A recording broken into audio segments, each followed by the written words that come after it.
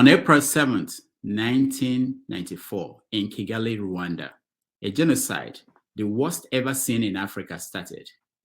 It lasted until July 19th. Within 100 days, over 800,000 people, mostly Tutsi, were killed. At the end of the genocide, Paul Kagame, a Tutsi rebel leader, took control of the country.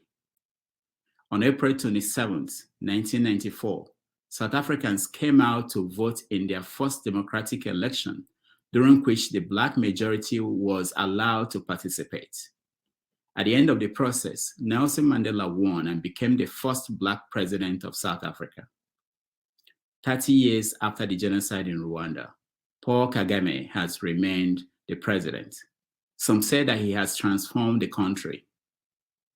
It is one of the cleanest countries in Africa, one of the top tourist destinations in the continent, and the country the United Kingdom chose to send her asylum seekers, but at what cost? 30 years later, Nelson Mandela's party, the African National Congress, is still in power in South Africa, has decades of resistance and armed struggle against racist white minority rule paid off for Black South Africans. What has changed in the lives of Black South Africans?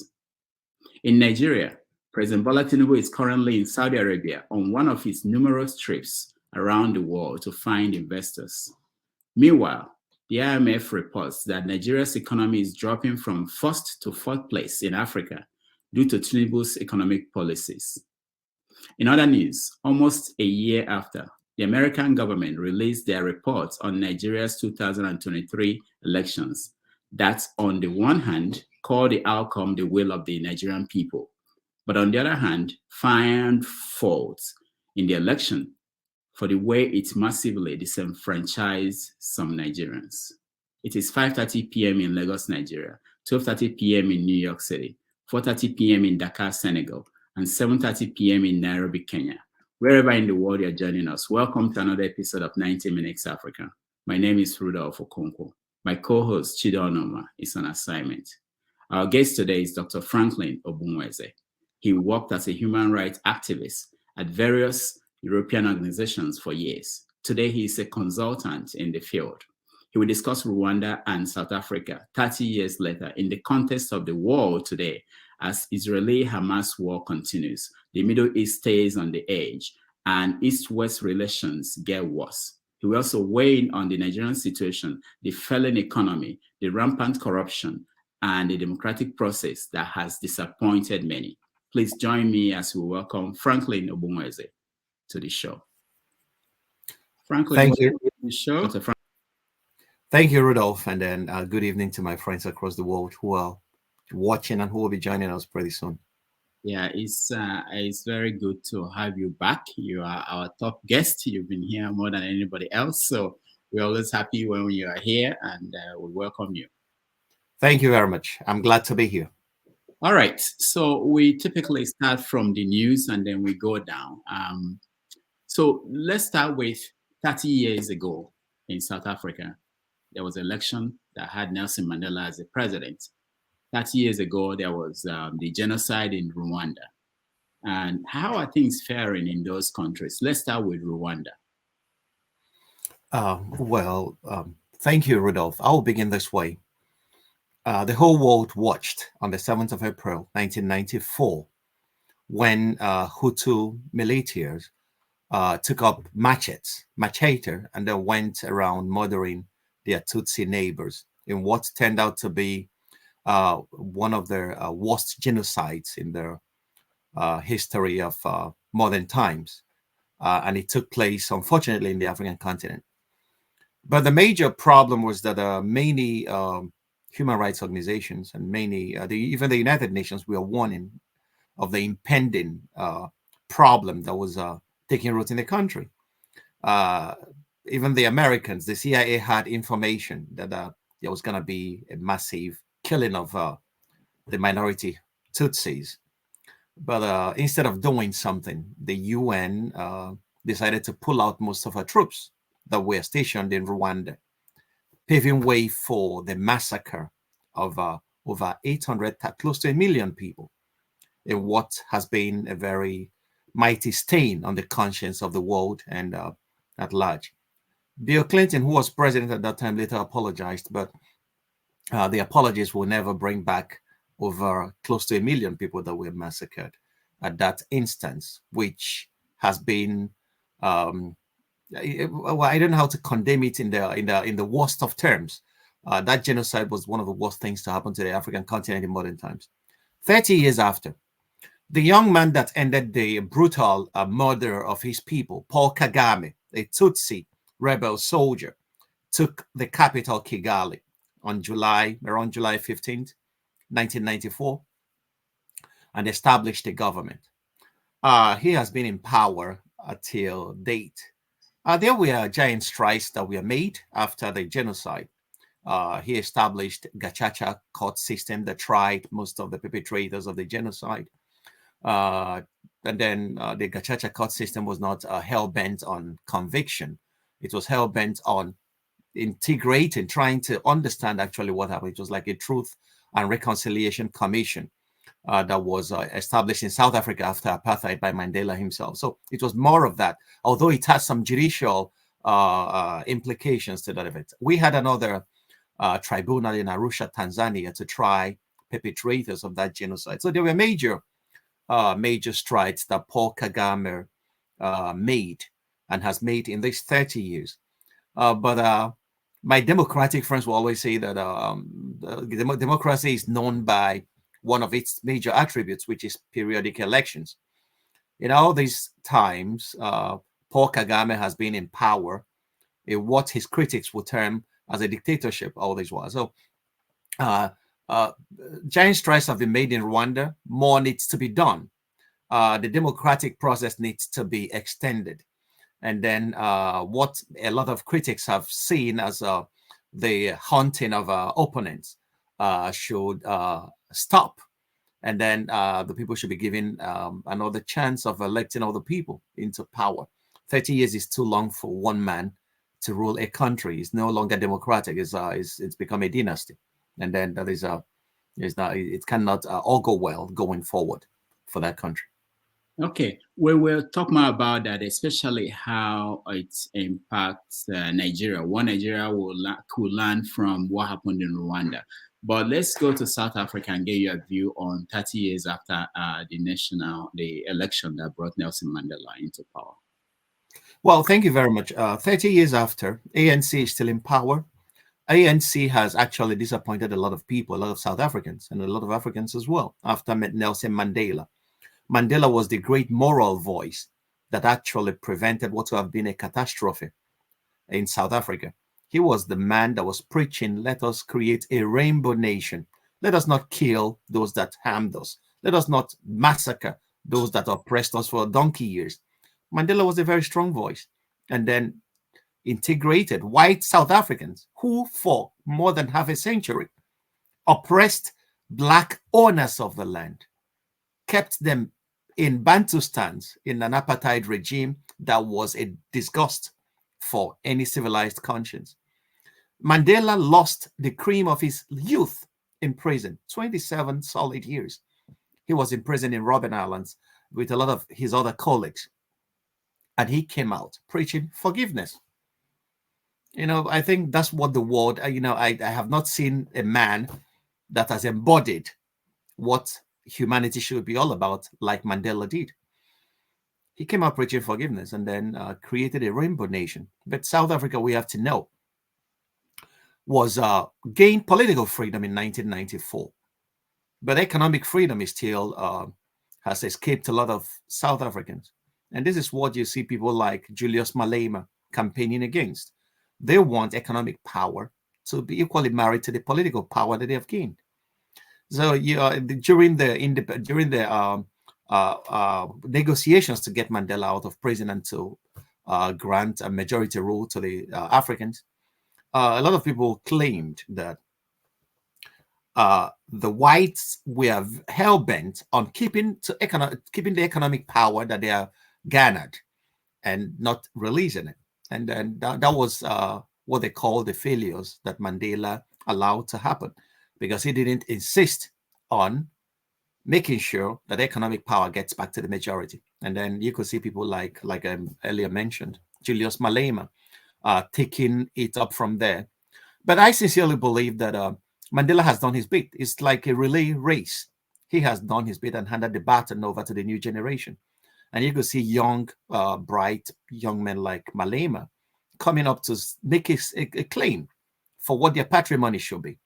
And it should be the economic liberation of every South African. And the poverty rate in South Africa is on the increase. And then people are not finding the uhuru that was promised them at the end of apartheid. So, and then you can see agitations. And then you can see outlets of this in xenophobic attacks on foreigners living in South Africa, as if to say that they were the causes of the economic problems in South Africa. They are not. So these are the economic issues have strong roots in the colonial history, in the apartheid history of South Africa. But all in all, South Africa has made giant strides, especially in retaining that moral strength that made it conquer apartheid without shedding the blood of our opponents. We saw that at the International Court of the International Criminal Court in The Hague when they took Israel to court, accusing them of genocide. There's only a country with such a moral strength that could do that. So these are the things that are praiseworthy when one says that. There are a lot is still to be more still to be desired. But all in all, I wouldn't discount nearly 50 years of apartheid and the colonial depredations that colonizing a people inflicts on an economy. The same in Rwanda. I wouldn't equally discount the impact of that genocide on the people and the psyche of the people of this country. So all in all, we have to keep on urging them to keep on the right track and then keep on doing the needful and then extending democratic rights to every Rwandan and every South African across board. Let's go to Rwanda first. So some people are saying, this is one opinion, that they would rather have someone like Paul Kagame control the country for over 30 years and bring about stability than the kind of thing we have in Nigeria after 1999 elections when the military left, and we've had democracy for 24 years. What do you say to that? Well, I can understand those people. I can understand that line of that school of thought. Democracy has disappointed a lot of people across the global South, especially in the African continent. From mention any major country in Africa that has not actually been under a democracy that was false. I have not seen that. Equatorial Guinea, and you know, look at it. Resource-rich countries being managed by civilian elected leaders, and they become more tyrannical than the soldiers would ever be. So people are disappointed by democracy. Democracy are not yielding is not yielding dividends that people hoped for. Democracy is not giving them the kind of security, the kind of economic improvement in their lives, the kind of all the aspirations that they have ever desired. Why they chose democracy. Everything that was told them about democracy came to Africa and died. So you could see elections are rigged with impunity, and people are killed during elections, and people are being lauded over by a government they never elected, and votes are cast and stolen. So, and then when they get into power, they have no idea what to do with the power they have. Examples litter the whole continent. So Africans, rightly so, are disappointed. Democracy, for people who are preaching it as a dogma, I don't believe in dogmas. Democracy has become a sort of dogma where people believe, yeah, without the democracy, hell no. There are countries that are making progress without being democracies. China is a perfect example. I always tell everybody about it. China is moving. China is challenging for its own place under the sun. It's not a democracy the way we, in the classical term, will like to construe it.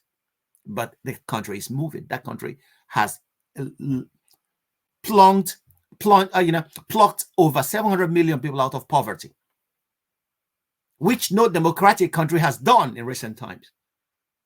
So, you know, that casts questions on the dogmatic attachment to the democratic principle. What I believe is that whatever works for any country that could bring it out of poverty, ensure felicity for a majority of our citizens, give them economic power and economic freedom, and then let them to exercise their fundamental freedoms, whatever system that government is.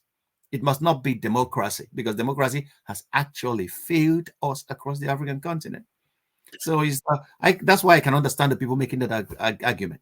Yeah. If you talk about fundamental human rights, you could see democracies themselves violating fundamental human rights. Look at, I was having an argument which I lost. I have to accept it. A friend was telling me, a professor friend of mine, we had a head-to-head argument. He was telling me, look at the United States that a lot of people look onto. The police would just kill people on the streets. Is that a democracy? And then police can shoot anybody because he's a black man for nothing. Police will attack protesters, peaceful protesters. And what do you tell such a person? So democracy is failing people across board. And is press freedom. In a lot of countries like in Europe, the people at the press don't report the news anymore. They are even forbidden from reporting the news. A lot of people claim, even if you go online, go on Facebook, if you post things you know to be true, you'll be blocked. Facebook will send you a warning, infringing on your democratic freedoms. So people are disenchanted at this stage. People are so very disappointed in what we practice, even in the West, as democracy. So if Africa is making that argument, I understand them. I can feel what they are feeling, because we see it unveiling before our very own eyes. So they have a point.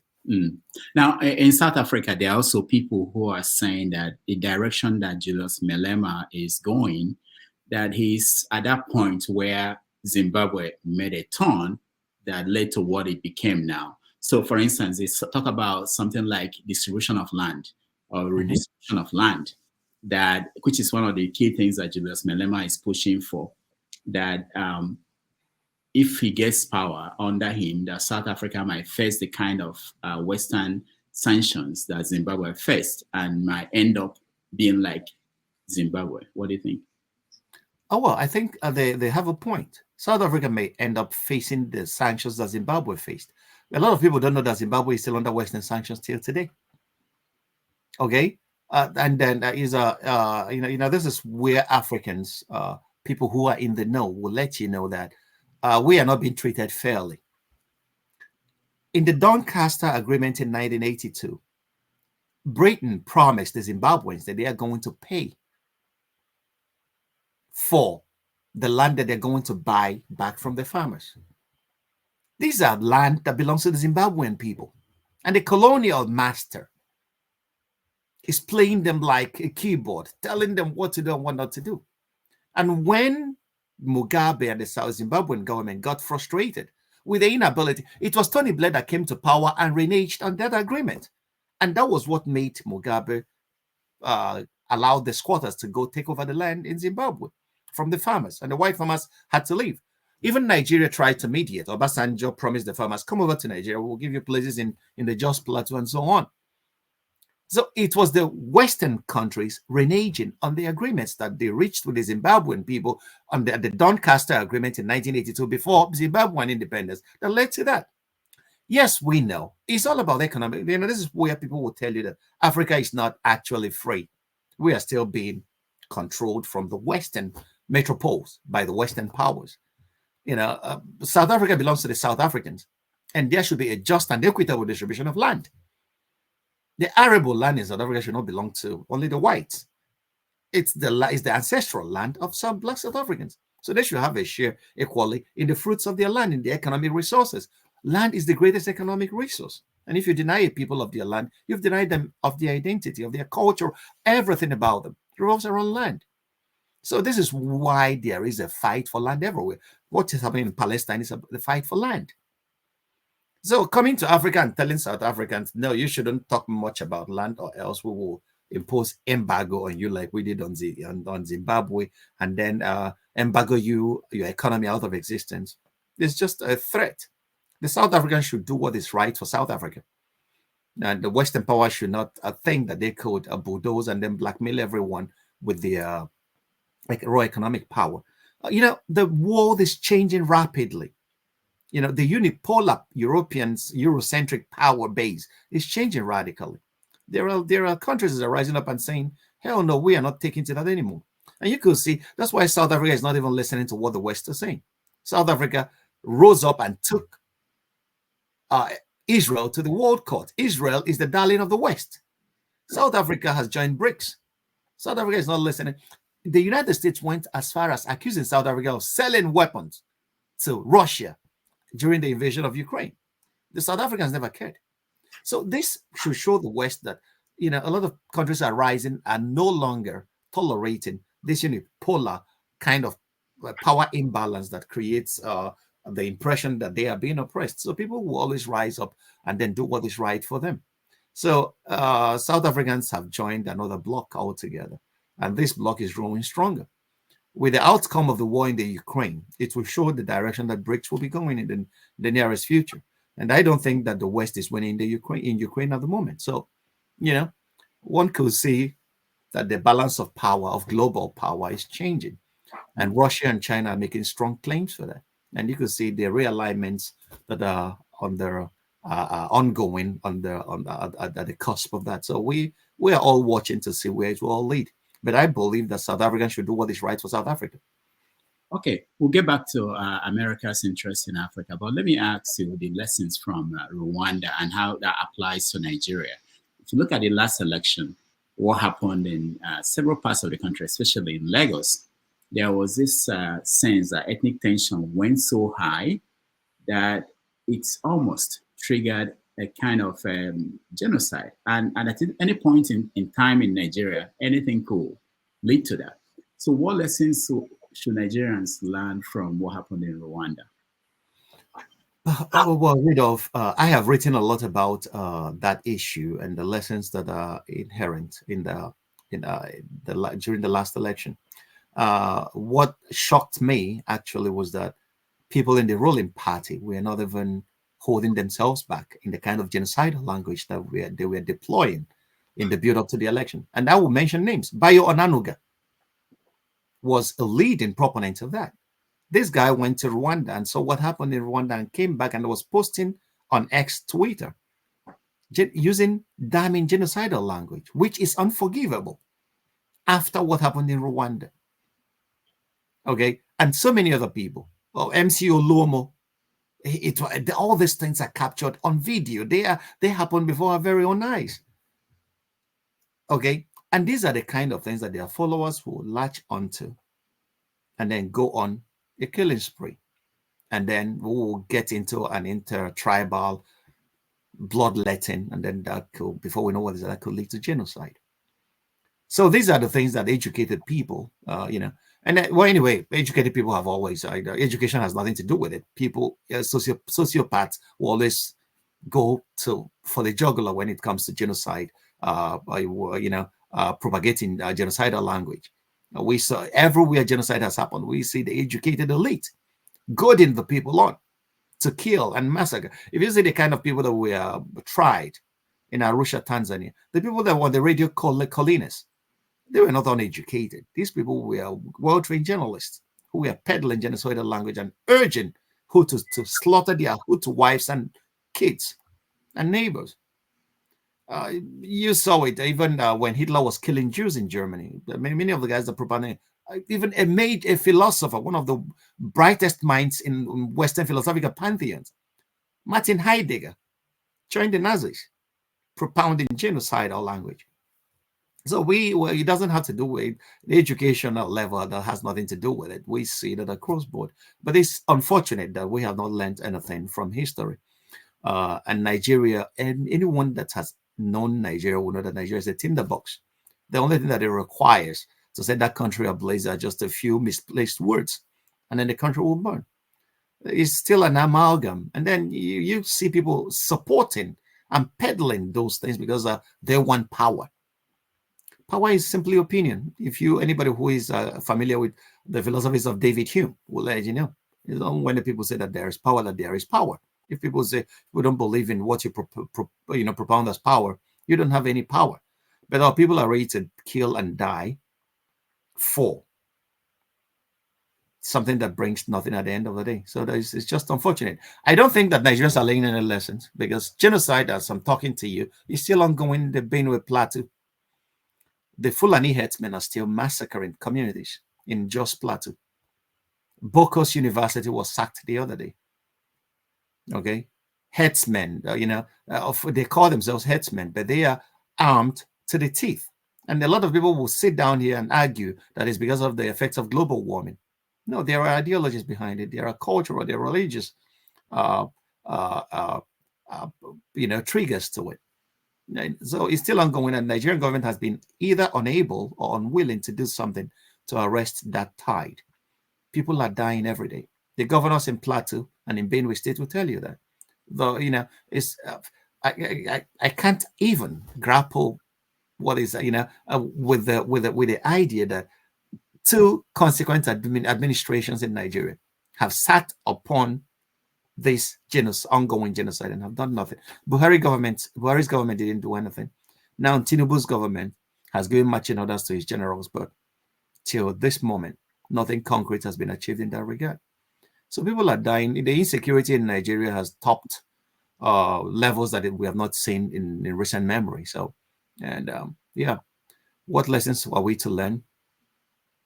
The lessons we need to learn is that if we don't take care the words we use in addressing each other, if we start dehumanizing each other, genocide is just the last point of it. All right, let's look at America's interest in Africa. In the news a few weeks ago, I think days ago, was America, they were withdrawing their soldiers from Niger. Today they are saying they are withdrawing from Chad. And then in Nigeria, we saw that their reports just came out for last year's election. And in that report, they basically said that it was the will of the Nigerian people, that the outcome was the will of the Nigerian people, even though they acknowledged that it wasn't a fair election in some aspects. So what is your take on this? What is the Americans, what are they up to in Africa? Well, I will refer you to Professor John Mearsheimer. Professor John Mearsheimer, an American professor, a political scientist, said that anybody who trusts the United States is in for a shock. An American telling you this, an American professor. The point is, Nigeria is one of the most strategic nations in the African continent. The Americans have strategic interests in Nigeria, and then is in lieu of the oncoming conflict that they are envisaging having with China. So Nigeria should be the African bridgehead. So they will have to want to keep Nigeria on their own side of the ledger. And that's what is happening. So all these things, all the things they said about Nigeria, you have to read it in light of that. And you could see it across every policy that the United States has affected in relation to Nigeria. They saw, but they have ambassadors in Lagos. They have CIA attaches in Lagos and Abuja. They knew what happened more than Nigerians knew them. They knew the plans during the run-up to the election that they wanted to frustrate the election, an interim national government. They knew about it. They knew when terrorists were being camped in houses in Abuja. They knew about it, and they did something in that regard. So they knew that their genocidal languages were being used. They knew that the elections were massively rigged. The Nigerian people know that. The Americans know that as well. So coming so many months later to tell us what we already know, and then saying it's the will of the Nigerian people. How contradictory can you be? Is it that the elections were massively rigged? And if they were massively rigged, how could they be the will of the people? There is no kind of diplomatic language that could excuse that kind of faux pas. Nigerians know that the last election was the worst in their history. Even the guy that won the election knew what he did to win the election. He didn't win it. So the Supreme Court just put a rubber stamp to a broad daylight robbery. We all saw that. It all happened before our eyes. So telling us that it's the will of the Nigerian people is just insulting our intelligence. And, they should know that Nigeria we are an independent nation. They should stop treating us like kids, still on their feeding bottle. Anyway, Nigeria is still on their feeding bottle, so to say. So that's what it is. They have interests, and you have to know every country has her own interest, and those interests are to be defended and preserved. So America is just battling to preserve her interest. Whether that interest aligns with the interest of Nigerians is yet to be seen. And you have to know, one of the people that actually understood the politics, the power at play across Africa and most of the global south is the man called Chinweizu. Chinweizu is one of the greatest writers of all times. A lot of Nigerians have not even read that guy. We should start picking up such masterpieces and, go through West and the rest of us. We have had a relationship with the Western world for the last 600 years. What has that left? Where has that left us? Africa, Nigeria, we are still swimming in the oceans of poverty.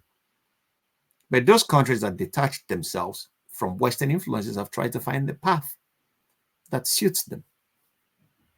So the Western countries are not here to develop us. They will never develop Africa. They will never develop Nigeria. The job of development lies on us. Shakespeare said it. Every bondsman in his hands lies the keys to cancel his captivity. So in our hands lie this key to move ourselves forward. They have their own interest. Their interest is resources. If you listen to the American Joint Chiefs testimony to the Congress of the United States last year, everything they were talking about Africa is about securing America's assets, the U.S. access to resources, African resources. And that's all the war they're going to fight with China in Africa or Russia in Africa. It's about securing resources. They never told you that they're coming here to develop you. They are securing their access to our resources. How imperial could words ever be than that? So they have told you why they are there for. It's not to develop you. So Nigerians should find a way of trying to, exist in this precarious world where power plays all that there is to it. The Russians have their own interests as well, the Chinese as well. China comes and tells you, I'm here for business. Here's what I want. I want resources. I don't care about the politics you play in your country. Give me the resources. I'll give you the money, or I'll build roads for you. It was working for us. And then the Europeans that have been with us for, the West that has been with us for 600 years, without selling us even as human merchandise during the slave trade, are now telling us that the Chinese are corrupt. Sorry, that's the kind of politics we're seeing. So what am I to say about it? Now, I heard about this speech that Emmanuel Macron made in France, where he said that Europe will be very poor, and if they don't do something. What is your take on that speech? Well, he was saying the truth. Are they scared? Well, they are not scared because they are not scared at all. They are just playing to the gallery. How could they be scared? But almost every president they have across Africa has been an imperial auxiliary. Yeah, but looking at what happened in Niger, Burkina Faso, and the guys in those countries. I was coming to that. I was building up to that. Okay. Almost every major leader they have had in Africa, all this while, has been an imperial auxiliary. Imperial auxiliaries are what I call the neo-warrant chiefs. Okay. Anybody who knows the history of the warrant chiefs, the West comes, selects people at the periphery of their societies, makes them kings to rule over their societies. These people are hated by their people, but they have the power and the guns of the West to support them in subduing their own people. These are the people that are ruling across Africa. That's why Paul Biya is still in charge in Cameroon, even though he's a walking corpse. Since 1982, Amadou Ahidjo left power. In Equatorial Guinea, the Obiangs and Nguemas are still in power. In Togo, Nasimbo Eyadema died, and then his son Faure Eyadema is still in power. It's a family thing. It is until recent times that these young people from the fringes of the Sahel, the young military guys, they started with Sankara. Sankara told Mitterrand off, the French prime minister at that time. And that was why, a lot of people will tell you that his death was chaperoned by the French intelligence, urging his friend Blaise Compaoré to shoot him. So they have never wanted any African leader to rise. That was what the West did to Patrice Lumumba. So it didn't start today. So these guys have now said, no, wait a minute. Why do we have all these resources? Why do we have other in Niger, for example? And then we can't even generate our own electricity. We are buying electricity from Nigeria. Why is our resources not going for the betterment of our people? So they rose and then imprisoned Bazoum. France came and said, unless you release this guy, America came. They told him, no, no, no, we are not doing that. We are doing what is good for our own people. And the people rose. So the French are saying their France-Afrique politics across Francophone Africa collapse one after the other. So they are trying to, they are witnessing what they may prefer to call a kind of domino, the domino effect of the 1960s, where the Americans were saying if one country falls to communism, every other one in Southeast Asia will equally fall to communism. So they seem that that's what is happening to Africa. But I want to tell you, the colonial masters are masters in this game. They know that if you cannot beat them, you lead them. So I would not be surprised if all these guys, the guy in Burkina Faso was saying that a lot of coups has been planned against him, and he has followed them since he got to power. So they are afraid, yes. 7% of French nuclear needs are being met by the uranium that they are taking from Niger. So across there, so they are afraid. If you lose that 7% is a heavy chunk of the market share. So yes, they should be. But, that's the hypocrisy of it all. These countries are supposed to be independent since the 60s.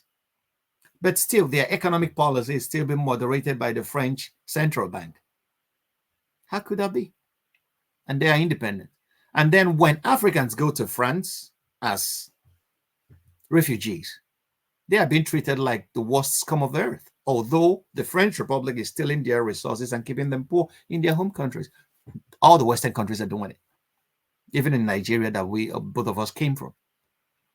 So that has been the politics. But and then the tragedy has been that many African leaders are yet to see the game that they are being played as pawns with.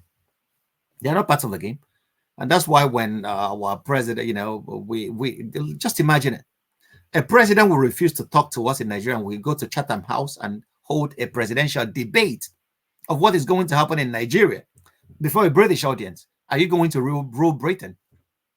Chatham House, that favorite front of the MI6, where they bring everybody from Africa. You come and tell them what you're going to do, or else they will not let you get to power. So we all know this, but nobody's doing anything about it. So that is the thing. So the guys that are rising should be very careful, and then about their alignments. And then they know what is happening. That's why they are aligning themselves with the Russians. Yeah, because they know that Russia is the only other superpower that could challenge the West for supremacy in Africa. And they are moving real quickly in that direction. The other one is the Chinese. But the Americans will never let the Chinese gain a foothold in the African continent, because they'll see China as the major threat that they're going to face in the future. So that's why it's not the war in the Ukraine, for me, is not even about Ukraine or the Russia. It's about China. So anybody who could read the tea leaves will see that. So that's why you could see the realignment going on. But this realignment presents an opportunity for countries like Nigeria. We could just, focus in on ourselves at this time and start developing little by little. Ignore everybody and focus on our own rapid development. Give ourselves the next 30 years to move that country from a third world country to one of the major countries of the world. In 30 years, we can do that. Singapore achieved that. South Korea, every other country did that. But you have to start with a policy. You have to start with an educational policy. You have to start with an economic policy. You have to start with a political policy. And at the moment, the people in power in Nigeria don't have that. They said it's their turn. They didn't come to tell us, I have something to offer you. They said, it is my turn. So let us wait and see what their turn brings. Talking about the people in power, next month it will be 1 year in power for Bola Tinubu. How will you assess his presidency? Well, I was ready to give him benefit of the doubt. I was ready to grant him his honeymoon. But at the moment, the lives and the cries of Nigerians is showing that whatever he has done up to this time is not working. The economy is tanking. We have moved from the largest economy in Africa to the fourth now, and we are sleeping. Okay, this security has not abated. People are still being killed on the streets of Nigeria. Go to the middle belt, you will see it's still the same. So I wonder what he has done. Our educational policy has not even taken off. He initiated a student's loan bill. Student's loan bill. You have not even defined what your education is going to attain, what you intend your education to attain. Maybe you're granting students loan to go and study psychology and English, and then come out, and then is that what is going to take Nigeria today? It's not that these causes are evil or not worth it, but we have to have a very strong economic, educational policy, educational philosophy. China did it. Everybody must not go to the university. There must be a massive vocational training of the people, so that there could be a workforce that could propel the country on the path to development. We have to produce. When Peter Obi said that, people thought that he was being a fool. That's what it is. If you don't produce, you die. China is selling to the whole world today because China is producing. Okay? Everybody, if you want to produce, you go to China. Why do people go to China now? Because China has managed and succeeded in training a massive amount of manpower, skilled manpower in vocational training that they could use their hands. So when these companies from the West came, they have an already established vocational manpower that could fix the cars that they want to build, or fix the airplanes, or fix the telephones that they want to. But if we don't have that, we cannot offer that. We can offer what you don't have. So it's one of the major things that our education is meant to achieve in a society. In our society, what is education meant to achieve? The only thing, like Bassam, the Egyptian comedian, said that in Egypt, you either become a doctor, a lawyer, or a disappointment. That seems to be the case in Nigeria. And we seem to be training our doctors only for foreign hospitals. So doctors are leaving because even the conducive environment for them to practice their trade is not offered them in their home country. So what do they do? They leave in droves. So these we have to know. Right? I'm not giving him a pass mark. He still has a lot of work ahead of him. I will urge Nigerians to support him, but we have to support him with somebody who knows the way. He has to show us the way, and then we have to know what we are going to support. But at this time, at the moment, he has not shown us the way. EFCC is busy pursuing people who are, according to them, mutilating the naira. How dumb could an organization be? Is that what Nigeria's problem is at the moment? What about the economic sharks that have ruined the Nigerian economy? Many of them are in government. How many convictions of the major corrupt politicians have EFCC secured since its establishment? James Ibori was not even jailed in Nigeria. He was jailed in Britain. Are we not even ashamed of ourselves? And we are jailing somebody because he threw money, which is a cultural thing. That's somebody dancing. We have a lot of misplaced priorities in that country, to be honest with you. Now, I think today the president, Bola Tinubu, spoke in Saudi Arabia, and the headline was that he removed subsidy because there was no other option for Nigeria, that the country will have collapsed without that. And they make the same case for floating the naira and all the economic policies they put in. But so far, it doesn't appear as if they worked in the sense that we now know there is subsidy back in the system. And today, as we speak, in Abuja, in Lagos, there's fuel scarcity. People are having difficulties finding petrol, and they are paying up to 2,000 per gallon. So what do you make of his economic policy and his excuses for why they have not worked? Well, he is bound to be giving excuses because he has no economic policy. I'm sorry to say that. He removed subsidy, but El Rufai told us that the government paid 8 trillion subsidy since Bola Tinubu came to power. So what happened to the subsidy removal? And then you are talking about the naira, floating the naira. Yes. The economists will tell you that, it's 50-50. The foreign exchange regime under Buhari was a broad daylight robbery of Nigerians. That government should be probed. Buhari's government should be probed, because a lot of economic malfeasance when, targeting Emefiele as the central bank governor. He has a principal. His principal ordered him. His principal signed off on everything he did. So you cannot prosecute an agent and leave the principal. It's not done. So that government should be probed. They dealt Nigeria a real bad hand. And then there should be a pointer and then serve as a warning to every other government in the history of the country that they could be probed for ruining the lives of Nigerians. The point is the economic policies are so far not working, whatever they are. Be they the subsidy regime or be they the currency regime, none of them is working. As we can see, the naira that was being defended the whole time is now fluctuating again. So, and then it's going to lead once more to rise in prices of consumer goods. And even I don't know how industries could survive in such a volatile currency regime economy. It doesn't work. And I can foresee a lot of other industries closing down and leaving the country, because once there is instability in the system, it doesn't call for production. It doesn't call for confidence, everywhere, but both on the consuming side and the production side. So producers will not have the confidence that when to get their raw materials at the price that could enable them make a profit in the market. So it's a mess all around at this time. Now, in the last few days, Nigerians have been entertained by the EFCC and their drama with former Kogi State Governor Yaya Bello.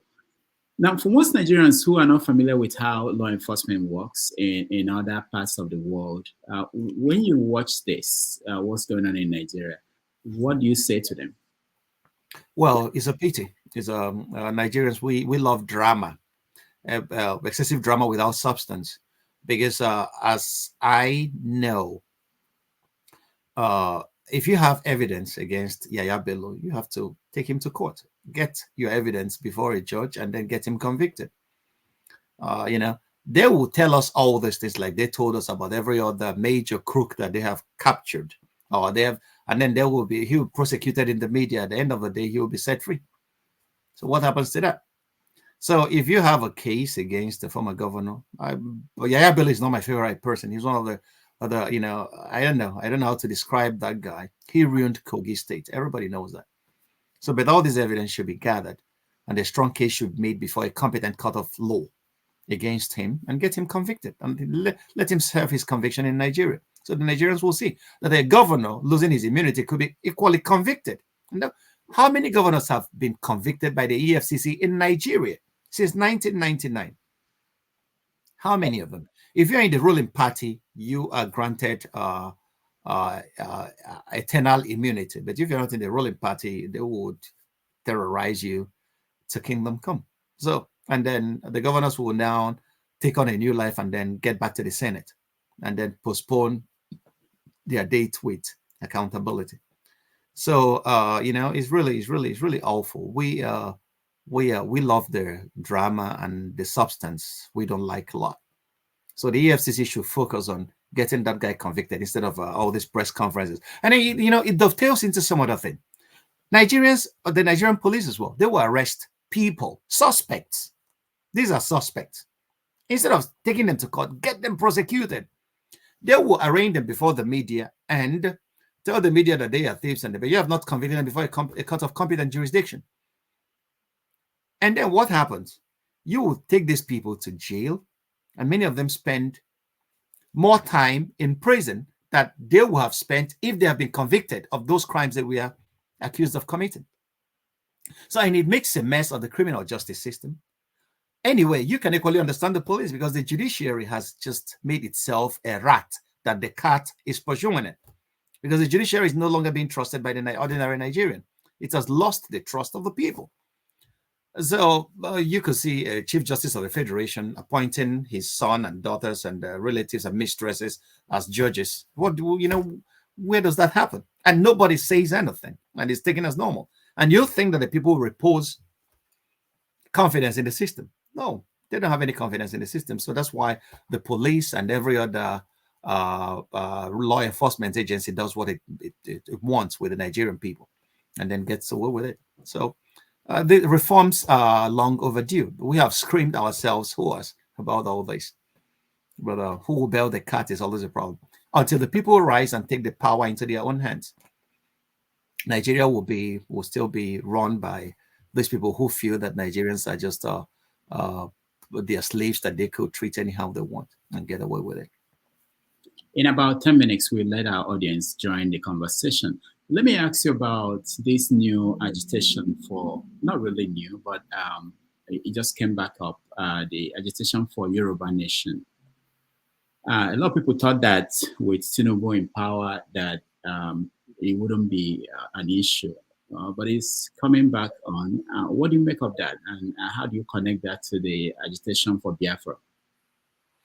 Well, we have to know that when Nnamdi Kanu was being plucked by the Nigerian intelligence services with their Kenyan counterparts, with the aid of some foreign elements, which I will not mention, Sunday Igboho was equally on the run. He ran to Benin Republic. Sunday Igboho was the leader of the Yoruba Nation agitation group. He was on the run. And then they knew where they were. He was going to be given a visa to come to Europe. And then, but the Yorubas made a strong case against his arrest. Very prominent Yorubas made a strong case against his arrest. And then Buhari had to, take a step back on that one. All these agitations, all I can say is that this tells you that the system, that people are dissatisfied with the present structure of the Nigerian Federation. And what I believe is that when people agitate, the best way to approach them is through dialogue. Get them talking. Using a show of force or military power against agitators has never solved the agitation. What is hurting them keeps hurting them. And then you just look at what Abacha did to the Ogoni people. Ogoni 9 were slaughtered. But that didn't stop the agitation because they were agitating for the environment. The environment was being devastated by oil exploratory practices of foreign companies in cahoots with the Nigerian government officials. Until you start, okay, now Shell, BP, and many other major oil prospecting companies are now trying to sell off their interests in Nigeria to local companies, but they have left many years of devastation, ecological damage in the Niger Delta. So who would clean up those things? No, it's no longer their thing. And that was what the people were agitating for. So when people agitate, there is something that is moving them to agitate. There is a dysfunctionality and injustice that they perceive. It may not be real. It may be a perception. But how could you get to the heart of it without sitting down with them and discussing, with dialoguing it out? Goodluck Jonathan tried with a conference in 2014 or so, or thereabout, if I'm not mistaken. But at the end of it, it was not implemented. And Buhari came. Then it became a foregone conclusion that nobody's going to implement it. So Nigerians need to sit down and talk about Nigeria. That's what the Yoruba Nation agitation and the agitation of the pro-Biafra people is all about. Not only them, the people in the Middle Belt today are equally screaming their heads off. The Middle Belt, for a lot of these people would like to go their way. And, this didn't start today. It didn't start today. So all these agitations are decades-long things we buried and then swept under the carpet. We know about Joseph Taka. We know about Daka Isaac Boro in the Niger Delta. Then we led to things that led to the Nigerian Biafran War. So all those things we have not even discussed or dialogue whether we want to be a nation. Nigeria was not created by God. Anybody that tells you that is lying. Nigeria was created in the boardrooms, in the adulterous boardrooms of British convenience. They wanted a country that they could exploit ad infinitum. And then them welded a lot of peoples together. Now we have found ourselves together. This could be how countries are created, but now we have found ourselves together. Anybody who is preventing us from talking to each other about what we want is not being fair to the constituent nationalities making up Nigeria. Nigeria should be allowed to talk and be listened to by the government of the day, or else it becomes an imposition. And impositions don't last long. Now, let me get your view on what's going on in the Southeast. There are people who feel that someone like Governor Oti is overrated. Some of them are on this platform watching you. So what do you think about how he's performing? And can you also look at all the other governors in the Southeast and what's going on across that region? Well, if Governor Otis is overrated, then what about Okezie Ibazu? Was he underrated? Okezie Bazu was in power for so long. And what did he achieve in Abia State? T.A. Orji, Ojo Zokalu, all this. What did they make of Abia State? OT is coming. Governance is not only about concrete achievements, it's about equally optics of governance. You know, how do you empower the people to actually take up the gauntlet for themselves and then help themselves? OT is doing that. I don't think at the end of the day, he's too young. He's too. I don't think that he is overrated. I think that the young man is. He met a lot of challenges. Okay, and then he is going about them with a kind of rationale that you expect from somebody who has thought about what he's doing. I can grant him that. Whether I agree with all of his policies, I am yet to see what I would disagree with. Building roads. Anybody who knows what made America great, people think that what made America great were scientific achievements. People should read. Reading opens your eyes. I was surprised to discover that what actually made America what it was when Eisenhower came back from Europe and then started building interstate highways. It's through the United States open. Link roads, communicational avenues. You throw up a country, you unleash the creativity of the people. And this is what is in across everywhere. The Chinese are doing, they learn that. You know, people going from Nigeria to China to buy things, if they tell you where they go to, China has the fastest rail system in the world today because they have opened up the furthest reaches of their country. So if you throw up a country, you unleash the creativity of the people. You cannot imagine what the people are capable of doing until you connect them together. So OT building roads, I will urge them to do more. I have always said that. Nigeria will never be a great country. We'll never integrate. We'll never begin to like each other until we create infrastructures of unity, infrastructures of integration. And they are things like roads, rail lines. In Germany, people drive on the Autobahn. In 40 minutes, I could be from here I could fly to Mainz or Darmstadt with my car. In 4 hours, I will be in Berlin and come back the same day. And then as a student, I used to go to Berlin to dance salsa and come back to Frankfurt. And then I met a lot of girls then, you know. So you meet people and then you interact, and you know. So these are things that create a kind of integration. People have a sense of unity in their own country, and it unleashes creativity. So OT building roads, he's doing well. And he should pay backlog of salaries that we are owed government workers is justice. And most people hearing you now will say that means that Lagos Calabar road that Tinubu is building, that is a wonderful thing. Yeah, I'm all for it. I'm all for opening up, but the price tag they placed on that is what is driving me crazy. I'm all for. Let me tell you, not only Lagos Calabar road, that is only just one. The whole country should be thrown up. We should start building roads massively, from north to south, from east to west. Is a good thing. You know, I'm not people who will not support something that is good because somebody who I oppose is doing it. No, throwing Nigeria open is wonderful. We need that. Any government that is doing that will always have my support. Let them do more of that. Not only Lagos Calabar. They should Sokoto to Port Harcourt. They should do from Maiduguri to Lagos. They should do from, you know, Germany is crisscrossed by autobahns everywhere. And you see things that people are, you know, you could cite an industry in your home, in your village, and be moving your goods to the market because there are trunk roads to that effect. So yeah, roads are good. So, but the price tag that Nigerians call for such things, what the Chinese build with 1 billion, Nigerians will build with 15 billion. And then you start wondering, where are we? You know? So these are the kind of things that actually raise questions. Okay, in another 1 minute, we get our people in. Before then, let me ask you, how do you assess P2B post-election, his performance as a leader of the opposition, so to say? How is the major things of that is P2B really the leader of the opposition.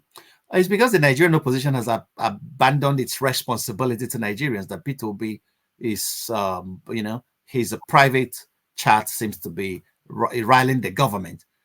You know, he's not the opposition. The opposition should be in the parliament opposing government policies. P2B is not in parliament. Labour Party has got major Labour Party hasn't got a lot of seats in the Nigerian Senate or House of Representatives. So the major party, the PDP, has abandoned opposition. So I see Peter Obi as a private citizen at this time. Everything he's doing, I weigh it as a private citizen. But he's riling the government, which every private Nigerian citizen should be doing. Nobody has a right to rule you without your input. Now you have to, once the policies of the government doesn't suit you, you have to open up and speak out for it. And that's what Peter Obi is doing as a private citizen. And I respect him a lot because he's a man of integrity. But other than that, he's not the opposition. PDP has just abandoned opposing the government, which is a fundamental part of democracy. And then I don't know what they're doing in parliament. All right, let's bring in our audience to have an opportunity to ask one question. So if you want to join us, please turn on your camera. I see some of you in the studio, but you have to turn on your camera. You have to, if you're sleeping on your bed, you have to get up. All right, so let's start with you, Mazi Prince. Good morning, Dr. Rudolph, and good morning, Dr. Ogbunwezeh. I'm surprised I'm the first, but it's okay. What do you make out? I know Dr. Rudolph already asked you about the World Economic Forum going on, because from my observation, from what I was watching, I see Paul Kagame standing strong and talking about Africa. But then Tinubu comes on, and what Tinubu is saying is all bunch of lies. You know, there's a clear difference in the sense that you are presenting yourself to the world and telling them what they don't know than coming to lie to them on what they've already known. Because he's saying that he removed the subsidy, which is fine, but that he also provided palliatives. That's what he's telling them, which invariably it's all lies. So what do you make out of it? Yeah. Okay, Rudolph, I'll quickly take this, and then you may decide how you wish. Okay. Now, the point is, let us be fair to Tinubu. He may not be telling lies. The palliatives regime in Nigeria, we saw that during Buhari's time. Palliatives were released, and governors hid them. That the people were going to the warehouses to fight and then to steal what rightly should belong to them.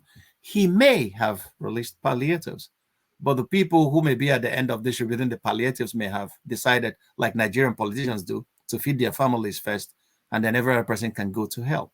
So as for Paul Kagame talking about Africa, yeah, we may be, I may take exceptions to a few things. It's not that you are wrong. You're not wrong.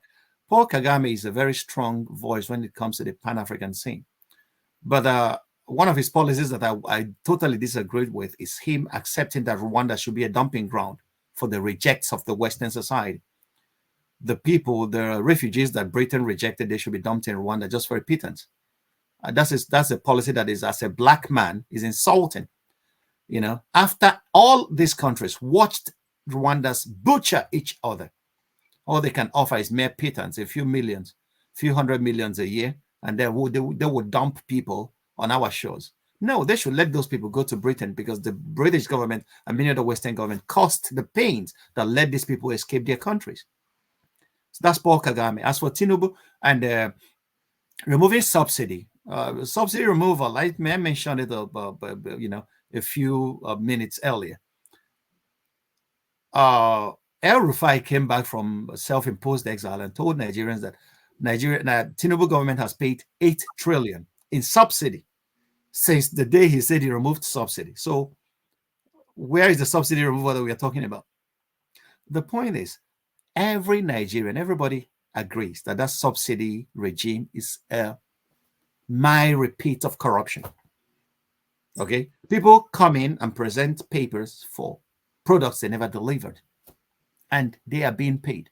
If you read Ngozi Okonjo-Iweala's book on reforming the unreformable, Okonjo-Iweala was nearly killed for her insistence that this subsidy regime is corrupt and it should be reformed. She fought with everything she had against it. Can you imagine that Obasanjo, who had one of the most massive mandates in Nigerian recent history could not remove subsidy. Yaradua, who is an honest man, couldn't. Our brother from Otuoke, Jonathan, came to power. No, those guys were, and then Buhari sat on top of it. He didn't do shit. And Tinubu came and said, I'll remove it. It was a courageous move, but it was not his move. That was the problem, because he never thought it through. If he had thought that through and then blindsided the oil marketers and the entrenched interest whose lives and livelihoods depend on that subsidy regime, Nigerians could have seen some improvement in that. But as for removing the subsidy, that removal is good, but it's not been well managed. That's where I would criticize his government. They should do more. They should get back to the drawing board and do more in that regard. So I will always defend Nigeria's president outside, but when I come in, I will criticize him like there is no tomorrow. All right. Thank you, Master Prince. So you is not enough. Frankly. For me, the drive is everything. Can you mute this someone again? Femi, I think it's from you. You have noise around you. Franklyne, do you want to take one question each, or do you? Yeah, it's okay. Oh, the way you decide, I'm all for it. All right. So, Femi, you're next. Yeah. Good morning. Is it Doctor or Mister? You mean me? Yes. Well, yeah, I have a PhD, but if you call me Ogbunwezeh, yeah, Doctor. Yeah, because I was trying to remember if it was Doctor. Yeah. All right. So, I'm more interested in the international politics as we know it, because of the implications it has for we as Africans and especially Nigerians. You mentioned quite a number of things that really do interest me, because I continuously have been following, especially the Israel-Gaza issue from way back when I didn't even have any idea what was going on. And I've come to realize over time, thankfully, how much the West continues to propagate all kind of lies. And no other person has highlighted this but Ilan Pape, who himself is a Jew. And when you mentioned Professor Mearsheimer, it kind of tickled my fancy as well, because I've gone on to watch and listen and read over and over again about all the varying interests that made what is resulting in what we know today. Now, my question is, how do you convince people who are looking at things from an emotional or sentimental point of view, maybe religious wise, or I mean, the reason why I ask is because I see dangerous narratives being spewed by especially the mainstream media, who know what they're doing in cahoots with the military industrial complex, the Western countries, and the likes of President Biden, who I actually voted for when I voted for the first time in 2020. But I've now come to realize that there's a far-reaching goal that's already been in place right from the onset, especially when you dig into videos of what Biden has said in the past. And generally, just the fact that we're all pawns in the international chess game, and a lot of people do not understand the games as in played. That's basically my question, and how it affects us basically as a people. Well, the major thing is, the Middle East is a real complex situation, complex but simple. If Rudolph would like us to go into that, he has to schedule another episode of this, because this is I really have to get into the historical implications of it. I did a lot of studies about them long before now, while I was working for the International Society for Human Rights. It's not as easy as we are making it look. But the point is, if you read Edward Said was a Palestinian professor. He wrote about Orientalism, and then he wrote about culture and imperialism. He wrote quite a lot. And his books, I will always recommend them to anybody who cares to know about the Palestinian perspective on the issues. The Jews have a claim to Palestine, and the Palestinians have a claim. Okay, so and then that's where the problem starts. whose claim is the ultimate claim. Like I said, this particular program is too small for us to get into it. So I would skip now because I wouldn't want to get it, or else we will not do any other thing today except that one. So maybe some other time we'll talk about it. As for the mainstream media, in 2003, New York Times and every other major American media were telling us that Saddam Hussein had weapons of mass destruction. What does that tell you? So, read about the CIA's Operation Mockingbird, and then you will come to understand that, when I said that freedom of the press is no longer freedom as we used to know it, Joe Biden called the major internet platform executives and told them that they are fighting an ideological war with Russia, and told them it was in the news. It was reported in the New York Times. You could check it out. So the internet platforms now are now using being now an arm of the war against Russia and against every other person. So if the Western policy doesn't align with your policy, they could use every instrument of empire to go against you. You could see that in the narratives. And there is nothing there is an American journalist, I.F. Stone. He said one thing that is of eternal relevance. He says that all governments lie. That's the truth you should take to bed. All governments will always lie to you. Force them to tell you the truth. Don't sell your brains to them, because they will never because what is power? Check it out. Every government has a ministry of information, because power is opinion. They are in the battle to gain public opinion. So if they don't win public opinion, they lose power. So, and that's why they manufacture narratives to the people I read across board. I don't have a particular. I read a lot of Chomsky. I read a lot of Ilan Pape, Benny Morris, every major guy that has written on the Palestinian issue. I read my Norman Finkelstein. I read equally what the professor, what's his name again? I have a lot of them. They surround me here. If I could just, I have just a section only about the problems in the Middle East. Just I could just pull my hand and then pull up books, and then you could see them for yourself. But you have to listen to all sides and filter all you hear on a screen of truth. That's what is important. All right. Sorry, doctor.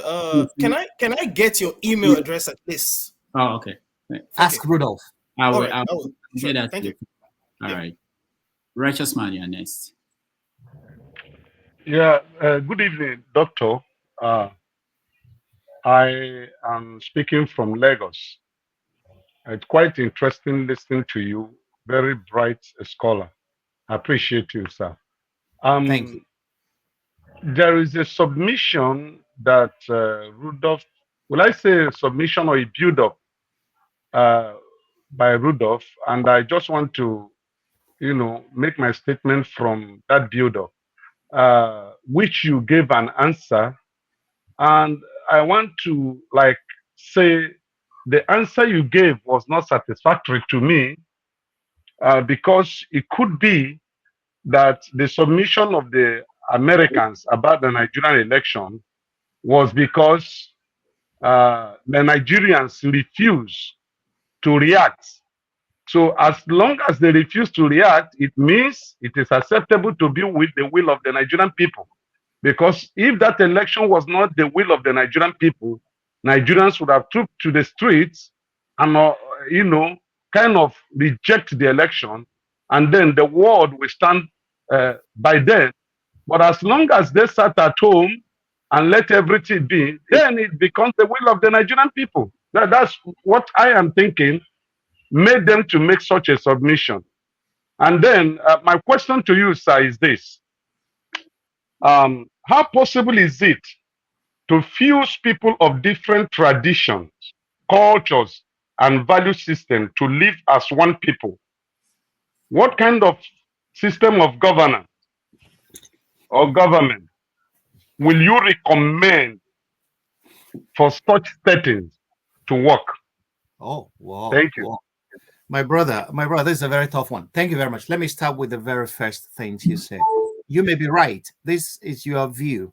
I didn't look at it that way. But what I know is that every country that takes moments to talk about your issues is talking about your issues from their own perspective. And their own perspective, countries are governed by interests. When America or when England or Britain or whichever country comes to Nigeria and tells Nigerians what or how Nigerians should do things, they are talking from the perspective of their interest. Every report that the United States is writing about Nigeria, they're not doing it because they are Father Christmas or that they like you. Politics is not a charitable concept. They are not doing it because they are very much in love with you or that, they want your human rights to be respected. That's what they tell you. But the actual thing is that politics is about international politics, is about interest. What is America's interest in Nigeria? Nigeria is a strategic nation in Africa. Nigeria has, in 2050, Nigerians will be 400 million people. Population is a great resource. Nigeria used to have the second strongest army in Africa. So if you are preparing to have issues with China in the future, you will look at the militaries that could offer you a kind of the platform you need to project the power you have. Nigeria has that. Nigeria used to have the largest economy in the continent. Now we are fourth. So it's equally a credible market for American goods or used goods and services. Fourthly, Nigeria has a lot of natural resources. Our oil is the Bonny Light sweet crude, which is very much sought after in the world market. So Nigeria has that. Nigerians are in the United States many Nigerians enriching this country with their expertise, with their intelligence, with their creativity and their craft. So Nigerians are building a sizable political chunk in the United States. So all these things, plus the fact that now that the United States is being forced to leave Niger and Chad, they are looking for a new military base for their drones in Africa. Remember, Nigeria was the original destination of AFRICOM. We campaigned and fought against that until Yar'Adua rejected it. They wanted to situate AFRICOM in Nigeria. And you know how, the kind of military and diplomatic exchanges the Nigerian army has with the United States. So all these are it makes Nigeria strategic. So when the United States is talking about Nigeria, about our elections, they are talking from the perspective of their interests. And if the man in power will represent their interests, they're not going to criticize him a lot. But if the man in power will not represent their interest, they will set the stage with their narrative for an overthrow of government. That's what they have done everywhere. So it's interest. Once you understand that international politics is governed by interests, then you will understand what anyone from anywhere that is telling you anything about your country means when he's saying something. The words are not innocent. Words have meanings. So that's what I have to say about that. The other question you asked me, which kind of government would I recommend? My brother, I'm not in the business of recommending. I'm an analyst. I'm in the business of analyzing the facts before me, what history has taught me, and what what I can project to that. I don't know whether you could gather a lot of people from various cultural backgrounds, religious backgrounds into one system. Yes, it's possible. Every major country in the world today has people from various cultures, from various religions, from various, you mentioned the United States. You have Italian Americans, African Americans, Indian, Chinese Americans, all of them. They are all there. Many learn to speak English. The Spaniards, Latin American, the Latinos are going to be the largest demographic in the United States in 2050. And they are proud of their Spanish heritage. And many of them speak Spanish. So, but it's working because there are structures in place that people could trust, that could, if you fight fair, that you could win in the battle for the American dream. That's what human beings require. If human beings know that if they wait in a line patiently, that it's going to get to their turn, they will wait. But if they believe that they're not going to get to their turn, they will fight for that resource you are distributing. So that's what it is. If we create credible structures, every Nigerian could call home. I don't need to be born in Lagos to build my business, my life in Lagos. I am not living in Nigeria, but I'm building my life here in Germany. I'm speaking Igbo. I can speak Pidgin. I speak English. I speak German sometimes. But I'm building my life here because there is a system that works. So if Nigerians know that no matter where you come from, Hausa, Igbo, Yoruba, Efik, Ishikiri, or whatever, that there are structures in place to guarantee you your rights as a human person, irrespective of where you come from, Nigerians will live together. It's possible. Other countries are doing it. That's just what it is. It's as simple as that. So this is my argument against people who come and say Yoruba nation is the only option. No, there are millions of options. Or IPOB, Igbos must go there. There are a lot of options. We can dialogue about these options. We may disagree, and I will respect your views, but things are possible. People could live together if they want to. If they create credible structures and say, you see this, you see, our judiciary, it is sacrosanct. Everybody should be equal before the law. That's what Americans take for granted. If we take it for granted in Nigeria, we all can live together under one nation and we can function. Because every part of Nigeria brings something that the others don't have into the equation. Amala is not an Igbo food, but it tastes so good. Okay? Ofoha is not Yoruba food, but it tastes so good for the, so we bring a lot of cultural differences that make us that unite, unity must always be in diversity. That's what it is. That's what, so there are, I don't know what to recommend, but I know what is possible elsewhere. All right. Thank you, Righteous Man. Let me go to Wale. I know he was kicked out by his system. He's blaming it on my system. Wale, you are next. Dr. Rudolph, you're so kind today. What happened? Anyway. I'm just trying to be nice. Our guest, honestly, I can say more. You are so intelligent, and I really credit you for that enormous, information, knowledge. Anyway, the question, I'm going to go straight to my question. With everything you've said, from government, from international, from politics, from economics, anything, my question is always on this platform. We have intelligent people like you all over the globe, Nigerians. But the people we want to rescue, they don't see themselves as slaves.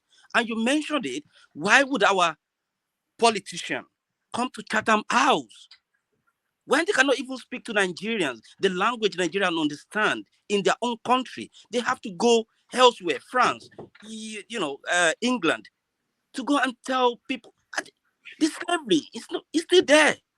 How are you going to tell our people that you are still slave until you come back, talk to your own people in your own language, give your people what they need? Stop serving your colonial masters, the Westerns. At what point? Okay, we will take our money, visas, to travel to Western world. In the olden days, during our forefathers, they used to bring cargoes of sheep to pack the slaves. Now we are even giving birth to children to them. At what point are Nigerians going to realize, or let me say Nigerians, because I don't know about other Africans, but Africans, they are all the same. At what point are we going to realize that we are still slaves and we are not even ready to be free? What is the solution to this? Well, thank you. Well, my brother, you summarized the whole thing. The point is, like most of African leaders, I call them new warrant chiefs. If you know the warrant chiefs that the colonial masters imposed on us, that's what many of them are. Many of them don't even have a mind of, you have to read the book, The Confessions of an Economic Hitman.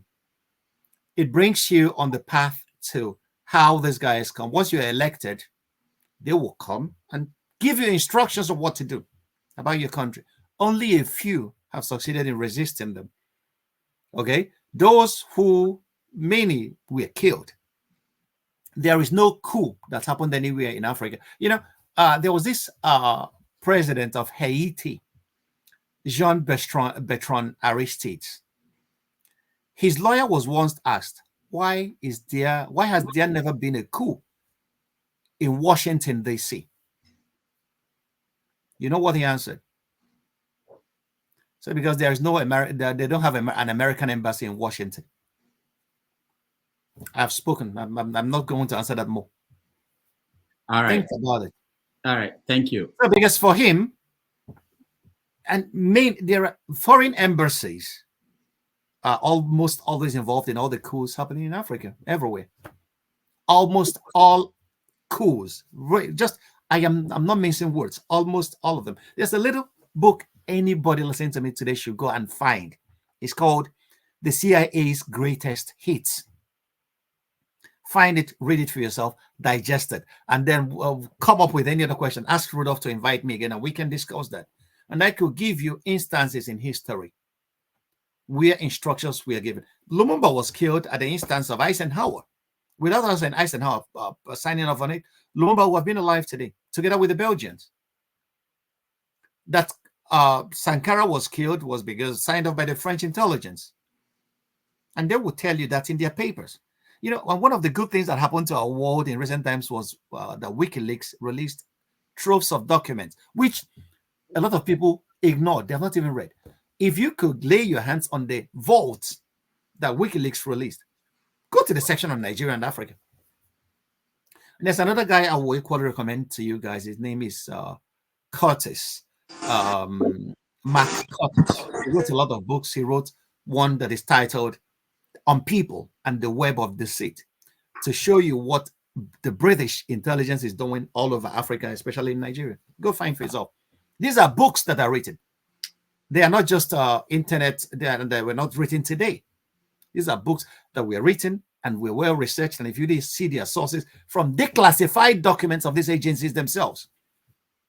So this shows you that how they have been. So that tells you politics is about interest. It's not because they are evil. It's because their own interest is important to them. What is the Nigerian interest? Ask any Nigerian, what is our interest as Nigerians? Do we have an interest at all? In what? We are very busy allowing ourselves to be divided by pettiness. You know, tribalism is the greatest pettiness I've ever seen. Letting ourselves be divided by pettiness, that we don't even have a common goal as a country. We don't even know. And that's why our people come from outside. Every day I'm traveling from Frankfurt International Airport to Lagos or Abuja. The plane is always full. And 3 planes leave Frankfurt every... No. A plane leaves every day at 11 o'clock. And it's always full with white people. Only few are sprinkled Africans. And where are they? Well, and I've been asking them, what are these people going to Nigeria to do? What is in Nigeria? And Nigerians are running away from Nigeria, and these people are going in. What are they going to do? I think we don't have a tourism industry. We don't have safaris or Serengeti where they go to. So what is it that is so attractive in Nigeria and then I'm talking about only one European capital. Go to London, fly British Airways, London, Lagos, or London, Abuja, or London, Port Harcourt. You will see for yourself, it's the same thing. What is it that is interesting about Nigeria that they're going there to find? And they are finding it, because if they're not finding it, they will not be going there every other day. But we are living massively. We are being divided by pettiness. There's somebody going, he's an Yoruba man, he's an Igbo man, he's an awesome man. And then you will be listening to intelligent people in the 21st century. When China has captured the world, see what is happening in the United Arab Emirates. These are people that we got independent. Well, UAE, for example, we got independence from all these countries. And where are they? And we are still being tied down by pettiness, and we are discussing it as an issue. You know, it's heartbreaking, actually. All right, thank you so much. Let's go to Pansat. You're next. Thank you very much, Rudolph, and welcome back, Dr. Ogbunwezeh, as our August visitor. I don't know if you recall a little dialogue we had here when you were here the last time. Obviously, yes, I give you your kudos. That is obvious, and praised you and told you how proud we are, not only in your academic qualification, but also your fairness and all whatnot, and the way you talk. But we didn't end it in that light, because we were trying to get to the nitty-gritty of the issue. As an academic, when we talk to academics, we tend to look at their speech or their presentation fairly unfairly in abstract terms, which, of course, you have the adjective, which is theoretical, conceptual, speculative, non-realistic terms. And of course, you also have the verb term, which is abstract, like you're writing a paper. As far back as 2005, I believe, you had a paper where you described the African poverty as a failure of leadership. Yeah. That's right. Okay, so in contemporary times, that's one of P2B's mantra is to say, hey, look, the problem we have, I think he's even more emphatic to say that the only problem we have is leadership. So we've identified the problems that is holding us down. I don't think there's anything anybody could come up with here that would break any grounds. We know what the problems are. So the last time what sparked verbal confrontation, or the appearance of it, because it really wasn't done in that light, was that I said, are you a pacifist? And you said it was conditional. And of course, that's my position as well. So now I am trying to pose this in a question. I would like to have a second go, because I know that when others are waiting to speak, there's a rush. These kind of things are not going to be done in rushing or how many minutes somebody spoke. It has to come to the solutions, right? So when we look at it, we know that the truth is modular. So you could come up with your own over there and I come up with mine. But if we boiled it down, that we have a leadership problem in the country, and as you said, in many occasions, some are intrinsic and some are extrinsic from outside, right? So we know that. I think everybody knows that. We may not know it in those highfalutin terms, but we just know that we have enemies within and outside. So I'm trying to find out from you if we go and we made a law, and we made a law, the Electoral Act of 2022. And then we budgeted 400 billion naira, and we went to election, and it was clear Nigerians are savvy. They could pick their leaders. It's not rocket science. And then we picked leadership, and then some group of people turned it off. As the coalition is coming to fruition, they turn it off. Or they go and they take buses and go to our secondary schools and pack up our girls, and they're gone. They disappear. There's no investigation. So my question is, because I don't want that to go on forever. I don't want that to go on forever. As a matter of fact, I want the ones that are done punished, including turning off the beavers. So my question to you is that, what should a guy like me do? There are millions of Nigerians like me. We want peace. We want cohesiveness. We want unity. We want love. Even extending beyond what those who propose these things in Nigeria. I'm a Pan-Africanist, for example. This tribal stuff, like you said, doesn't mean anything. So what should we do without theoretical generation? Like I said, you wrote many books, many chapters and presentations on the same thing you're saying now. So what do we do? Thank you. Okay. Well, thank you, my brother. What you called confrontation last time is not a confrontation, so to say, because it's important that we dialogue. Sometimes the tones are high. It's normal.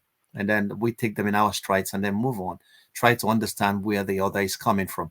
And that's what dialogue is all about. It doesn't mean that dialogues must always be smooth in a low tone. People have variations in their tonality, and then it comes into question and into play when people discuss issues according to their passion and how passionate they are about their ideas. So I respect your views and I respect every other person. That's why I listen very well to people. What can we do? Yes. One of the major problems that we have is not that we don't have enough laws. We have a lot of laws in our statute books.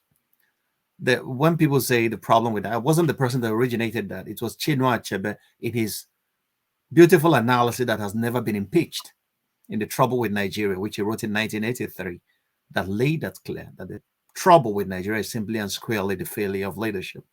And then he went on to say, is because that no Nigerian leader has risen to the responsibility of personal example. And that's what it is. Check Nigerian history. Everybody wants to be there for himself, his family, and whatever. Tinubu told us it's his turn. Buhari didn't even know why he's coming to power, only because he was there first as a military man. He shot his way to power. And on the second one, people thought he was not a corrupt person. And then we have seen that it was all what the Germans would call shine. Shine means appearances without substance. And when I was fighting my late brother Pius Adesami, I wrote an article titled "J'ai accusé Pius Adesami." I told him, "You are saying that I kept quiet." No, I didn't keep quiet. Buhari, you are saying Buhari should be elected because Buhari was incorruptible. Look at what happened during Shagari's time. Shagari was one of the most honest Nigerian politicians. He was not corruptible. But what happened under him was a beehive of corruption. Omaru Diko cornered the Presidential Task Force on Rice and the Ministry of Transportation and looted Nigeria blind. Okay? So it's not honesty, yes, important. Integrity, much more. And competence. And this has been lacking. Where I will disagree with Achabe a little bit is not only our leadership, it's how our colonial history has equally an impact on the way Nigeria has evolved till today. And it's going to be affecting our trajectory until Nigerians actually sit down to talk to themselves about what they want. Nigeria was granted independence. If somebody grants you something, it means that he has that thing and he's granting you. You're holding it on lease for him. People that fought for their independence are marching boldly into the future. We didn't fight like so many other countries did, like the Algerians did. Fought and threw off the French. So the British saw, now Britain wanted to grant Nigeria independence in 1956. And then nature did a number on us. Oil was discovered in 56 in Olobiri. These guys looked at the commercial quantities of oil that we were discovering and said, what? And we are leaving. And they said, no, we have to push it over to 1960. And that was when they took time to structure Nigeria the way they want it to be. So that it would be a neo-colony that will be directing rivers of Nigerian oil into their coffers. And that was when Shell BP became the shadow government of Nigeria till date. Go read WikiLeaks report. These are people writing when they believe that nobody is ever going to see them. And WikiLeaks threw them open. Shell BP has been Nigeria's shadow government. And that's why you cannot do anything to Alison Madweke, even after everything that happened in the oil ministry under her, because she was seconded by Shell to the Nigerian Ministry of to oil ministry. So when Buhari went to London and talked about, you cannot even bring her back to prosecutor. You cannot. Because we know that these are British agents. These are the kind of warrant chiefs that have governed. So when you ask, what can somebody like me do? I am, like you said my job is on the abstract and theoretical level. That is equally what is failing in Nigeria. Countries have people, think tanks, people that think for them, generate ideas that the country try to implement. How many think tanks do we have in Nigeria? So where people should think, actions without theories are bound to fail. Theories that are not practical are idiotic. In Germany, there are a lot of think tanks here, scattered everywhere, and people are thinking, generating fresh ideas that moves a country forward. What can we do? You can start financing something like a think tank, my brother. You have enough money now. And then political think tank, for example. Get people like you, like mine, sit down, think, what do we want for Nigeria? You're a Pan-African. What do we want for the African continent? I belong to a lot of fora where we talk about the African continent, where we try to generate ideas and present before the political leaders. But most times the political leaders don't want you around them because they know that what you're saying, if they are going to implement it, they will have to show themselves as men of integrity, which they don't have. There are a lot of things to be done. When INEC colluded to loot the last election. We know it was a collusion. So in a country where things work, INEC's chairman, immediately after the election, I wrote, why has the INEC chairman not committed seppuku? Seppuku is a Japanese term. If you do something evil as a Japanese official, you will see a Japanese man who will cut off his fingernail or commit suicide. If it is in the ancient Roman army, a general losing a battle falls on his sword. But in Nigeria, a general will lose a war and then will come and force you to crown him a chief. INEC chairman spent 400 billion naira in an election, which was a sham. And still, he is still pontificating over that office. He doesn't even have enough shame to resign his charge. A white man or a Chinese will have done that. So, and this is why people like you should never keep quiet. You should keep on raising your voice and stating it the way it is. Don't let anybody shut you up. INEC chairman is a corrupt man. He should leave that power. He should leave that place. Let us sanitize the place. You conducted an election with 400 billion, and then you are telling us on the day of the election that the election you spent 400 billion to conduct, that on the presidential level, there we have a glitch on the system, which you promised us severally is not going to happen. Yet it happened, and then you didn't take the honorable path to resign your office. And we let it happen. So if you are asking me about what you're going to do, you could start a campaign. INEC chairman should leave his office. These are certain things that you could do to sanitize the system from your own parts of the world. So raising our voices is important. It's not, don't feel that you don't have power. Those people that believe they have power have that power because of you, because of your silence and inaction. So there are things we can do. Such campaigns. Before you know what is, do you know what it needs to change a society? Do you know how many people you need? You need only 1/3. 1/3 of the people in a society to change that. In anything you do. If you want to mobilize, if you want to change anything, 1/3 of the people that you is what actually you require. And then there will be that change. So these are the things where we can start. So my brother, if arguments are hot, don't take it as a personal issue. It's not personal. We are just trying to learn and then be better than we were yesterday. All right. Thank you, Pansat. Let's go to Michael. Michael, you're next. Hello, Dr. Rudolph. Yeah, my brother, this is my first time of coming to your platform. It's a pleasure seeing you and then being live with you. I'm Dr. Ogbunwezeh. My salute. You know how they say, I throw away salute. Salute. I don't catch up, my brother. That's good. I've been listening to all your summation, and you have answered most of the question that I have in mind. My thing is that we here, even this probably go to Rudolph too. My question is, what can we do? Because we always give analysis and give the problem without giving solution. Because all of us here, even those who are in the background, I think we can come together as one, because most of us were now in diaspora, and then we've seen how the system works. So for us not to come together, I think we'll be able to have the energy, the manpower, and the capabilities of making changes. Because for me, as a Nigerian, and I've always wanted to be a country that is united, because I'm a Yoruba man, but I grew up in northern Nigeria. So I'm not advocating for any Nigerians to be separated on this thing. But what the thing to me is, like, I think we in diaspora, we have the weight and the ability to make that changes. Because I can see when anytime I go to Nigeria, the people don't see what we see from the outside. It looks like everybody is looking under the same mirror. But for us that we live in diaspora, we see what is behind the mirror.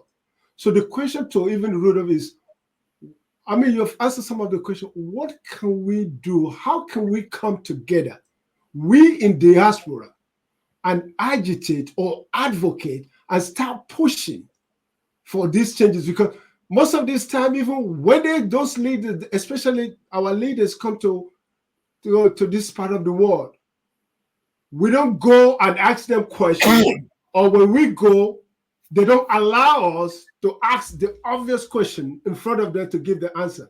But to us over here, even though to all of us here, my thing is, how can we come together and create a solution rather than every day we're only telling our brother the problem. I want a solution. I've lived all my children, I'm married to a Caribbean, but I want to go back one day to say this is because I want my children to have a root. But I don't see it happening. So this is why I said, can we have a solution? And how can that solution come from us in diaspora? And how can we go forward rather than going back to get an answer to this question? Thank you, Doctor. Well, thank you, my brother. I'm really impressed by your drive towards a solution. That's what we all require. That's what Nigeria. Not only Nelson Mandela said something before he died. He said that Nigeria is a disappointment to the African continent.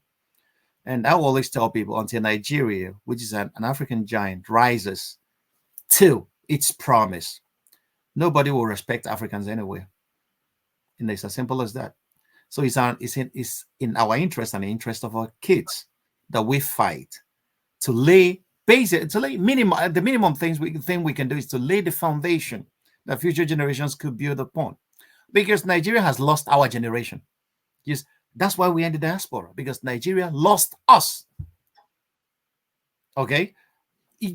Look at yourself and look at what you contribute to the economy in that little space where you are in. You cannot even imagine it. If you are contributing this in Nigeria, your home country, that country will have exploded into greatness. But like Archimedes said, give me a place to stand and I will move the earth. We don't have that fulcrum. Okay? A lot of things went terribly wrong. So when people are saying the labors of our heroes past shall never be in vain, our heroes past didn't, do any shit. Their labors were already in vain, because if their labors were not in vain, we could have had a stable foundation to build a country that functions and works. So what are the solutions? There are a lot of things we could do from our little quarters.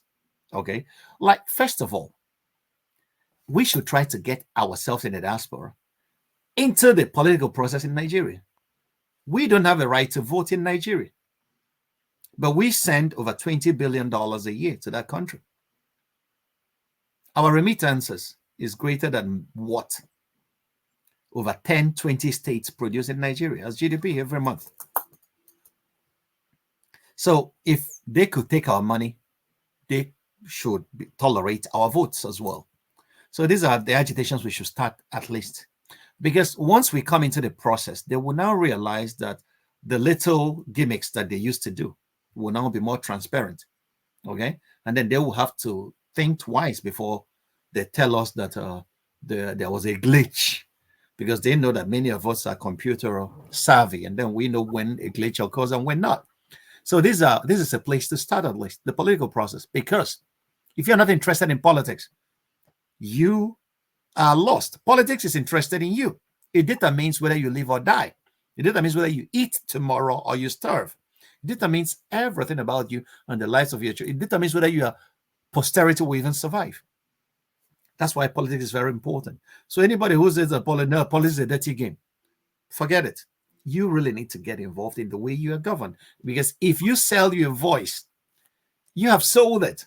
And those people, there's a very rich allegory in the Igbo language. Okoko, the fowl, the cock, was invited to a meeting. His brother said, come, let's go for it. He said, Kokoroko, I am very busy. You can go. Whatever you decide, I'm a part of it. And every other animal went to the meeting, and they decided that Okoko, the Kokoroko, will be the prime animal for sacrifice to the gods at every time and every occasion. And his fate was sealed. That is the reason today, if you go to a native, they'll tell you to get me a fowl, So if you sell your political voice, that's what it is. So we should get involved in the political process. It's urgent. It's a matter of life and death. Because these people, they could make, with a single signature, they could make us homeless. Can you imagine that Adolf Hitler signing a signature made every German Jew homeless and condemned to death? So these are the kind of things that we should place before our eyes. It's important. So it's a solution, and it will change a lot of things radically. It will make leaders more accountable to us, because they know if you're not accountable to Nigerians, you will come overseas to dump the money you stole, and we will meet you at the airport here. Okay?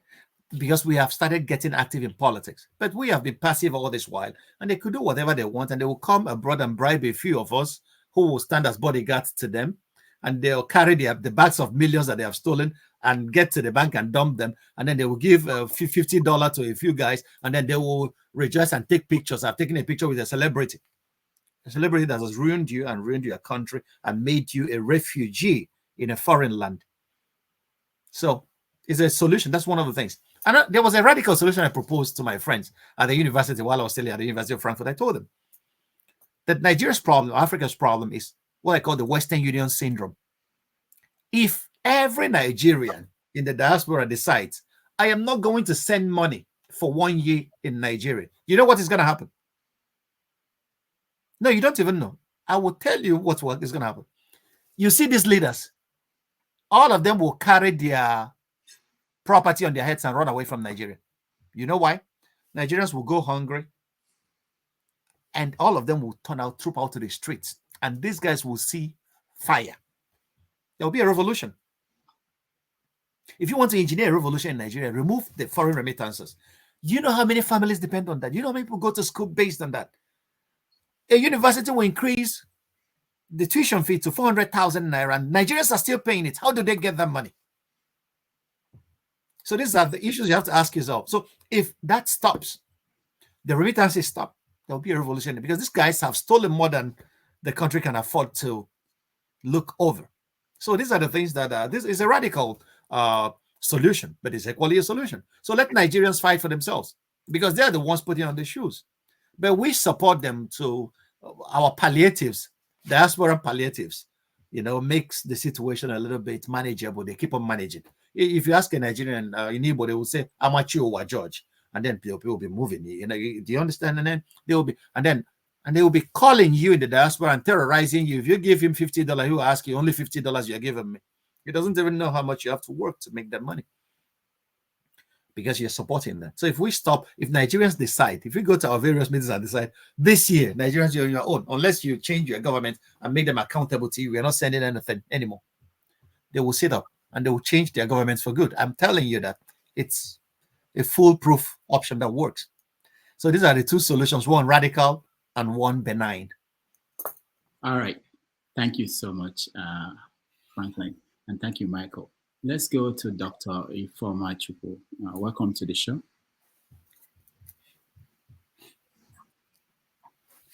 Can you unmute yourself? All right. Yeah, good evening. Guten Tag, Dr. Ogbunwezeh. Good Tag. I'm so glad. Yeah, I'm so glad to see you. The last time I just saw you, I just watched you and I went to read up your articles. I was like, who is this brilliant man? And I was just researching and I learned a lot from you. So thank you very much. My questions have already been answered, but I still have one little question, or two, let's say two. One little question. One is, what are the 3 strategic suggestions you will give the youths in Nigeria? Because you already mentioned during this interview, one of the questions, you answered that the West usually use every possible tool to achieve being in charge of countries, even if it means using the media.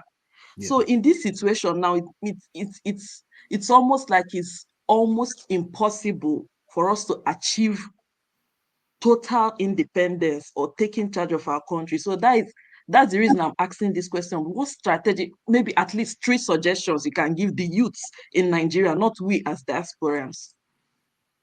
Whoa, my sister, then, you are okay. The second one. Then the second question is or suggestion. You've mentioned a lot of books that I researched.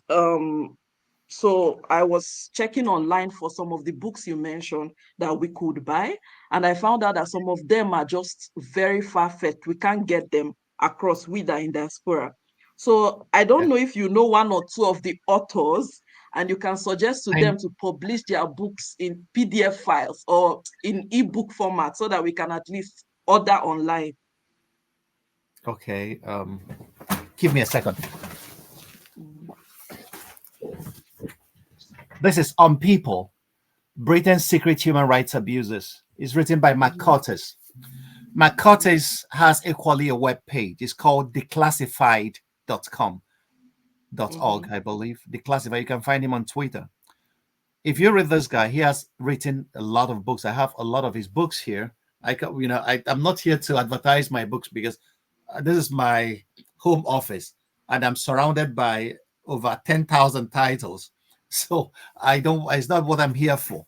But I could draft a list of books that are quite interesting that will give you an uncommon perspective into international and global politics and what it actually means and the role of Africa and Nigeria. So they see Africa as a resource pool. There is no resource that you cannot find in the continent, and they are hungry for it. If you see what is happening in Rwanda and Congo, why is Rwanda and Congo fighting a war? It's a war over coltan. They are being financed by Western multinationals. And the Rwanda that is being put up as the paragon of the beacon of democracy in Africa is financing a war in Congo, taking Congolese coltan and exporting it to companies like Apple and so on. A Congolese group, which I know very well, are suing Apple for participating in the genocide that is going on in Congo at the moment. So there are, so nothing that you cannot find. So everybody, Africa has been a conqueror's playground throughout her history. The Romans Egypt was breadbasket for the Roman legion. The Egyptians would plant their maize, their grains. And why do you think that the Jews waited? Joseph being in Egypt when the whole world was lacking grain, because Egypt was the breadbasket of the ancient world. And that was why they were able to feed the workers that built the pyramids and the Sphinx and all the rest of them. So if you understand the role that Africa plays, there is nothing you cannot find in this continent. And everybody who wants to be a world power has to come to Africa to exploit our resources and exploit our people. Okay? So these are what it is, but I could draw out a list and then send to Rudolph. Maybe he will make it available to you guys at another contact. But the question you asked me about 3 strategies, ideally strategies, yes, but there's a question that is too big for just this contact. The Nigerian youth.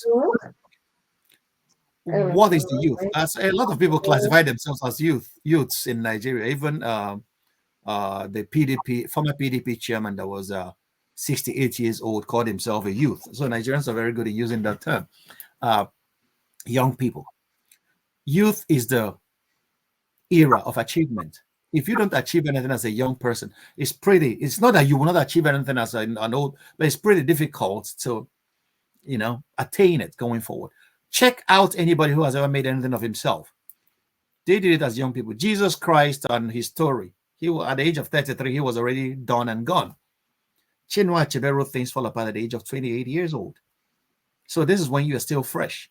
You are no more a child, and you are coming into your own. And this is when you have all the energies that you can dedicate to whatever endeavor that is before you.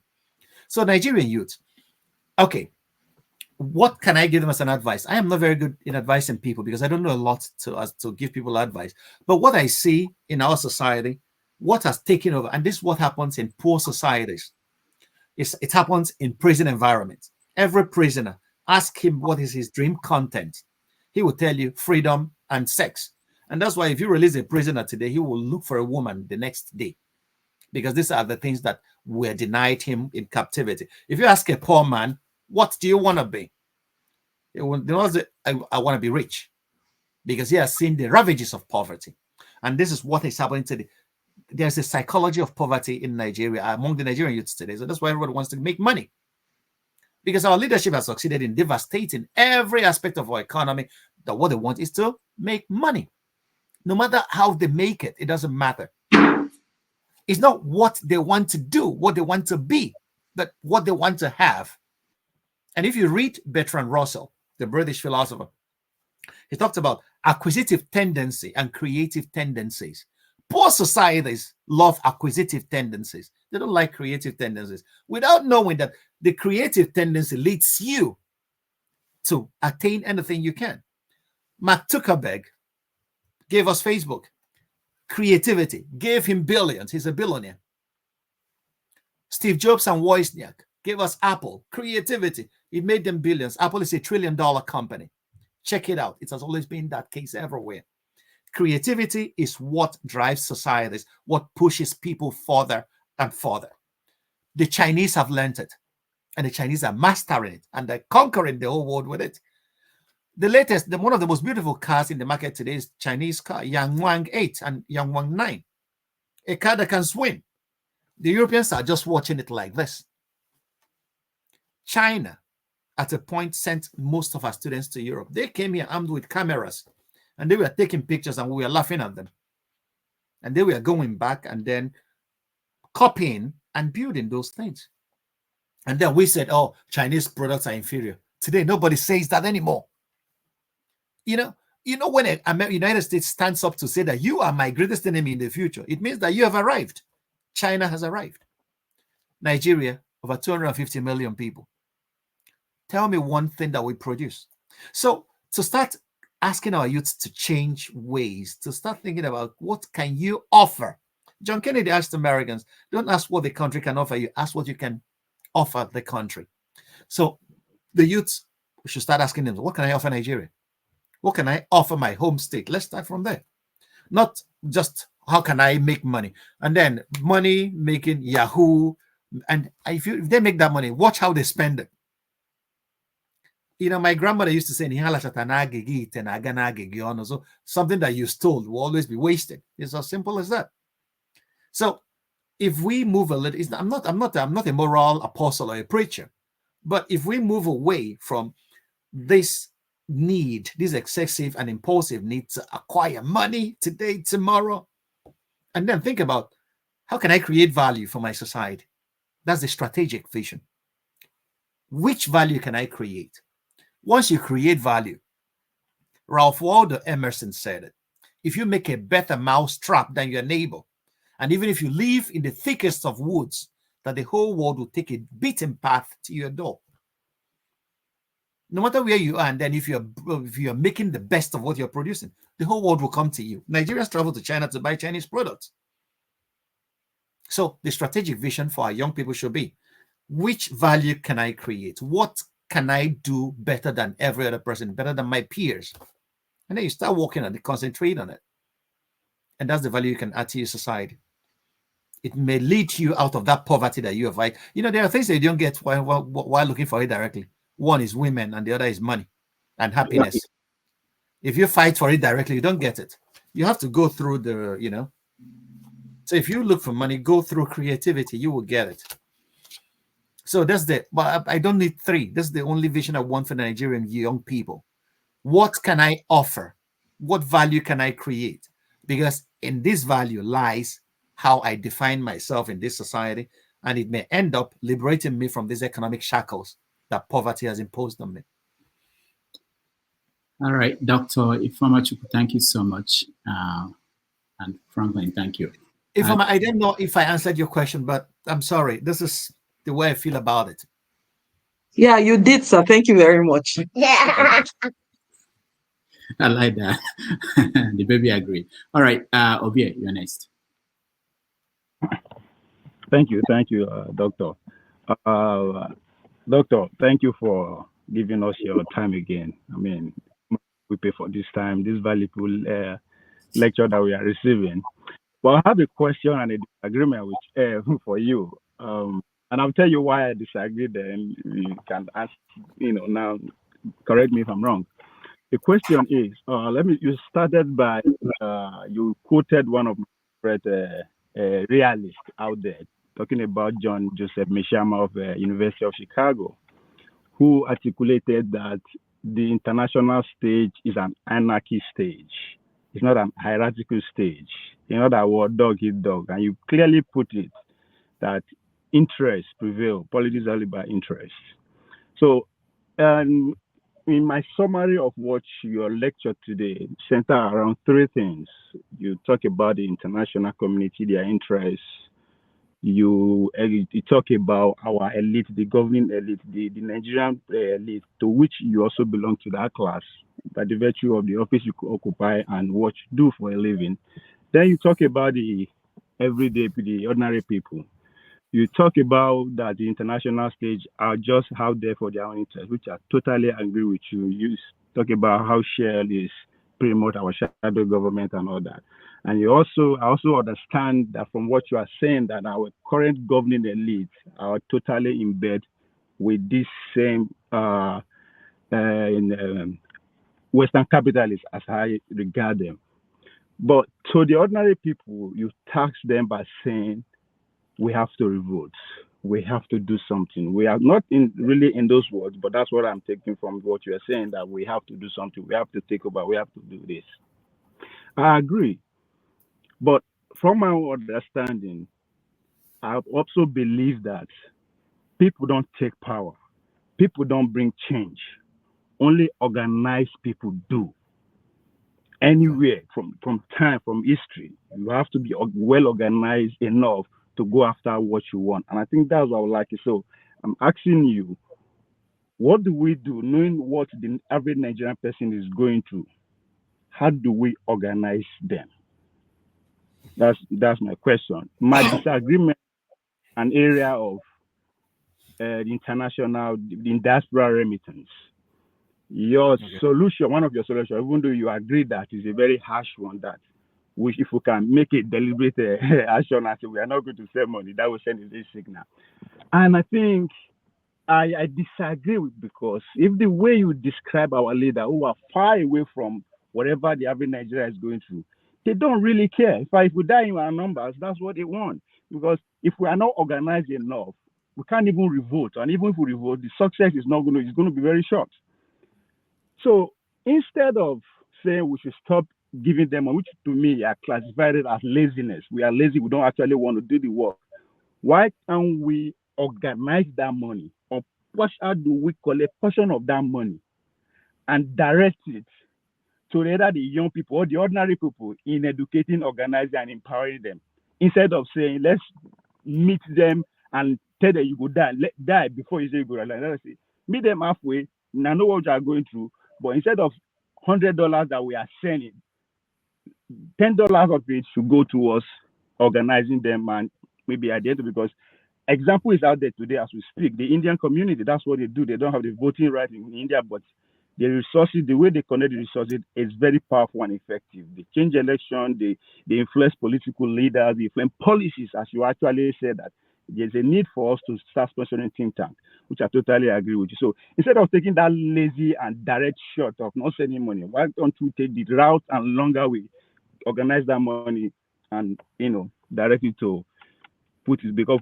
I believe we have to be deliberate in our actions. Now we are tired of talking. I think you also agree with that. Action. But we have to be deliberate about it. So how do we get to that point to be deliberate in our talk and get to action? Maybe I don't overtalk, but thank you. No. Every issue you raised, I agree with you. I agree sincerely with you. When you said the first point you raised, the organized people take power. Yeah, I am not. But where you misunderstood me was, I'm not Shawari or Moyele, who is asking for revolution now. No, I see. I believe in anyway, societies evolve. Okay, everything in life, is a result of evolution. I believe in evolution of societies, evolution of politics, evolution of everything. I don't believe in a revolution now. If you read the history of the French Revolution, after reading that, I understood what did it achieve. It killed and destroyed the feudal system in France. It killed the majority. But after that, what happened to the generation that initiated that? It threw up somebody like Napoleon, and then the French Republic became a kind of a monarchy, an empire, and all whatnot. And then, but it initiated something though across Europe. It told European royal houses that if you don't make a change in the society, that you may end up losing your heads, like the French nobles and kings did theirs. So I am not a guy. I don't profess revolution now. When I made mention of the other non-benign option, that was when I was discussing that. As a come on, we stop. No, but we can. You cannot ask me not to send money to my mom every month. I will, because it's not only an obligation. Is I'm doing it is a sign of my gratitude and love for the all that she has been giving me, all the platform to succeed. So I wouldn't equally urge somebody else to do that. Yeah, the world being politics being about interest. Yeah, Mia Sharma is correct. Maybe I'm a part of the realist school. That's what it is. That's what you see. That's what the evidence shows. Okay, United States is not doing anything anywhere because they love those people. No, it's strategic interest. What are my interests here? That's what nations decide on when they are doing it, except in Nigeria, where we don't even know why we do what we do. Okay, so meeting young people halfway, yeah, I agree with you, is a way worth exploring. But I want to let you know that most of the development ideas that you are seeing across many Nigerian communities today are initiated by the people themselves. I know a lot of Nigerian medical missions from the diaspora that goes every year to their various states to attend to the people. Rural areas, since 1960, many areas that used to have hospitals don't have hospitals anymore. Many of the schools that Awolowo were built as a part of his free education program in the West, many of them are dilapidated today. Many of the industries, MIO para, built in the eastern region, are non-existent today. In Niger Sam, Niger Steel, where are they? Many hospitals are no more the general hospitals that we used to know. So you see people come from there and then say, okay, let's build something for our community. They do it in villages, though, in Southeast, as far as I know. Like the Indian diaspora that you mentioned. Yes, it's a very good study. We should understudy what they are doing in India. But you have to know that India has always been on the path to development since the late 60s. India was on a path that was critical. They knew that for us to survive, for us to succeed, we really, since Pakistan was taken away from us and Bangladesh, we really need to establish ourselves as a force to be reckoned with. And then we can go on quietly, we will be left alone, and then we'll go on quietly developing ourselves. That's why they went for the nuclear weapon. Okay, so the whole world left them alone. And now, today, India had an educational system that prioritized technical education.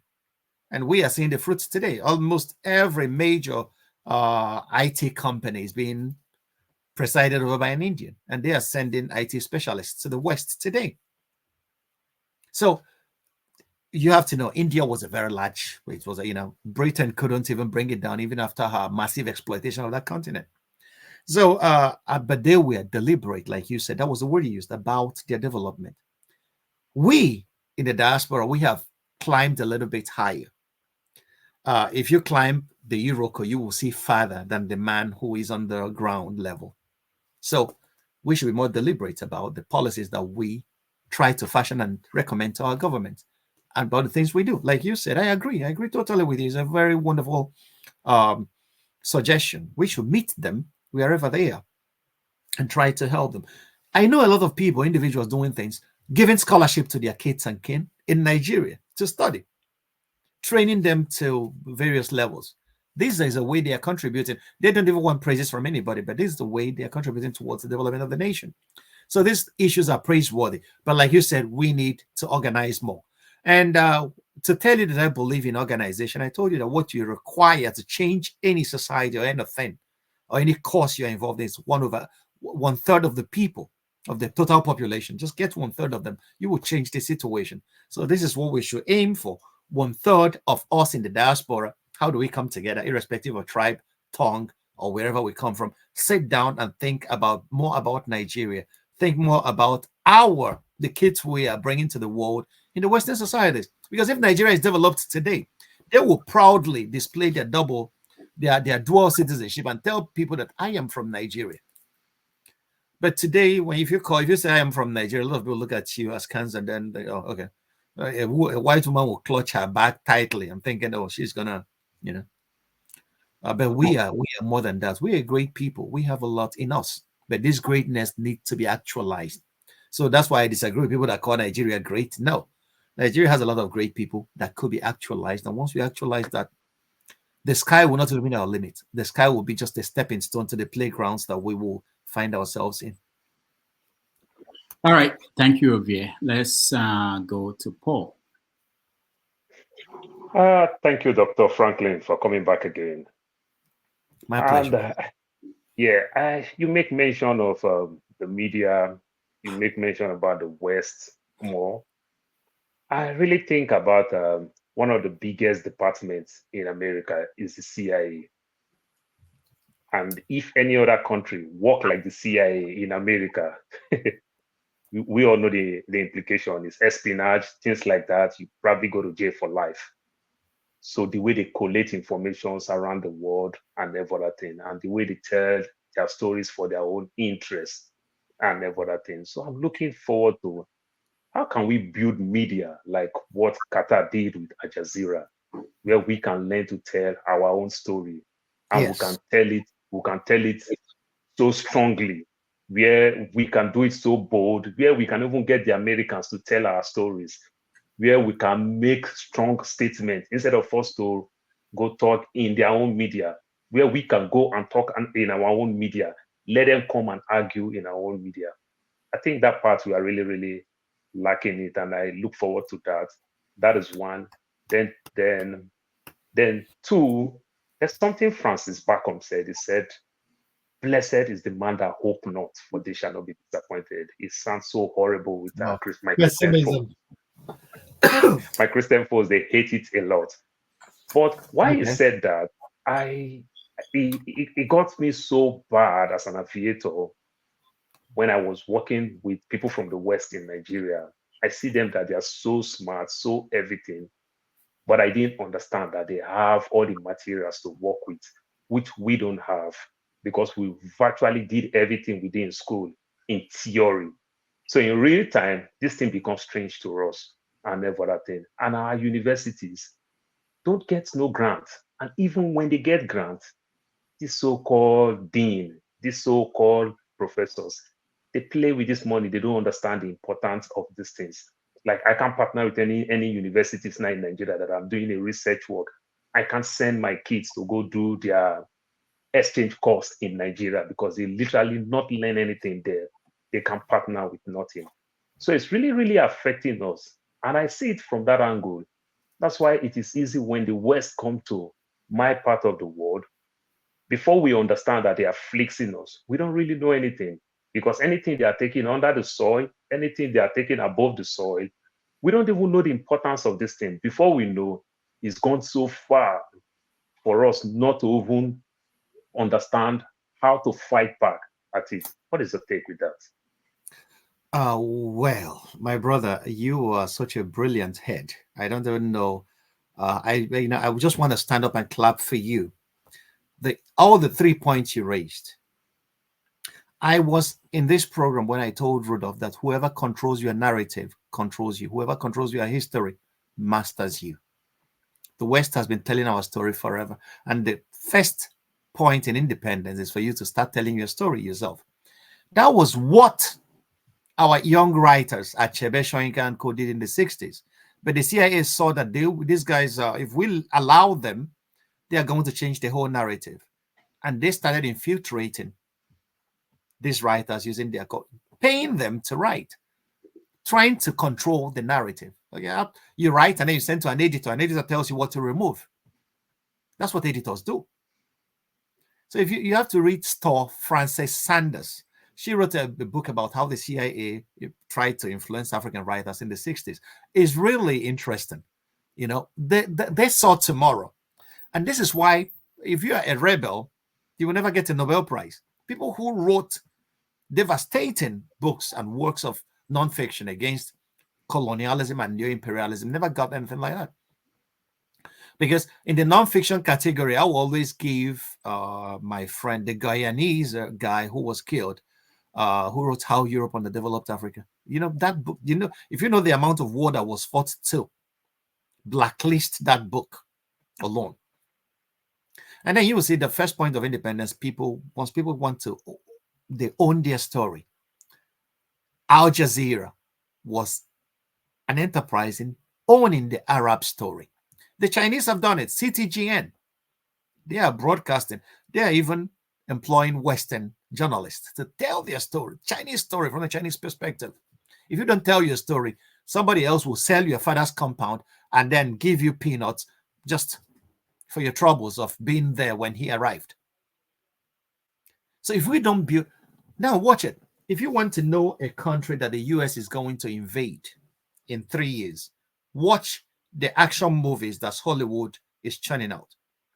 Watch the country they are demonizing. Watch, it's either Afghanistan or Iraq or Iran. Just watch 2-3 movies, because these movies are financed by the Pentagon. They have linkages with Hollywood. Hollywood is what I call the propaganda arm of America's military-industrial complex. In Nollywood, what do we have in Nigeria? Which kind of stories do we tell? About Babalawo and the preacher, and it says in Jesus' name, and then all your problems are healed. And then you are thinking, where are we going?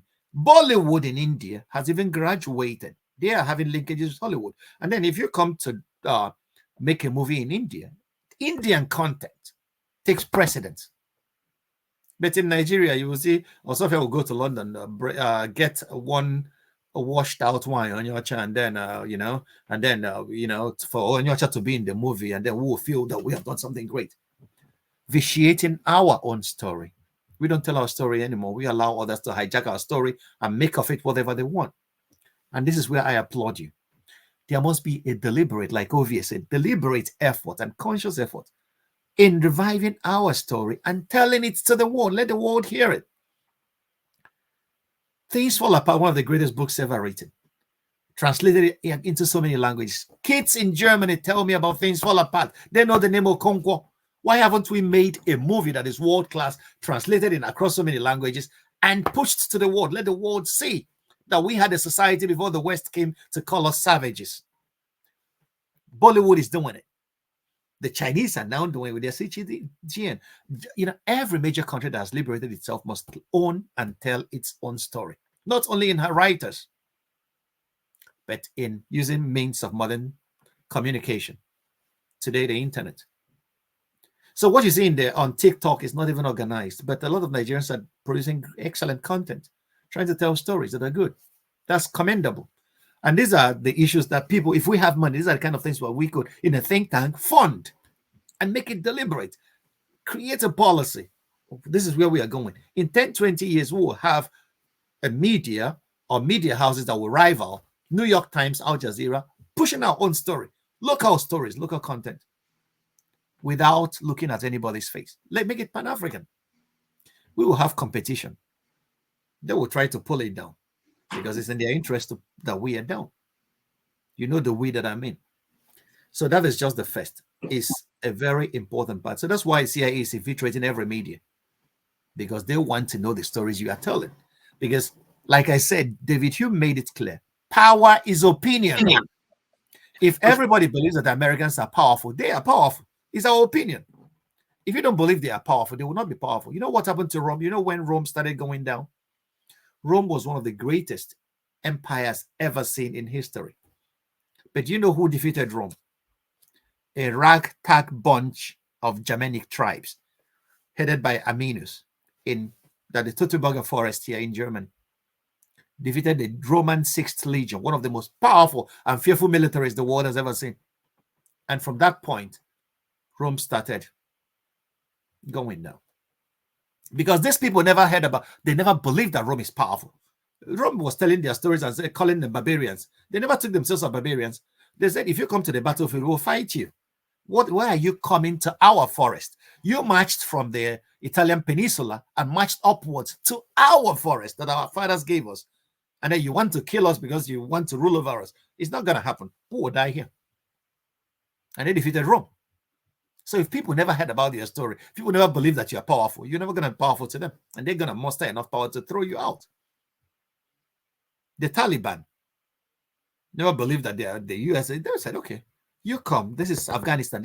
We know the pathways to these mountains. We have been the graveyard of empires.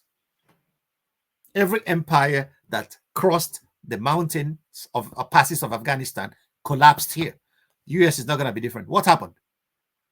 2 years ago, Biden had to pull out his troops and they were running with their tails behind their back. We saw people falling off aircrafts and Taliban is falling. So if people don't believe that you are in power, you're not in power. That's why narratives are important. That's why Hollywood keeps on churning pictures and movies and promoting American strength. Even when America was defeated in Vietnam, Rambo made a movie that showed the American Rambo was beating the Vietnamese. You know, although the Vietnamese kicked them out of Saigon in 1975. So that's just one of it. So what was the second question before I got taken in? The second issue you raised was sorry, remind me again. I have treated the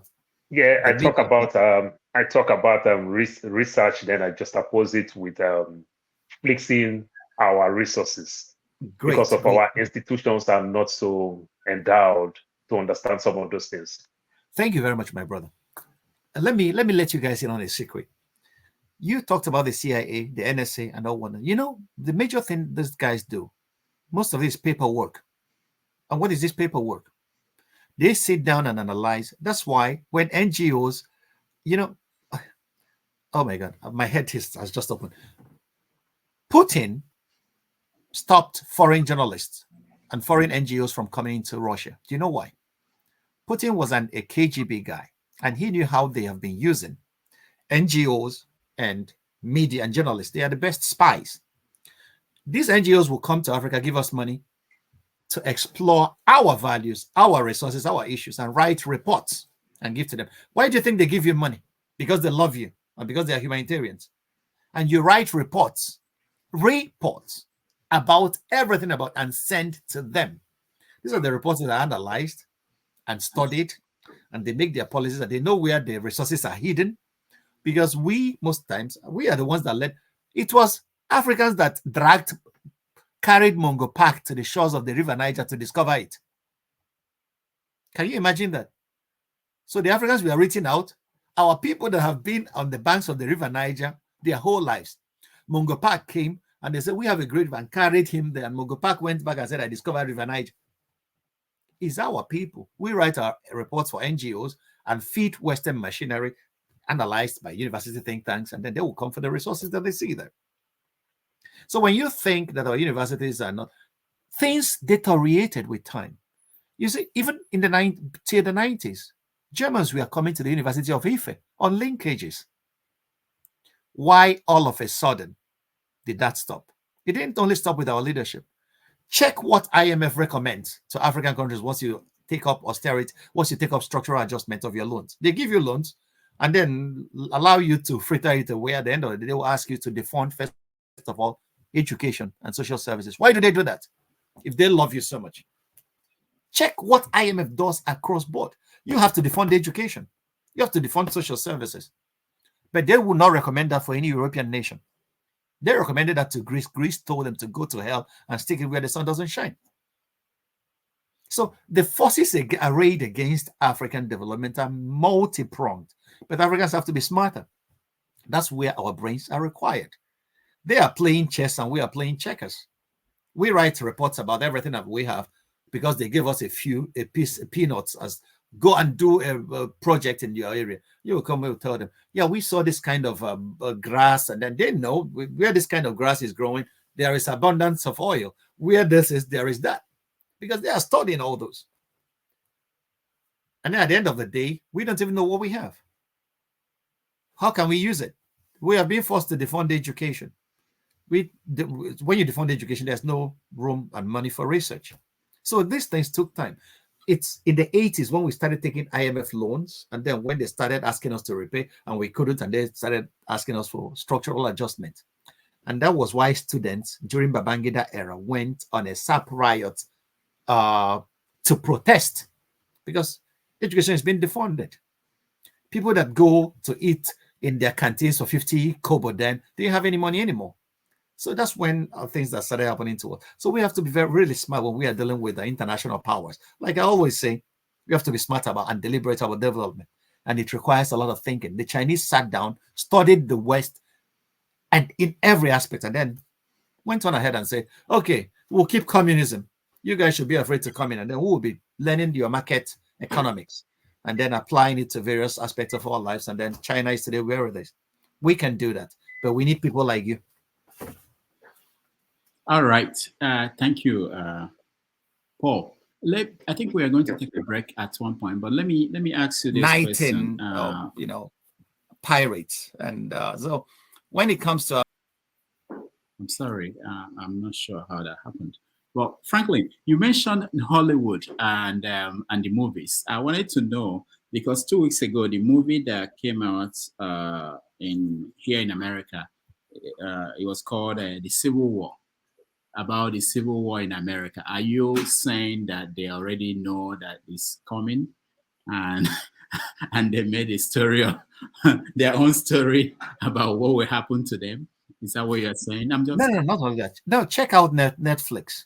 There was a movie about Iran, the movie about spies, and they were telling about Iranians being, so the name Iran has been thrown around all this while because the U.S. has always wanted to invade Iran. The Israeli lobby has been pushing for the past 20 years. I knew when Netanyahu came to Congress and told the American Senate that he will be glad if Iran was attacked by the United States. Not when, but how, after attacking Iraq. So if you see such names being thrown around, you see it in Hollywood before, and check it out. Studies have been done on that. You see the way they mention those countries in Hollywood, how they, and then they were slotting it in. It's called soft bombing public opinion. They soft bomb you, and then you will start. Whenever you hear Iran in the newspaper again, I watched it in the movie. These guys are evil. Yeah, before it. Let me, because I didn't want to go there when I was talking to you, but now that you went there, why do you think that they pulled back? Because we were almost there when Iran attacked Israel. Israel attacked the Iranian consulate. It was almost there. You thought that Israel will not blink, that Israel will have an opportunity to face Iran. Why do you think they pulled back? No. Well, for a variety of reasons. First of all, the United States, Biden is up for a very tough re-election campaign. Secondly, the Israelis have been trying to nudge the Americans to do that dirty job for them for donkey years. And why they pulled back, the Iranians, Iran's retaliation was orchestrated with the American military high command, with the White House.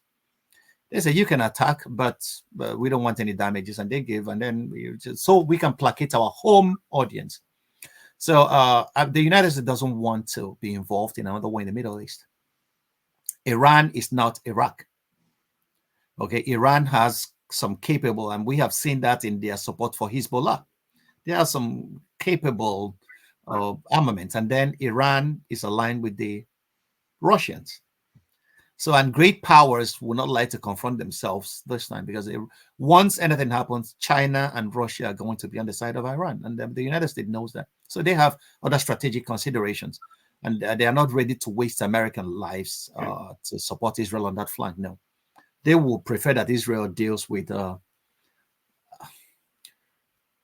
This is not the place for that. All right. Yeah. Let's go on. We take Chim's question, and then we take a break, 5 minutes, and we'll come back. Chim, go ahead. Good day, Dr. Ogbunwezeh. It's a pleasure to meet you a second time. I wasn't going to ask a question because I thought you had already done the main interview, and I thought it was going to be unfair. But I came in at the point when you were talking about. That's not my main question, but I just want you to clarify that. Talking about the remittances that people in diaspora make. And I understand you and I appreciate that perspective, but can you juxtapose what you're advocating in the context of, like you rightly said, you have your mom, you have your old parents, people who genuinely have given their best to the country, haven't necessarily been part of the decay, but they're just unfortunate to find themselves in that society, and you need to also, show them that respect.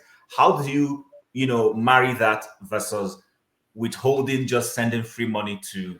Because sometimes when you send it to them, they will also give it to other family members who perhaps do not germanely need to be given that money. That's not my main question. My main question is this: Last night, we were having a conversation around some of the things you've been raising about how to move Nigeria forward in Africa. And then there was a conversation around having to rewrite our constitution. And some advocated that in a bid to do that, we would need to jettison English and write the constitution in a local language. Now, while I do appreciate that, but I had a misgivings considering our multi-language situation. However, I was of the opinion that English is not our problem. Our problem is, unfortunately, I couldn't put it forward to them properly yesterday, is we have a Thomas Sankara and a Blaise Compaoré who are trying to fix their country, had an agreement that France was a problem to them, but Blaise sold off. Today in Senegal, we have a Sonko who wanted to run for presidency.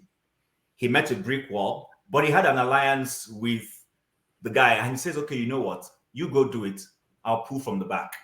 And together they have done it, and this other person has repaid that relationship to say, you know what? It's a plan, and has brought him into the government. I've always been of the opinion that one of the biggest headaches Nigerians have is the good people in Nigeria are not who keep to agreements. The bad people keep to agreements. Yeah. So you find someone like the late Adejubu in Oyo State, who will bring area boys to rig an election, get federal fund to settle the boys who helped to rig the election. When the money comes, he will make sure that even the person who is not at the meeting gets his fair share of that booty. But you find, suppose good people backstabbing each other and not being able to work together. So in the light of trying to move Africa forward and what I just put together, I don't know, how can you help me? Do you think, am I making a point that it's not English that is a problem, but the fact that people are unwilling to work together? My brother, excellent question. English has never been, when I come to, one thing Rudolph has done for me is to give me an essential arena where I meet a lot of intelligent Nigerians. Whenever I come to this, I go, even when I fight some people, I go home enriched, because the kind of questions that you guys throw out shows that I am not the only one thinking what I am thinking, that you guys see further than I ever can. And you can put it in better words than I ever can. I appreciate that you educate me as well, much more than you ever know. You are absolutely right. First of all, let me start from the last question.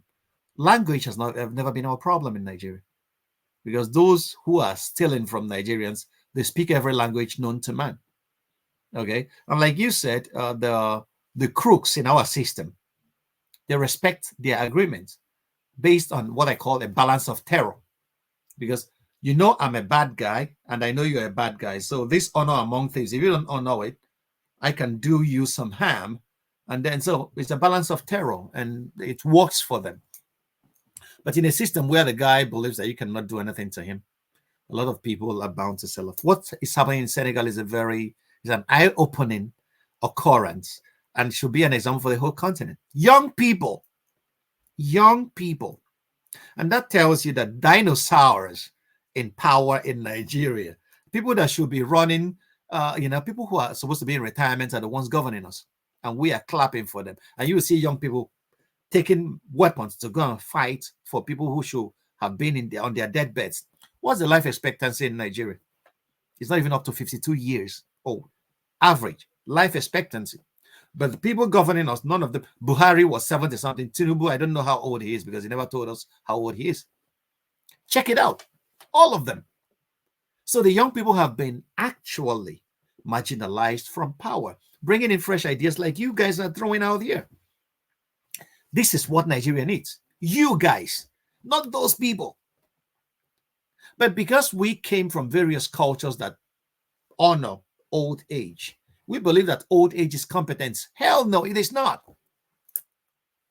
Old age is where we could put them at home and say, stay on your rocker, we will feed you, we'll make sure that the system works and gives you your pension as and when due.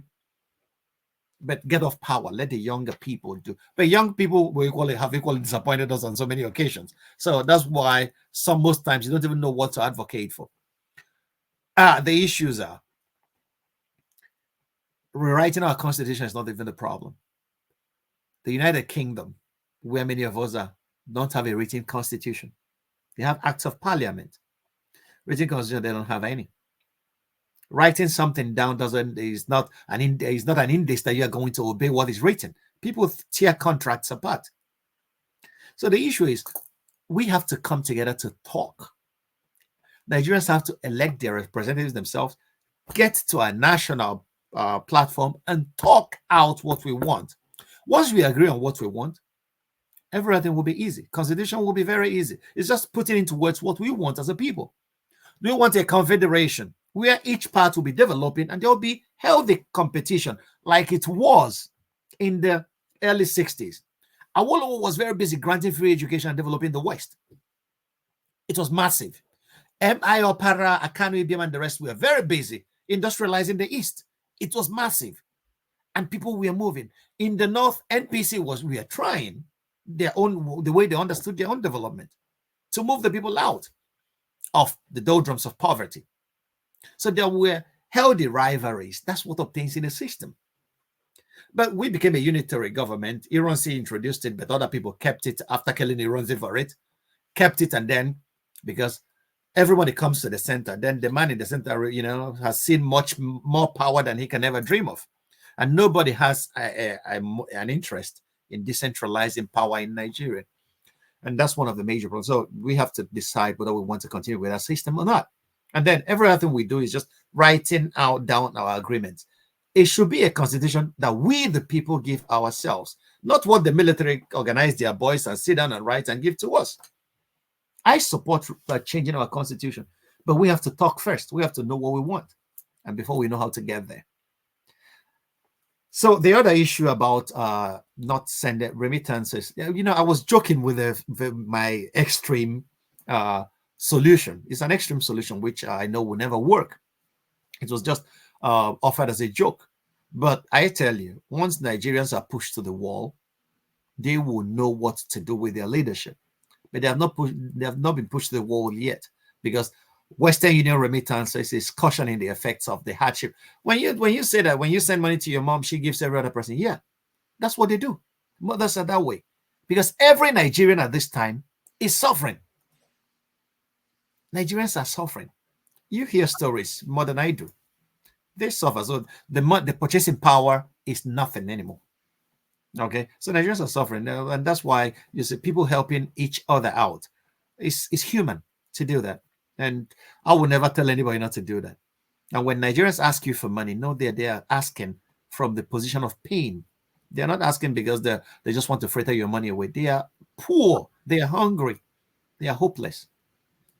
All right. So is it that Nigerians have been pushed to the wall, or they have gone into the wall? Have they been pushed to the wall, or they have created a hole in the wall for themselves? No, they have not been pushed hard enough. Okay. Because the day they realize they've been pushed hard enough, they are gonna. It's just like a ball. If you throw a ball hard enough, it will come back with a force that you are not reckoning with. So that day that Nigerians were pushed to the wall enough, they will come back with a force that will surprise these elites that have kept them where they are today. All right, let's take a quick break. When we come back, we finish up with the questions, and then we will go to the feedback. So just a few minutes of break. Thank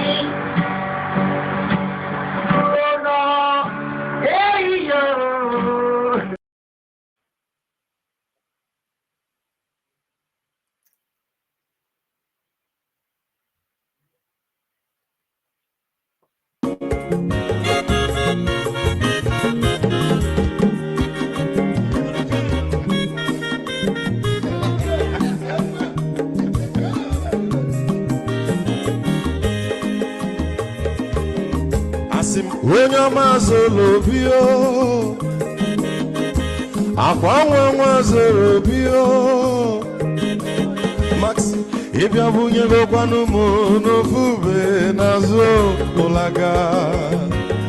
olaga ni piazugo, mmanwụ lagado n'ibiazigo akwa nwa ilochi yo biko rapụ zoro ka ọ nabazi ya onye ọma zoro biko abụ mmanwụ zoro ndosari ibia onye nego na mụ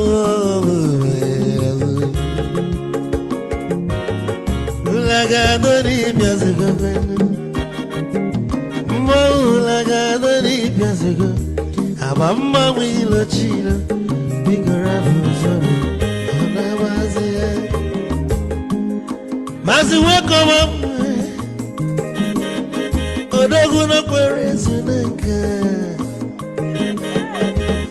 onyomo nigadele mo Mazi ni bazi Ibu go with melody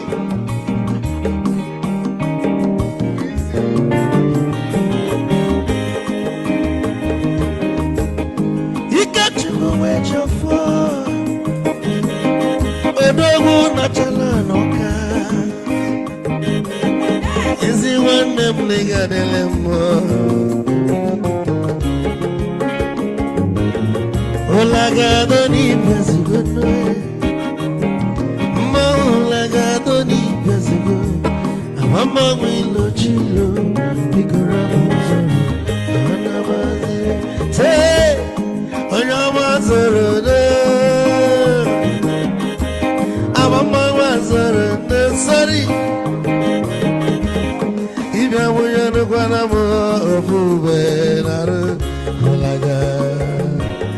Mulaga, don't be Piazugo, Nazaboy, Mulaga, don't be Piazugo, Amama Wilo Chilo, Biko Rapuzoro, Anabazi, Ice. A dog can never be kitchen for. Ama kwa mnika kugodia Waligwe kwelo Ikeja mabele bege Hey, you want?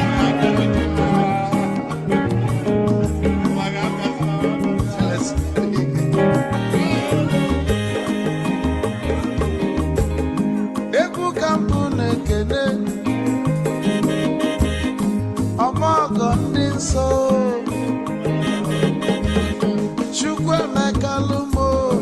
Chukwu negaji Esi nwanne m ekene ịlapụ ife niile na-eme wee bịa ka gosili na anyị na gị bụ nwanne wisdom ga-adị ka nye gị maịkị ka ogobanya bụ egwu isili mmaksi ọ bụ na-etiri egwu a malụkwa malụ n'imego m ife ọjọọ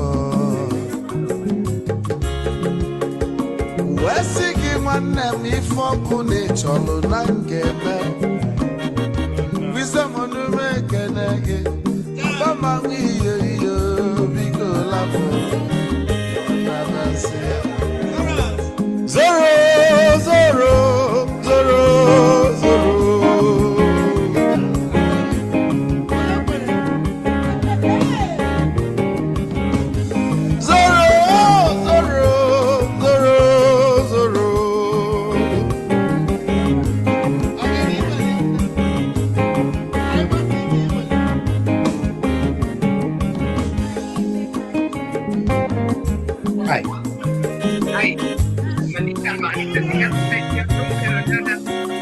Okay, this is like Mr. Pause. Geduru joy na bugwa osa Sokoto Ujembe mwilo Anu solo mwe manofia nara Onye nwuro zurike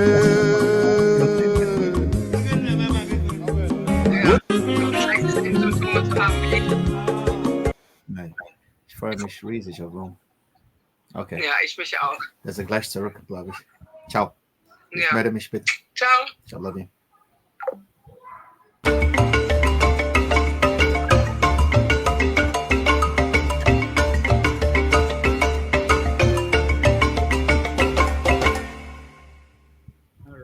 Welcome back. Thank Okay, you. ich melde mich. Wir sind gleich zurück. Thank you for staying and hanging in with us.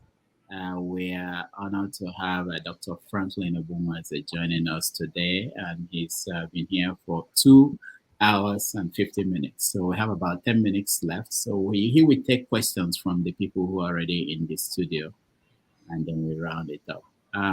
So the next person is EFCC. Okabo, Mr. Okabo, welcome to the show.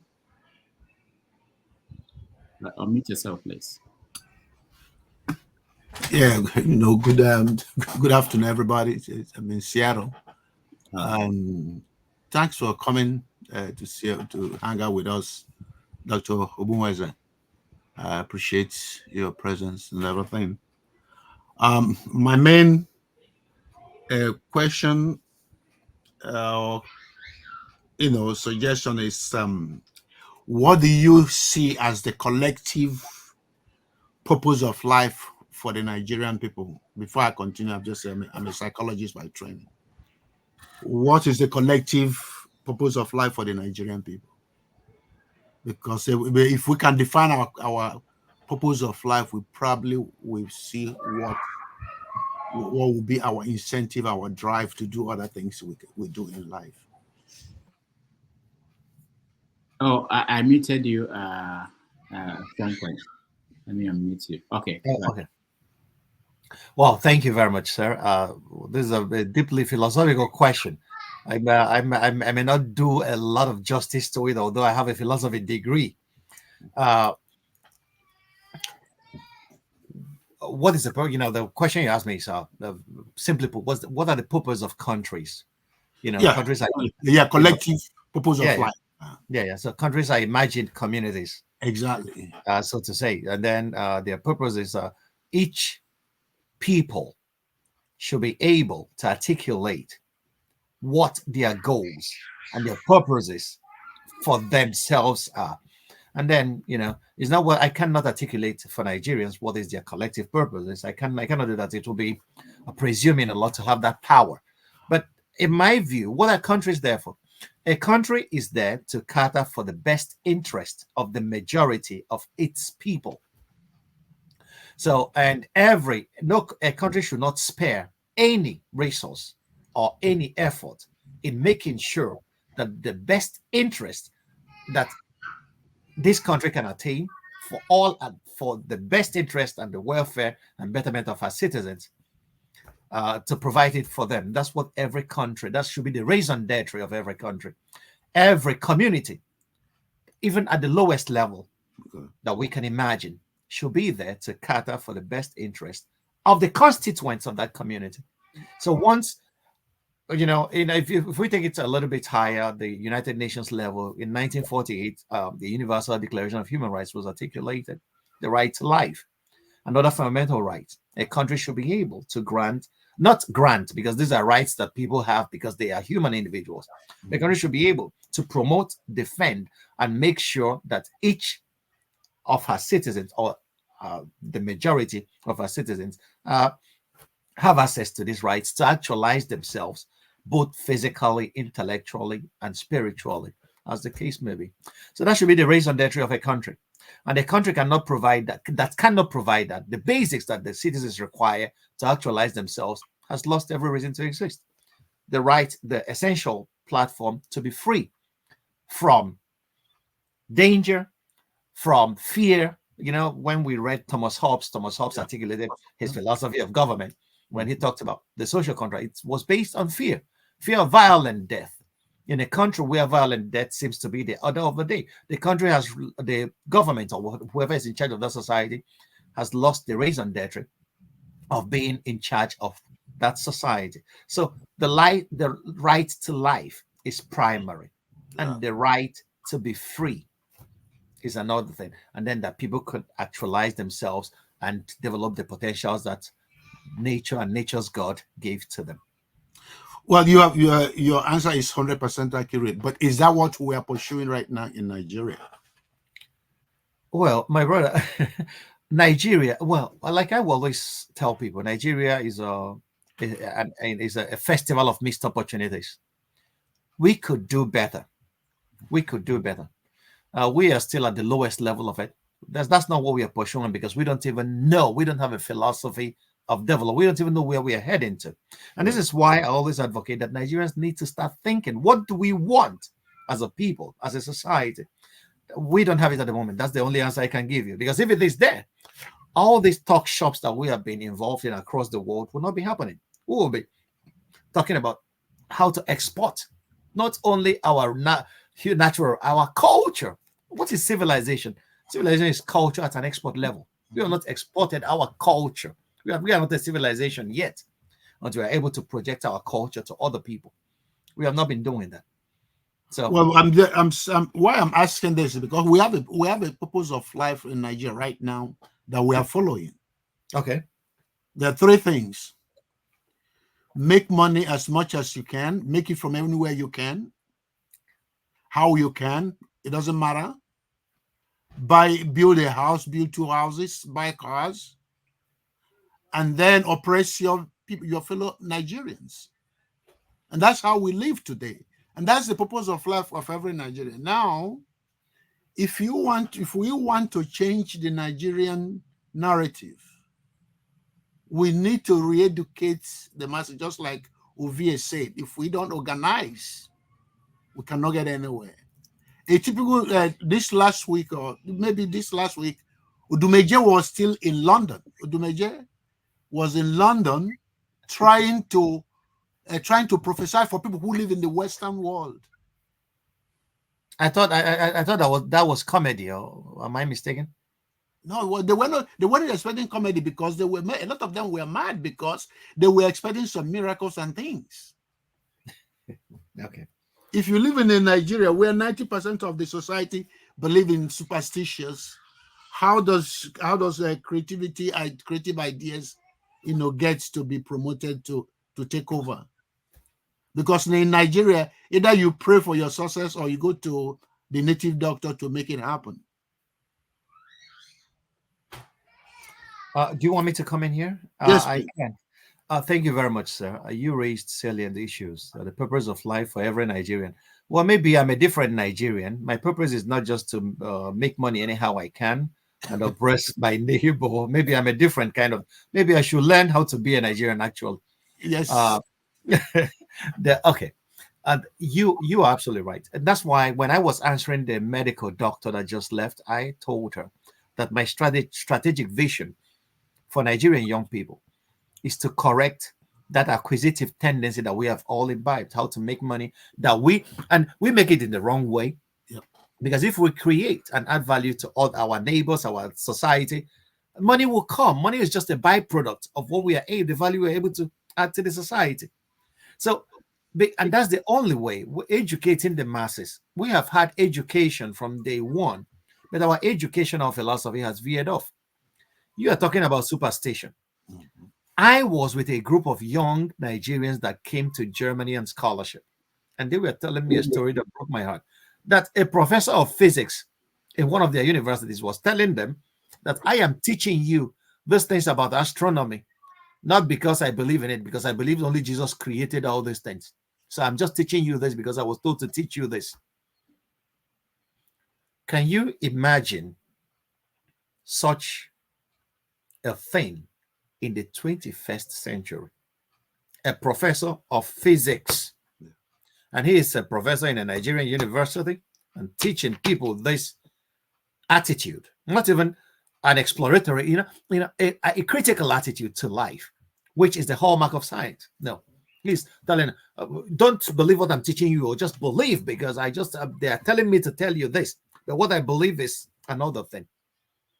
So, and that shows you who is assessing our teachers at the university levels.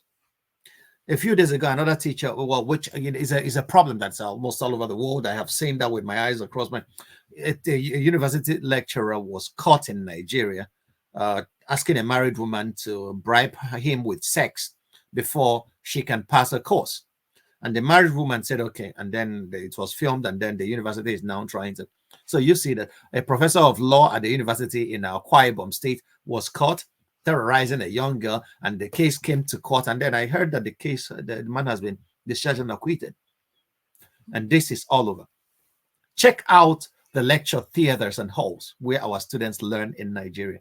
Check out their living conditions. Okay, University of Nigeria, Enugu campus, where I studied law. Some of the, while we were there, I was going from home to the university. My fellow students will beg me to come to my house to take a shower and go use the toilet, because the toilets there are not functioning and the school administration is not doing anything. It didn't start today. So the rot, like I said, it started when IMF told our leaders that they have to defund education, and our leaders foolishly followed that. Okay, so and then we have seen a rebound in superstition. Nigerians, we are religious people. Africans are religious people, but you have a point. You could have a feeling that in the 80s that things were pretty better, but today every problem has a spiritual solution in Nigeria, and that's no solution at all. And every solution has a spiritual problem in Nigeria. Can you imagine that in a country that wants to measure how height with other countries in the Committee of Nations? So if you have a problem today, they'll tell you, the pastor will come. Let me tell you guys a very personal story. January 2013, I went home to bury my father who died in America. I brought him home to Nigeria to bury him. And we were in the church. The Catholics, the priest was praying to receive the body in the church. And a young man came up to me. He has heard that his kids came back from Obodoyi, but from abroad. And then the young man came to me. The young man came to me and touched me and said, "Yeah, I heard that you are a doctor, that I would like to pray for you so that you will not have an accident on the way when you are going back." I had tears in my eyes. My father is being wheeled into the church and the guy wants to pray for me. And I looked at him, and my younger brother said to me, "What did he tell you?" I said, and immediately I said, "Okay, just wait. After you can pray, you can go do your prayers. I'm not against prayers, but you are not praying for me."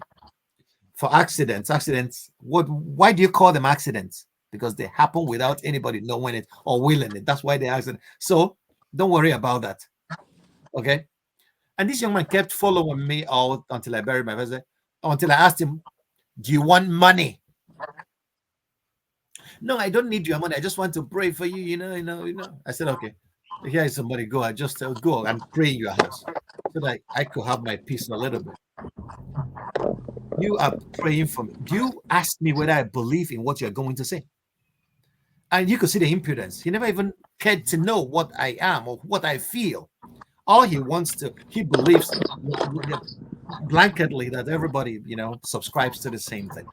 And this is the kind of presumption that actually cuts across everything we do in Nigeria. Watch the programs that our kids watch on Nigerian television. The churches are bought over the airwaves. And what are they churning out? Giving us people that are going to be challenging the Chinese tomorrow. And you will see a little kid, all he knows is about, "I will pray in Jesus' name." Not even how to 1 times 1. They don't know what that is. So we are producing religious people who are superlatively ignorant. And these are the people that we hope will compete with other cultures tomorrow. Don't let me open the book on the religious dimension of it. I've written a few articles about it. And I don't want... One of my articles was Africa and the pestilence of imported gods. Go find it and read it for yourself. I said everything there and I dropped the pen. So I'm not going to talk about it again. All right, thank you. Doctor, heaven is the goal. Heaven is the goal. We are Nigeria going to heaven. Heaven is the goal. Thank you. We want to go to heaven. Thank you, Mr. Okabo.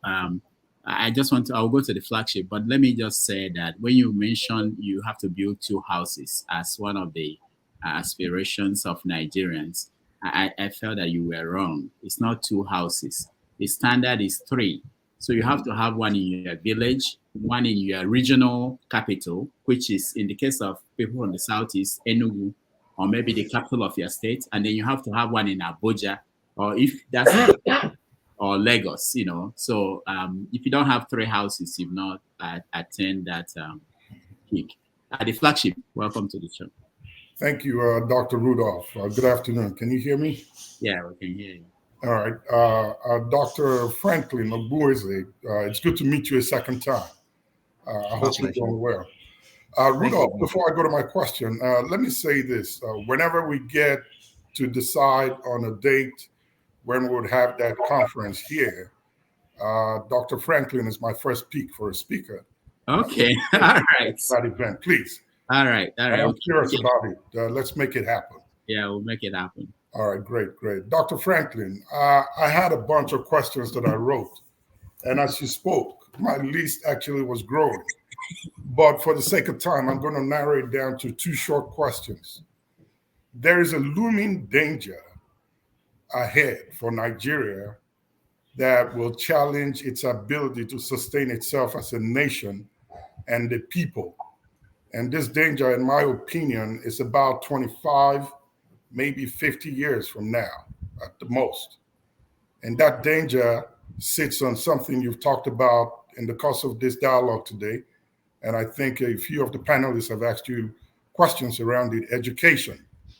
You would agree with me that the quality of education in Nigeria today is very malnourished. And quality education, and I use the word quality with caution, quality education in Nigeria right now is being offered to the highest bidder. And of course, we all following the news of the one-time governor who paid years ahead for his kids to get that kind of education. The Nigerian people at the moment are highly disenfranchised. Today, it is hunger. And you and I have been you've been speaking about it, and a lot of the panelists have been talking about it too. Food is a big problem. The ability to get food in Nigeria today is a huge problem.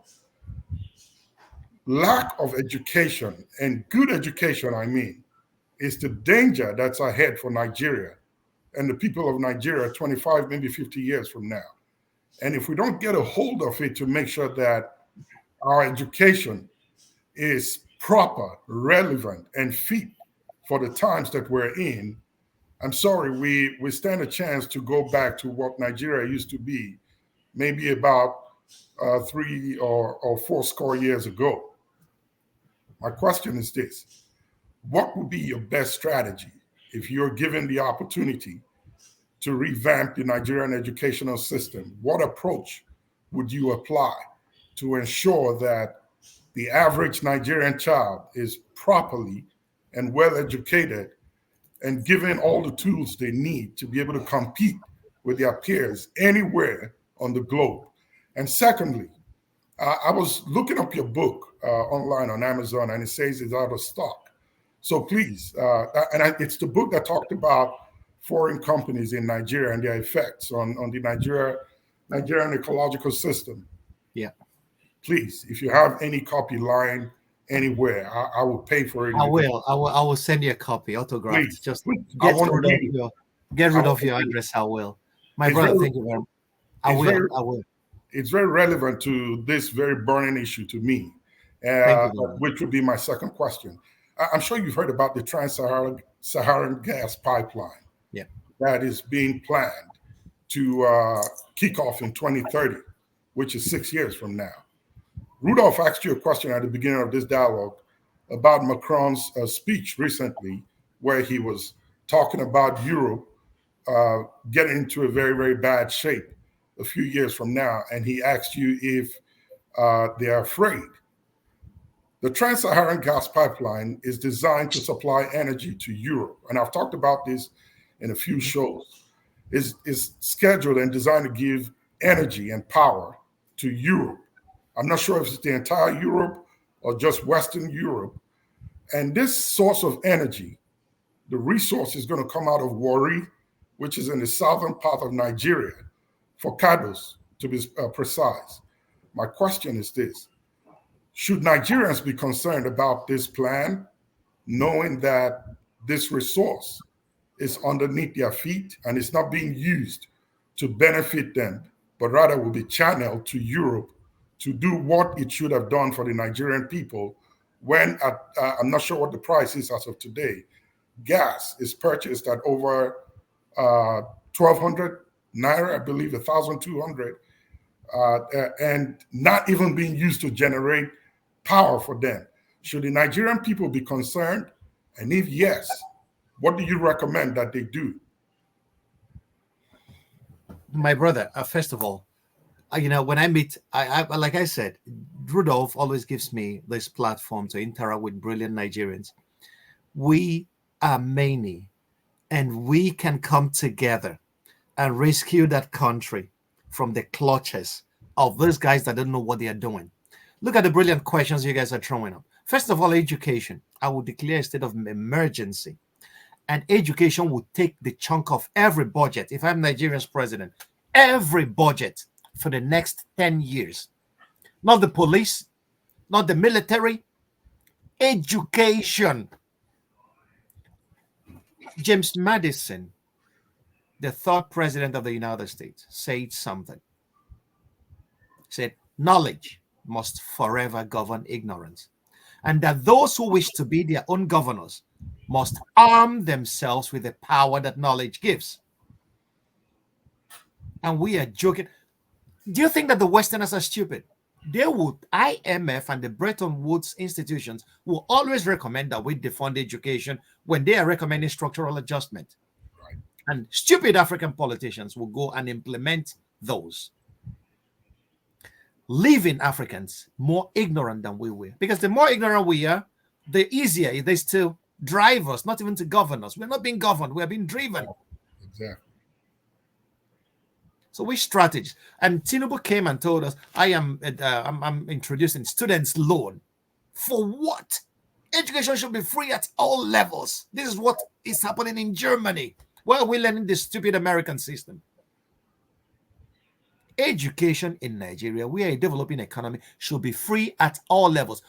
If anybody tells me that we cannot finance it, I will tell him that let us close down the Senate and the National Assembly and the House of Reps. How much money do these guys take home every month that we cannot finance education? What are we talking about? Are we, we are just deceiving ourselves. Right. The governors that have 200 billion every month for security vote. Security for what? Do we have security anywhere? We cannot finance education. And that shows you the poverty of ideas dominating the decision-making bodies in Nigeria. Now, ask any, somebody said, if the first question you will ask any man coming from Europe or America or from the Bretton Woods institution to advise you on a policy is, can this policy you advise me to implement in Nigeria, can you implement it in your home country? Right. They won't. But they advise you to do. They will tell you, no. And our governors, our leaders will go and stupidly sign the dotted lines of policies that will never even profit us in the next 50 years. So my strategy is very simple. First of all, I will change the Nigerian educational curriculum. Our educational curriculum is still colonial. Thank you. Okay? So I will change that. Everybody must know that we have to have a dual system where vocational training. Somebody made mention of the fact that our people studying only theories. This is a colonial curriculum. Where the colonial masters came, they only wanted to produce half knowledgeable people that could man the industries that they want and translate for them on how to steal our resources. But now we have come into our own. We have to train our people. Those who are qualified, who want to learn trades, skills, could do that. Those who want to go to the university could do that. This is the dual system that Germany has used to conquer the world of technology today. So we should do away with the colonial curriculum we inherited from the colonial master. Secondly, education should be free at all levels. In Germany here, education is free to the university level. How much did I pay to do my PhD in Germany? Almost nothing. And if you pay that peanut, they give you, that peanut is for your train ticket for the whole semester, for the whole state where you are in. Tuition is free. This is what a serious country does. You train your manpower. And when they create and innovate, they will pay taxes into the system, and then the country moves and lifts everybody alongside. So it's a very dire situation in our educational sector. And anybody who is serious about governing Nigeria should have an educational policy. What's your philosophy of education? Where do you want to take Nigeria? What is Nigerian education designed to achieve? Ask anybody. The Minister of Education doesn't know what I'm telling you. The president has no idea. They don't know. They are just going to Abuja. At the end of every month, let us go and share money that comes from oil, without knowing that knowledge economy is the economy that is going to rule the world for the next 200 years. China has all taken it over. Europe is now trying to rediscover it. And they are spending billions on education and research. And what are we doing? So it's that is a state of emergency at all levels. Change the curriculum at all levels. We have to know where we are going and then declare education a free good that every Nigerian should enjoy from the cradle to the university level. And that's the only way to revamp Nigeria totally. On the second point, trans-Saharan pipeline. Nigerians should be worried? We should be very, very worried. How many Nigerians we are told about trans-Saharan pipeline? You just read it hidden in the second page of so many news papers. The journalists reporting, I don't even know the wider implications of it. Right. They're taking their resource. We cannot even produce electricity. But we are taking our resource. We are going to power Europe because the Americans told the Europeans that the gas you're getting from Russia will not be coming in anymore. So we are now going to Africa Africa is always there to rescue the situation. Why Africa? Mario Balotelli always has this, why always me? Always there's a vest whenever he scores a goal. Why always me? Why always Africa? So we are now being dumped down that we don't even ask questions about what is happening. So they go and decide in our name, and then we will live the effects. Okay, gas to cook is not available to the ordinary Nigerian, but we are going to be a pipeline is going to be built from Warri across the length and breadth of Nigeria through Niger, through Libya, the Sahara to Europe to deliver our gas to them. And they'll be buying it for pittances. Right. So these are the issues that Nigerians need to talk, and then we need more enlightened people asking more questions. Like I always say, our governments lie, so we really need to keep them on their toes. If we keep quiet, they are going to eat our patrimony on their tables on their plangent tables, and then we'll do nothing about it. Right. All right. Thank you. Thank you so much. Rudolph, one more point, please. Dr. Franklyne, with your permission, please. Can Rudolph share your contact with me? Sure. Rudolph. Okay. No problem. Thank you. And thanks for the book again. I appreciate it. Give Rudolph your address. You'll get a copy. I'll do. Thank you. Good. All right. We go to Eagles Air. In the meantime, I'll just take care of something, and Chim will step in with for me. I'll be right back. So Franklyne. So Eagles Air, you are next. Unmute yourself. Yeah, thank you. Good morning from here. Dr. Franklyne, thank you for the word of wisdom that you released upon us. I hope all people can hear me clearly. All right. Before I ask this question, there's one quote I want us to quote, because through this quote, then I ask the question. Then what is that quote? Say, I want you to look into this quote, then give the answer when I ask the question. The greatest disability is disability of the heart. The greatest disability is the disability of the heart. Now, I want to ask this question based on what Ovie was saying, that you need to catch Nigerian youth halfway. You need to catch them halfway. Now, look at what is happening in Nigeria, and look at the way Nigerians are keeping quiet over some things that are getting wrong. Are we going to say that Nigerians, they are disabled at heart, that this kind of thing is happening to them?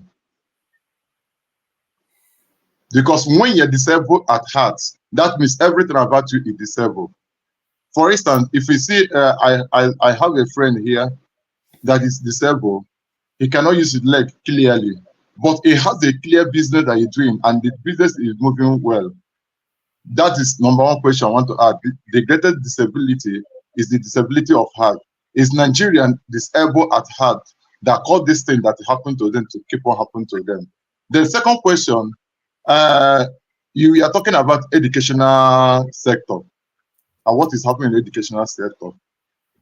I want to know something because here in India, I have traveled about more than 5 states. Then I found out that each state in their educational sector, they use their local language to teach. They use their local language to teach in their class. Then they learn English as a borrowed course.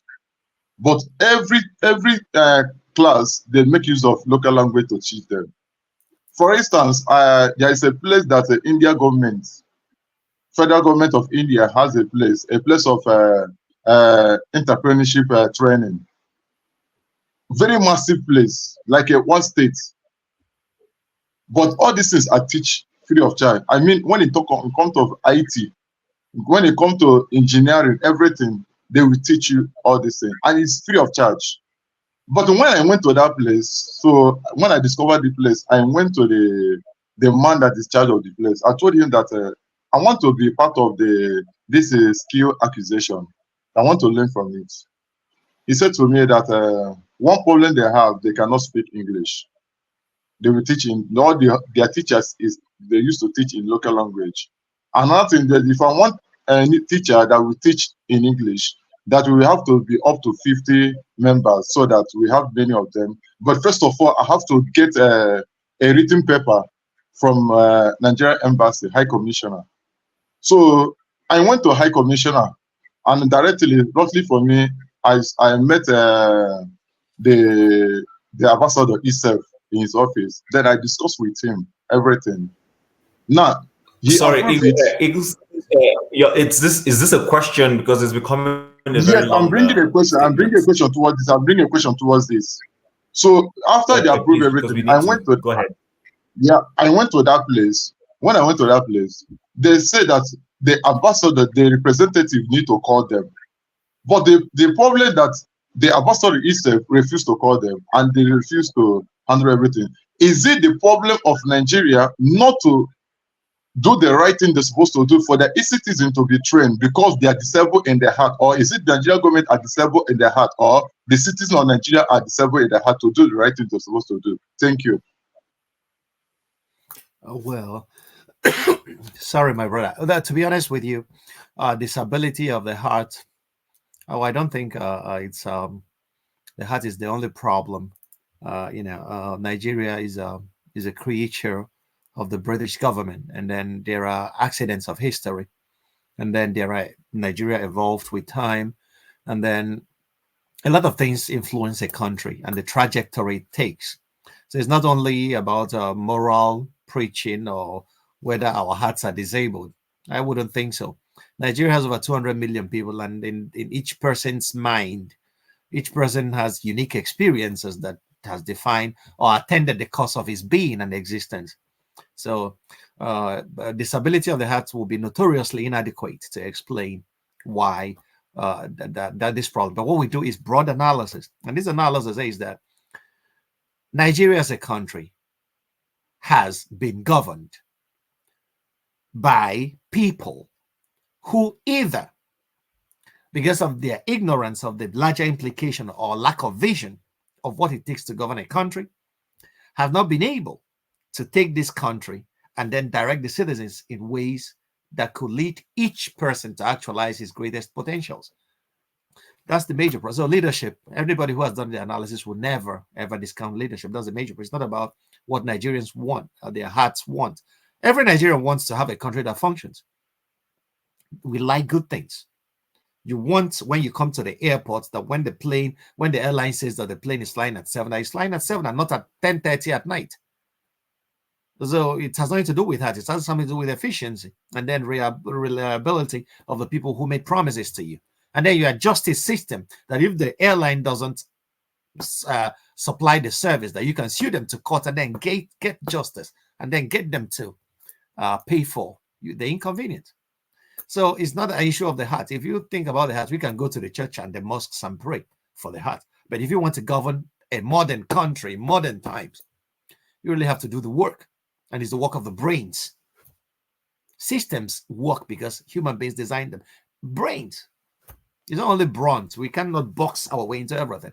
Brains. So human beings have to start thinking, what can we do? How can we do it to make this country function better?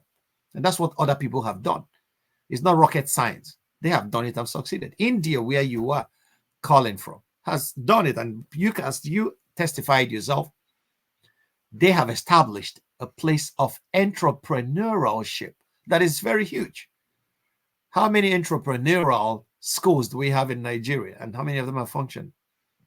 So it's not that about, it's more than an issue of the heart. The hearts are important. They pump a lot of blood into our systems and then keep us alive. But our brains are required to build a new nation where every Nigerian could be proud to associate with. That's what it is. It's not about our being, every Nigerian wants things that work. Like, that's why you are passionate about the ideas you're espousing. You want it to work. It's not our hearts. You can get us together, but if you give us credible leadership, you can preach to us from now till night, and everybody will go home and do the same thing. But if Nigerians know that the laws, if they pack wrongly, that their cars will be taken, they will not pack wrongly because the laws will have teeth. So we should have laws and implement them, not allowing people like Yaya Bello kidnap $760 million, $1,000 and then pay for her kids' school fees in advance, while the kids of the poor and ordinary Nigerian doesn't stand a chance. And Yaya Bello, he's been invited to come and begged to come. The EFCC chairman said, I even called him to show him respect, to come to my office and show a crook respect. If it is a common man, they will have come and bundled him into the boot of the car. So, and Nigerians hear that. You know, government officials don't even watch their language. Nigeria is the only place where Nigeria is very easy to govern. They don't even watch their language. They don't even know what they say and the impact it creates in the audience that is hearing their message. So this is where it starts, my brother. It's not the heart. It's about using our heads to craft a functional society for ourselves and for our posterity. All right. Thank you so much. Thank you, Chim, for stepping in. I think one thing I want to plead with people watching, I think you like this conversation we're having. So it will help us if you click on like of the show so that more people will see that. That's just the purpose. They don't pay us for you liking it, but it helps more people to see what you are enjoying. I think, please, if you can do that for us, that would be very good. Also, we've spent 3 hours, 30 minutes. I promised our guest that he will be out of here in 2 hours. I don't know whether he can take the question from people who are here, who are yet to. Yes, I can. Okay. I can do that. And then I will have to go to bed from here because it's 2,200 hours here. Okay. All right. So let me see. I think Electoral, did you have the chance to ask any question? No, I don't think I had you today. Were you? No, I haven't asked him a question. All right. So just go straight to your question so that we can get to John Ava and Pastor, and that's it. Hey, good to see you, Dr. Franklyne Ogbunwezeh. You've been elaborate enough, but I'm going to ask you a question I asked myself, because I see a society as an orchestra, and an orchestra would always play to its conductor. And all you've said here today is try to explain how that same society is a conflict of interest. And the one who becomes the conductor is the one with the most resources and the most power to drive that society. But this is what I ask myself most of the time. Someone else asked you here, he said, what is the purpose of an average Nigerian? Because that question, and you said it was very philosophical, but most Nigerians don't even have an answer to the question. They don't even know what it means. That their purpose is for prosperity, economic value, and freedom. And even if you put these answers in front of them, they cannot understand it. Now, this is what I ask myself. Would there be a time? Because all we're seeing is conflict of interest, and that is what politics is. We have the external interests, We have the knowledgeable interest. You've talked about think tank. The knowledgeable interest, whereby you think, okay, this is where society should go. Me being a Nigerian, and I'm knowledgeable, and I think this is how my society should go. And the Western powers think, no, this is our interest. This is what should prevail. And the leaders, who are the political players, have their own interest. Say, hey, we've got to loot them dry. But is there a time? Is there a time where the one with the greatest resource, who actually is the conductor, his interests would align with that of the average Nigerian, who unfortunately does not know what his interest is, such that he leads them on that path of freedom, prosperity, and economic value without them knowing where he's driving them up to, until he gets them to their destination, like the Maos of China. Would there be a time where those two interests would match? All right. Not any revolution. Let's stop it here now. Thank you, Kolola. Franklyne. Thank you, my brother. You raised salient points, and they need to be addressed. When you mentioned Mo, my eyes lit up. My eyes lit up because Mo's agricultural revolution killed a lot of Chinese people. And it was like kind of in a genocidal frenzy. He wanted to move his society to where he feels the society should be. Many credit Mao with China's successes today because he took the shot that China continued and then is reaping today. But there were a lot of genocidal decisions along the way that killed a lot of people. And whenever it comes to genocide, I'm an opponent of that. I see society as an orchestra, like you rightly said. Okay, every part has a different tune to play, but it harmonizes at the point. And that's why leadership, what is supposed to be the conductor of this orchestra, doesn't need to be the man with the highest power. He needs to be the man who has the best expertise to conduct. Because you can have all the power, but you don't even know shit about music. There will be staccato everywhere. The orchestra will not even, you will be somebody blowing the trombone. You will give him precedence over somebody playing the piano or the oboe, and then there will be disharmony. And that's what is happening across Africa. Not only in Nigeria. You will see round pegs in square holes. It doesn't fit. Not everybody can conduct at a social orchestra because you have money or because you have power. No. During John Kennedy's time, they have these Abraham Lincoln even. Abraham Lincoln was a very smart president. You know what he did? He knows that militarily that he's not so very wonderful at the eve of the Civil War. And there was this guy, one of his greatest opponents, Edward Stanton. Stanton was criticizing Lincoln with a passion unparalleled. Lincoln has never seen such a thing. He was his greatest critic. And Lincoln thought to himself, this man has such a militant approach to his criticisms of me. If I make this man my defense secretary, he will be the kind of Rottweiler that I need to prosecute this war against the Confederate States. And he hired Edward Stanton. And Stanton was the architect of the success of beating the Confederates during the American Civil War. And on Lincoln's deathbed, Stanton presented one of the greatest funeral orations I've ever read in my life. He was his opponent on the point of hatred, but he called him that. There lays my friend. So a Nigerian will win an election against his staunchest opponent, and then he will try to put him in prison. And it happens all over Africa. Abacha put Obasanjo in prison. Obasanjo was criticizing him heavily.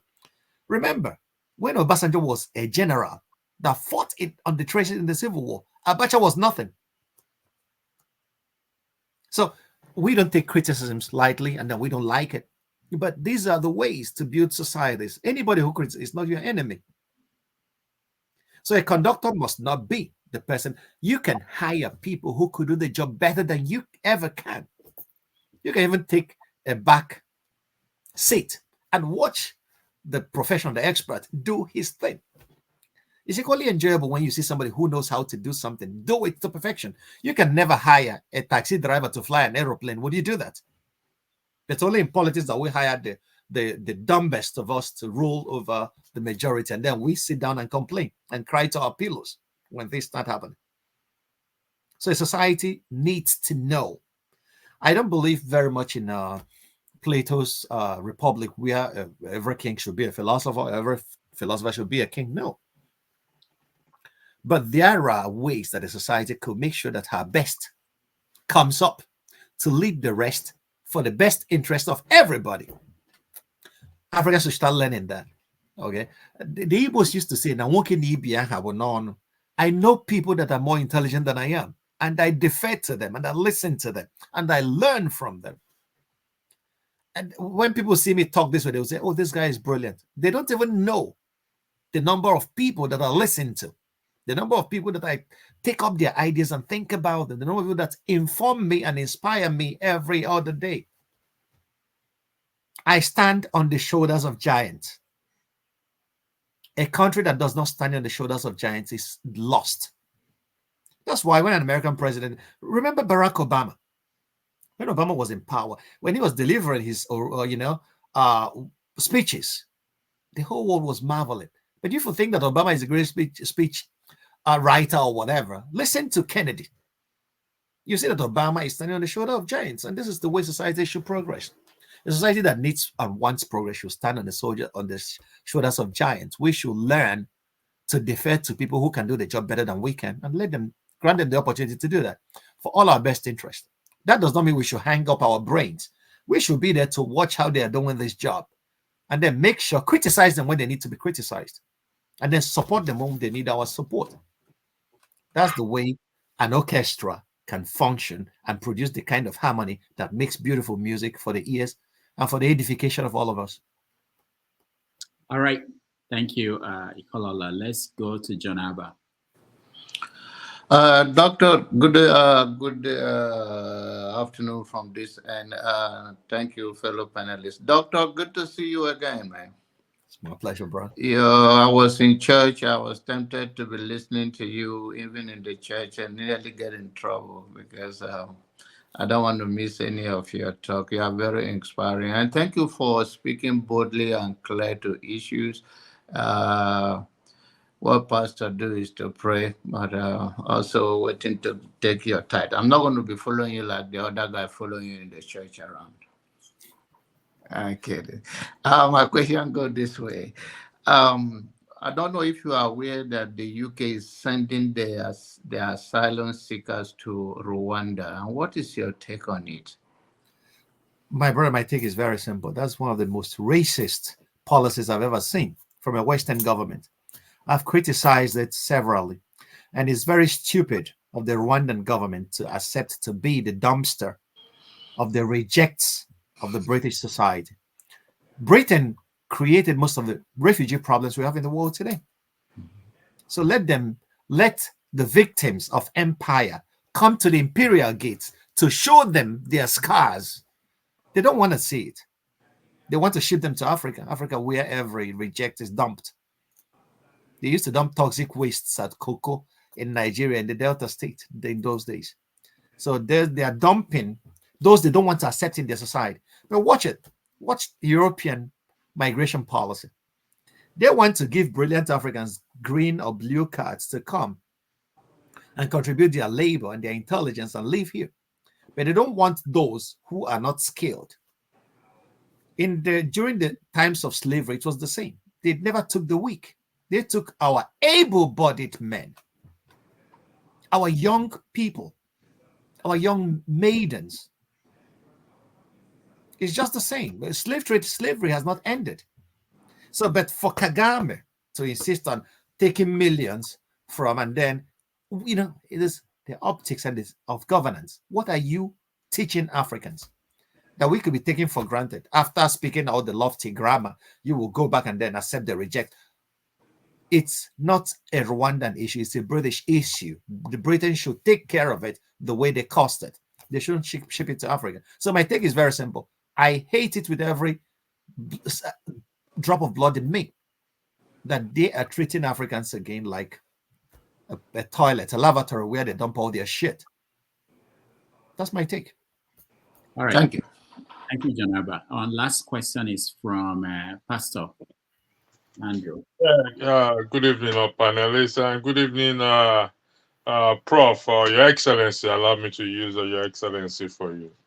You deserve it. I've been at the background listening.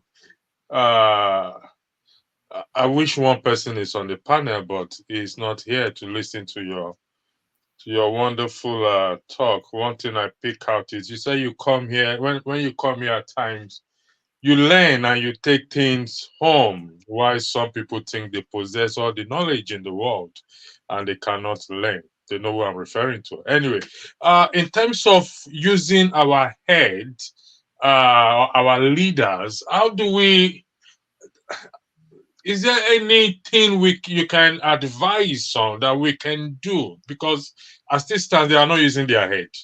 I don't know whose head they are using or where they got their head from. What can we do to influence them for them to be able to use their head and do the right thing? Thank you. That's all. Thank you, my brother. But you just dressed me in borrowed robes when you called me Excellency. I've not gotten to that point. I'm just Franklyne Ogbunwezeh. You know that my name. Please, but thank you. I do appreciate it.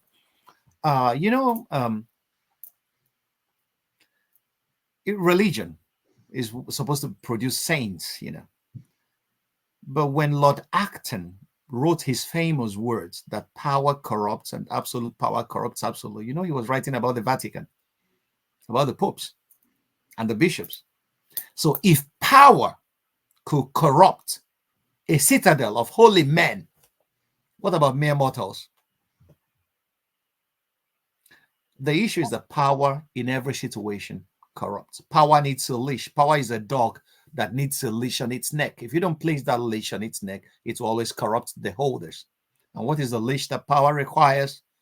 Our eternal vigilance. The Americans said it. Eternal vigilance is the price of liberty. If you want freedom, you have to be eternally vigilant. So if we are not vigilant with what these people do with the power they have, they are going to misuse it. I used to have a professor at the University of Frankfurt, Professor Albrecht. He taught me Strafrecht, that is criminal law.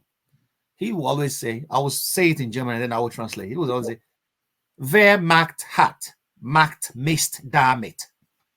The people who have power will always do shit with it if you don't control them. So what can we do? Vigilance, speaking out, never keeping quiet when injustice is having a walkover. Because the injustice you condone today in your neighbor is waiting to swallow you next. That's what our people don't understand. If you think because an Hausa man is killed today, I want you guys to read up on what is called the imperial boomerang or the Foucault boomerang. Imperial boomerang, if you watch American police and American streets, the way the police are treating the American citizens right now is the way empire treated imperial subjects in their colonies. And it's always come back because they will learn how to treat people who they regard as nothing. And after refining that treatment, they will bring it home and they will treat their subjects the same way. It's the same in human affairs. So we should always speak out. When EFCC tells us that they are respecting a common thief because he was a governor, they should respect every other common thieves in our if they want to respect thieves, because no thief should be greater than the other. I'm just being sarcastic now. So we should hold the holders of power to account. Always speak out. You are a pastor, use your pulpit. They will tell you that you are a pastor, just preach. Don't get involved in politics. You know why Jesus was killed? Jesus was killed not because he was preaching he was the Son of God. He was killed because he went political. He went into the temple and drove away the money changers. That was the very first time in the Gospels that these people said, this man deserves to die. So, but our pastors, yeah, but our pastors name is number one on my list. I'm going to remove Rudolph's name on my list and put you as number one to be praying for you for this statement you just made. Thank you for that statement. Thank you, my brother. I do appreciate it. So our pastors will be asked to shut up and then preach. But they didn't know that the man they are following was killed because he got political. Because you cannot liberate the people without going political. That's what it is. So never stop preaching justice. If you preach justice, you will go to heaven. Whatever that heaven may be. Thank you, Rudolph. And thank you, guys, for this wonderful evening. I really, really enjoyed my stay with you. It's been wonderful. Thank you so much. And already people are saying we should bring you back. So don't be surprised. A few months from now, we'll call you again. We appreciate you all the time. Thank you so much. Thank you. Thank you, bro. We will take a break. And Good then, night, guys. Yeah, we'll come back and then we will review what happened.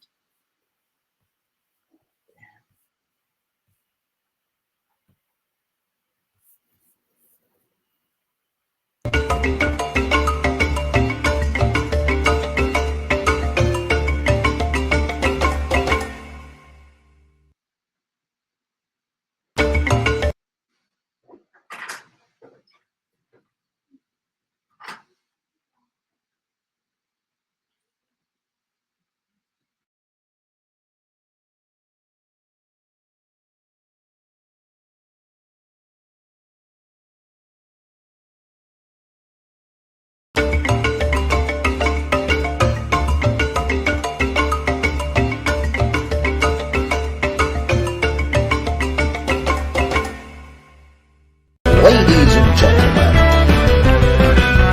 from Eurocopos Studios in New York City, welcome to What Concern Me, your favorite news and current affairs quiz show. I am your host, Dr. Jakiri Damages.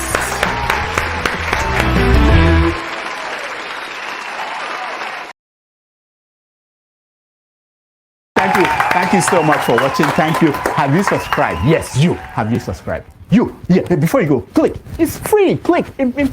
Just that's it. Have you subscribed? You're laughing. Have you subscribed?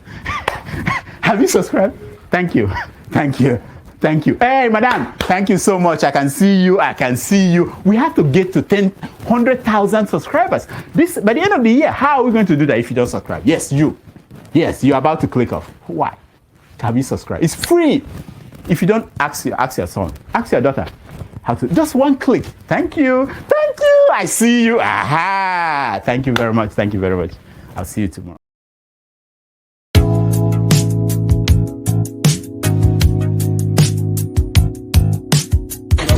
afternoon. Welcome. I'm not welcome. Yes, I got your call. Who sent this to me? Your brother from America. Wow! So excited! Hurry up! I'm so excited! Ta-da! Surprise! Surprise! How are you guys? I'm nice to see you. I'm live. With Help Me Waka, I came to your house. From your brother in America. Wow! Are you happy? Help Me Waka, the people who do what? Run errands for you in Nigeria and in Ghana. Say Ghana. Ghana. Say Ghana. Ghana. Nigeria and Ghana. Say Help Me Waka. Say Help Me Waka. Say Help Me Waka. Help Me Waka. Help Me Waka. The people who run errands for you.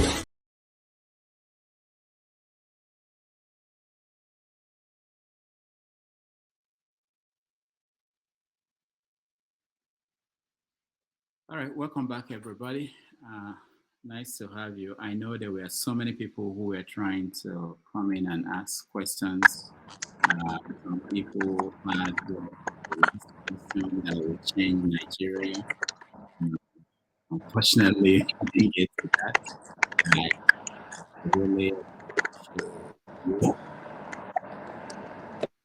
let me hear from people who didn't get a chance to interact with our guests today. Where are they? I thought there were many of them. Oh, okay. Golden Mind, were you able to? I'm not sure. Were you able to?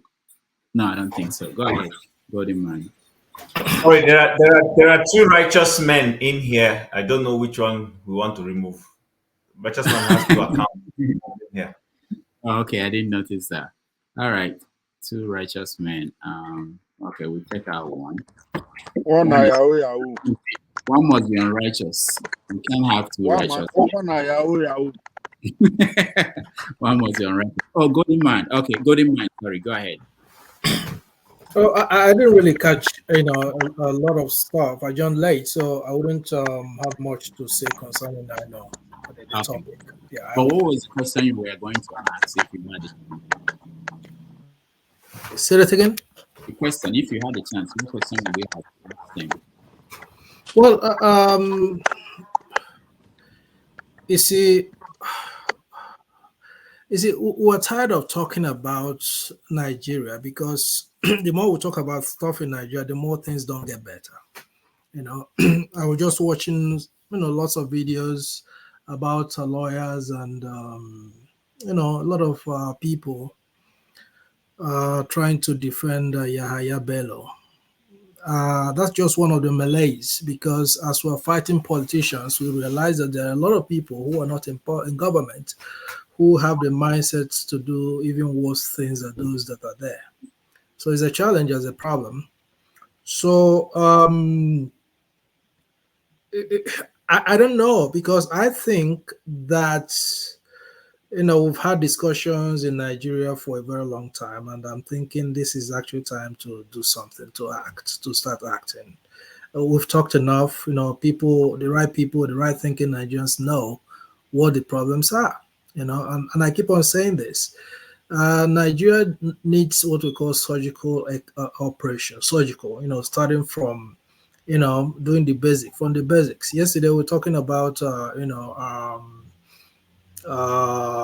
traffic and people driving rickety cars on the roads, and some people were justifying that. If we can justify anything, but the fact is that things don't work in Nigeria. They have never worked as far as I'm concerned. And until we start to do, I don't know how that's going to happen. But when you look at Nigeria, if you've lived in a country where things work and you land at the airport in Nigeria, let's say you haven't visited Nigeria before, once you land at the airport, the first thing you see is that there's no government. No government. I don't care how people want to pretend about it. There's no government in Nigeria. There has never been one. A government that understands how things should work. And I don't believe that somebody who has never lived or worked in a place where things work will know how things work 100%. It's not going to happen. It's not possible. I do also understand that there are people who live in developed countries who have seen how things work. They still go back there and misbehave. But it's a collective action. We need a systematic, methodical ways of solving problems. First is recognizing there are huge problems in Nigeria. So, let me just wait till we get into another topic. There are a lot of other issues that I want to, talk about. All right. Thank you so much, Golden Mind. Bumi, oh, okay. We can see her, so we'll get back to her when she comes back. Chim, what's your take? Let's start from you, a review of what happened. Rudolph, I think Dr. Ogbunwezeh is not just erudite, but he's a very versatile speaker. And I don't want to sound patronizing, but I'm not sure I was disappointed by his views. He seems to understand political economy very well.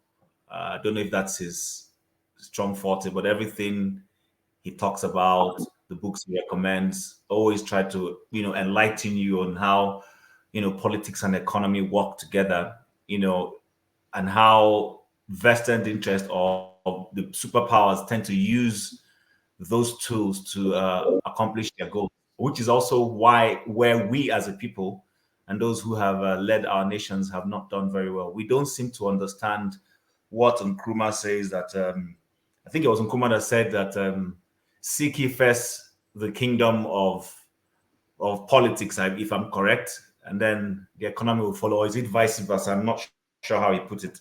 But the point is, our people, we need to understand that personally, we owe it to our people first, which is constantly what we keep saying here. Our leaders should know that their primary role is to take care of their people, push their people's interests first. Incidentally, a few other nations are starting to get it in Africa. The supposed small ones, Burkina Faso, Niger, and co. I hope they stick to the course and deliver the dividends of good governance to their people. Unfortunately, we, supposedly the giant of Africa, we're doing everything that we should do not to deliver those things to our people. So, it was an insightful Sunday with him. He didn't disappoint. Hopefully, we'll bring him back. And he answered, for me personally, he answered some of the questions very well. And I was happy to hear when he reiterated the issue of the remittances, and he was honest enough to say it's not doable right now to do that kind of thing. That he was only just taking a jibe, and that, of course, there's no way anybody who has parents, genuine loved ones, I want to qualify that with genuine, because there are some loved ones that are not genuine, will stay here and you watch your loved ones home if you have the resources to send back home and you won't want to send it back home. It's painful because we know, I've seen arguments on the popular section where people are saying the remittances are pittance. That's fine. I wish there was a way to immune people back home that you want to send money to from benefiting from that money economically. Let's genuinely see if these remittances are pittance, doesn't add any value to back home. But in all, it was a fantastic time we had with him. Personally, for me, I can speak for myself. All right. Thank you. Let's go back to Bumi. Bumi, welcome to the show. Good evening, Dr. Damages. Can you all hear me, or am I echoing? We can hear you. There's little echo, but we can hear you still. Okay. So I listened to the guest, and I think it was very informative. I like the part that he mentioned that knowledge is key, because when you start knowing more, it creates a more informative mind to have a good conversation and good understanding to where Nigeria is and how to be better. So I really like the fact that he really mentioned about education. I wanted to ask him a question, but I was finding it very hard to form the question in a sentence, because it was very long. But I hope maybe next time when next he comes, I would take my time to really form that question so I could ask. But overall, I think it was a very, I really liked the guest, and I know I didn't really pay attention to every single thing, but the ones that I was present for was very informative. So I really liked it. All right. Thank you. Thank you so much. Ekolola. Good evening again, everyone. It was wonderful listening to Dr. Franklyne. He seemed to know, he has a very vast knowledge of every area. I was starting to wonder what his discipline is, But it's just that my question was to relate to the external forces, which we would always want to lean on when it comes to the Nigerian situation. But we can't keep doing that. We can't keep doing that. I think our problem is with ourselves. And and the person that tried to get to that was Eagles with his quotation about the paralysis of the mind. Because in Tanzania, you won't believe it, Tanzania is shutting down 5 hydroelectric generators just to reduce the power generation because too much, and we call ourselves the giant of Africa, and we just can't even generate enough power to power one state. So something must be wrong with the Nigerian mindset. Something must be actually wrong with the Nigerian psychology. So yes, he touched on many things, but that is my take on it. And also, there is my thought about talking about issues seem to be shifting. This is what I got to this evening, because I always think, look, we talk about these things every day. I mean, what do we do? But talking about it puts it in everybody's face and makes everybody know that something is wrong. Because if you don't know that something is wrong, then you cannot do anything about it. So that my own view of talking about things shifted a bit. Yeah, it was a very good. He's a very good guest, a man who is vast in everything, and I've never heard of him anyway, but I'll get to see who he is more and learn about him. Thank you. All right, thank you. Master Prince. Yes, Dr. Rudolph. My own thing is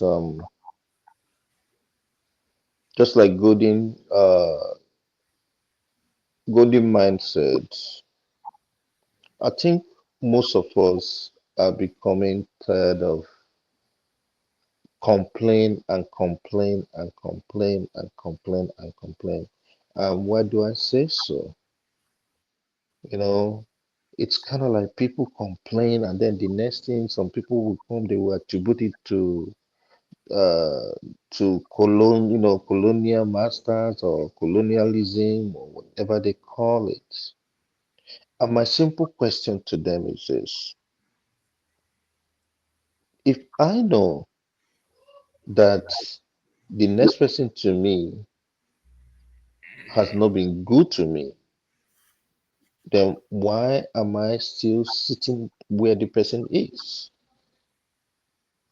Is either that I will devise a means of making it work for me, than depending on the fact that, oh, that person is pressing my neck. In general, I know I asked him a question about the Kagame and Tinubu,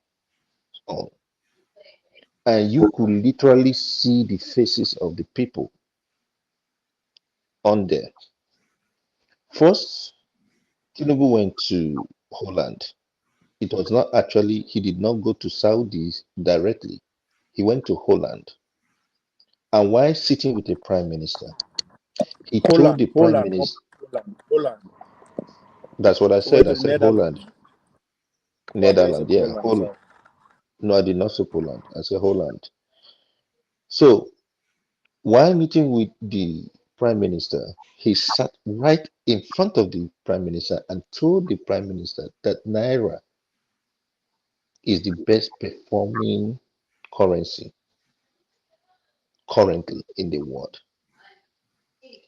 And I kind of think, who are those people that really advise this man? Don't they know that for the prime minister to even come out of that office, he must have gotten enough information about Nigeria and things that are going on? The same Naira that we are saying, or they are saying, is performing greatly, is the same Naira that was on Thursday, 1,450 Naira to a dollar. On Thursday. And then the same week that the governor of central bank came out to try to defend the fact that world-renowned financial institutions came up and opened up and said Nigeria is defending the naira with their reserve. So why am I saying all this? What I'm saying is I'm sick and tired of the lies of the leaders we have in, or the people that pretend to be leaders in Nigeria. I'm just sick and tired of them. All right, thank you, Master Prince. Let me just remind our viewers that on the 19th of May, we have Dele Ogun joining us to be an interesting conversation. He is the author of The Fatherless People. I think for those who might want to be part of that conversation, it will help, if you find the time to read the book. It's on Amazon, or get the audiobook and read. It's a very important book on understanding Nigeria as it is today. So that will be on 19th of May. He will be here with us. All right, let me go to who's next. I think Jonaba, you're next. Okay, thank you again, Dr. Rudy, for having me again. Dr. Frank is always a very deep guy. I have understanding, and I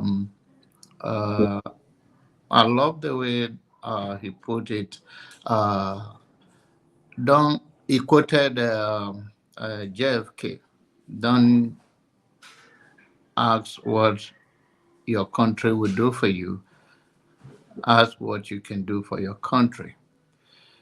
I think sometimes we overflow issue of how dysfunction our society is without speaking directly to the issues that has nothing to do with the government. Once they notice that the citizens are getting better, going about their businesses, it will be better for them. I have brothers and sisters who often ask me to put them in some government work. And I told them that, and I know their motives, and they told me too, oh, I want to be there. I can collect the money. I don't have to go to work every day. I can still run my business. And that's the reality of many Nigerians think. We don't think how to empower ourselves. And I told him, why can't you go and become a farmer? Right now, he's doing better. He doesn't have to worry about salary. He doesn't have to worry about anything because he's doing well as a farmer with animals, rice, all kind, big way. But that is how Nigeria, and in those days, they think to be a farmer is like a dirty job. It's a hard work. If we all can talk about the government on one side and take a fiscal responsibility for what we can do for ourselves and our moral compass, that if we want from the person leading, what do we do for ourselves in our own local way, in our own small cycle as a leader in any set, whether in the church, in the mosque, in the family, as a husband, as a wife, as you are raising your own children, what are we imparting them?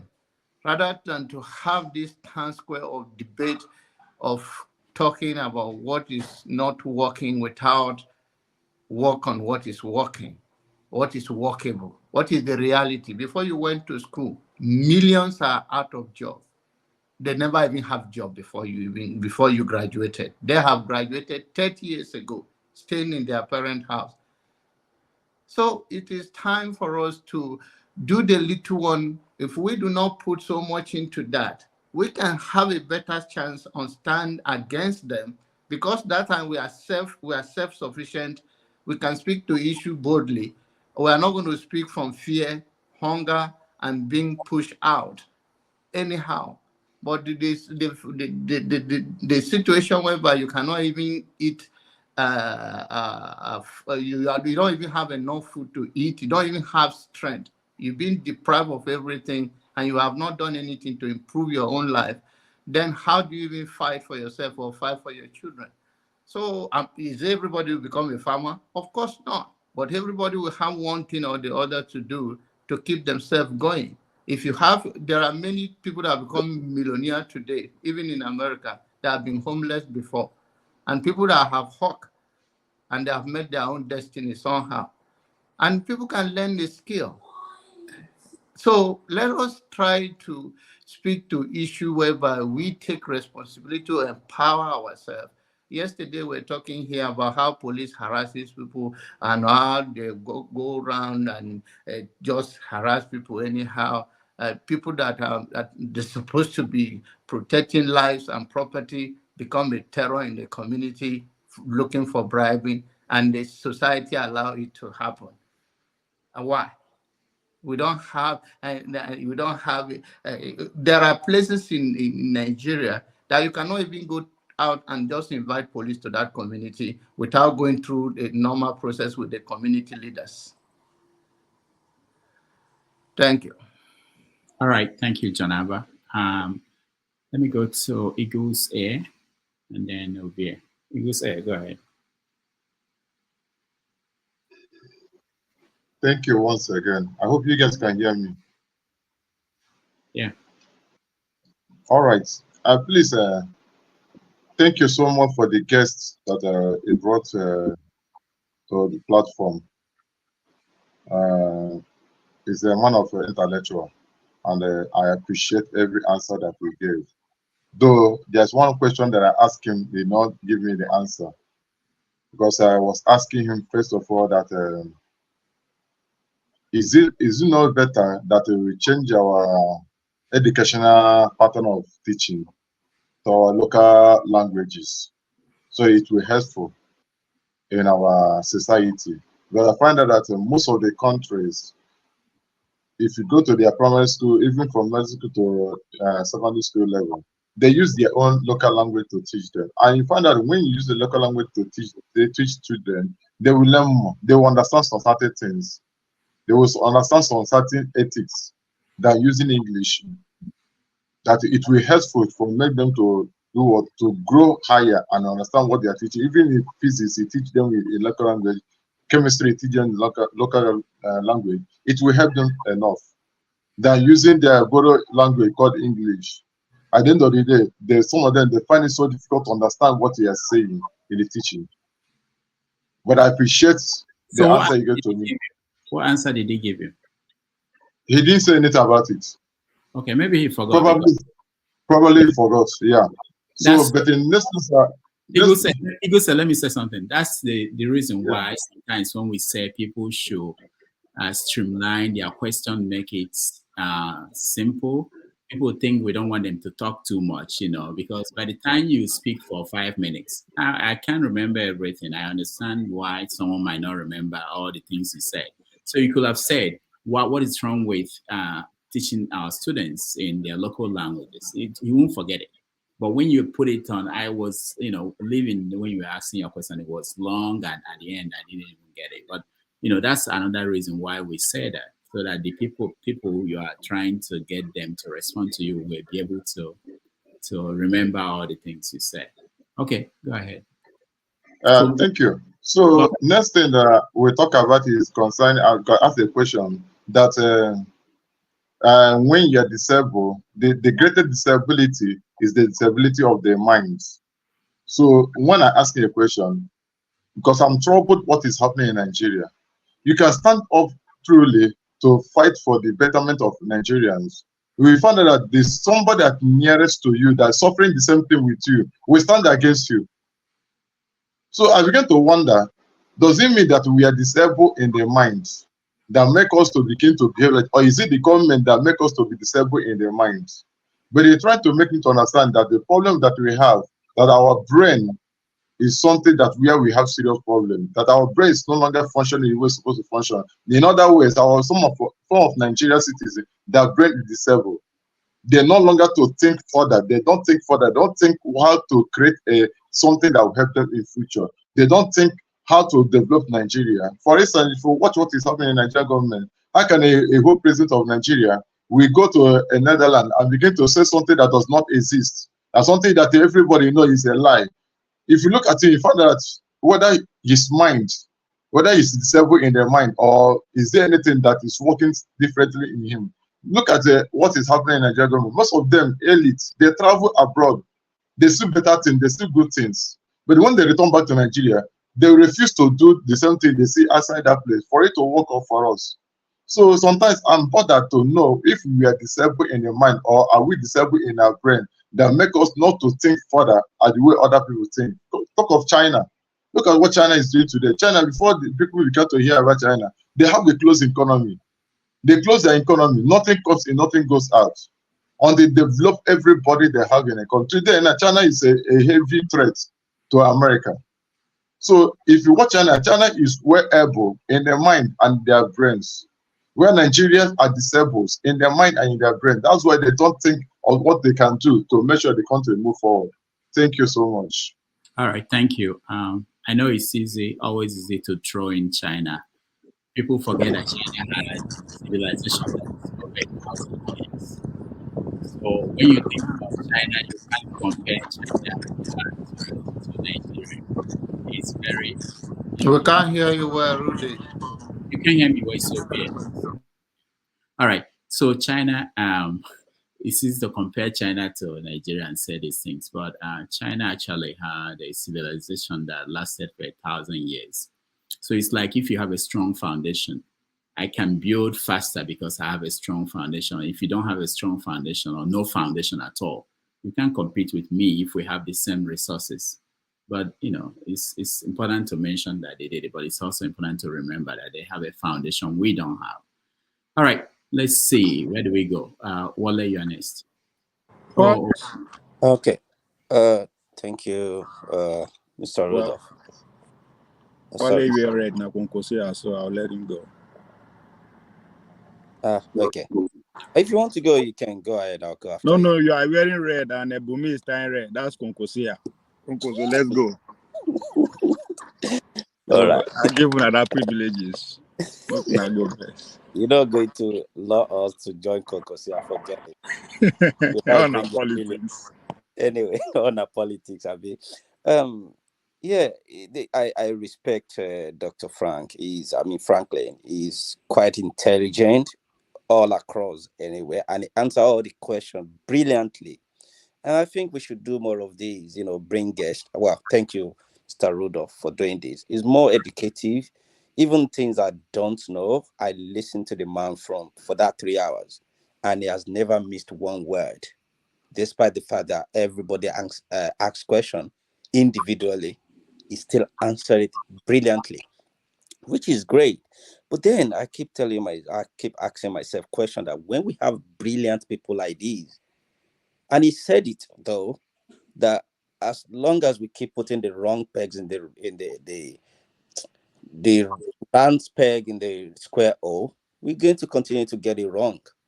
People like these are the people that they need in government to give advice, to steer them into the right direction. You can put the dumbest person in politics, but when you have people who are expert, who can guide you, who can do things, not putting Adelabu in power. It doesn't even. Anyway, that is that. But the way I'm looking at every single one of us here is we have our own quotas to contribute.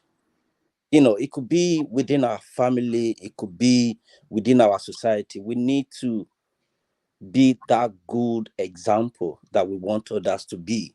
I cannot be saying this and doing opposite elsewhere. If you happen to see me elsewhere and say, oh, this is this Wale that is telling us to do good, whereas he's really doing bad, because in every human, either we like it or not, there is a tendency for us to do evil. Even this country, they will tell you this is 70 miles an hour. They're not saying you shouldn't buy your Ferrari and do 150. That is fine. We'll get your ticket. By the time they land your ticket first time, 2, 3 times, and they put points on your license, you will learn. But do we do that in Nigeria? No. The policeman, when I get to Nigeria now, is my uncle that is in the Senate that will give me the whatever they call it, entourage, to come and escort me from the airport down to our house. Then I'll feel like a big man. Whereas what am I doing here? So we've never been honest with ourselves at some point. We always want to find a way to show a big manship when we get to that country. Things that we cannot do here. At what stage are we going to be honest with ourselves? This is my uncle that stole money.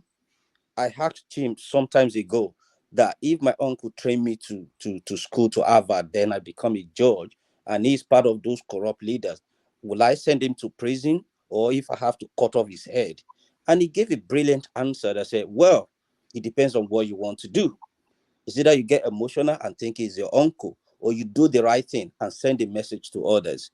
So those are the kind of things that we need to imbibe in us. Human being, either we like it or not, we are default, we are corrupt. Everybody just waiting for their own opportunity. If you say you are the right person, you wait until your wife wants to become a first lady. And that's where you know that you think it's a joke in the Bible that Samson, as powerful as he is, Delilah had to pull him down. Solomon, as brilliant as he is. So there are always something that will make people want to fall into everything that we all condemn. It takes a strong person. Even when you have power, the power will likely corrupt you because you will think that what else can I not do? So for those who are religious, who go to church or go to mosque, stand firm, preach what you're supposed to preach. Because if Jesus comes tonight, all the money you have in the bank account, I mean, take for example, when you sleep, do you even know what is going on? No. So somebody who stole 80 billion, he wants to pay for his child's school fees for the next 30 years. Does he even know what is going to happen? So this mental problem, I think I rest my case. But let's do the right thing if we want the right society. Let's start by being the good example for ourselves within our community where we live, the people we associate with. All right. He who wants to come to equity must come with a clean hand. Thank you. Thank you. Sorry, Rudolph, if I could just say something to Wale. Wale, it doesn't take a strong person to do the things you're asking. It just takes a disciplined person. Strength cannot get you to do the right thing. Definitely, I agree with you. And that's what I said to myself. I would rather do the right thing than, be seen to be a strong person. I discipline myself and I said, look, if you like, you can take me with 30 billion. All right. Thank you, Wale. Ovie. Thank you. All right, three things. Let me make it short. One, at first, when the man they talk, I mean, of course, not the first time. I was like, this man is plagiarizing. He's plagiarizing me pretty much verbally, point to point. And I remember two things. Oh, okay. I think I have privilege to have access to some of the people that I listen to, which is Professor John Meshama and Professor Noam Chomsky. Two different distinct people that they are so rich in their ways of in terms of international politics and geopolitics that once you can able to follow those people, you will understand a lot what our doctor was saying. Then at the same time, I also understand that these are what I talk about pretty much every day. And Rudolph is always on the background spying on me. So he pretty much must have linked my secrets to doctor. Anyway, as on the last note, I think we misunderstand him when he was talking about the imperialists, the colonizers, the slave masters, the capitalists, however you categorize them. What he was saying, that I think he was very clear by saying that politics is about interest. Those guys are just pursuing their interest. It's all about survival for them. We are just unlucky that there are some. I think somebody asked that question, that at what point the poor people interest will meet the rich people interest. So what the guy is saying that those foreign interests, the colonizer, whatever, they are doing whatever they are doing for their own interest.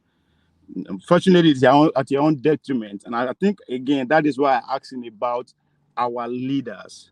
For him to actually understand this fact and break it down so well, that means people in his class who are ruling today also understand that. So in other words, you can only conclude that they are complicit. So they are working for those foreign imperialists. So it is now our own. And that's why I also asked him again regarding with the poor people. He keep referring that we should do something, that we are the only one that have the capacity to do something. So he categorized our problem very clear. He's not saying those people are responsible for our problem. How we respond to their interests is where we are. Our leader that we selected or choose to actually negotiate those people, because we don't have to negotiate because we don't produce anything. Even the oil we get, the refiners, the machine they use, now them get them. So they have in a way you can say they have the upper hand in negotiating. But at this point, what the man is trying to say is that these men we will get the rulers, they're gone. They are 100% with those people. Even when he actually cite an example of a shadow government, right? He's not saying, oh, it's how we respond. Again, when he referred to Indians, it was a deliberate response. The Indians would say, no, it's not going to continue like this. So every other country, actually, the elite sat down and said, come on, where do we go from here? And I think that's why I started my question with the international stage. Is an anarchy stage when he used the John Meshama references, which I actually refer to that too, and I agree. Now, dog eat dog. Can you go there and say no to these people or say yes? It's on you.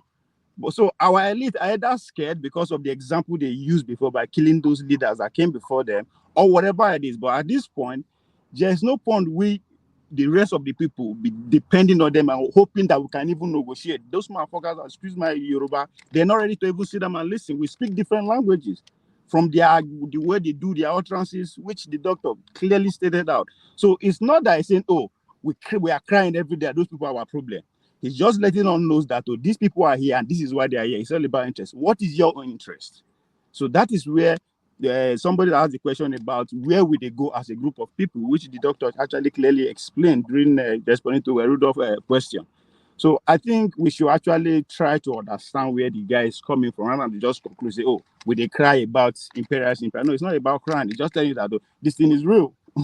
How you deal with it is now your prerogative. Just like we see with the Nigeria dealing with the French oligarchy in their country. So it is their prerogative. It's not our prerogative to do that. But unfortunately, we have leaders who don't kind of reason with us. So that's why I ask them. We ask so much, we demand so much from the ordinary people, to which he also acknowledged that the ordinary Nigerian has gone through a lot. In response to my brother from India's question, is it the death of the mind or the in response to that, I said, another Nigerian man is going through a lot. They bombard us with all kind of misinformation, miseducation. Everything is against us. But still, because we are so fortunate to escape that, we don't worry about what we eat, where to live, where to work. We just wake up and now we're not expecting those people to start thinking differently. The problem that you escape is still there. Now, how they go to job, how they go to survive. So that's why I asked them, aren't we doing ourselves the service without actually start making a deliberate attempt now? Convert this order already to action. We have to be deliberate about our mission. Those people need us. We have to meet them halfway. However we see it fit. But again, a success can only come when we organize in group. And I think that's exactly what we were talking about yesterday on this platform when I was asking the girl from New York. We don't have a united front.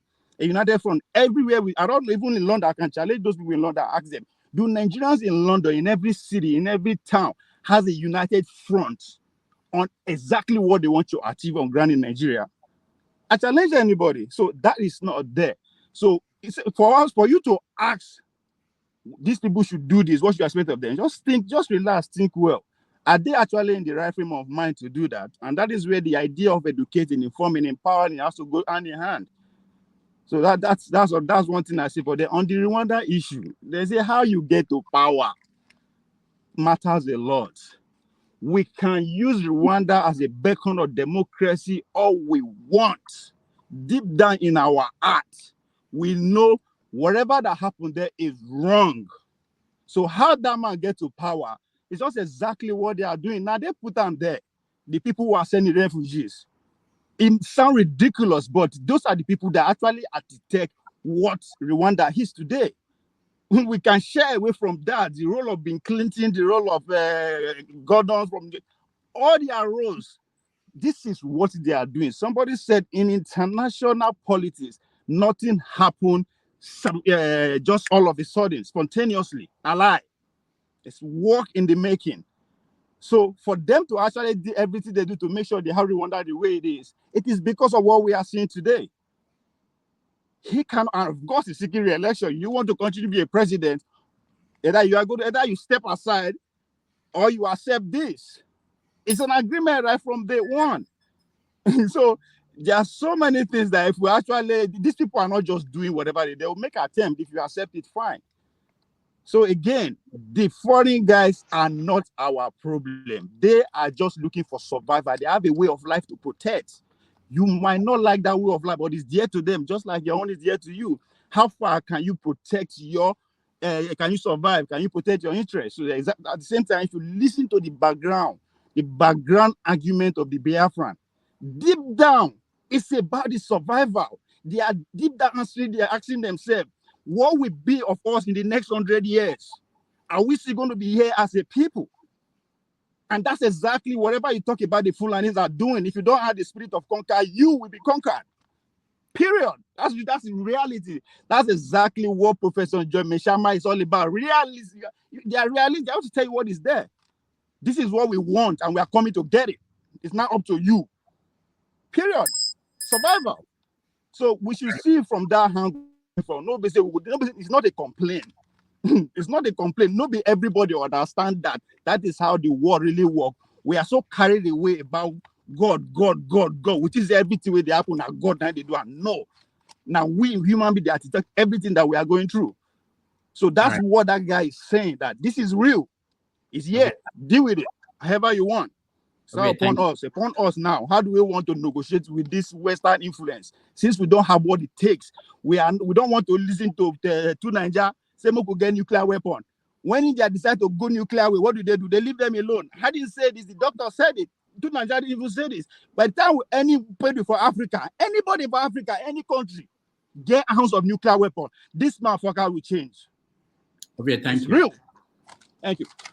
Yeah, because I know you can do a show on your reaction to this show, to today's show.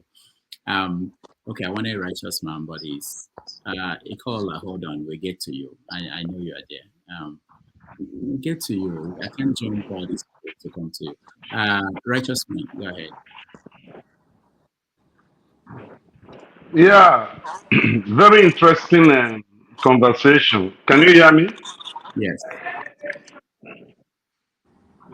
Yeah, very interesting conversation. And Ovie is a man of wisdom. I most sincerely appreciate him. I see him as a very sincere person, you know. He made a statement that is very difficult for, unless you are bold and you like being truthful. A statement he made, many of us in this platform will never, ascribe to that statement. When he said, that is what the Biafrans are fighting for. What will be there in the next 100 years? This is the battle for survival. And when people agitate, there is something that is propelling them. There is something that is, fueling the agitation. When they look and see that the world have left the black man behind, even my friend that just came back from the US was telling me that even the African blacks that are in the US have been discriminated by the slave Americans that are blacks. They discriminate them, that they see them as inferior human beings. I mean, black discriminating against blacks. I mean, in a nation we call a free country. So the Dr. Franklyne spoke intelligently, brilliantly, answered questions, but there were some things I wanted to ask, but I wouldn't want anybody to hold me responsible that I was taking other people's time. Number one, the China and the Indians he mentioned, he made reference of. These two nations held to their traditional beliefs. The influence of Christianity in China and India is very minute. Now, India is 1.4 billion people. The number of Christians in India is less than 300 million. China is 1.3 billion. The number of Christians in China is less than 250 million. They held to their traditional religious belief. And that is the reason why they could do exploit as they are doing today. When you come back to Africa, maybe to Nigeria, the two foreign religions got hold of Nigerians. The Arabs came with Islam and conquered the North African up to the Yoruba land. The British and the Portuguese, the Italians, the Germans, the Spanish, they came to the East, conquered the East, and enthroned Christianity. And these two religions now in Nigeria are battling for superiority. That's one of the fundamental problems we are facing here. The Muslims believe it is their right to rule. The Christians believe it is their right to rule. In fact, before we talk of tribe, let us trash the issue of religion. It has eaten deep in Nigeria to the sense that Nigerians have lost their sense of humanity. If you are not considered a Muslim or a Christian, then you get nothing, out of what is being shared. So, I am asking Dr. Rudolph, which way forward in the Nigerian context? Africa have lost, and if we are depending on Nigeria to resurrect Africa with what we have on ground today, with what is obtainable in Nigeria today, I don't think that Africa will ever stand. I want to also make references to the two things he mentioned. Number one, I have mentioned it in this platform, and people nearly ate me up that day.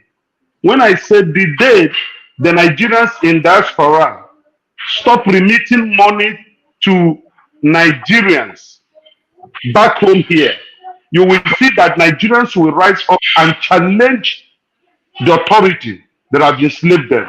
But as long as the stipend is coming from abroad to cushion the effect of mismanagement, there is no way Nigeria will change. That was why in yesterday's platform I was asking you a question. You put in your page what Aisha quoted, and I asked you what was the reason of pinning that thing down, that statement. It goes back to what Dr. Franklyne is saying today. As long as we are receiving gifts from abroad, these people know that we can't buy it. We can't do anything. I am telling you today, I bought a liter of fuel in Lagos State. I am in the city of Lagos. I bought a liter of fuel today from filling station. I bought it at 1,450 naira. Black market is going for 2,200 naira. And I'm just telling you. So there is nothing that anybody can do to change what is on ground. We are toothless bulldog. That is not Nigerians. When you talk to them, they will tell you the prophecy that is given in the church concerning their better tomorrow. So religion is holding Nigerians captive, and the division of tribalism, the division of I am of this tribe, I am of the other tribe, is of the east, is of the north, is of the west. It's also a barrier that will make Nigeria not workable. So I always ask this question. Since these factors are there and there is no way we can eliminate them, what is the way forward? What can we do next? Thank you. All right, righteous man, thank you so much. First of all, I want to correct you. Said that Christians in India, they were, I think you said 200 something million. They are only 20. No, I said over 300 something million. In China is 200 and something million. No, they're only 26 million in India. And in China, they're only 44 million. How many? 44 million in China, and India, 26 million. Okay. And not a lot, So okay. That's the size of the country. And then you've mentioned this issue about why did I put up Aisha quotes. So I have people who work for me. They watch these videos and they cut out videos, and when they send it to me, I share them. So the instruction they have is anything that is unique, anything that is, idea that is new, that will engage people in conversations. So it has nothing to do with what I like or what I. So that's the process. But thank you so much. Let's go to, I'm not sure, Show and Selka, who came first. Ikalola, what is going on? Okay, let's go to Ikalola. What's going on? We can't wait for his turn. Leave show out of this until you learn how to pray. I Until you learn how wanted to pray for Nigerians. I wanted to ask Ovie for 2 questions. Oh no, we don't. I don't know. We don't want that. No, please. No. Prof. No, not now. Not now. What do you want to gain from that? That 4 hour. No. I don't want to gain. I don't want to gain. I don't want to argue with him. I want actually an explanation. Okay. Because he seems to understand. When he was speaking, the only good thing he said that in a lighter. I was almost about to. When he said in a lighter mode, I said okay. Yeah. Well, I just wanted to get a clarification from him, from the guest we had. No. Don't ask him. Wait until. I thought it was something else. Mr. Yanis. I enjoyed the doctor's conversation. However, I have the same sense that some people were coming with, that it was taken towards the blaming of the West or something like that, which Ovie touched a little bit. And Ovie actually just says some other things, that make sense if we actually want to look at what Nigerian problem is. The Eagles said, what is wrong with the brains of Nigerians? And that's exactly a very good question. The problem of Nigeria is not Nigerian leaders. Nigerian leaders are not our problem, because we've been having leaders from the 60s. They come and go, they do the same thing and they go, and we're there. The problem with Nigeria is the Nigerian people. Why do I say this? In 1964, they had something they called Freedom Summer Project in the United States during the Civil Rights Movement. If you volunteer to go to the South to go and enroll African Americans to vote, when you know that all the way from 1877 to 1960, the Jim Crow in the South prevented the Black people from voting. After the Emancipation Proclamation was given by Abraham Lincoln on January 1st, 1863. But during the Freedom Summer Project, when they started fighting for their civil rights, if you volunteer to go to the South, Mississippi, specifically, wasn't Mississippi, Jackson, Mississippi, Meridian, Mississippi. I've been to all those sites where they did all those organizing. I've been to the what do you call it, Meridian Hotel, the Moraine Hotel in Memphis, where Martin Luther King was shot. I've been to the church where they killed the 4 children in Birmingham, and then I've been to the Freedom Center, the Civil Rights Center in Atlanta as well. If you volunteer to go from the North, New York, white people, Jewish people, Black people were volunteering to go to the South to go and register Black people to vote. They will sit you down and tell you, look, it was mostly students anyway. They will sit you down and let you know that what you're doing involves that you could die. That's the death is involved. There's danger in what you're doing. You may not come back alive. And guess what? People were still volunteering to drive from New York, Washington, D.C., including some 3 young girls from Iowa in the Midwest to go for that Freedom Summer Project. Why? Because of their mindset.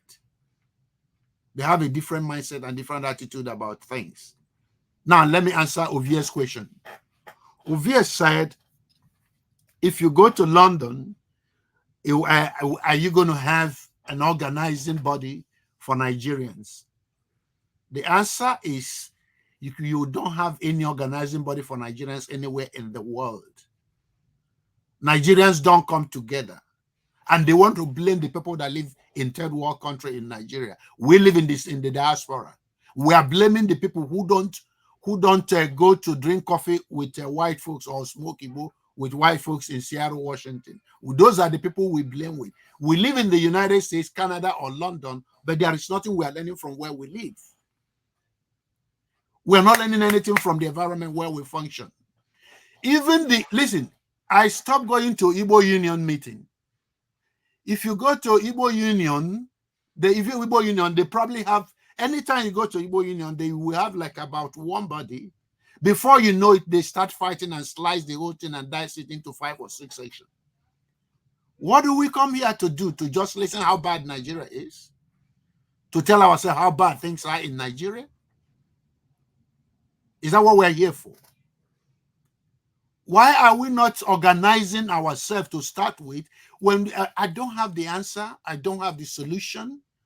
But with all of you, if we come together, we can brainstorm to come with a solution. That's why I mentioned the Freedom Summer Project of 1964. The Black Americans have no weapon. They have no power. They use soft power to bring down the most powerful country to their knees and decide the civil rights law. And what do you call it? You know, your friend, what's your friend's name over here?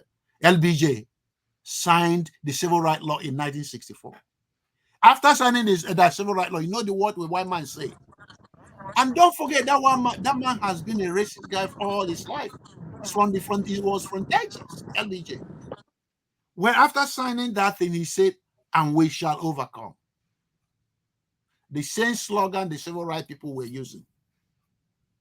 Today, Donald Trump is being tried the trial was already finished in New York by New York State Attorney General, Letitia James, which is a black woman. In Atlanta, the district attorney that will try for fraudulent practice of the past election is Funny Willis. It's a black woman. If you go to the Supreme Court, Ketanji Jackson, the last appointed Supreme Court judge by Joe Biden, she is the most qualified human being to be in the Supreme Court. Not even Robert Isaac was qualified as that person. Go and Google her name and Google her, her resume. It's because of the efforts of their struggle. And that's why most of us who enjoy America, we don't even know that somebody died for us to be here. We don't even appreciate the effort of these people. So my point is this. Let's go back to the drawing board, because any Nigeria we are looking for never existed. It's got to be an imaginary Nigeria, which is like Singapore or like South Korea. For you to create something, you have to articulate it. You have to imagine it. You have to sit down. You have to talk about it. And you have to start educating your people on what you want to create. Don't forget that a lot of them will not believe what you're telling them, that it's going to work. No, they're going to say, what are you talking about? That's how people evolve in societies. It's through ideas. But one of our biggest problems is that the people who are governing us, the people who are being governed, are like the people they are governing. It's the same consciousness that tie all of us together. A typical, if you go to Atlanta, ask Nigerians to come together, or maybe if you get 50 people who show up because you want to talk about Nigerian issue, you must be doing great. But announce a party and tell everybody there are beginners to drink, and there'll be jollof rice and mai. And then the best DJ will be there. You not contain the hall. And when you tell people, let's talk about what's going on, they say, waiting they do this one. Don't be, because you don't be in America for a long time, you're not turning like Oyibo people. The Nigerians are the Nigerian problems. Stop looking at, listen, you know Maya Angelou, the poet Maya Angelou over here, you know the lady. Maya Angelou said, if somebody shows you who they are for the very first time, believe them. Our leaders already tell us they are not fucking interested in what we're doing. Excuse my Latin. They're not interested in anything. They just want to steal money, share it, build multiple houses, buy multiple cars, and then die quietly one day. They don't even care if somebody spend their money when they die or not. If that's what they want to do, this is who they are. Just respect them in their own person. Nothing me and you say gonna make them change their mind. They think we're losers. That's what they call us, losers, motherfuckers. So they don't care. We are just here. Thank God for for Rudolph for putting this thing together so that we can actually start brainstorming, because that's what we're doing right now. We're now started to come together to start. When it started, I was frustrated. That's why I don't show up all the time, because I'm like, why am I going to come and talk about how bad Nigeria is? Because the people who live there don't know that it's bad already. Or what am I going to tell? What are you guys going to tell me? That anybody that's been in Nigeria for many years by this time will understand that Nigeria is a place that has been bad even from the time they were born. Let's go back to Nigeria in the 60s. What was happening? It was a residual of what was put in place by the British. A residual of what they put in place. So many of you who live in Lagos in those days, there was running water. When the British were there, in the places where they have light, they never took light. And there was land telephone in some areas. Since they left, you know what we call civilization in Nigeria? When we dig a borehole, it's a civilization. And don't forget that the Romans have been using aqueduct in all the way in what? Something BC. And in 2024, our civilization is digging a borehole. Come on, guys. And all of us, we live in a civilized society. What are we learning? My question is not about people in Nigeria, all the leaders. I don't pay attention to them because we know who they are. What are we learning? We that live in the Western world, what are we learning and what are we doing? And I can tell you one of the problems, to my mind, I might be wrong. When you are intelligent in the Western world, maybe after your academia, you are expected to go into a startup. You are expected to start a business. When you are educated, what we call educated in the United States or in UK or in Canada, the expectation from the society is for you to go into a business. The black guy who was the black Republican who wanted to run for the presidency in 2016, he made a name for reorganizing Godfather Pizza, become a multi-million-dollar company. Pizza. People make money by having a fruit stand, billions of dollars, millions of dollars. Then what do? We gravitate to go and work for paycheck. You get a PhD, that one is not enough. You get a second PhD on top of it. You're looking for a job here and there and all that kind of stuff. How can we get anything accomplished? If this thing we are doing was with the Pakistanis, one person will write a check for $100,000, say bring everybody together among the Pakistanis, because between Pakistani and Indians are the ones that own all the gas stations in the United States and then the motels. What are we doing? Nigerians are the most educated people in the United States, and then they just get a job. How can you leave your job to go do anything else? How can you leave your job to go do anything? You don't have the time. How can you sacrifice your children and everybody will? Your children and everybody will suffer So you don't have that time to spare.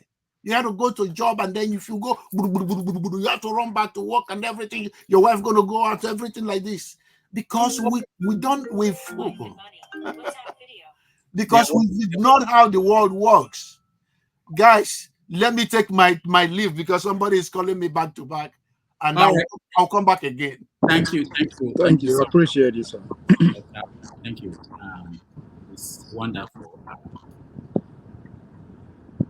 I wanted to say a lot of things, but can I respond? No. No. Ove, you have to be fair on those of us that have not spoken. You have to be fair. All right. Okay, so I have been defeated. You win. Sure, go ahead. Sure, go ahead. Oh, sorry, I didn't know you mentioned me. Good evening, Rudolph, and good evening, gentlemen and lady. Also greetings to the guys in the greetings to the chat gang and to the viewers.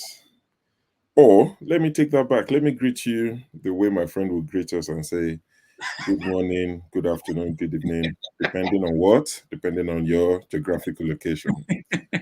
Electricity, I hear. It was nice listening to Dr. Franklyne once again. He's someone who's been here a few times, and I enjoy listening to him. I didn't join to ask him any questions because the question I had for him was already answered. So I thought, let me just listen. You know, it's one of those people you can listen to for hours. Even if you don't agree completely with everything he says, you know, he's a man of knowledge, he's a man of wisdom. He reads a lot, and it makes people like myself who don't particularly read much, you know, is an inspiration for me to read.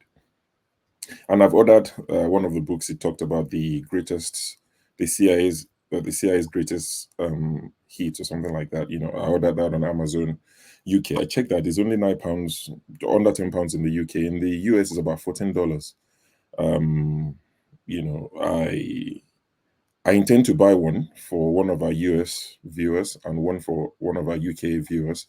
I don't know what they will do to get it, but it's up to you, Rudolph, whoever gets it. So I'll buy one for someone in the US and buy one for someone in the UK. That's the greatest, the CIA's greatest. I give my US one to Bumi. Send it to Bumi. Bumi lives in Austria now. What are you talking? That's why I said send it to her. Send it to her. That's why I said send it to her. My own.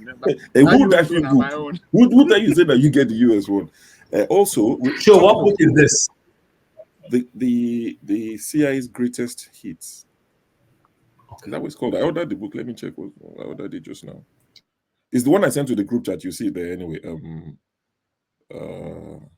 Sorry. Sure, before you continue, Righteous Man, there was a comment for you. I forgot. Someone wanted to give you. Yes, it's from Tope. Tope wants to send you credits. Okay. Or buy data for you, Righteous Man.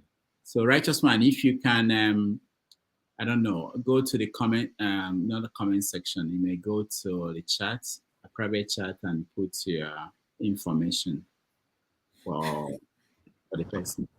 Now German network, now German phone, Righteous Man, there's in the routing number. I think they Lagos, they route it, so I don't know. All right, continue, sure. Yeah, sorry. Someone just asked me for the title of the book, so I just typed it in the comment section. The CIA's greatest hits, or plural hits. Yeah, that's the book. So I ordered that one, and the other book is the one by the guest you're bringing on the 19th. The lawyer, writer, Dele Ogun. Fatherless people. Who wrote The Fatherless People? I think that's what the book is called. I would implore people to watch his interview on Channels. He did it about a month ago. So if you search for Dele Ogun on Channels YouTube page, after this one, watch this one finish before you go to Channels. So he did an interview, it's about 30 minutes, where he talked about one of his books called A Ship Called Jesus. A slave ship called Jesus. You know, the title alone will get people reading and interested in all of that. That was the second ship that came to Africa to take people as slaves, really, when the Queen of England got involved in slavery and thought, oh, wow, so we can send alcohol and get people and all of that. So I was thinking of buying that book as well to give to people, but when I saw the price, you see, humble me. On Amazon UK, it doesn't have paperback, it's hardcover. So in the UK, it's £25. In the US, it's $45. I don't know what you people did to offend him, but it's $45 in the US, $25 in the UK. But you can get the audio, the Audible on Amazon. So for me, I've bought the Audible. It's only £7.99 as opposed to 25. So I'll listen to it for £7.99, and in the US it's £25.99. I don't know him, but I'm advertising his book, especially because it's coming. So it'll be nice for people to have listened to it. And he narrated the book himself. The man sounds fantastic. He's well read, speaks well, eloquent. So you would enjoy listening to him if you can do the Audible. $25 in the US. He's the elder brother of former Minister of Finance. That's Adeosun. Oh, okay. Yeah, that's the elder brother. Yeah, it sounds like it sounds like somebody who is well read, privileged, and all of that. So 13 hours listen. I intend to listen to the book. So I just thought I would mention those things to say, people should try and read those books, listen to it if you can listen to it. With regards to our guests, I quite enjoyed them. Like I said, I was just hoping that forefathers would appear when they said, security is not the solution. Go and invest in education. I was hoping forefathers would just come and say, you are wrong, you are wrong, you are wrong. But forefathers, I think he restrained himself, or maybe he was on Nigeria. Why are you like this? I thought you were a good person. But he also supports Nigeria now. When he used India as an example, that when India so I was wondering where's forefathers. Maybe it was on Nigeria Watch, because I know they had a very fantastic guest, the LP candidate for Edo State election. So maybe forefather, probably because that's local to him. I'm just guessing. I don't know if he was there or not. But aside that, I enjoyed the show completely. Tomorrow is Monday, so I'll be taking my leave. Humble me, I have to go to work and do my urgent 2K hustle. So I'll be listening in the background. But thank you, Dr. Rudolph, for the sort of guests you bring. All different, sort of people. That's one of the reasons why I come to this platform, and I've chosen this as my home when it comes to YouTube family. I go everywhere also. I to go there. Even Ovie, just for you to know that I support your channel, you have to share the number of the people. Don't let me. I won't mention the gender, but the people that came to greet you at Dr. Cornel West when you tackled the man finish. So I was listening. When you tackled the man finish, they came. They started hugging you. Wow, the best question that was ever asked. Oh wow. So you have to share the number with the brethren on this platform. Chop alone, die alone. No. I'll take my leave. What happened in Vegas stays in Vegas. What happened in other politics? You stay there.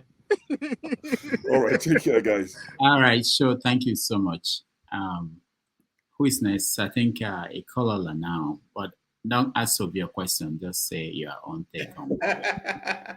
Okay. I wanted. Please let me ask him the question. He might explain it better than I understand.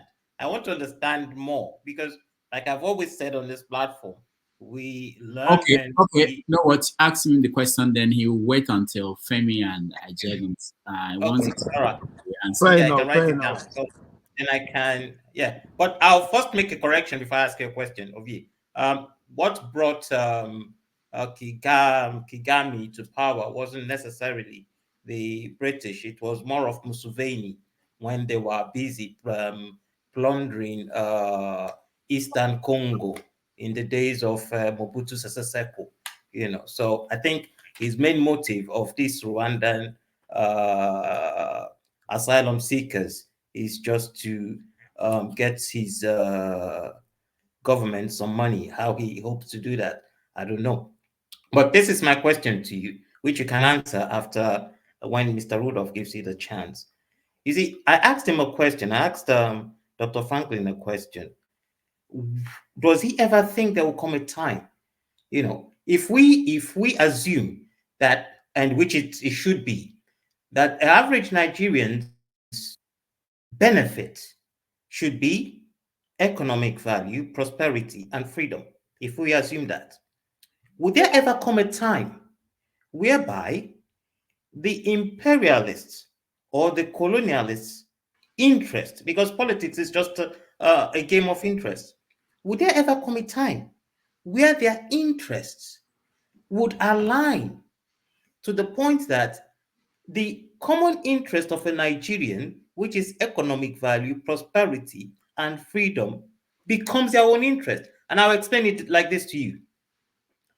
After the Second World War, say the Congregation of Nations realized, look, you cannot keep, because Germany was being kept down to pay reparations for their actions in the First World War. But they come to an understanding that, look, you cannot keep doing that.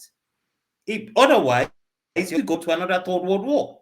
So you have to help Germany develop such that Europe has some sort of equality. But let's not go into all that. So at that point, the interests of other European nations came together to say, look, we must all grow. Otherwise, there will be wars going on.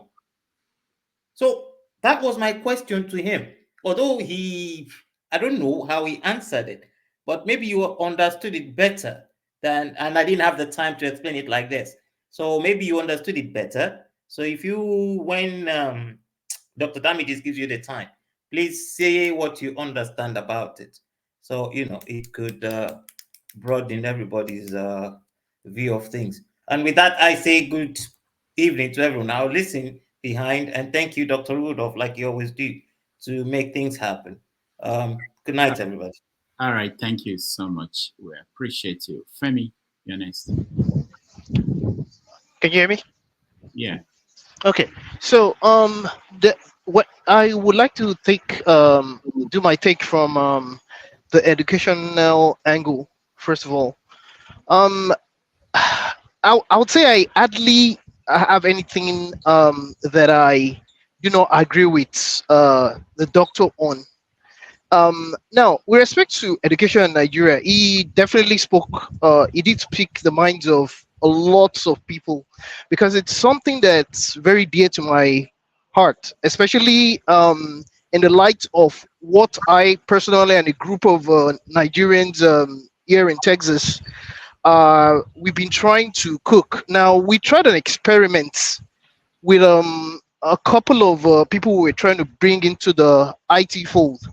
And part of what the doctor said, which rings true, is the fact that for some reason, as much as you do have Nigerians living abroad, there's something we bring over to wherever we go to that seems to not want to go away, which is the fact that we just seem to like shortcuts. As much as we want to blame the government, rightfully so, we realized that a lot of the people that were coming our way, we were actually trying to help without making them pay for boot camps that were being organized. We're more interested. I'm pretty sure a couple of people have heard of this thing called Dagbo. They were more interested. Dagbo basically essentially means proxy, people working for you by proxy. A lot of Nigerians do that right now. We discovered that they're not ready to actually learn the skills that we're actually trying to give basically for free. So one of my friends that's one of the arrowheads of this thing now told he just got, because he's a very selfless guy, he just got tired of, he just looked at me one day, he said, Femi, why are we like this? And this thing cuts across religion and it does not matter, because we can be such hypocrites. We'll blame the government, but what we do, which again speaks to what doctor mentioned, what we do, after all, even the leaders don't jump from the sky or fly from the sky. So I took that to heart, seriously, because I just feel there's something just not right with our mentality, irrespective. Now, the question I actually now asked him as well, which has to do with the Israel and the Israeli-Gaza situation. I intentionally asked that question because people would ask, because I see people there, and I don't even care personally, because there's no reason why you should be scared of speaking your opinion. I mean, respecting other people's opinions as well. But I know we Nigerians are emotional, just like every other human beings. But sometimes we don't we don't allow for critical thinking. Probably again because it's tied to our educational system, whereby so long as whatever you're hearing is not what you like, automatically that person is speaking rubbish, even if the person has their own facts. I mean, because you're entitled to your own facts, right? Now, when and I know it was going to open a Pandora box of another discussion, which is why I kind of understand why you mentioned that would make for a bigger discussion. And again, the reason why I asked is because as much as we might like to fool ourselves that how does it affect Nigeria, we forget, doctor, and you have a way of putting this kind of scenarios, painting this kind of scenarios, whereby you try to make us compare it analogically with what goes on in our local environment. What lessons can we learn? And a lot of times I see situations where, because of our own individual sentiments, people would like to try to make it look as if no, because certain nuances may necessarily be different in terms of what's going on there, for example, or other parts of the world. And again, I use it as an example because there might be certain differences. They're like, oh, the two are not the same. Let's not talk like that. And of course, you always know that people, we human beings, we seem to always come from the standpoint of biases. I have my biases as well, and I always allow myself. I have a very open mind. I train myself to have an open mind. I still trying to get better at that. I allow for the fact that whilst I do have biases, there are things that I have had to unlearn that I thought were facts. Because in the world we live today, again, I insist that a lot of us, a lot of the rest of the world, are pawns in this international chess game. And the power of the media is so strong that I am just glad that what you see playing out among college students, because you can fool everybody all the time, like they like to say. But a lot of these kids in school, and that's why I'm glad that not only did I go to school in Nigeria like a lot of us, I also went to college here. You are allowed critical thinking. This is part of what I was discussing with my wife the other time. I'm having to educate her about how you have to open your mind to understand that sometimes, as a matter of fact, after all, TV programs, after all, there's a reason why it's called programming. I'll just rest my case there. I just like the fact that he has an open mind and he does not let into too much of his emotions. That doesn't mean he doesn't have his own biases. Thanks. All right. Thank you so much. Jagan. Good evening. Good evening, everybody. I'd like to pass, actually. I've just come in. I've not been listening for long at all. But I would like to thank the old gentleman who came on for his submissions. I've forgotten his name. Can you mention his name for me? Mr. Kapo. That's the guy. Yeah. He spoke very well. I really applaud his submission, and I agree with much of what he was saying. But if I can pass, you come back to me where necessary. Thank you. All right. Thank you. We will actually. He just gave me his time. No, the one where you want. Yeah, we are coming to you. What's it better? Relax. So I wanted to say that what he said very, very important. I think he captured what most of us are going through outside the country in diaspora. And I hope he will come back another time and I will reach out to him. I will also talk to the flagship. I think we should do this now. Part of the thing that happened today is, what, let VSP can Bumi, then I'll round up and hand it over to Chim. All right. Bumi, do you want to go first? Okay, go first. Answer your question, then Bumi. Okay. What will be the question again? So, I also have something to say before you leave, though. What happened to me now? Wale, now they has rock. Now they power. Sure, and it's real. Emi local.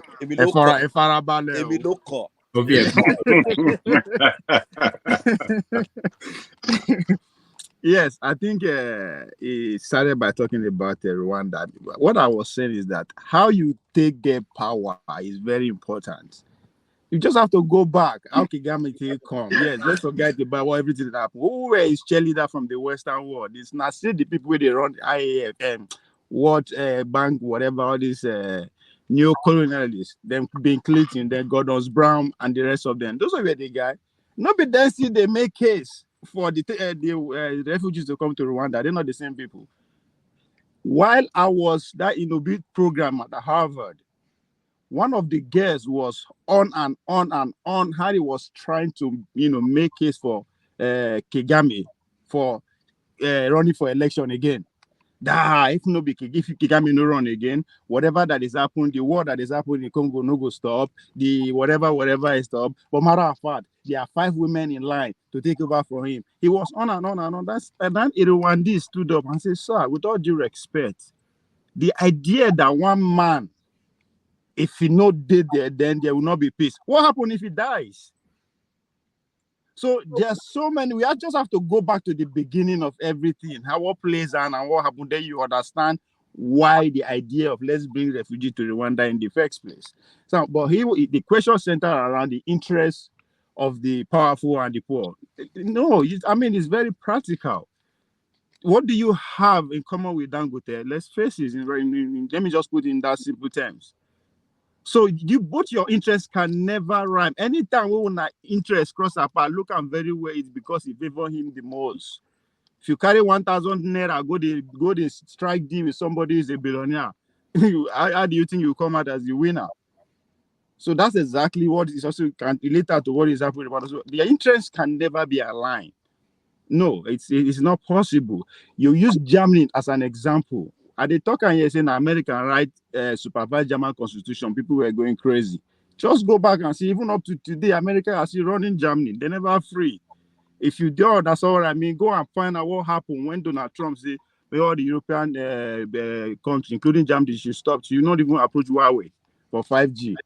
When they go, America go bust up the Nord Stream pipeline in order for them to stop access to Russian gas. What is their response? As we speak today, because of that, German has lost their power to the next technology. What makes Germany is the combustion engine. That is in the past. So, and again, Rudolph asked our guests the question about regarding the cry that Emmanuel Macron cried about 3 days ago. Why do you think that happened? America don't really care. America is all about their interest, just exactly as our guests put it. And in the words of Eric Kissinger, it is bad enough for you to be an American enemy, but it is fatal to be an American's ally. They don't care. They are not supposed to care. Once they see something that they can get access to do everything, it now depends on you. So now bring out to the Nigerian home. There is no way these our leaders just sit down and assess our leaders. What do we have in common with these people? How do we want to sit down and negotiate? We basically go be in our favor. So it's not possible. So just like Bola Tinubu said it in London, power is not served as liquor. You have to take it. We have to organize and prepare and go take whatever we want. Nobody's going to give it to you. You know, they happen anywhere in the world. So the idea that, our interests will ever align, that group is not going to happen. Now let me and you, our interest is that how do we survive? How we take job? Waiting then they think is how do we expand our empire, our wealth? So how do you relate to that? How they will take build houses everywhere? That's according to Rudolph. The standard are 3 houses. You they think of how you could take chop 3 square meal. Is it different? Just like our commentators, the letters for church say, when you see poor man, they pray for child, they shout. We're big man, they go say, maybe you are disturbing me. You're probably like 500,000 take. Go. Stop disturbing me. So anytime you see them, exactly what is happening. You are disturbing a nuisance. This much I take. There's a bigger goal ahead. And because they have so much resources abound, they can play the long game. They'll just not be food be your problem. You go chop now. They'll just keep giving you while they buy time. So, and again, just look at the criminals. Where would they protect for us for Nigeria? If an average poor man thief, now don't food, you go thief phone, you go thief some stupid shit and we'll go kill that person if we far away.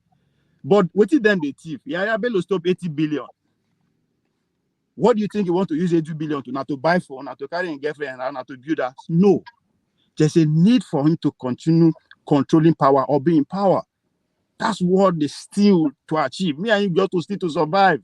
Then they steal to make sure their empire grows. That's why if we go back to our first show on this platform in January, I tell Rudolph, I said this administration that comes in, only few will get richer, wealth will triple among the few. But the ultimate goal is to subject the Nigerian people to what? To the mercy of the government. So our interests can never align. They can only lie to you. Even the production to consumption message that they're preaching, when you start implementing into the goal, it is not in your favor. It's never going to be in your favor. There's no way.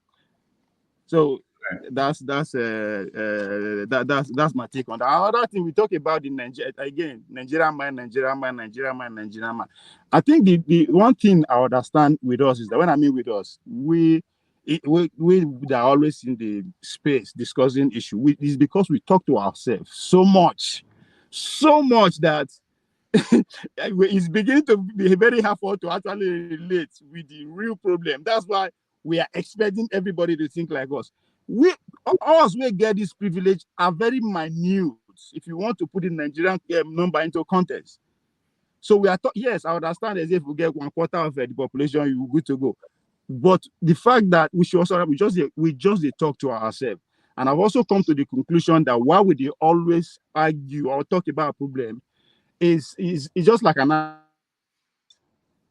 me as an athlete. Any day when I wake up and I don't feel any pain, I will be very uncomfortable. Just as any professional athlete. It's not normal because every blessed day you push your body to the limit. So your body, as they adjust, pain supposed day, uncomfortable, supposed to uncomfortable. So the day that you wake up and you are good, you go there suspicious. So that's exactly how we see our problem. They bombard us every day with what we provoke us in our various medias, right? Yeah, Yabilu see 80 billion. So what do you want more we do? Of course, they want to provoke us. So any day when we go wake up, there's no problem. We just have to make sure we talk about one. So it's not deliberate on our own side, but it is deliberate from the power that be, because now they implement them slowly, but everywhere you go. And again, the religions that we are practicing is called capitalism. Why I said that? Christian religion promises a work hard, be diligent, be whatever, you go heaven, right? the Americans' economy, they tell you, say, man, you get everything here. So everybody, all of us won't get everything. Graduate, go to school, start buying. Get work, get money, start buying. First. And that is why we in Diaspora can never come together. We always compete. Nami get the best Range Rover. Nami don't go display. Nami. And it's embedded in our education system. Carry first. No make sure anybody copy from you. Don't do this. But in real life, you can't make it alone. Even Barrow, nobody wants single person to produce them. You have to work in communism. And that is exactly why our guest was saying that the Chinese took whatever they can take from the Western ideology and leave the rest, right? The Chinese said, no, this individualism of America, me first, now me do this, now me make this, now me do this, now me do this. It's not going to work for us. We have to work collectively. That's why they get one party. And that's the reality. That's who we are as the people. But we allow the spirit of capitalism, which is always a first. Sorry, Ronald. So anywhere we find ourselves. Ovie, I'm sorry to cut you. I don't mean to cut you, Ovie. Olumide, no, Olumide, we are trying to get him to round up. Don't do that. Don't get him to. No. I just want to throw a challenge to one of your guests on the platform where they write in the comment section. Alexander Gomez, you made a very profound statement in the comment. You said that you absolutely guarantee that Nigeria will be great. Can you please come on here and tell us how you can absolutely guarantee that Nigeria will be great? That's very profound. Okay. All right. Thank you. Sophia, are you done? No. So individual success can only take us far. You can only see the best Nigerian, the richest Nigerian in London, in America, in Canada. But that can only get you far. But collectively, nothing will stop us. That's where we are missing it. All right. So the idea is that when I say one person not make them alone, I'm not saying not make them alone, but what about what? Only you are the richest man in your village. What does that even make sense? But that's what we inspire to be, even in our churches, even in our family, in our home. Make sure you come out on top. Be the best in your class. Be the best among your peers. Okay, thank you. Sorry. You guys don't know, Via can be on camera and talk for 4 hours. So we have to contain him before. I learned from you, Dr. Rudolph.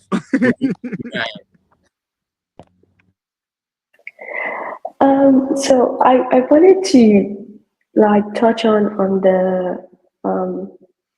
the education part, or I think it was Mr. Righteous Man that mentioned what is it with the Nigerian mind? I think we're meant to be this way or something like that. And I feel like sometimes we tend to overlook our history. in terms of like the creation of Nigeria. Until we go back to how things were, then we'll understand why some certain behaviors are present right now. You talk about how, like, I think Mr. Femi talked about how they're trying to do an IT program, but like some people are trying to find shortcuts. But you need to understand that's existing because to make it in Nigeria, you have to find shortcuts. You have parents telling their kids that, okay, you should only be a lawyer or doctor, not because you're amazingly good at it, but that's the only guarantee way to become successful. So it might not technically be shortcut because you still go to school, but it's a guarantee shortcut to be successful. There's always that never trying hard to create something. And I was able to observe it when I was talking to a couple of Nigerians. I was talking to a friend, and I think I was talking to Ovia, and he was like telling me that, do you know any collective minds here that you could have conversation about Nigeria and all that? So I was talking to a friend, I was like, okay, let's try and talk about like the Nigerian and everything. So I asked her that, do you plan on doing anything to the Nigerian situation? And she told me that no, that all she wants to do right now is to get her life settled in this country and just live her life here, which is very interesting. And then I spoke to another man, and he basically told me that all he wants to do is make as much money as he can in this country and go back to Nigeria and just build his home. I was like, okay. Then I was talking to another person, and I was asking her some key background on like, okay, what do you know about the creation of Nigeria? She had absolutely no idea that we were even colonized. So I'm like, and then I asked her, do you even know where Niger is? Neighboring countries. Do you know what Japan is? She had no idea. Like, she knew they existed, but there's just some basic history she know about the creation of all this land, nation, but they just don't know. And I think there's just something that's been ingrained in the foundation that understanding your history is not a key foundation to success. It's just how much money can I make and how can I be successful for my family, and that's all that matters. And you can see that show in like when you talk about, oh, there are not groups of Nigerians all around, like for example in the UK or in America, and trying to create this kind of movement. And that's because there was never that ingrained in us. And I can also observe it here, whereby we talk about, oh, solving Nigeria, but we don't talk about the creation. Like, we can never find a solution to Nigeria if you don't talk about the creation of Nigeria. What is Nigeria? We talk about what's the Nigerian purpose? What was the purpose entirely to create Nigeria itself? We need to go down to foundation, history. Thank you, my sister. You've evolved a lot. Thank you.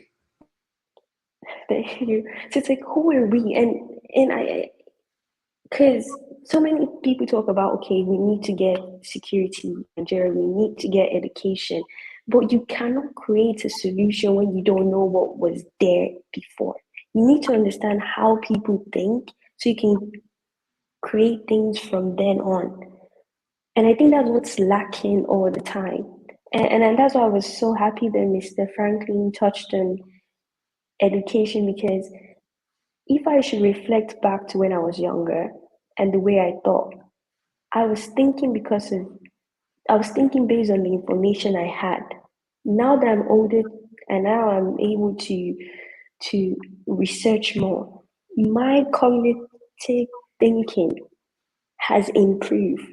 I'm not just thinking based on, okay, what I want to be in the future. I'm talking about what I want to contribute to my society. And that's lacking in the Nigerian foundation. It's hard for me to be patriotic about Nigeria when I don't even know what Nigeria stands for. And that's the problem you're having. You talk about how so many people are not very, like you talk about always fighting in Nigeria. You talk about the bigotry, but why shouldn't they be bigots? Because what's keeping them together? That's the key things that we need to talk about first. Because if you don't talk about those, the solution is just talks, no game. I don't know if I'm making sense in that area,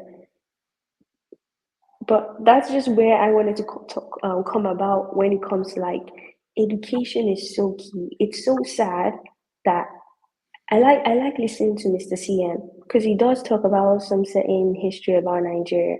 Whether you want to say he's facts or not, what he's saying is true or not true, but he does talk about some foundation about Nigeria.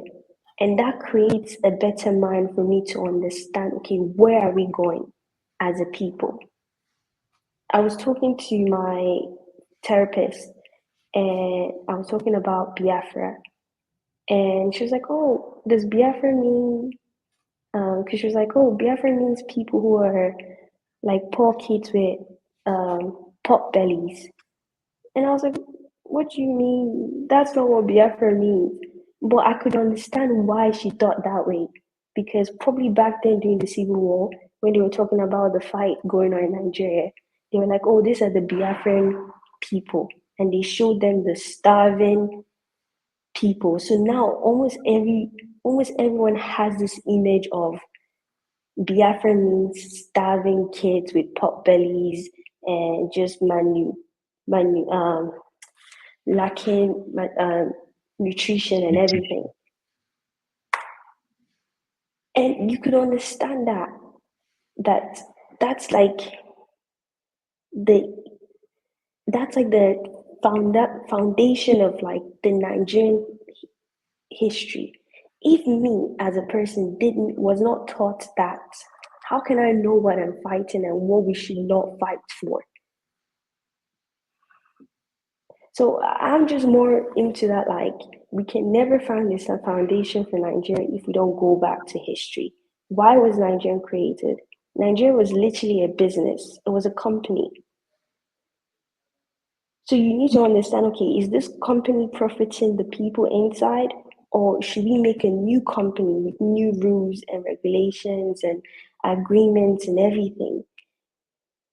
But if we don't do that, we're not going to be able to talk about bad leaders and all that, because you cannot stop bad leaders when you're not talking about how do those bad leaders even come into creation. You talk about Tinubu. How does Tinubu exist in the Nigerian system? You need to know that to stop future him. But that's all I have. Thank you, Bumi. Thank you so much for that perspective. Let me run through a few things before I leave. And the first thing is I want to thank everybody who joined us today, especially Mr. Kabu. I appreciate your input. I will take off from your contribution to say that few things happened today. So Dr. Franklyne gave us some new ideas. One of them was to have a Diaspora think tank. And that connects to something that the flagship has been talking about for us to meet. Now, I think we are all endangered species. I mean, all of us here, like Dr. Okabu said, Mr. Okabu said, that most of our people outside the country, they don't care about issues at home. They are tired, they are bored, they are jaded. They want to just have a party after going through the stress of this country or whatever country they live in. You don't blame them. But for us who are thinking this way, I think we need to take up this challenge to go more, do more, go beyond what we're doing here. Not that what we're doing here is not important, it's important, but go beyond that. And Mr. Flagship has been talking about us coming to Atlanta to meet. And today he talked about inviting Franklyne to be the first speaker. So I think we should. I will tell him, that we should facilitate that. Anybody who wants to come will come during this summer. One day, agree on a particular day, and people will go meet each other and build up that kind of connection to go beyond just coming here and talking about it. So I think, and that's another taste of people. We talk a lot, but when it comes to commitment, it's difficult for most people. But whoever we meet, and we've done it before in a different platform, whoever we want to come, we go and meet and maybe take it from there and do something out of it. So I think I will back that up. I will talk to Flagship, and next time I will tell him to probably set up a place where people who are interested will register and say they are interested, and then we'll see how it goes. I wanted to say that David Hunde is coming back on the show. I have to book him. He has a new book out talking about books, Breaking Point, and I think it's important to get him and listen to him. He also put out a tweet, I think I read somewhere, talking about some of the things we are talking about here today. Why is it that we don't have a Nigerian ideal, and how it's connected to what Franklyne talked about, which was also that we didn't fight for independence the way other people fought for it. And during that fight, that's where the character of the new nation will be out. We can build a character for the new nation. So he will be here sometime this coming month. And but we talk about his book, Breaking Point. So if you are interested, you can get that book. Then the other thing I wanted to talk about.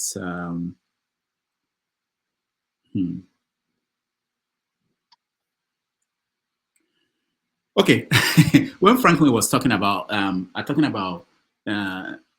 think he was saying that there are a few things that you pursue, you don't get when you pursue them directly. So he said, for instance, wealth. You have to solve a problem and create something, then you make wealth, you make money. He also said that women is another thing that you don't get when you pursue that directly. But he did not tell us how you can go the other way too. And I was thinking that Ovie is interested in that. Ovie could have asked a question. Because sometimes we come here and we talk about Nigeria, but our personal issue. Anyway, I'm just kidding. Thank you very much for coming on this show today, everybody. I appreciate all of you. Jim, thank you so much. Forefathers, thank you so much. I didn't even hear Forefathers at all. He didn't speak. Yeah, could I say something about the doctor that came in? Because I took time to go and watch most of his session. Okay. And I wasn't there when he was live.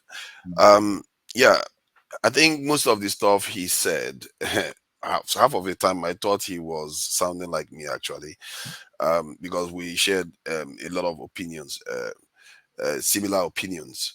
The area that I felt that I had a difference of opinion was about confederation in Nigeria, and the area of the knowledge in terms of let me just check that's the history. I think he was saying something about history, and he said something about pouring all the money into education. And this is, for me, it scares me, how Nigerians can drift very quickly. And I think Bumi was saying something just now too. It's like everything we want to do is to gather to talk and talk. It's like we talk to arrange to talk. It's like, when do you actually want to actually talk to have action? That is the weird thing. They were like, we need to talk, come together and talk. We know each other. We've been here for thousands of years. We already know each other. Go and mess with Nigerians overseas. You see how Nigerians band together to attack anybody that comes at us. But somehow we want to talk to talk. When I talk about security, I'm addressing Bumi just now because I heard what she said. It's not because I don't understand history. It's exactly because I understand history.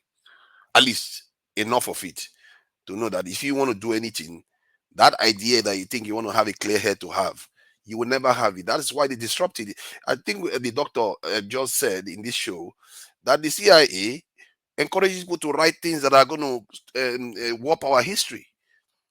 You will not have a clear head. That is, if you don't have security, forget it. Everything else you talk is not going to work. And every other people know that. Even the Taliban in their caves, they know that. But somehow we want to talk, to arrange to talk. We need to really shift our mindset from there. Thank you. All right. Thank you so much. And finally, I just want to say that next week I won't be here. And on Saturday, next week, Forefathers will start the show. It's going to get prime time. Forefathers, send me your picture. But he will end it at a certain point, and someone will take over from him. So Forefathers, you decide how long you want to go, but someone will take over from you, so that you don't do 8 to 8, which is not good for you. All right, and so that's it. Any other thing I'm missing? I don't think, but I want to thank everybody that joined. Chim, thank you so much. Chim will take over after 1 hour. Forefathers will take over. Bumi, thank you so much. Ovie, thank you. And then Righteous Man, thank you. Mr. Katwood, thank you so much. Maska, thank you. Lumide, thank you. And Chegun, thank you. For those on the comment section, I really enjoyed their comments today, and I appreciate you. Those that supported us by super chats, Alexander Gomez, Kulata, Tope, let me see, Oscar, Blackburn, how you make it, YouTube user, how you make it, Alexander Gomez, One Nigeria. Thank you guys. We see you in 2 weeks. All the best. I may join on Saturday. I may join from where I am. It depends on how things are going, but I don't want to commit to that. But thank you guys. I'll see you. All right, so guys, can you hear me? Loud and Hello, clear. can you hear me? Okay. No, we don't want to hear. We don't want to hear you. Oh, no worry. So I think there were 2 topics that we left off from. I'm not sure which one we want to start with. Personally, he has this return of Ogbunwezeh. I don't know if it's something we want to talk about. And then there is the issue of the Nigerian president's visit to Netherlands. And there are a couple of things that have come out of that. One of them being the fact that I'm not sure how many of us know his plane failed to leave Schiphol. He had to fly a commercial flight from the Netherlands to Saudi Arabia for another meeting. So it depends on where anybody wants to take that off from. One of the key issues that people have complained about is his comments about Nigeria being a renewed investors' paradise. So Forefathers, do you want to kickstart that? What's your take on those 2 issues? Oh, sorry, I didn't catch that. I didn't know you were going to call me first. Sorry, repeat that again. Okay, let me just repeat it. So Tinubu went to Netherlands, of course you know that, and he had a meeting with the leadership of Netherlands, both the King of Netherlands and the Prime Minister. And then before leaving for Saudi Arabia, he made a comment that people have, on social media, people have argued over, that Nigeria is a renewed investors' paradise. What is your take on that? And then the other thing is, there were 2 presidential planes, and both of them got grounded due to technical issues, I guess. He now had to take a commercial flight to Saudi Arabia. Those are the points. Thank you. Appreciate that. Thank you for at least repeating it. Yeah, man, that man, I don't know, man. He seems to, I think he's ill. Education doesn't always mean wisdom. I think that's something we have to be careful about. And some of the things he's doing, it doesn't even make sense. The only way it makes sense is if he actually truly believes what he's saying and how stupid he comes across, if that is true. If he really thinks these people don't know Nigeria existed, that by going there, they just discovered Nigeria, they know everything. Our people are the one telling them everything they want to know. Was it not yesterday somebody just informed me that there were some northern governors that went to Washington to go and discuss our security situation? They know everything. So you are hopping from one capital to another. disgracing us. Now our airline, our aircraft broke down somewhere. When you should be taking care of your country, you are there wandering around thinking that they are going to come and save you. They won't come. The only thing they will come and do is extract wealth, which is what they are doing right now. They are extracting wealth from the Nigerian economy. Was it not somebody that informed me yesterday that MTN said that reported that they suffered a loss because of the fluctuating currency? Who do you think is paying for that loss? We are paying for it, and we are collecting all the money. Because when your currency depreciates, what do you think is happening? Their currency appreciates. They can do whatever they like, especially if they even can tell the trajectory of your currency. They pour money into your economy and extract the wealth out, and they leave the mess for your people to suffer. These dynamics is something that people don't notice enough. What he is doing is I call it the ultimate round tripping, but not for our people, but for his own so-called partners. That they love that word, partners. I don't know what kind of partner we have with other people that always leaves us with the poor end. America has partnership with Japan. Japan is not like Hungary. America has partnership with South Korea. South Korea is doing okay. Same thing with Taiwan, even Israel. But for us, these our mumu people will still go there and act like babies. They really do act like babies in front of them. And this is why I wonder when Nigerians talk about them like they are some kind of powerful people. They are not that powerful, because if you see the way they behave, it tells you. These people, they talk big when they are in presence of fellow Africans and bring us down with them.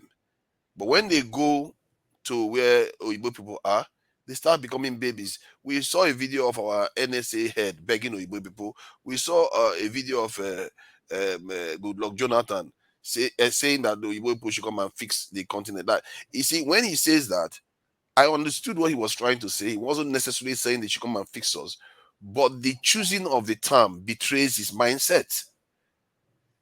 A grown man talking to another woman's husband, saying they should come and help him fix his own place. That is not how you talk about your own people. You can say you can work with them. You can say you can partner with them to benefit both sides, but not tell them to come and fix your country, fix Africa, and fix this in Nigeria. They are not going to fix Nigeria for you. You have to offer something back. That is, I think that's what the professor even says as much. You have to put yourself in a position where you are worthy of their respect.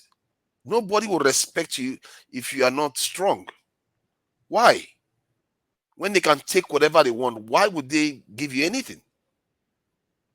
It's when you can offer them something, that's when they are going to give you something.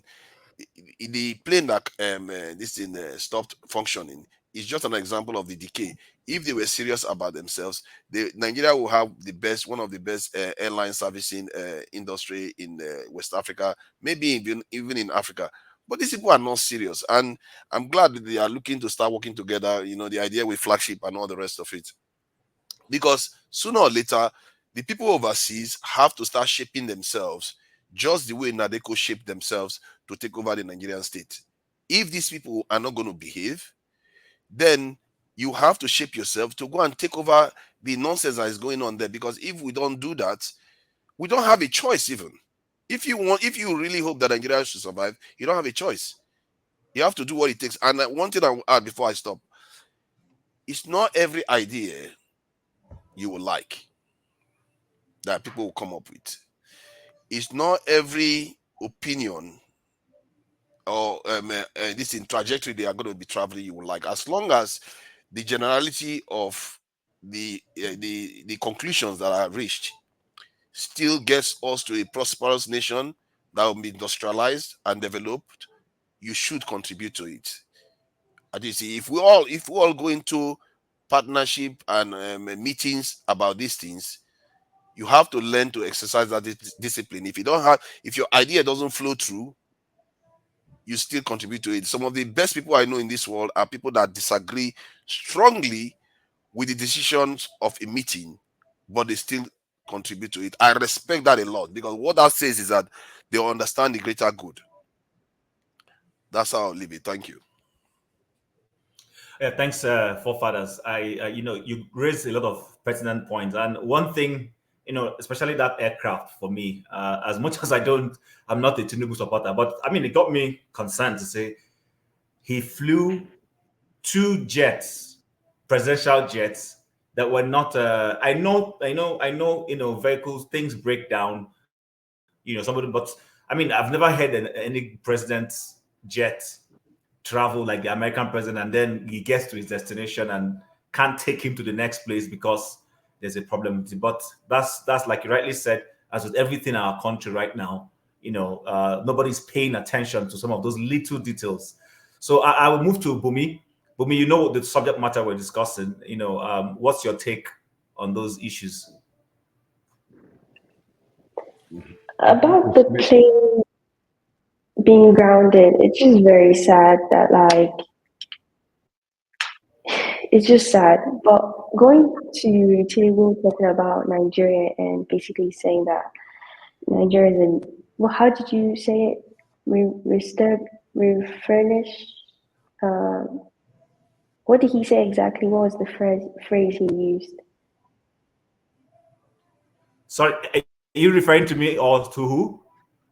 No, to you. Like, what exactly did Tinubu say for the phrase? Oh, okay, yeah. He said that Nigeria is now an investor's paradise. So he was encouraging the Netherlands, the Dutch government and Dutch businessmen and industrialists, I guess, to take advantage of the fact that Nigeria is now a renewed paradise for people to come and invest.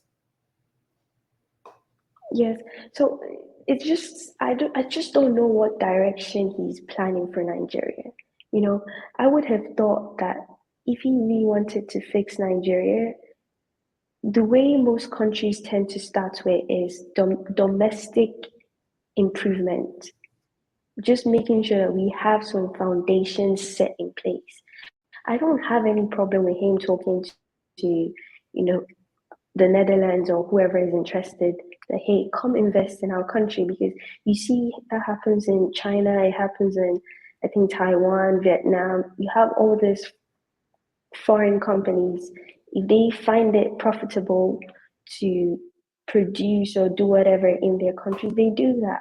But right now, with the way Nigeria is structured, the first thing that we need is some standard domestically, and just some infrastructures should be put in place first.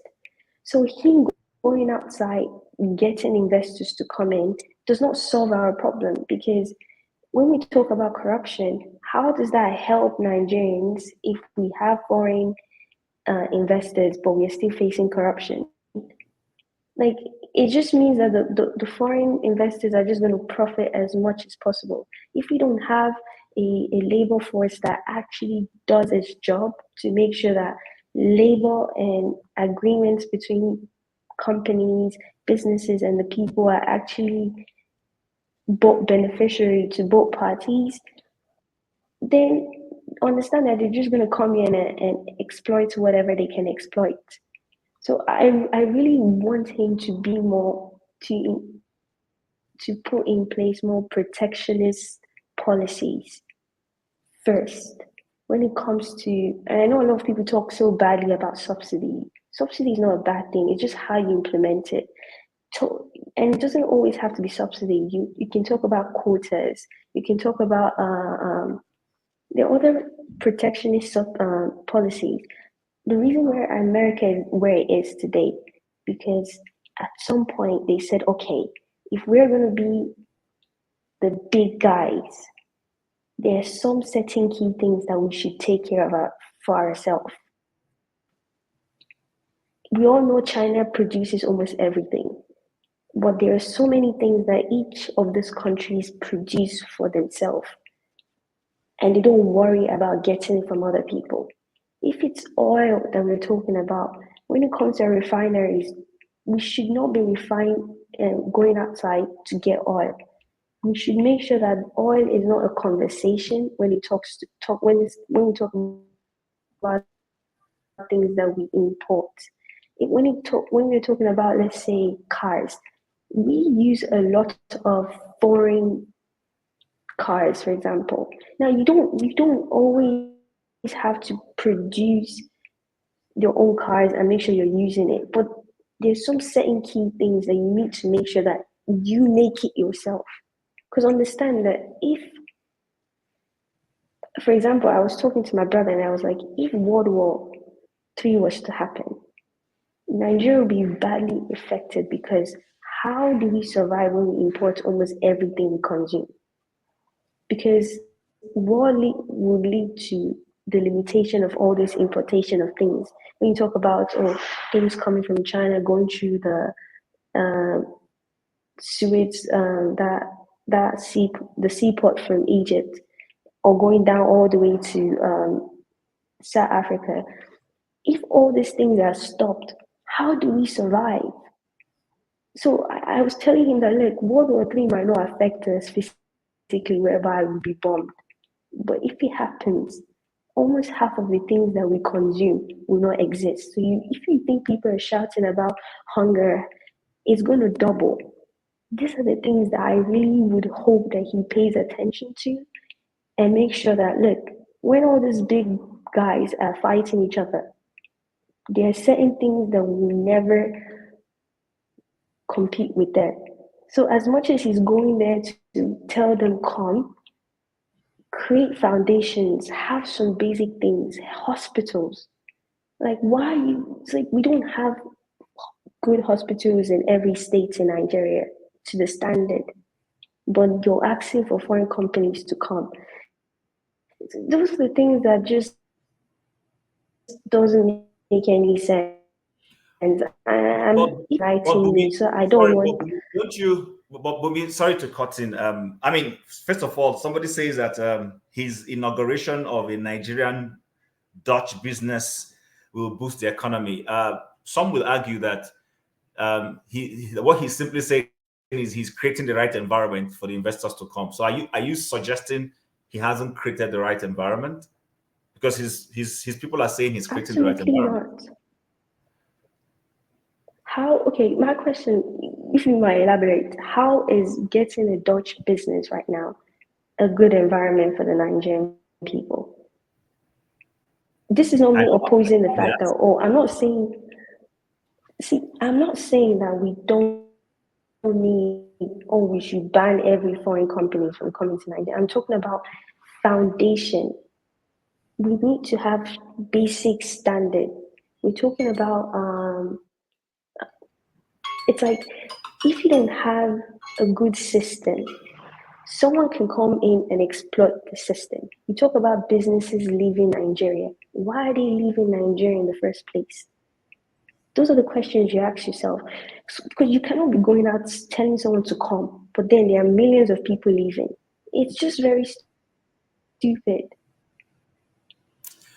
All right. Thanks, Bumi. Thanks for those submissions. Those are the things you still have more to say? No, but one thing I'll just say is, when Mr.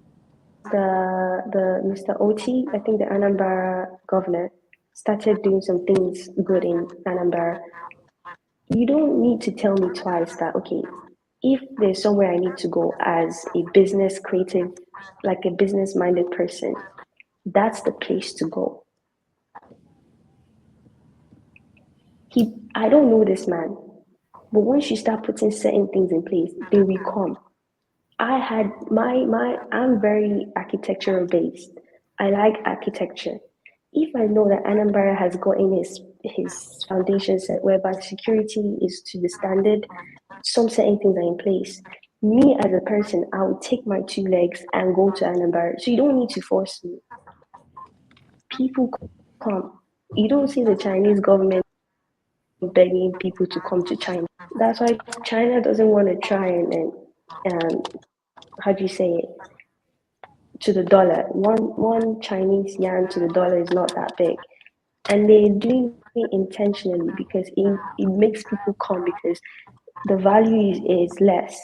Those are the things that I want Tinubu to face. Domestic changes will lead to those Dutch people to come by themselves.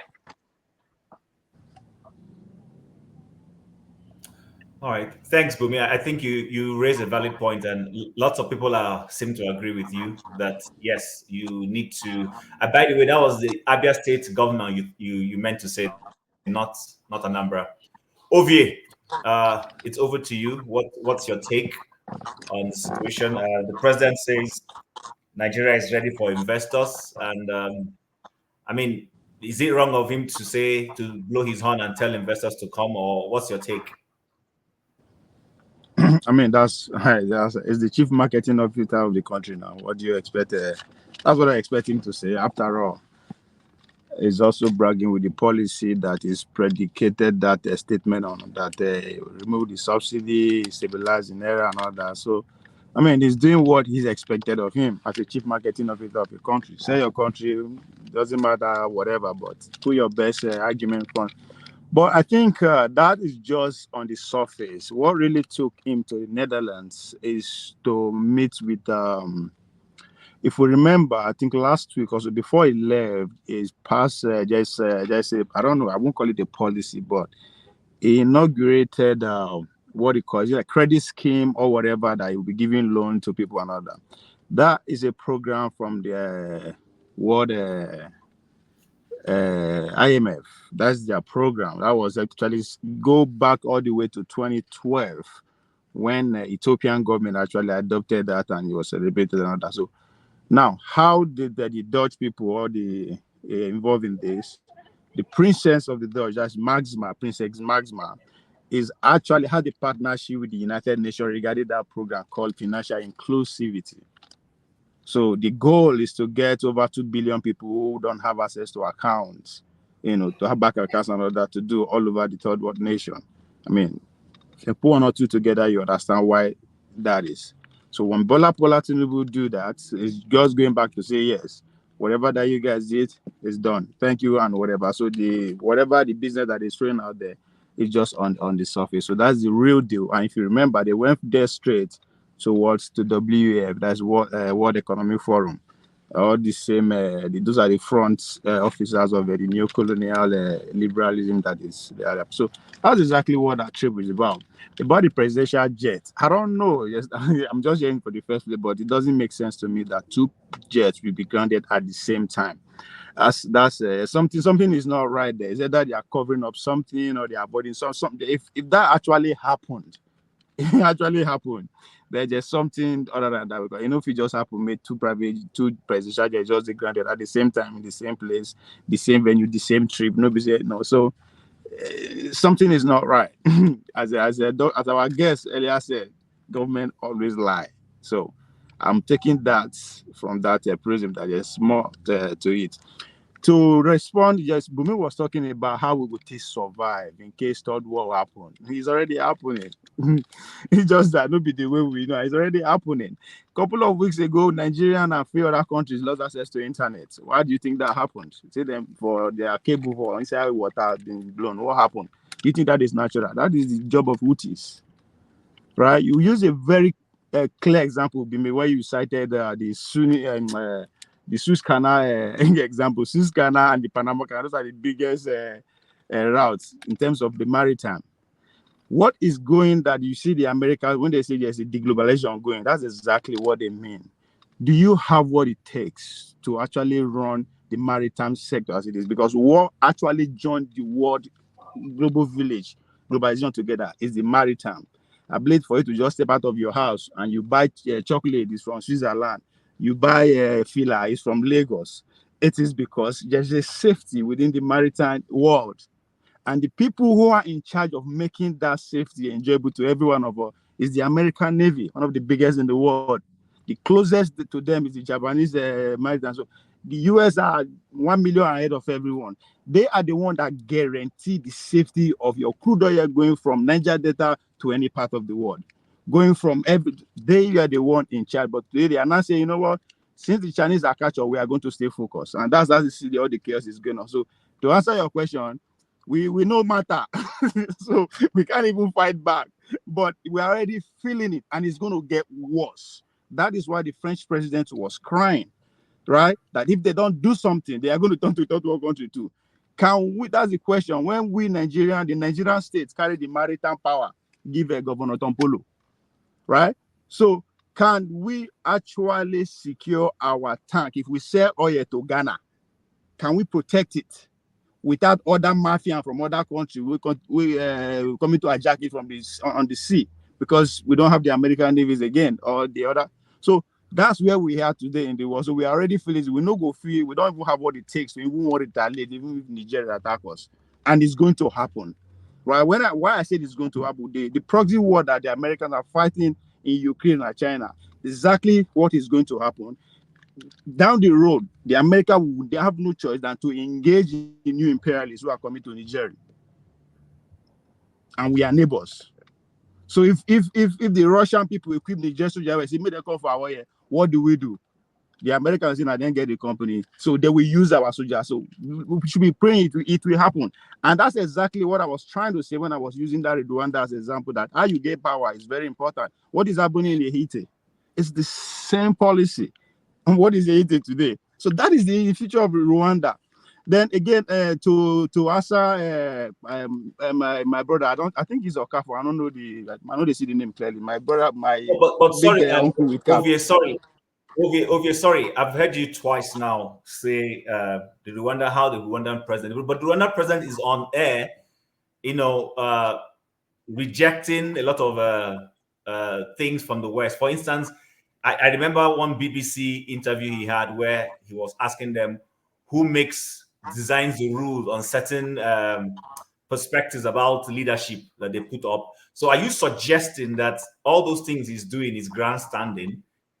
Exactly Because he's also against leaders, flying to say Russia Africa summit, US Africa summit. He says he will not attend those things, and I don't remember him attending most of the most recent ones. So why are you suggesting that he's a stooge? If you remember a couple of weeks ago when Israel attacked Iran, their embassy in Damascus, and destroyed. When Iranian war respond, what did they do? They send a signal first to the international community that this is what they are going to do. This is where they are going to aim. Why did they do that? To appease the home crowd. Say, yes, we retaliated. So what do you think Kagame is doing? Yeah, he's appeasing us Africa. Like, oh, when he make those things that you refer to, so when those things is there, what were we saying? Get my way to talk for Africa. Nah. But that's just on the surface. But behind the scene, what is going on? Right? So he can say that all he wants until he stops the refugees coming and say, okay, yes. But he can't. There's so much at stake on him that he's already in charge, so he can't.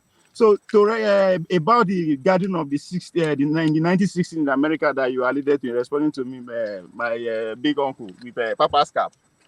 That don't underscore the role of the church in the 60s in that during the American Civil War revolution. Church was their technology. Church was their weapon. That is their refuge. If you want food, go church. Now church help them organize. If they won't go war, churches get gone. They wait for you. Let's go. Church play a lot of role in organizing those people that were sending from the list to go and do voting and all that. So that is very crucial, and that's where we need to go back to with our own churches. Yeah, they are not doing well, but the fact that every Sunday they gather millions, we should take advantage of that and make it useful for our own self. Thank you. Thanks. Masker, can you hear us? You're welcome to the show. It's good to see you. I hope your internet is working very well today. All right. Good evening, Mr. Kim. Can you hear me? Yes, I can hear you. Go ahead. All right. Thank you, Mr. Chim, and good evening, everybody. As far as the president going telling the country, I think we should commend him for being up and about. I think it's a good thing. If he sits, we say he sits, but I think it's a good thing to go out and sell the country.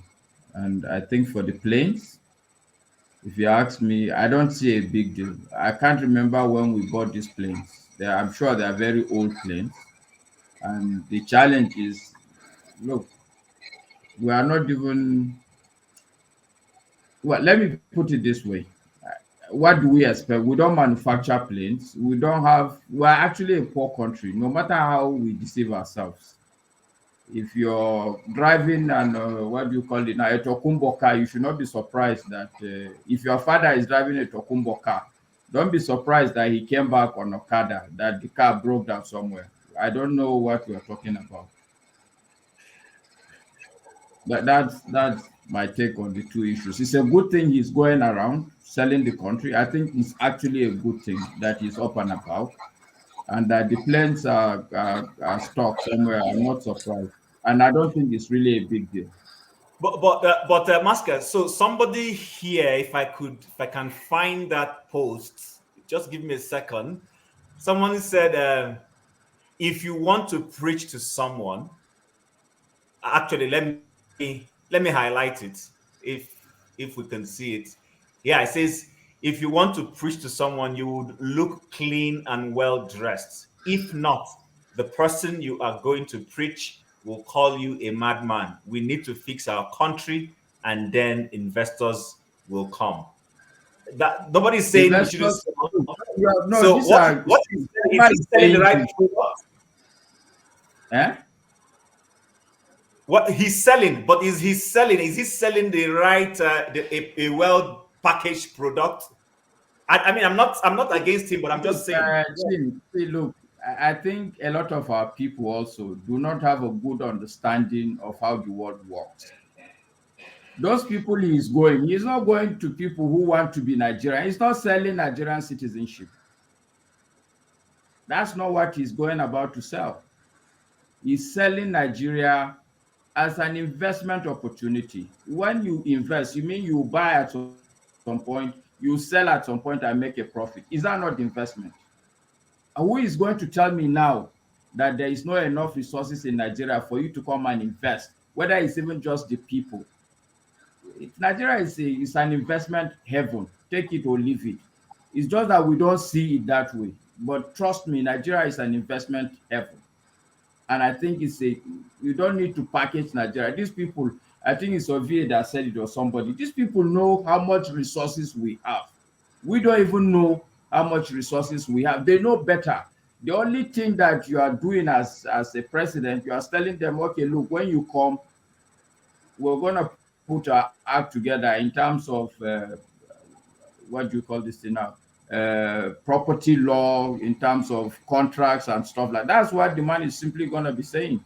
But they know how good Nigeria is. So he's not selling citizenship. So he's not saying come and be a citizen of Nigeria. So the person will tell you, oh, no, Nigeria is not a good country. Far from it. He said it's an investment opportunity. Okay. Thanks very much, Maska, for that. So, Mr. Opapu, did I pronounce that correctly?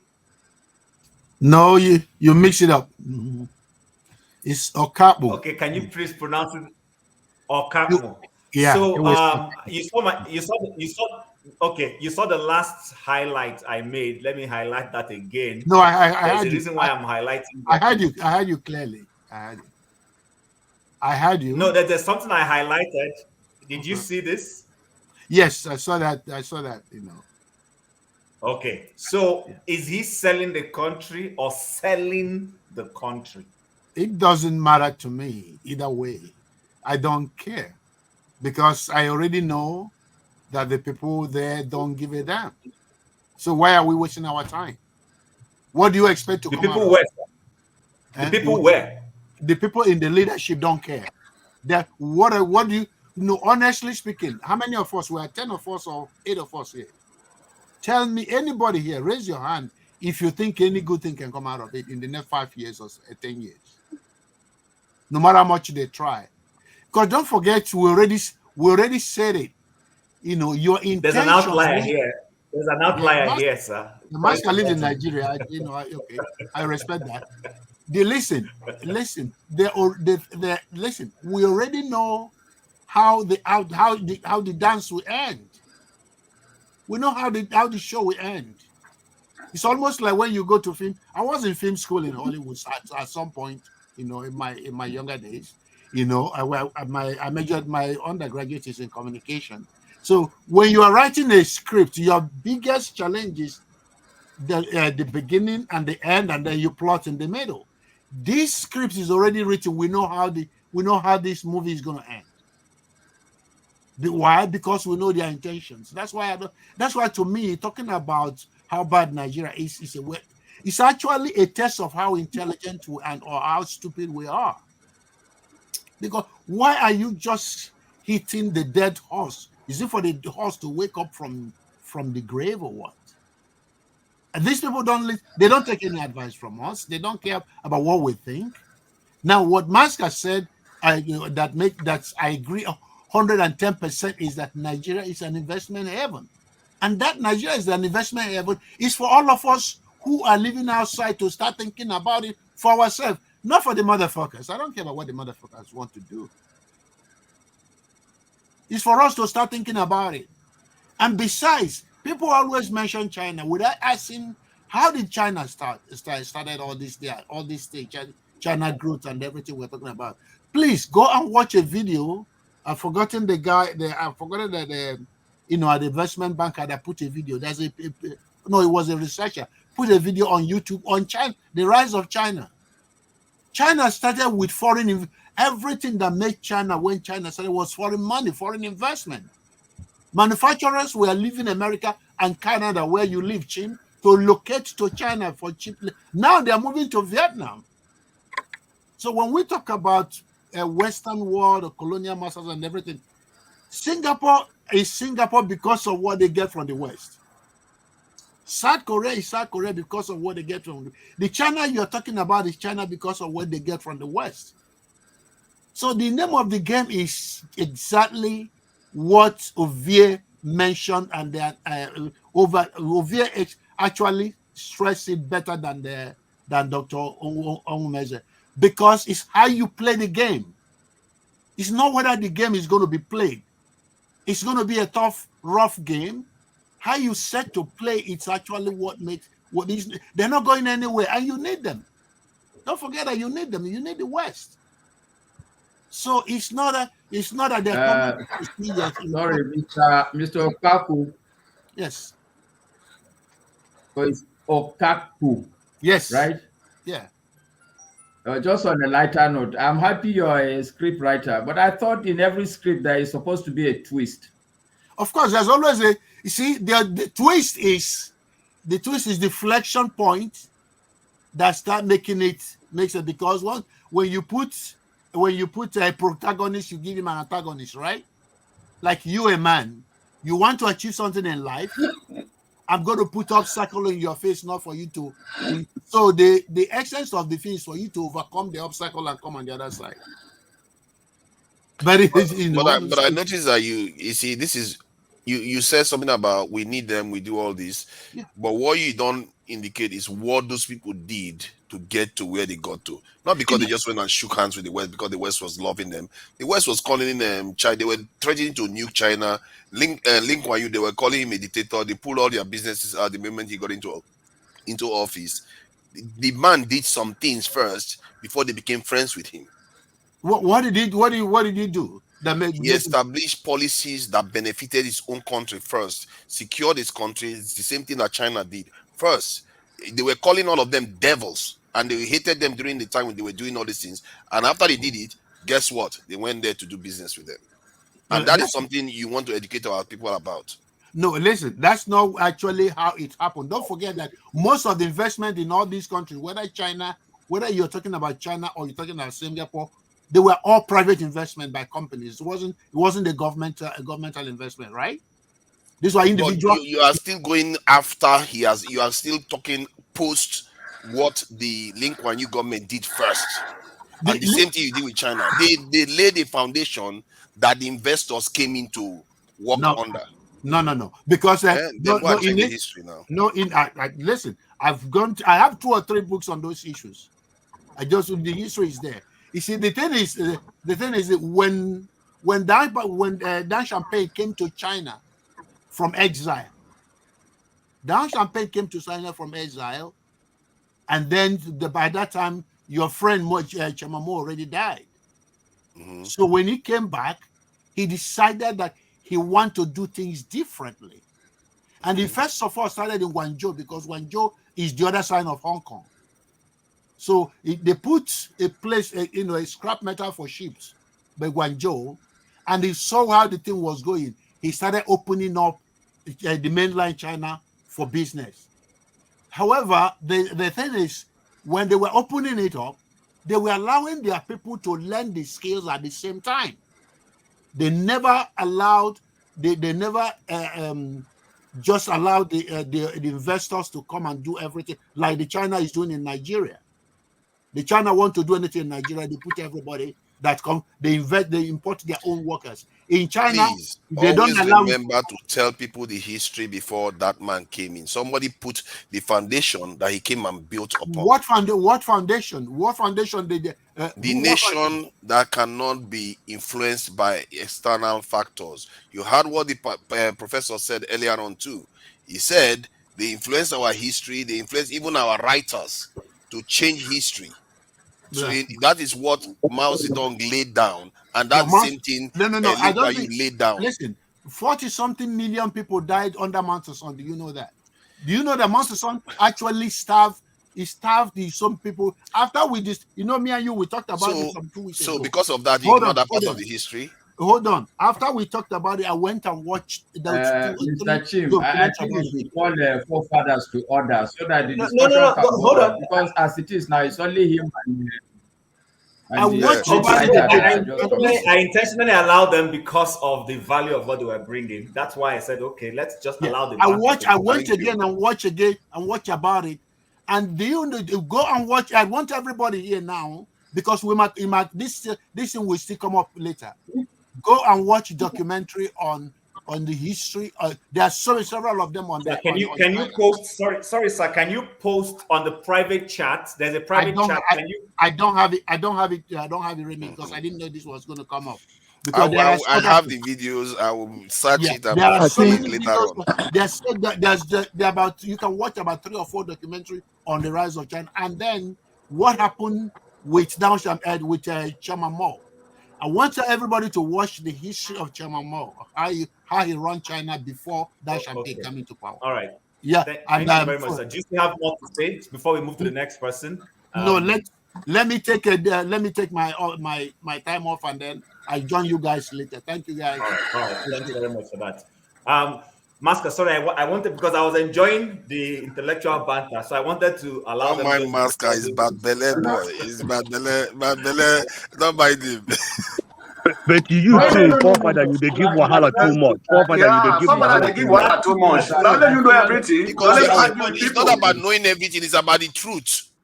What they are saying is actually important. We'll come back to that. Yeah. We'll come back to that. What they are saying is important. I want him to see if he can share those links. I'll try and see if I can get it myself. Team, no verse. So I think what they are talking about is very important. It's like you talking about the history of Nigeria from 1960 without talking about the arrivals of the colonizer. So what Nigeria is saying is that before this success, there is something that took place. Yes, the man acknowledged that, just that he's not in favor of that can sacrifice to achieve what we.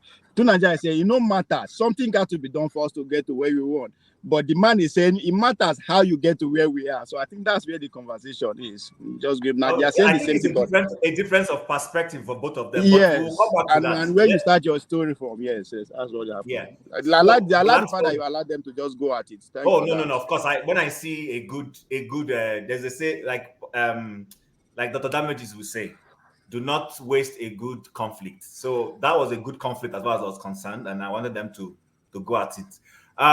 Where is Blackstone? He has vanished. Okay, Blackstone, please go ahead. Thank you, Shim.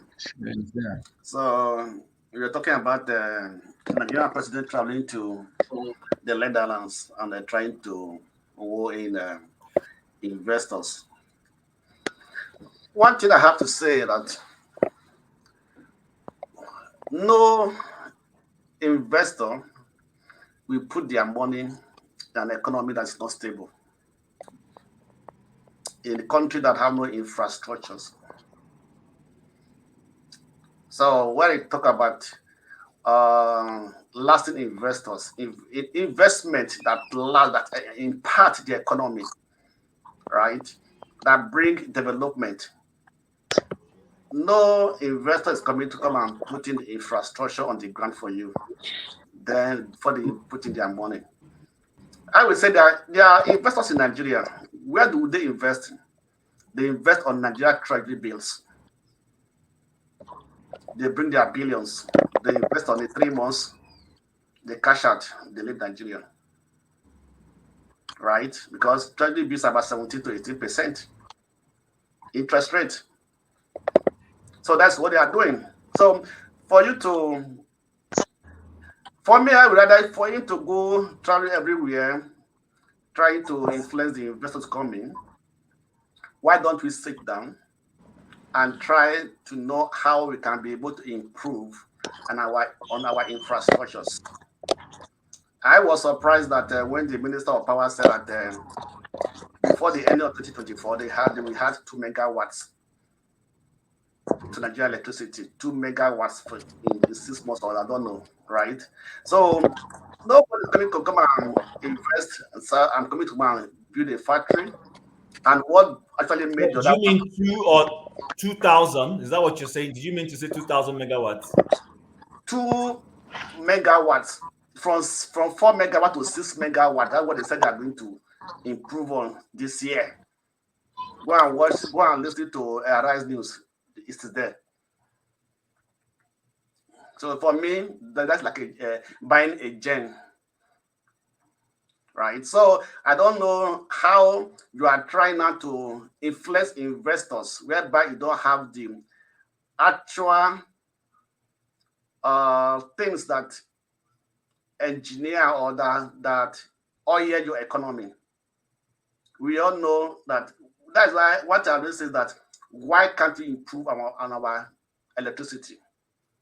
Everything under the sun today work on electricity. I cannot come and build a power plant to run my factory for me and expect me to enjoy it or sell my goods cheaply. So if you have to improve on my economy, the first is to make sure that we have a stable electricity. Road network, good road network, means of transportation, moving goods from one level to another level. So let us concentrate on those things. The investors you are talking to, they know more about Nigeria than what you are going to tell them. They have people who analyze the performance, who analyze your economy for you. They have advisors. Don't just wake up and say, I'm going to this country and go and invest. No.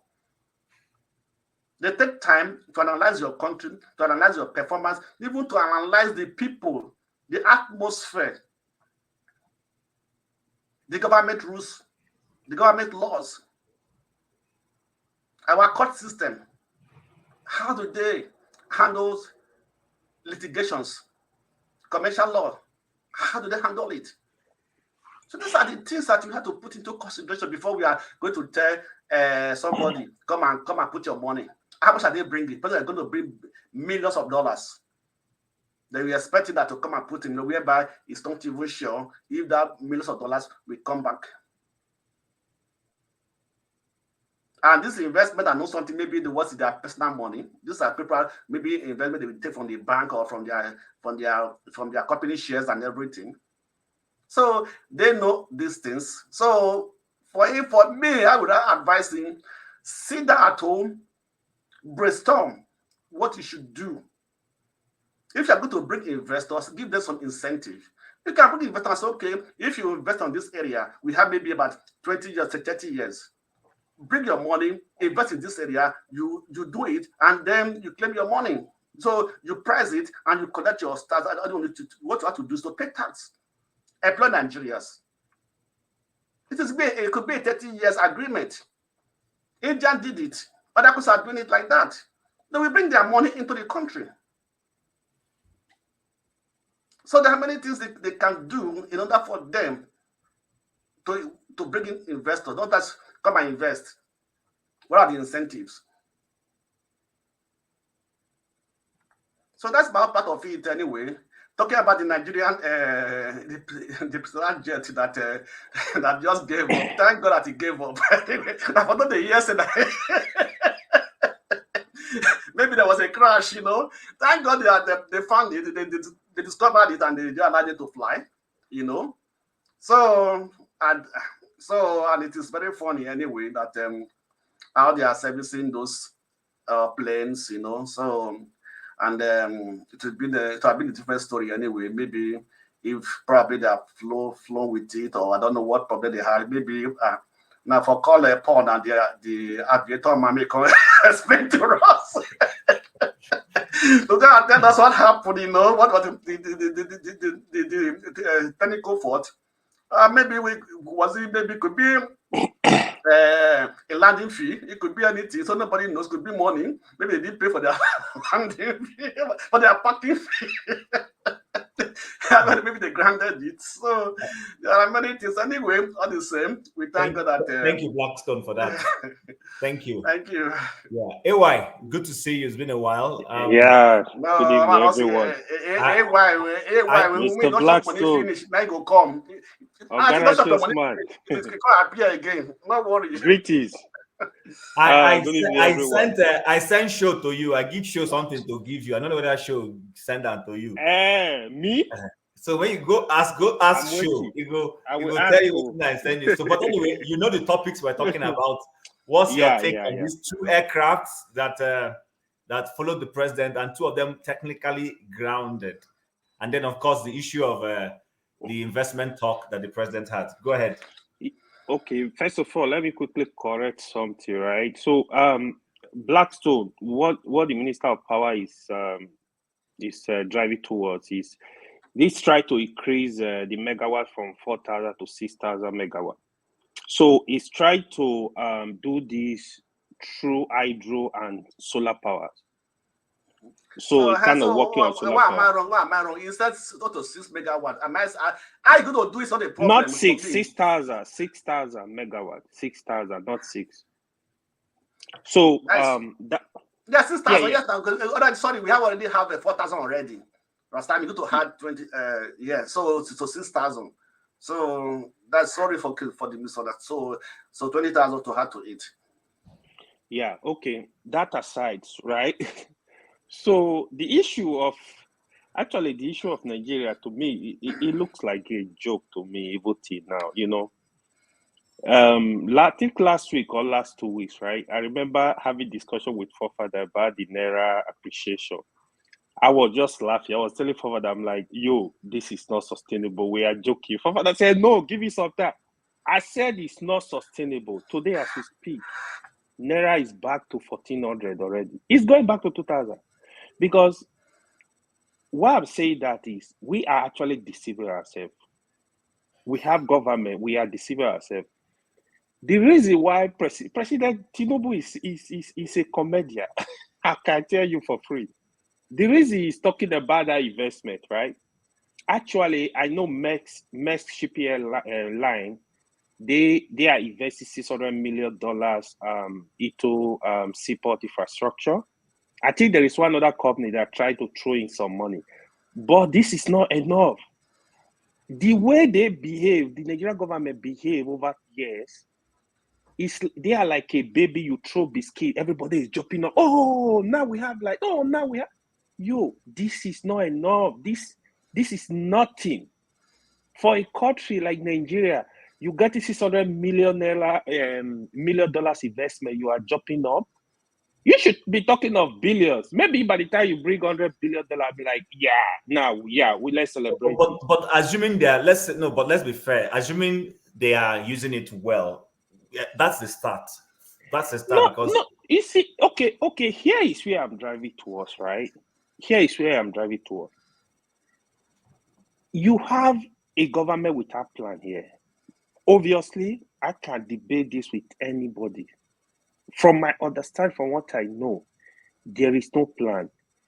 I am actually yearning to wait till that day where we see a president that will fold the slaves, that is really ready for the country to work. Like, he want to get the job done. You are not seeing that hunger. The urgency of this situation is so urgent that you will not even understand it. We are joking.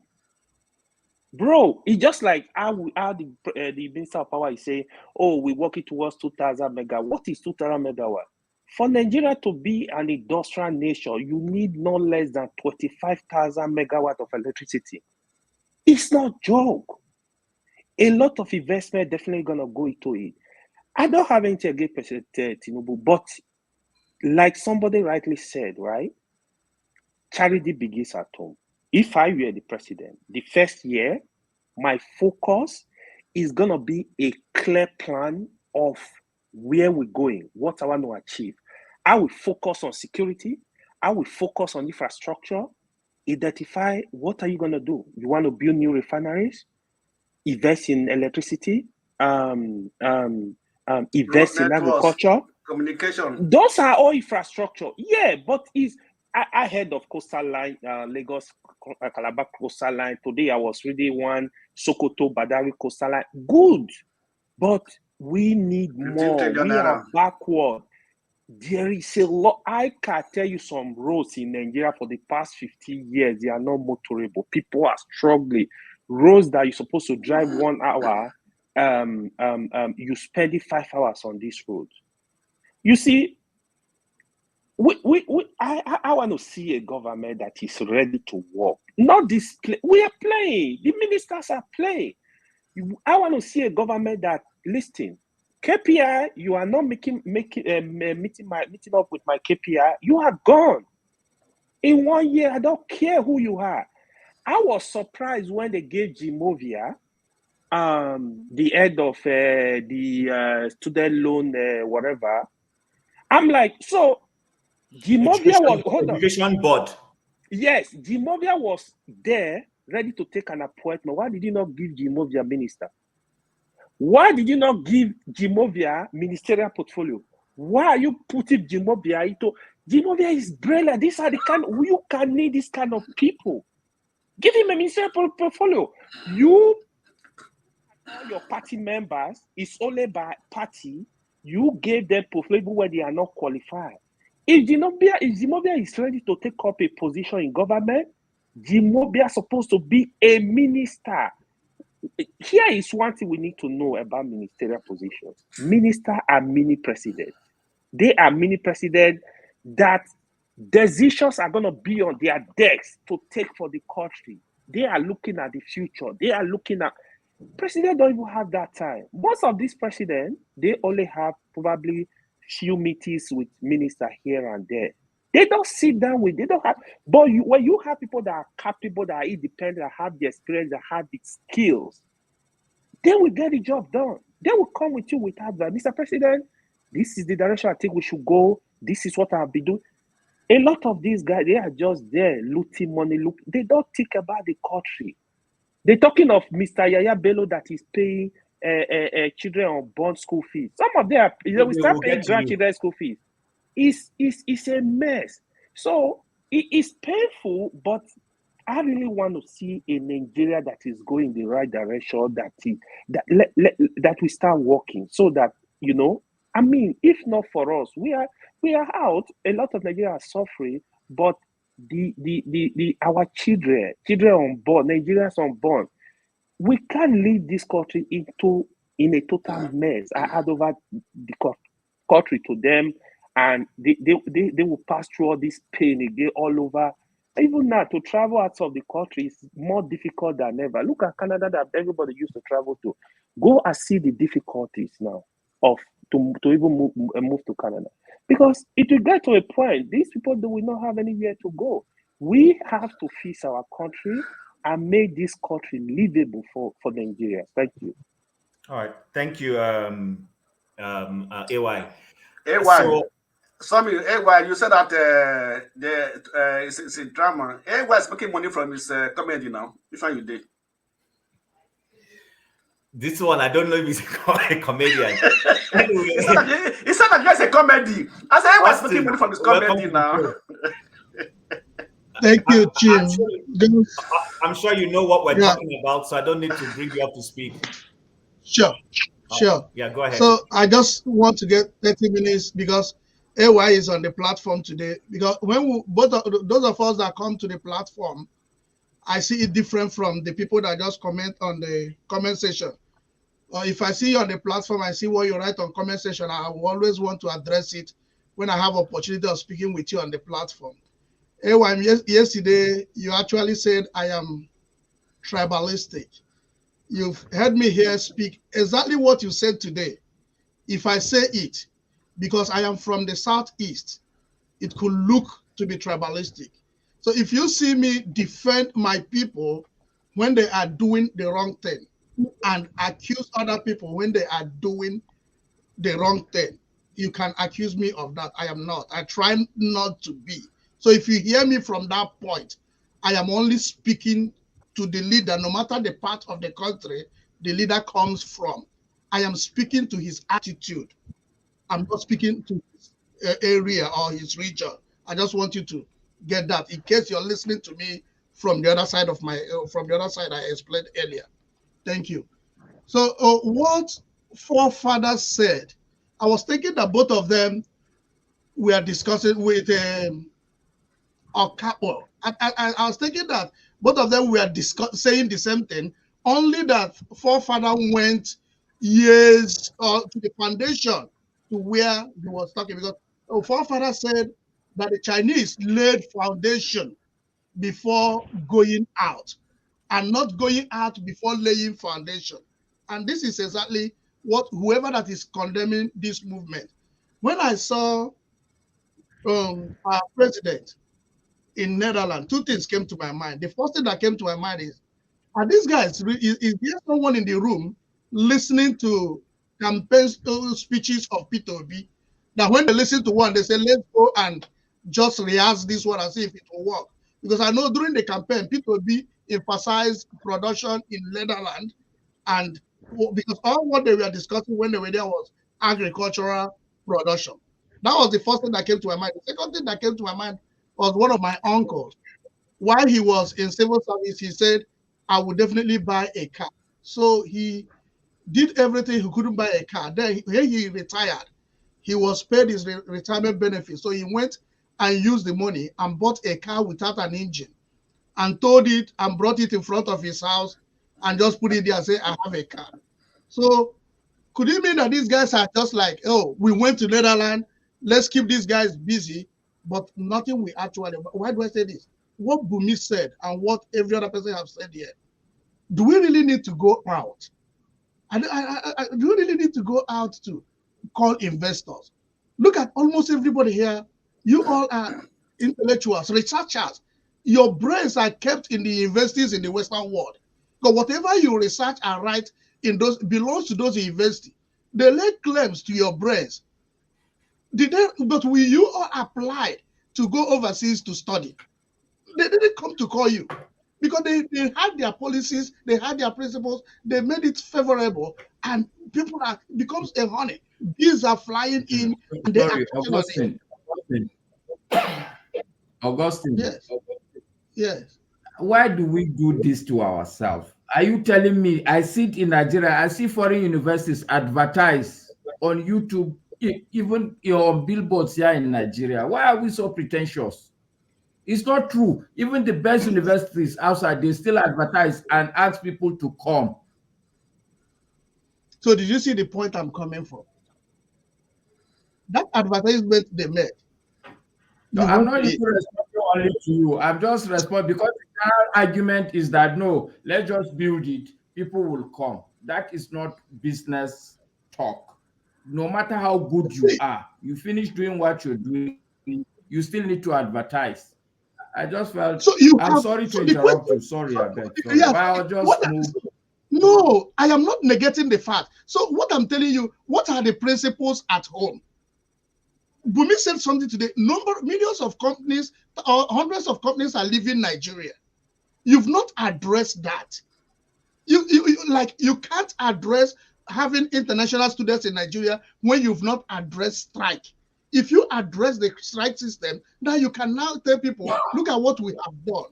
So I'm not saying that inviting people is wrong. So this is the point. What I'm saying is the fundamental. Let me just add something to support you. You notice the countries he's going to, The countries is going to are basically the ones that drew the borders of Africa and Nigeria that already know Nigeria. He's not going he's also not going to the fastest builders in the world, which is China, and the ones that are the most generous to people that work with them, Russia. He's not going to them. He's going to people that already know us.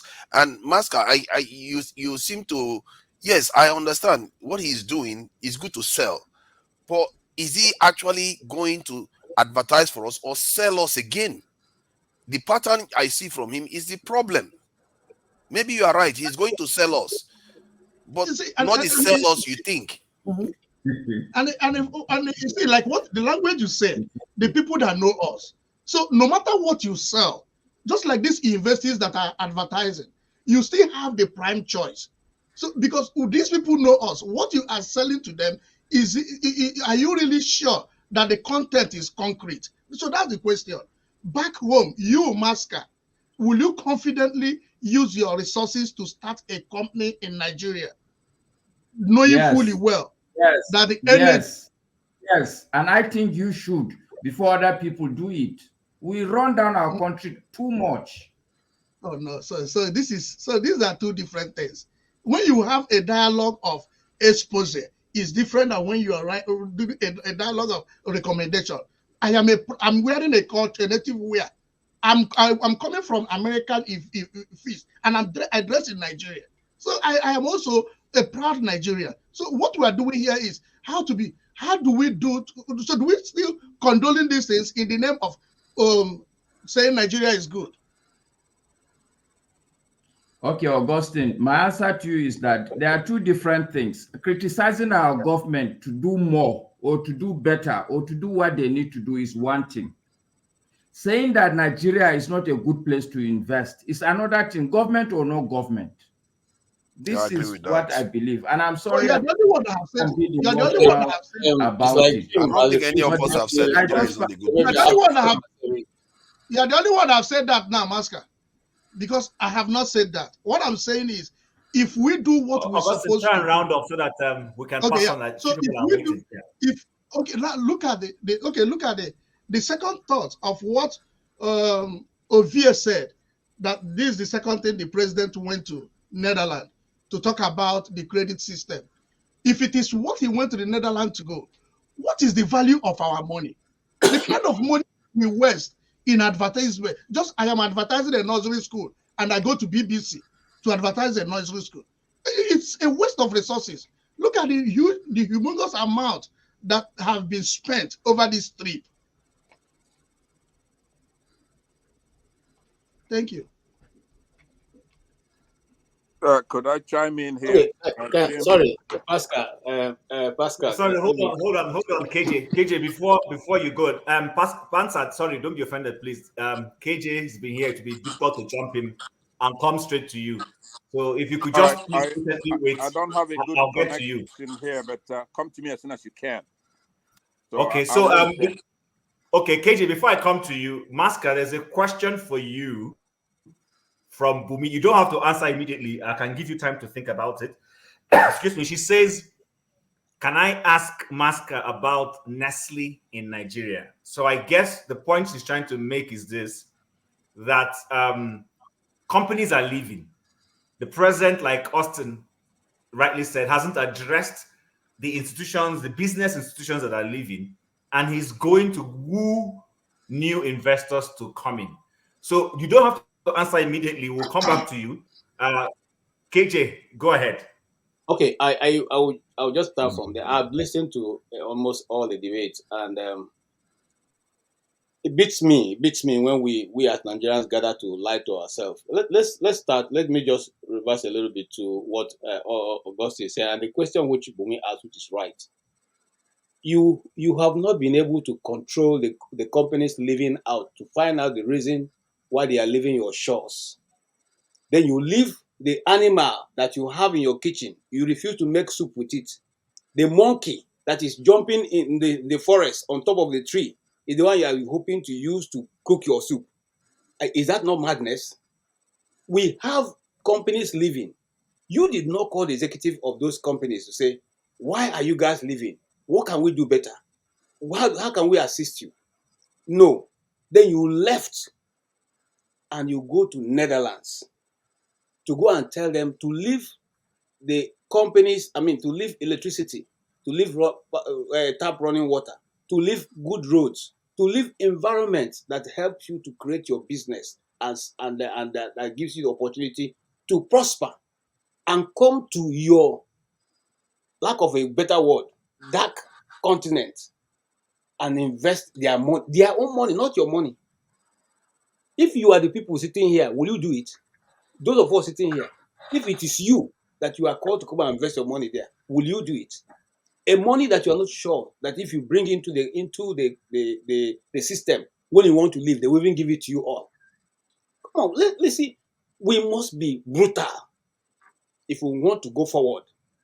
It's not these things are not. Look, one of my biggest pain is that it is in our lifetime. Every day that counts, your life is being shortened. Today will never come back. We started this thing before Nigeria became 64. Today we are 64. And the next 64 years, all of us sitting here will be almost 100 or more than 100. Some of us will be more than 100. What are we saying? Is it a game? This guy is globe. Okay, what has come out of the place I've gone to? Are you afraid to I say think he some went of to us will Pakistan. die? Eh? He went to Are you afraid Pakistan. to He say went that to some of India. us will have died? Okay. Have any of those globetrotting brought any investment so far? Even the money they use for Estacode to go, all his team, has he brought anyone? We have to tell ourselves the truth. Now, we have 220 million people. A country that is interested in the development of its people, we first of all invest on these people that are there. Because if there's commerce and the people have enough money to be able to feed themselves and do their normal activity, the people, you don't have to invite anybody. The people will come looking for you. The companies are leaving because the Nigerian people no longer have the ability to even purchase from those companies. You are not addressing that. Why do we always want to start our own this thing from outside? The Igbos have a proverb that you start your beauty from inside the house before you go outside. But our own, we go globetrot and then come back with nothing to show for it. A country that is serious, okay? How much are you going to look for? This one you're going to look for. If you combine the Hayabelo's own and some of these other miscreants, the one they've taken and put together, it's not up to the money you're going to look for outside. Can't we be factual and truthful to ourselves? So if we are serious, if the government is serious, well, which I have never seen anyone, we will have been able to deal with the institutions that can bring justice to the people. So people can see, look, if I bring my money in, tomorrow nobody's going to change the law. Nobody's going to refuse to, when the court gives a judgment, they're not going to deny me the judgment. You are going to fix the police. You're going to fix the light. You're going to fix the road. So these things are not there, and you say you are going to shop for investors? Come on, guys. Let's tell ourselves the truth. I see, and the other guy I wanted to address has gone. That's why I came in the first time I left, because he left. You see, this is a talk shop. It's not, we're not here, it's not a symposium on how to, no. So let people not come here and tell us we're always gathering here to talk. No. You don't go to CNN and tell David Anderson or whatever it's called, what's his name? The other guy that calls himself Fox. Why is he holding a talk this thing? He's always talking. He's going to be talking. I've been talking since I was a small boy. He's going to keep talking even till my own son becomes a big man. So let's not mix it. If you want to form a group that can have an interaction and come up with something, you can decide to choose some of us and send. Don't come here and tell us that we have been talking, and then you finish talking and go. You're not going to give us 1, 2, 3, 4. This is how to go about it. This is how Nigeria will develop. You will not say it, but you come here. You will even come with the knowledge that you know everything. We sitting here, we don't know anything. Only you who know. It's not right. If you don't want to talk, don't come and talk. But don't come here and tell. It's a talking shop. It's a talking shop. So who are you referring to, KJ? There was one earlier guy. I don't remember his name, and it's not on this platform. I don't want to call his name. I'm just making that so I be. We are in a talking shop. It is a talking program. It's a talking program. So let us not come here and begin to condemn people. People that don't have idea. You have been in Europe or in the US since time immemorial. You have not provided solution. Don't come with those of who volunteer to be here and spend our time to talk, come and tell us we don't know what we're talking about. If you know, call us backstage. Are you referring to Okpaku? I'm not Is it referring to Okpaku? anybody. I just made a general statement. Okay? You are a troublesome It's person. a talking shop. It's a talk shop. All right? It's not a strategy session for developing Nigeria. If you want that, set it up. Our all can meet outside of this environment. But here, in our talk, we did here. Talk, not talk. Thank you, sir. Thank you, KJ. I heard KJ. him saying that he's a script writer. The guy wants to write script for you guys on how to fix things. Olumide, wait. When I hand over to forefathers, two of you, forefathers has your energy. I don't have your energy, please. So, righteous man, please, the floor is yours. What do you have to say? And I think forefather, at this point, I'm going to be handing over to you. You can take over from here, please, if you don't mind. All right, thank you. I appreciate that. All right, righteous man. Are you scared of Olumide? I wonder. Chin. Sorry. Chin, Canada is changing you, and I hope it's changing you for good. AY, it's been a long time. I even chatted up to greet you, but you didn't respond. I just replied to you and I said that who you call and I will do that. Hey, why don't I was so what actually the way you outside give the country. Tinubu tonight? You know, go like why don't they reply anything? Network also. Don't reply anybody. They fear. Leave Live me in like, fear. don't buy Blackstone. Blackstone, I was she. Oga KJ, you are very real, and I love you, especially your background of having God. You know, when you said you were covering Club 700, I think, is it Club 700? And you defended the genuine miracles, because some of us, the Western world has changed us to the extent that we are trying to become stupid to deny the existence of God. You know, Sorry, righteous man. Hold on. Sorry, I don't mean to cut in. How does this 700 club have to do with Tinubu's investment? No, Chief, let me remind you what he said in this program earlier, that the Westerners have come with their religion and we have destroyed our traditional religion. He forgot him. And that's a contradiction to the statement he My just brother Blackstone, I will defend whatever statement I have made or I will make. You see, I'm referring to KJ because our people said, you understand? When a man speaks, you will know a man has spoken. When a youth speaks, you will know that this one is still coming up. He has not tested the fire of life. You know, Oh man, that's just mad. These days, not be so again though. Some youth speak better than old men. So with that story, that was what our elder used to deceive us.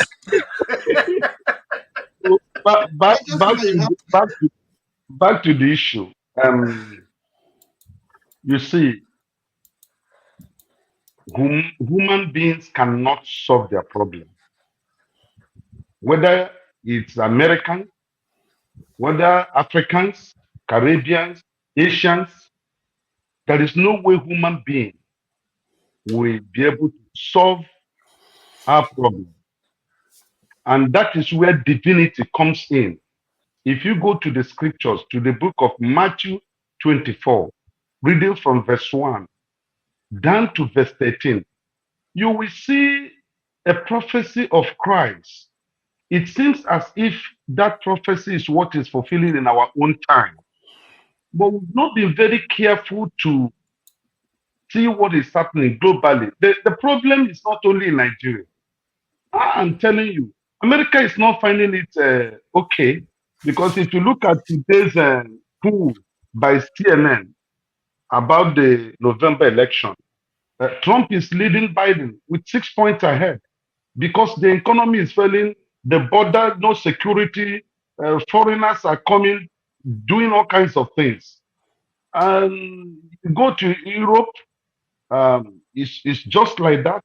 You go to Caribbean, look at what is happening in Haiti and the rest of it, Brazil. There is trouble everywhere. which means that humanity can never sort himself out. The Bible says in the book of Isaiah, I can't be very specific about the scripture. It says that they will tell you peace, peace. Suddenly, destruction will come. Can we also look at the things that are happening, whether it is fulfilling a prophecy of this kind that we're in? Before we begin to blame Tinubu, before we begin to blame Jonathan, do you know whether they are in line to fulfill a prophetic agenda that we have not looked into? Okay, righteous man, don't complain about the price of petrol anymore. Hold on. I am coming. Olumide, just hold your peace. Anyone that forgets God can never benefit anything from God. So while we live, while we breathe, somebody is in charge of our breath. And so it is not wrong for me to mention anything about God. If you are anti-God, I am not. And I'm not ashamed of saying it, that I believe in God and I believe in the supremacy of God. And because God has worked in my life, if not, I would have been dead Is it today. the same God we serve here in Canada or the one in Nigeria? I don't know the God you serve, but the God I serve who created me, he has worked in my life. And I'm proud to say I serve a living God. And I'm proud to say it anytime, Praise any be the Lord. Hallelujah. Somebody. Olumide, easy. So, back to the topic. Yeah, back to the Don't topic. hide. You don't hide this down. Olumide, don't hide. The topic we're discussing, you can't take away what the scripture has prophesied. After the war, after the Nigerian Biafran war, the civil war, many of you did not witness it. Many of you had it as a story. How did we get here? Hold on now, I'm coming, please. Those of us who witnessed a bit of it, there I was pretty young, who witnessed a bit of it and who saw things that happened, even witnessed dead people littered on the streets and everywhere. We will have a story to tell you more than you who goes to school, and the history another person have written is what you read, and you come to the platform here, you begin to speak authoritatively as if those histories you read, you were part of those who write it or you witnessed it. Righteous man, did you witness Biafra war? Me? Yes. I say I was a kid. Well, I was I was little. wondering, how old were you? How old were you? 7, righteous man. Now, how old were you? Now. No, how old were you when during Biafra war? If I tell you my age that time, you can know my age now. I don't think you were up to 3 years. That's why I'm actually surprised. Ah, you sure? And then are you born now? That's what we wanted to know. Because the way your question is you talking like a high window. The question is, I think he can speak about it without necessarily. Don't worry, let us continue. I don't want people to know your age. We'll discuss that secret. Why you are talking to grandfather? That would be a secret. Grandfather. You are talking to a grandfather. A grandfather. That's the person you are talking to. Not you are Blackstone. Now you are Tinubu go be that statement. Why? It is as you because you're looking young. Tinubu, easy. Let's try to keep it organized because people are waiting. Sorry, righteous man. Masker said something. Sorry, what was that, Masker? Take what back? I say you should take back that he was being didactic on us. That as if he was an elder during the Civil War. You were a baby during the Civil War. Just like some of you have no clue. It was just 2 years at that time. That That was is 2 why I was years. surprised. Though. That's why I was shocked. He was Actually, trying to claim an elder. He said you take it back. You are running I with don't that even pants think and you Righteous are Man coming was at born. you Though. as He wasn't even Yeah, born. it's like I'm a grandfather, two at least more grandfathers. So I think that's a fair point. Please, righteous man, go ahead. Masker, you told me you were coming to Lagos. We're going to meet at Ikoyi. You would have seen me, and then I will give you some papers. When you go through it, you will know Okay, my I'm age. coming on Thursday. Don't worry, I'm coming on Thursday, Righteous Man. I'm coming on Thursday. I'm coming on Thursday. We will meet. I will look for you. Okay, just call, call. You have my number now. Thursday, Just I'll call be me. in Lagos. Okay. So back to the issue we're discussing. No, I don't have your number, but I would. Where's the Blackstone? Do you have the Blackstone number? The Blackstone has my number. Oh yes, I will send you your number. Blackstone will give you my number. We'll give you my number. Okay, we shall exchange the numbers.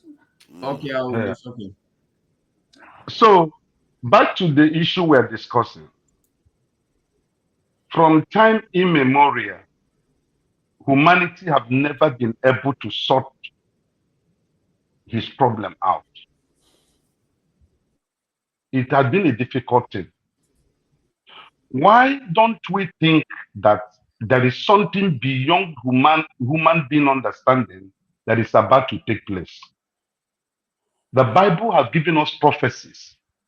The Quran, those who believe in Islam, they have also Quranic prophecies.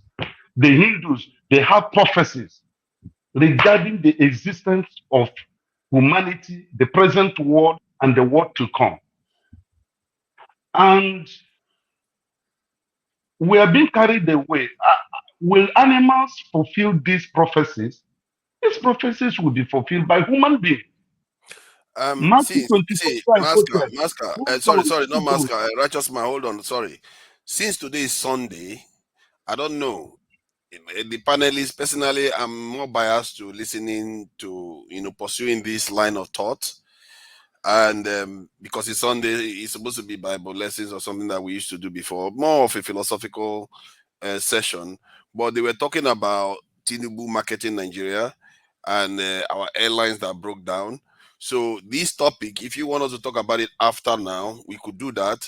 So I don't know. What do you guys think? Should he go with the Tinubu side or carry on?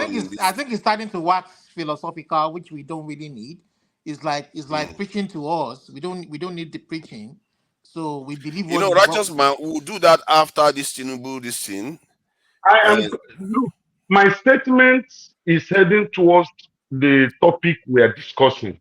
Yeah, because you're bringing up a lot of questions that need answering. We don't want to listen to preaching. Hold on. Olumide. I'm a Christian, but don't preach to me. Olumide, what's wrong with you? Mind your business. See, oh my God, righteous man, try to bring it back to the main thing. Then we'll come back to this topic. If you not suffer their head where they're going to preach to you. Now that mentality be that one. Okay, righteous man, try to bring it back to topic now, so that other people, Olumide, so that other people can speak. Try to bring it back to topic. Then we'll come back to this later about these events that are occurring. All this stuff you have been talking about. We can come back to it later. But so that other people can speak. Go ahead, righteous man. You're muted. If you look at this country today, you will discover that most of the people who are into politics or into leadership in this country must have had contact with the Western world. Either they schooled in abroad or they lived there and returned back to Nigeria to pilot the affairs of this country, having experienced all the good things and life in the Western world. Now, when they come back here to take up leadership position, what happened? You begin to wonder. And that is why sometimes ago, I asked a question in this platform. Is it that Nigeria is under a curse? Because the people leading us have tested the Western world civilization either one way or the other. They've lived there, some went there to school and returned back. Yet, it looks as if we're in an animal kingdom where the king of the jungle determines who lives and who dies. So the problem we are facing should be beyond we trying to theoretically exhibit our academic intelligence. It's not helping us. It's something that will require practical, attention. What can we do to sort this thing out? I am in Nigeria. But what do you think about Tinubu going to market Nigeria? Masca is in Nigeria. The rest of you are in abroad, if I'm not mistaken. Now, you guys should ask us what is going on here. Now that Trump is leading Biden, all of you are keeping quiet. You are not talking about it. You are facing Nigeria. Every day you wake up, it's Nigeria. Actually, righteous man. But you are not talking anything about the topic at all, the righteous man. You've been going on for almost 5 minutes. Nothing about the topic at all. Biden is leading up. You are not up to date. Leave it alone. Biden is not leading anywhere. What is your name? Leave that thing alone. You don't know this thing. Leave it. Look at the CNN pool. The CNN pool today, Sunday, check it. I was watching it live. But righteous man, let me ask you a question. They are not listening. Okay, righteous man has seated this time. Righteous man,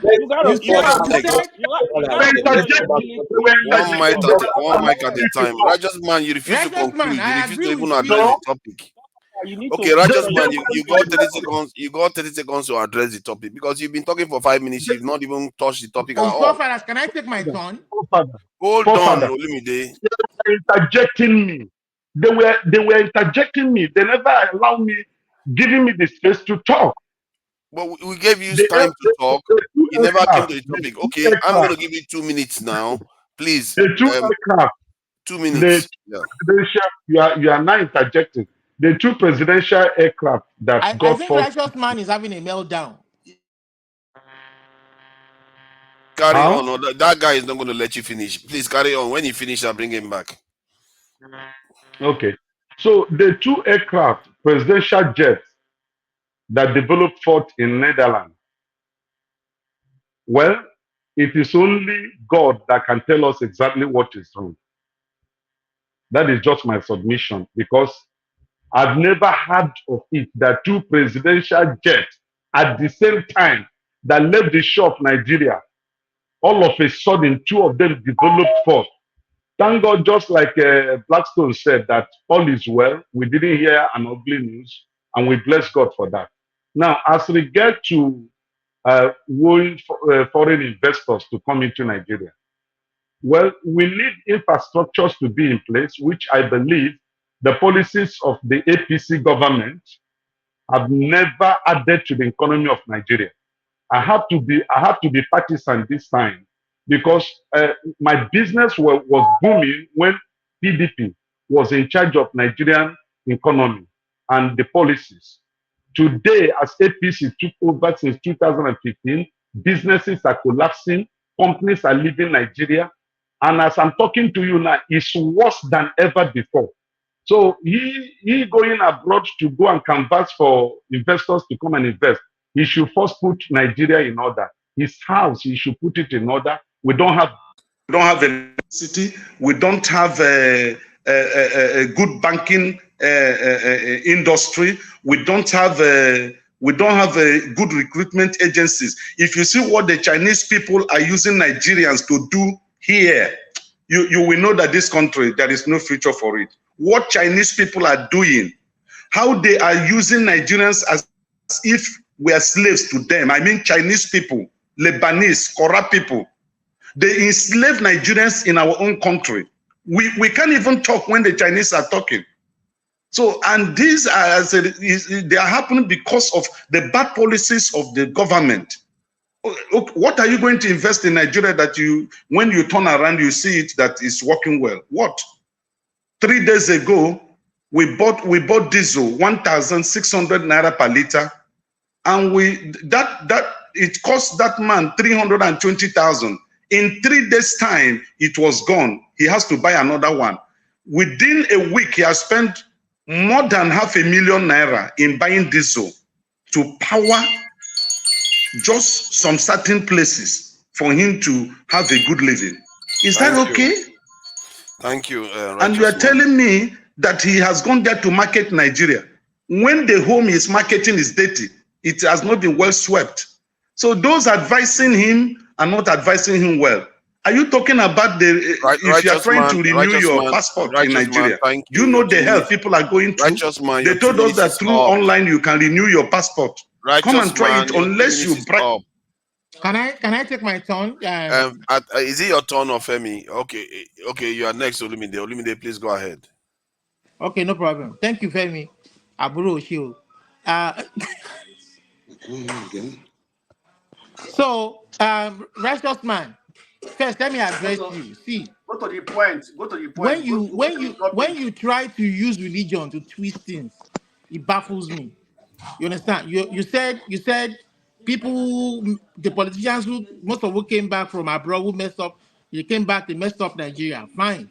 But you must know that those who came back and messed up Nigeria, we've always shouted that some of these people had corrupt tendencies. Most of them were convicts.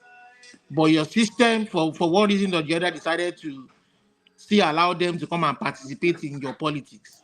Well, why do you worry about that? Are you not in America where the president is facing trial? And then number two, you have enough imams and pastors in Nigeria to change your spiritual situation. So that spiritual problem, let them deal with it. You have more than enough imams and pastors there. Okay? We don't want to come and listen to that here. And then Master is gone. Olumide, listen. It is a global issue. It's not only Nigerian issue. We need this thing to progress. We need it to get to Femi, and I speak the truth. Then we can now relax a bit. That the president was we need to see. I don't, Master. See, well, let me. I don't know how to address you, but so you're saying that criticism of the government is we shouldn't do that. So if you criticize the government, you are an enemy of the government. And we claim to be practicing democracy. When you practice democracy, not everybody is APC, not everybody is PDP. Some of us don't belong to any party. We are independent leaning. What we want is a better society, regardless of who you are, where you come from. And when we criticize, it's because we want the country to be better. That is how places like US, UK, Canada, or civilized climes get better. They listen to those who criticize them. They don't see them as a threat, and they make change better. So I don't know you. So this guy is doing something wrong, and we are saying it to him as a fellow countryman, and you think you are doing something bad. I mean, come on, you got to rethink things, Master. Come on, rethink things. You understand? You know, we were discussing yesterday. We were having a kind of a civil discussion yesterday about rebuilding the foundation of the country, because this is where this thing has gone wrong. If the foundation of the country was properly done, people like Tinubu in the first instance should not even be contesting. Talk less of even being or you know, being should not be contesting. Talk less of being sworn in as president. You understand? We are saying that we want this country, we want to sit down and form a document that all of us are happy with, without the influence of the British or of any of the colonialists. So that Olumide, do you know that is impossible? Why is it impossible? Tell me that. Because the moment you walk out of that conference, there will be another separatist group that wants to separate from that document you just created. No. See, we can see. Even if for the sake of argument that nobody decides to separate or go their ways, which they have a right to, because of the way we were put together. Can't you just afford them that right and obey? I mean, and respect their wanting to be on their own because of the way. See how many years we lost. 60 years of development. Yeah, but the point That I'm we trying to lost make is because that the point I'm somebody trying to make, Olumide, is who that didn't care about nothing you would have but cared changed. only about your resources. See, You Olumide, the understand? point I'm trying to make is that nothing would have changed in reality, even if you just finish having a conversation. The same That status is quo not remains. true. We don't What know. would have changed? That's just a conjecture by you and your likes who are afraid of the change that No, I'm the not people afraid. will. I don't mind it. It's just that we have bigger fishes to fry. If you No, keep talking about, there's no you the keep, you bigger keep fish talking we about, have to fry right Oh, now. let me ask you a question. The biggest Let me fish just we say a have to question. fry right now is ourselves. yeah, Let me we ask you know a that. question. You talk about solid Let me ask foundation you a all the question. time, yet you Let me know ask you a nations that question. don't even have a constitution, and yet you keep I talking don't. about solid Let me ask you foundation. a simple question. I don't see Olumide, that nation decides. The nation without a constitution decides to run themselves that way. They run themselves by some kind of law, by some kind of policy. But we are saying the way we are constituted, different ethnicity, different nations, as Master alluded to yesterday, The under same one thing for country, the under UK. one I banner. sit in a nation. This is what they call a nation state. There are many nations inside this nation, and And we are saying yet that it they is don't have a not properly constitution. constituted. you people should It's talk a about the shido. topic Don't now. you You get have it? gone back It's to a shido. people have gone back to yesterday's issue. You Talk leave about Olumide. today's topic. He likes to. I'm surprised he didn't bring about election. Okay, go ahead. He's going to Blackstone, go to what's your election next, question? Talk your but which question. is Ask fine. your question. He's entitled to it. No, I have no Blackstone. more question. I have no more question again. Olumide, let me ask. The Blackstone, Blackstone I has don't know why withdrawn you are his question. intolerant. No, I You are don't get my intolerant question. to Wait, let listening me to ask other people. forefather. Let me ask forefather. Does the prime minister, the minister in in Scotland, come and take permission from the what's his name, the prime minister in the British prime minister, before any development is carried out in that part of Scotland? Does it happen that way?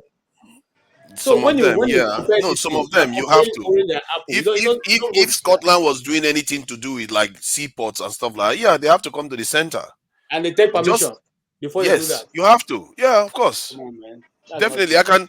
Let me pull up the list of what the Scottish people control. You will see. You have to go to the center. Otherwise, Scotland could go and build a seaport for Russia. Okay, forefathers. The Forefathers. UK will never accept Okay, that. forefathers, for the sake of argument, the constitution is perfect. I'm coming. I'm coming. For the sake of argument. Go and be a dad, For the Olumide. sake of Eh? argument. For the sake of argument. Olumide. Go and be a dad. Eh?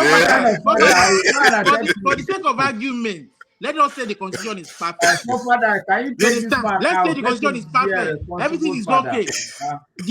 The only way, Olumide, the only they way. vote for you to go and be a dad, not to talk about constitution.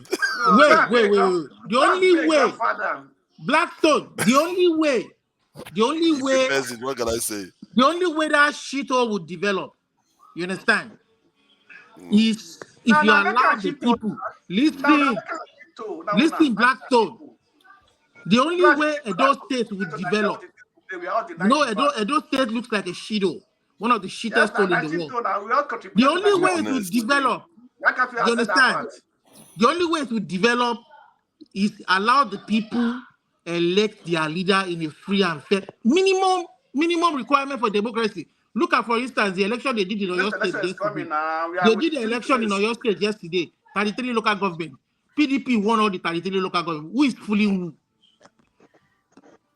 You understand? Okay. Who is fooling who? How do they want to develop? The only people that stood against it, that fought them was AAC. You understand? Showore's party, AAC. But when the chairman of the AAC in Oyo State that was trying to monitor the election to make it free and fair, they arrested him. The police arrested him. And Maska is saying, take camera, record everything, form a center, have your own results. And I was just watching him when he was saying it yesterday. I didn't say that. Why are you like this? Listen. I'm telling you how shitty your country is. Listen. Not be your country. So not be your country.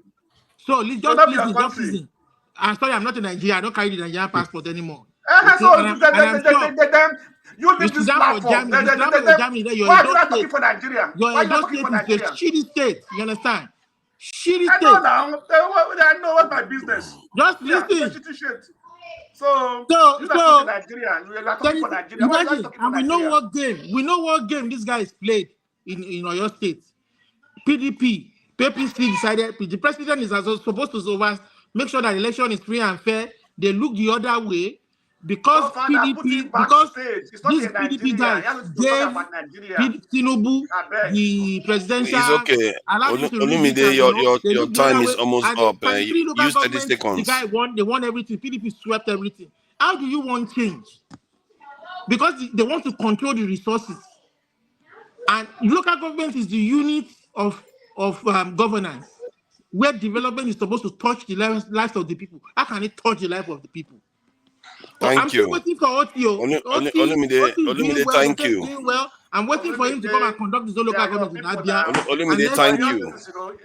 And let's see how. I just want to briefly show this to look at this question here. This is from the Scottish Parliament. And they said, what can the Scottish Parliament decide? These are the areas. The only area our current states don't have in Nigeria is, if I'm not mistaken, policing. I think justice tends to be within the states too, but policing is the area they don't fully control. So the rest is the same. So this is what I'm trying to share so that people see that not everything is devolved. And in Nigeria, the governors actually have immunity. The Scottish First Minister doesn't have that. If they screw up, they are going to be in trouble. As a matter of fact, they are investigating some of them now too. So I just thought I should share that. And this country doesn't have a constitution, by the way. I don't know why you are comparing parliamentary system with a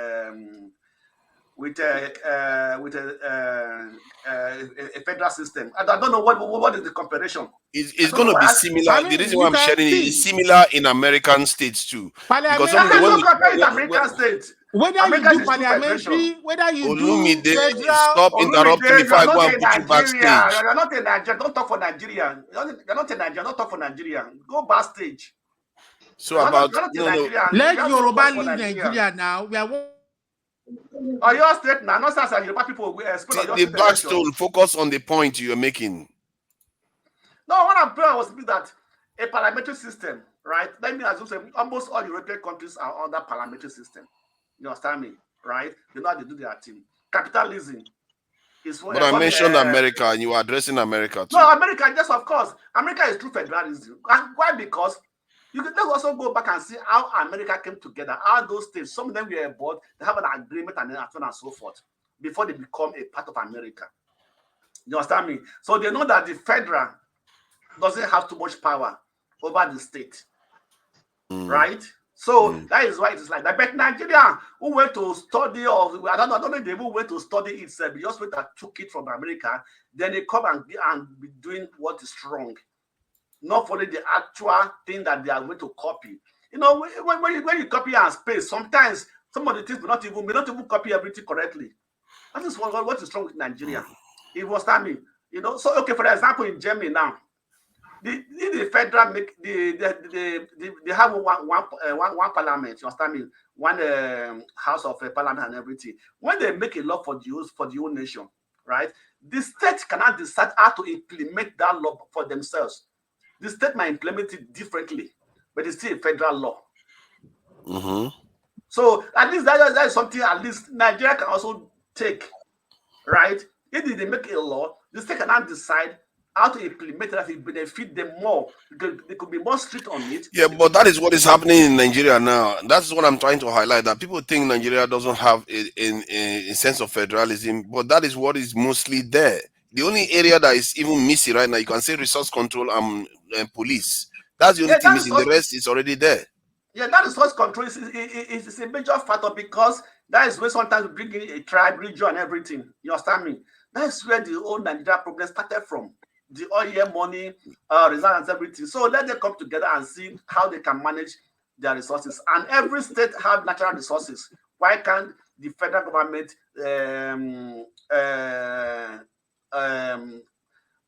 actually make it flexible and say, okay, for so natural resources, the federal government will take control. But that one, the state can manage it. But there should be a balance. I agree with you. I thought Femi or Speak the Truth was the next, though. Yeah, Femi is next. Solidly next, actually. Femi, please go ahead if you want to talk about Tinubu promoting Nigeria, according to Masca, going to sell Nigeria. It could mean two things. It could mean literally selling us or literally advertising, the good things that Nigeria has to offer to the world. And then we had that two aircrafts that were not functional, the federal government aircrafts, so they had to use private or some other kind of service to transport our president.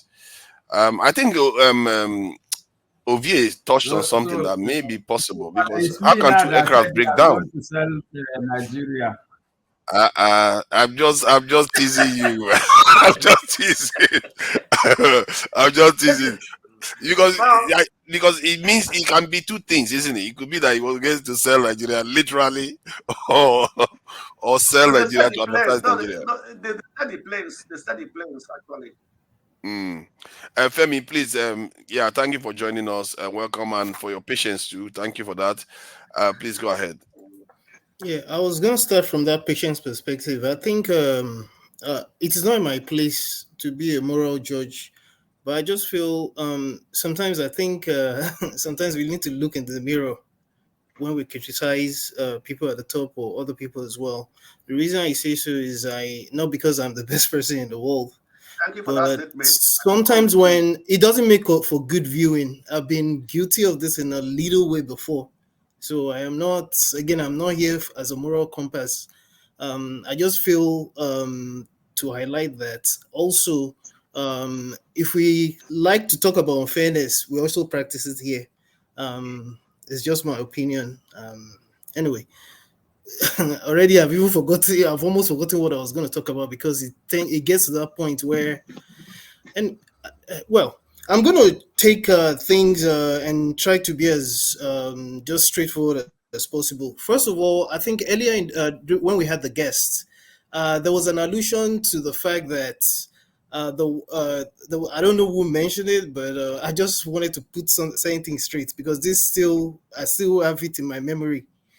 That Air Force One, for example, has never had mechanical issues before. It's a big lie. I still remember very vividly when Obama was, I don't know if it was when he was trying to help Hillary campaign, or if it was during his campaign for the second time, when it was in Philadelphia. And there was a problem with one of the flaps of Air Force One. Keep in mind, they always have a disguised Air Force One and another Air Force One flying alongside the refueling. If anybody has ever watched documentaries on how, but anyways, so I just wanted to correct that impact, and so that we don't always think that everything in the West, after all of us that live in the West, by the time you came to the West, you now realize, I know it's not as if everything is perfect like that. It's not that serious. I think I heard that there are two of them that had a fault. That is the one that is concerning. How can two different aircraft have issues? Yeah. So I was privileged to see one of the aircrafts land at the Air Force Base section of the Nigerian Murtala Mohammed Airport during Obasanjo's, I don't know if it was his first or second term. And the reason why I don't even know why I'm bringing this into place. I think as far back as then, there'd been this talk about reducing the fleet, because one of the problems is even how much is spent on. I think in total, if I'm not wrong, it's about 10. That's including the choppers, the helicopters as well. One of which was the one that crash landed during, if you recall, what happened to Oshibado. Then, thankfully, he survived it. Now, first of all, I still wonder why, on one hand, we preach, and it's not just one government; it's been government through the decades or the years. We preach about saving money, but we continue to keep a total of 10 aircrafts that we keep spending on.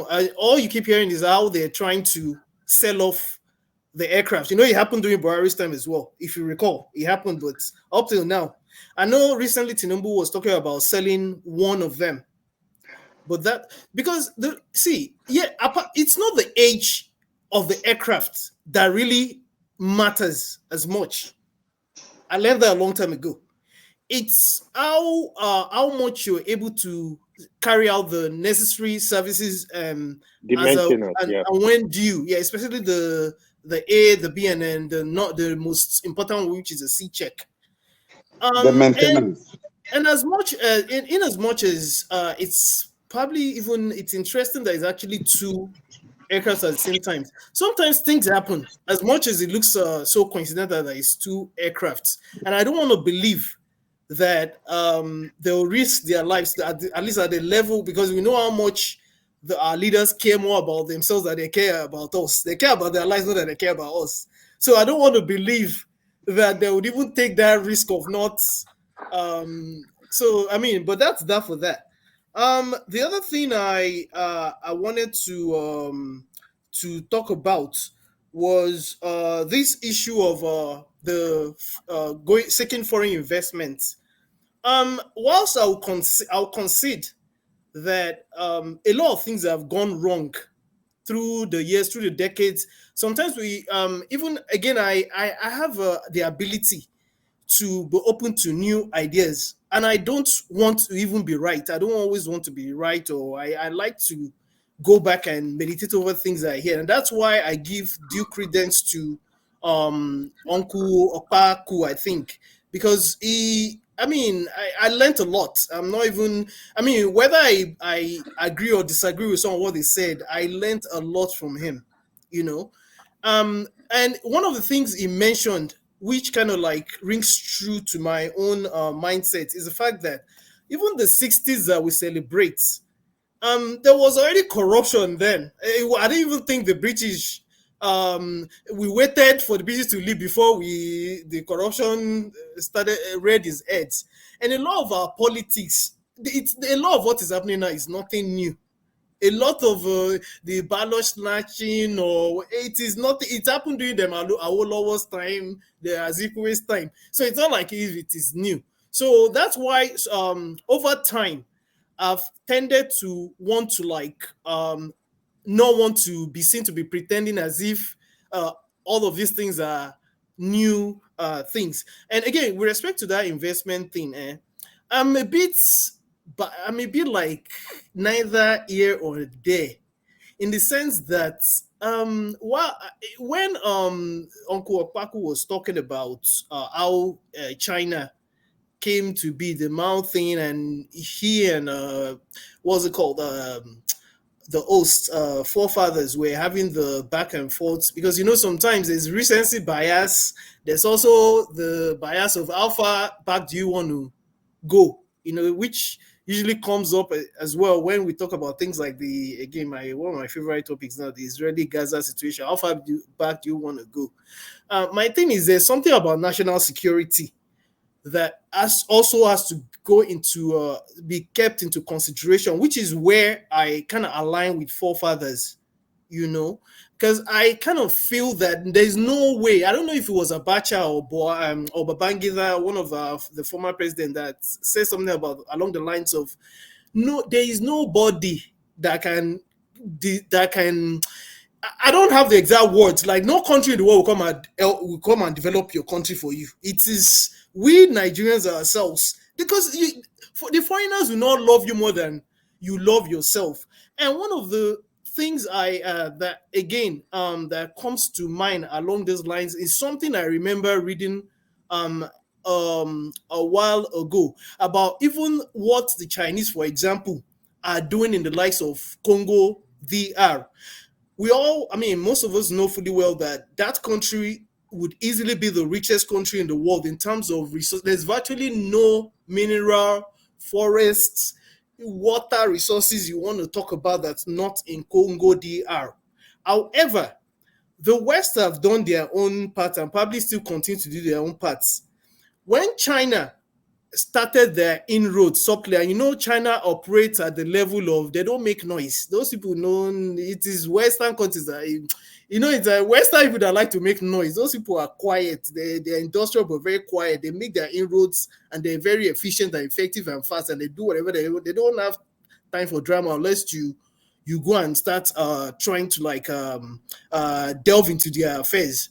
When they made their inroads into Congo and into Africa generally, you notice that the West started, especially the likes of America and UK, started trying to see how they could counter it. But when China came with their own plan of action, they came in the form of the fact that they were willing to build, to do the constructions and whatever efficiently, effectively, and they're actually doing it, whether we like it or not. However, it also comes with a cost, because nothing is going to come for free. Because I remember having this discussion with some of my friends a couple of years ago, where I was like, whilst I understand the reasons why a lot of countries are tending towards the East, which it's typically referred to as the BRICS now, I also have my fears, because whatever the West, whatever unfinished business they still have with Africa, perhaps the Chinese or the Russians will take over from there, because again, it's all about resources. Whether we like to, Africa is rich. That's where most of a lot of the world's resources is. And again, I repeat, I still believe that whether the West or the East, we are all pawns. Especially African countries, and even to a large extent South American countries as well, who are also suffering the same. You see the likes of Venezuela and Argentina right now, for example, what they're going through. We're all pawns in the international chess game. What, just like a doctor said earlier when he was the guest, what do we have to offer? What do we bring to the table? You know? And of course, people also talk about the fact that we always come here and talk and talk and talk. But people, the same people that say we talk and talk also come to talk now. So we're all doing the same thing. I think. Sorry. Let me just add. You see, that question you asked, what do we bring to the table, is a very, very critical one, because it's not about East-West even. If Nigeria had strong control over West Africa, that is a big stuff we bring to the table. Because I remember, the reason why that echoed in my mind is because I remember when they always talk about why the UK is leaving the EU, and they always said that America doesn't want that because America would not have the UK as their voice in the EU anymore, which gives the UK a lot of influence. So now they will have to be going to the French or the Germans, and which is exactly what is happening now, because the UK doesn't have any say in the EU anymore. The other day, even the French president was complaining that why is the Germans buying weapons from non-EU nations when they should be buying from them? You see, so because the Germans are working closely with America, and that question is very important. What do we have to offer? Nigeria so far doesn't control anything in West Africa. Forefathers, what you also seem to realize again is the fact that instead of Nigeria working on how to form a cohesive, free and equitable society, one ethnic group want to conquer the rest of us. You understand? So, we're talking about ethnic groups now. Wondering why Nigeria is not. He's gone back to ethnic group. West Africa is falling apart. No. You have to say it all open here. What ethnic group is dominating? Stop going on. Can I round up and leave? Because I'm not. Please go ahead. I'm not as strong as all of you that run and grab it and run away with it. Maybe AY is stronger than me. So the club. Come on, no, I'm not. No, I don't have power. My other brother Jonaba is here. Jonaba, my other brother is here. And so let me just round off. So the reason why I say what do we bring to the table is that I just personally do not think that any country in the world, any of those Western or Eastern powers, it's okay. It's okay to go and bring investment. But look, remember that was he a professor from the East that had that idea of that car that he actually built? Did he get any support as far back as then? And the other Nigerian professor from ULILAG of blessed memory as well now. it's things like that that actually see the truth.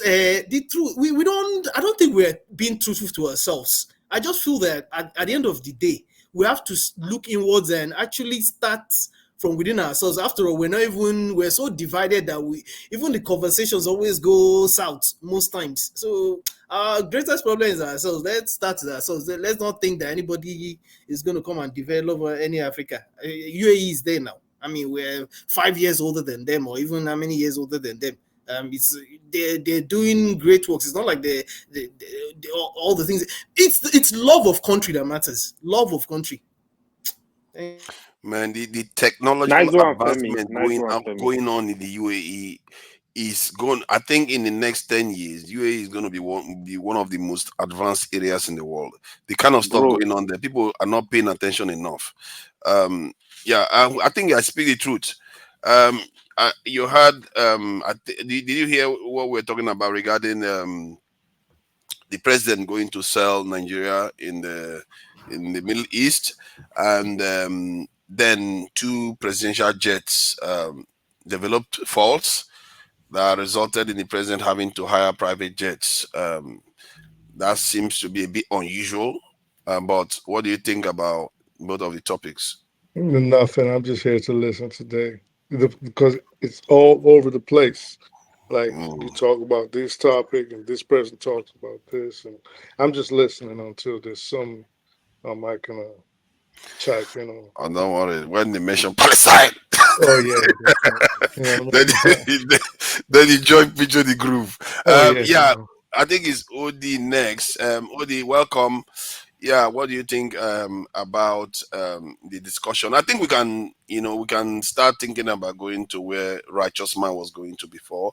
We can start opening up the topic a little bit so that we can talk about other things too. Please go ahead, OD. Well, hello, fellow panelists. It's nice to see you guys. Well, I'm not gonna go where Righteous Man went, 0. I think religion is our problem. I don't think we should give more oxygen to religion.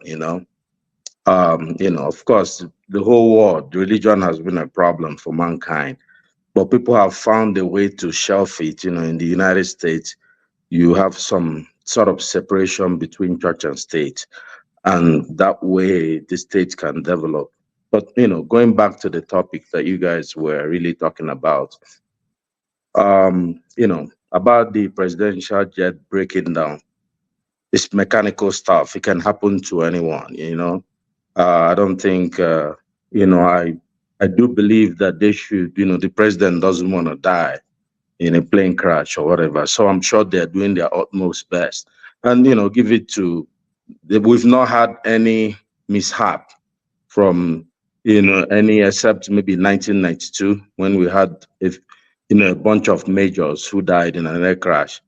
That, there was so many speculation, but so I wouldn't even worry about that so much.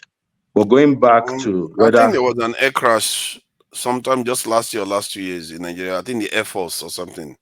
There was an aircraft that one, crash. I think people believed it was brought down, right? I don't know. I don't want to, my main issue really is about the, Nigerian states. Yes, that was whether Tinubu is selling, and I think it killed some people on the ground also.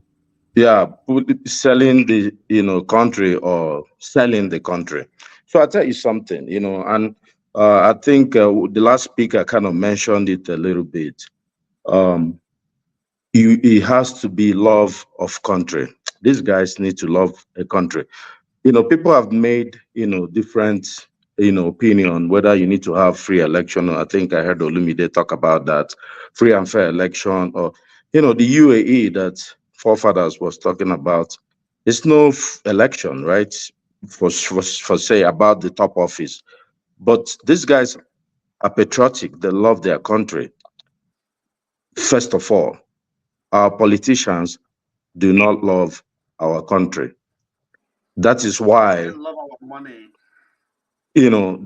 that's why you will elect a president and he's trying to put $15 billion to build a Lagos to Calabar Coastal Sea Road that is not needed.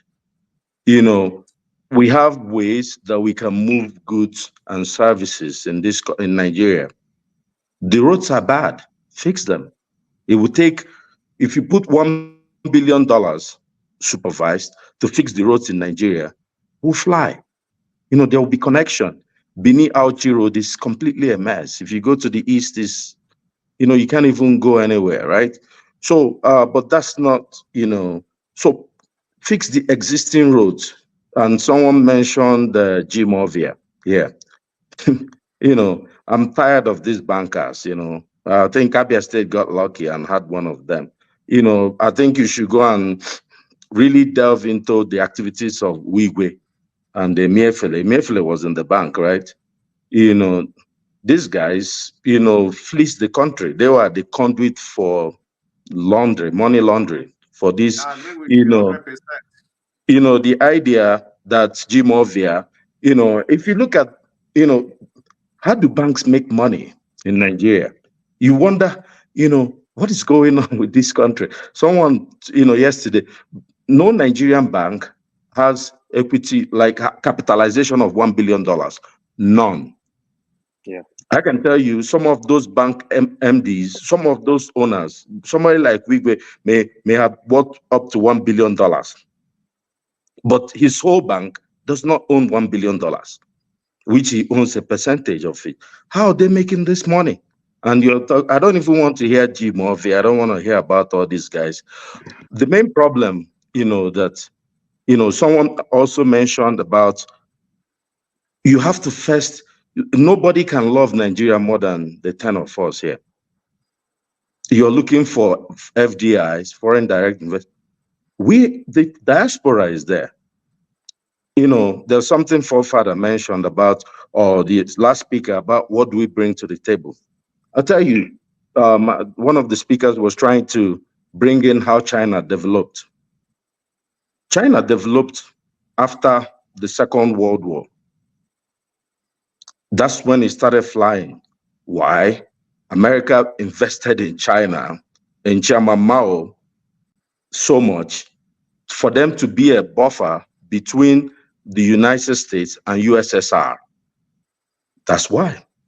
Because USSR was a baby of China was a baby of USSR from socialism and communism. They had to break that. And America had to invest in that country. Why? This UAE, Saudi Arabia, people invested in them. Look, for the United States and most of the European, there is nothing challenging them in Africa. There's nobody for them to buffer against. They're just fleecing Africa. Nobody has stood up to say, okay, I'm going to be the great power. Shake me down. South Africa was going to do it, right? Because of their problems with racism, they had to shut them. Because South Africa was already, I think they were a nuclear power almost, or they think they were. Even up to today, I think they sell arms to Europe.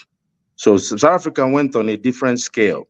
But South Africa had to be shut down because of their activities. But there is none. Nigeria was going to rise around the time Gay was leaving. I think I mentioned it before here. Then Buhari stepped in with the ECO.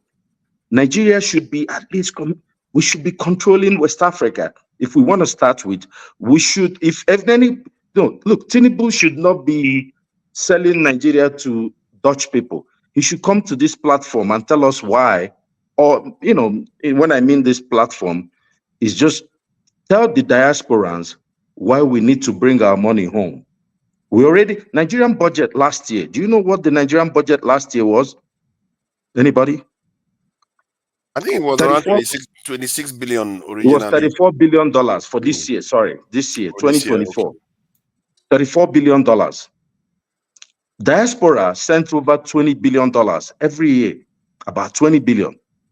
We send more than half of it, almost 2/3 of the budget. We are ready. There are so many folks who want to go back home. Yeah, they have billions of dollars that they have packed.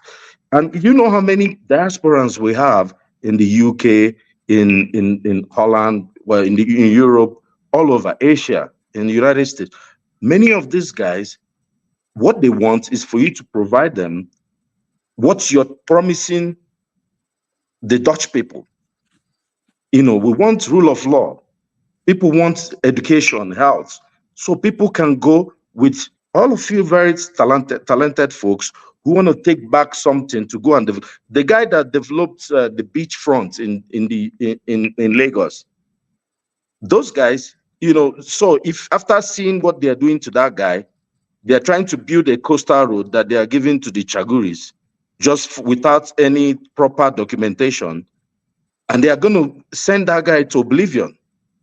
Instead of maybe this guy is saying, no, you can start this road just after my complex. That's the old plan. Yeah, Odi, just hold on. Let me share something because this is a bit confusing so that the viewers can see this. Look at these numbers here. Is this accurate? 28.9 trillion versus $32 billion. Is that up to based on the exchange rate at the time of this?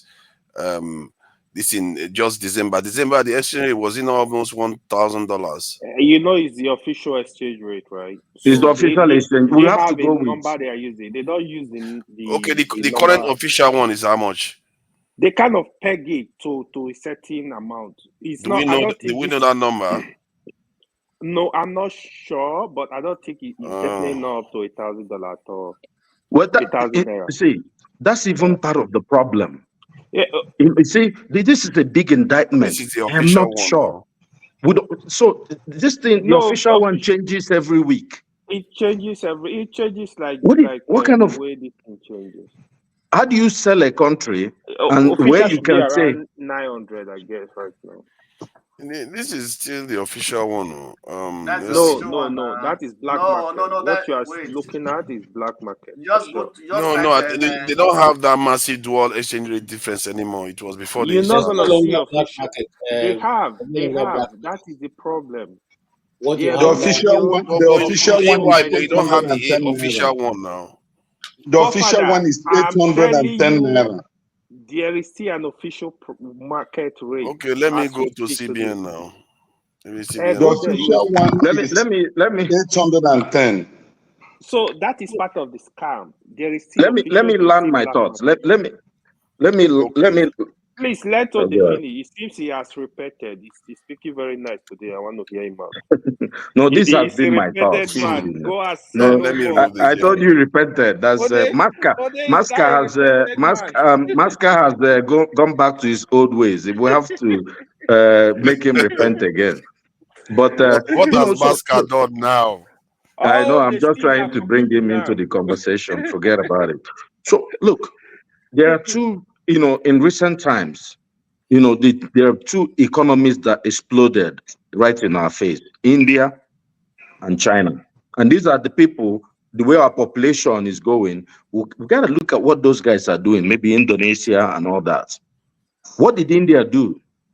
India, after the Second World War, they were poor for a long time before they started developing policies. But they brought their diaspora back. And they made the right policies. You know, when I talk about simple, you know, if you look at what India did with Tata, and you look at Tata, we have Nord and Innocent, you know, a similar company. I'm just using this is just a microcosm of the economy and what we're talking about. In India, to make Tata establish, what they did is, if you're going to bring a Mercedes E-Class, whatever, and it's $200,000, you're free to bring it, but the tariff is $200,000. So you buy your E-Class, you bring it to India, you pay the government $200,000. So most people had to use Tata, and Tata grew. Tata now has bought, I think, Range Rover and some of all these European companies. How many companies does Tata have in India? I don't know, but I'm saying they have expanded so much that they are buying European companies now. Not only cars. That's what I'm saying. No Tata, no Indian. That's what I'm saying. Yeah, what I'm saying is that you can build hold on. You know, we are They losing have Tata Nestle. Steel, Tata Motors, And Tata actually, everything. also the car was also cheap for the people. It was so cheap. But that's how it started. No. So Tata was supported by the Indian government with policies. Yes. It's not like you didn't let Tata can just grow and make cheap cars if there's no support. That's why what the government did. There was a time they brought, Dangote and all these guys. Sorry, let me say why it was Bring cheap. them together. Hold on. You brought them together. Wait, But what kind of support? Let me finish. Just give me 30 seconds. I'll wrap up my thoughts. You go ahead. You brought them together. What kind of support? What's the outlay? Make them real blue chip companies. Empower these guys. Go to Innocent, go to Nord and say, what do you guys need? Well, one of the things they're going to need is for you to ban foreign importation of every vehicle, starting from the government. Government cannot be importing vehicles. Then people know you're serious. And then you can start supporting these companies. Help them to make the cars in a cheaper way. Then you, instead of looking for Mercedes-Benz, then Innocent will become Mercedes-Benz in the next 20 years. That's the idea. Don't look for foreign. Nigerians are very intelligent people. So these guys are chasing, from where I come, they say somebody that his house is burning does not chase rats. You can't be chasing rats. They are chasing rats. I leave it here. Wow, Tata, this Tata you brought up is quite What about to interesting, say about actually. Tata? Why the car was cheap? Let me share. Tata has a steel plant company. Tata has a steel plant company which they used to produce almost all the materials. That's what I wanted to share. They have a lot, actually. Let me share this. Look at this company. And this company, definitely the Indian government supported them to the hilt. Look at what they own. Tata Consultancy Services, Tata Motors. These are car manufacturers here. They have a lot they of manufacture stuff. cars. Tata Power Generation. Yeah, they are for electricity. Tatan, I don't even know what this one is. Maybe it's some kind of a luxury fashion. Tata Steel manufacturing. As a matter of fact, I think they own they may have bought the steel manufacturing company in the UK already because they were involved in negotiation once. Air India, Tata is there. They started Indian Air Force. Tata started Indian Air Force. They are even doing consulting. Like it's a lot of course, it's more than can you imagine if Dangote was doing all this? We will not hear the end of it. India is a country of 1.something billion, and one company is doing all this. We will not hear the end of it. And this is one of the things we have to be keeping abreast of as a people. Forefathers. It's good you make that point. Yeah, that we need these super institutions because they are the tentacles that the nation used to expand its influence. Because they can go somewhere else and buy their company. Like Tata bought this thing, Tetley tea bags we drink in the UK. I didn't know Tata owns it. They acquired it. They acquired the cars. If you look at the acquisitions, there is this also they acquired Volvo. Volvo belongs to them. I think just keep buying everything. I think a Range Rover also belongs to them now. I think Range Rover also belongs to the Land Rover. And this is another strategy that our Nigerian government could be doing with our industries. Go and acquire these companies because, like, can you imagine if we acquired? Look at how much they spent acquiring the commercial vehicles. Why can't we just acquire one dying vehicle manufacturing company in the West and just start manufacturing in Nigeria? Like this is it. Tata has been in existence. Nigeria has a problem with continuation. Tata has been in existence for more than 60 years. Go and read it. You understand me? Just look at the list of acquisitions. Because Nigeria we don't have continuation. I'm even like thinking if Dangote dies tomorrow, in 5 years or 6 years or 7 years time, what's going to happen to what will be the fate of Dangote groups? Let's think of it. It's a Nigerian problem, no continuation. Let me check Dangote acquisitions. Who knows? Maybe Dangote has acquired some key companies that we are completely ignorant of. Dangote Group, isn't it? Dangote acquired Pojona in Kaduna. Okay. He Pojo in acquired some Kaduna. companies, though. Yeah. Yeah, let's see whether they have section for acquisitions. Oh, they don't have a lot of sessions for acquisitions. Firms, they do have, yeah, Dancer Foods. Where's the cement? Sugar. I don't see the cement here. Then why is this list here if there's no cement? Because he does cement now, doesn't he? Yeah. So Dangote Nigerian number one businesses. cement now in Nigeria. Dangote cement is the biggest of all now. They are almost in some Dangote other is number African one in countries. cement production. Okay, yeah, that's the products. Yeah, those are the products that they listed: sugar, salt, oil. He doesn't control that much. And to me, we should start creating these gigantic, because clearly they can function. Look at 6 years to build a refinery. You know, they can function. Father said the infrastructure, things are difficult. Do you know the cost that got to use in building the power plant? It uses running his refinery. He has a super power plant.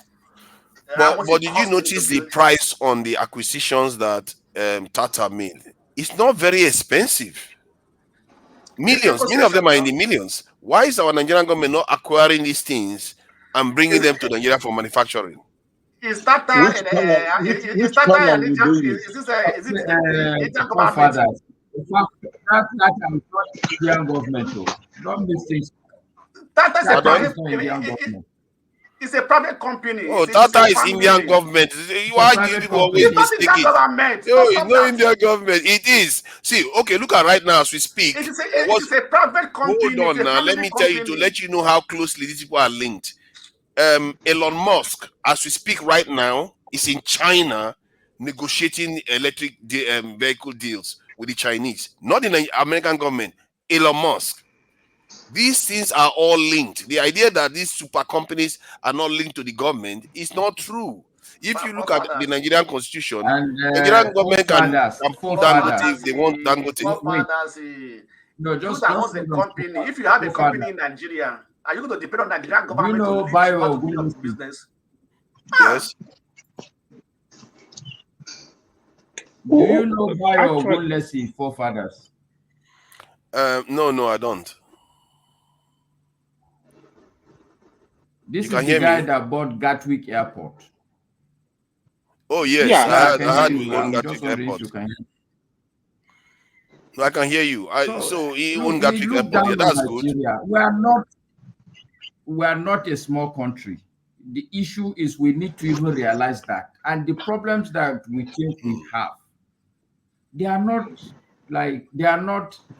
deal breakers. They are not problems that can stop us as a people from moving.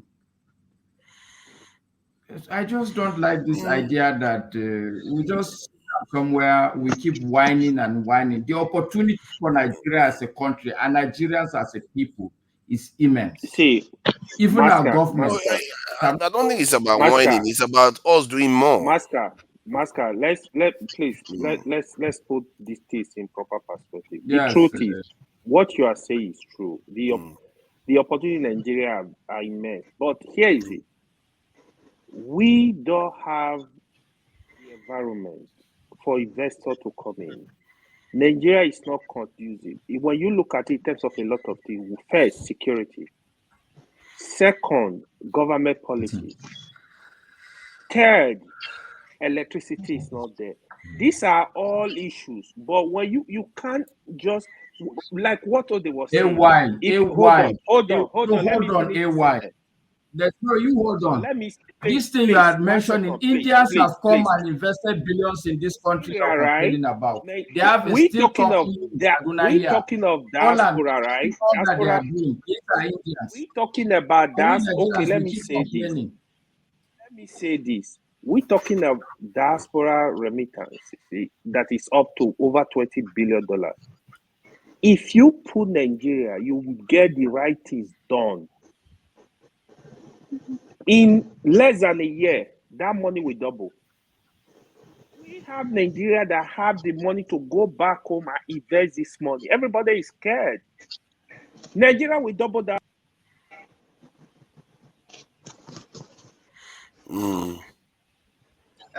What happened?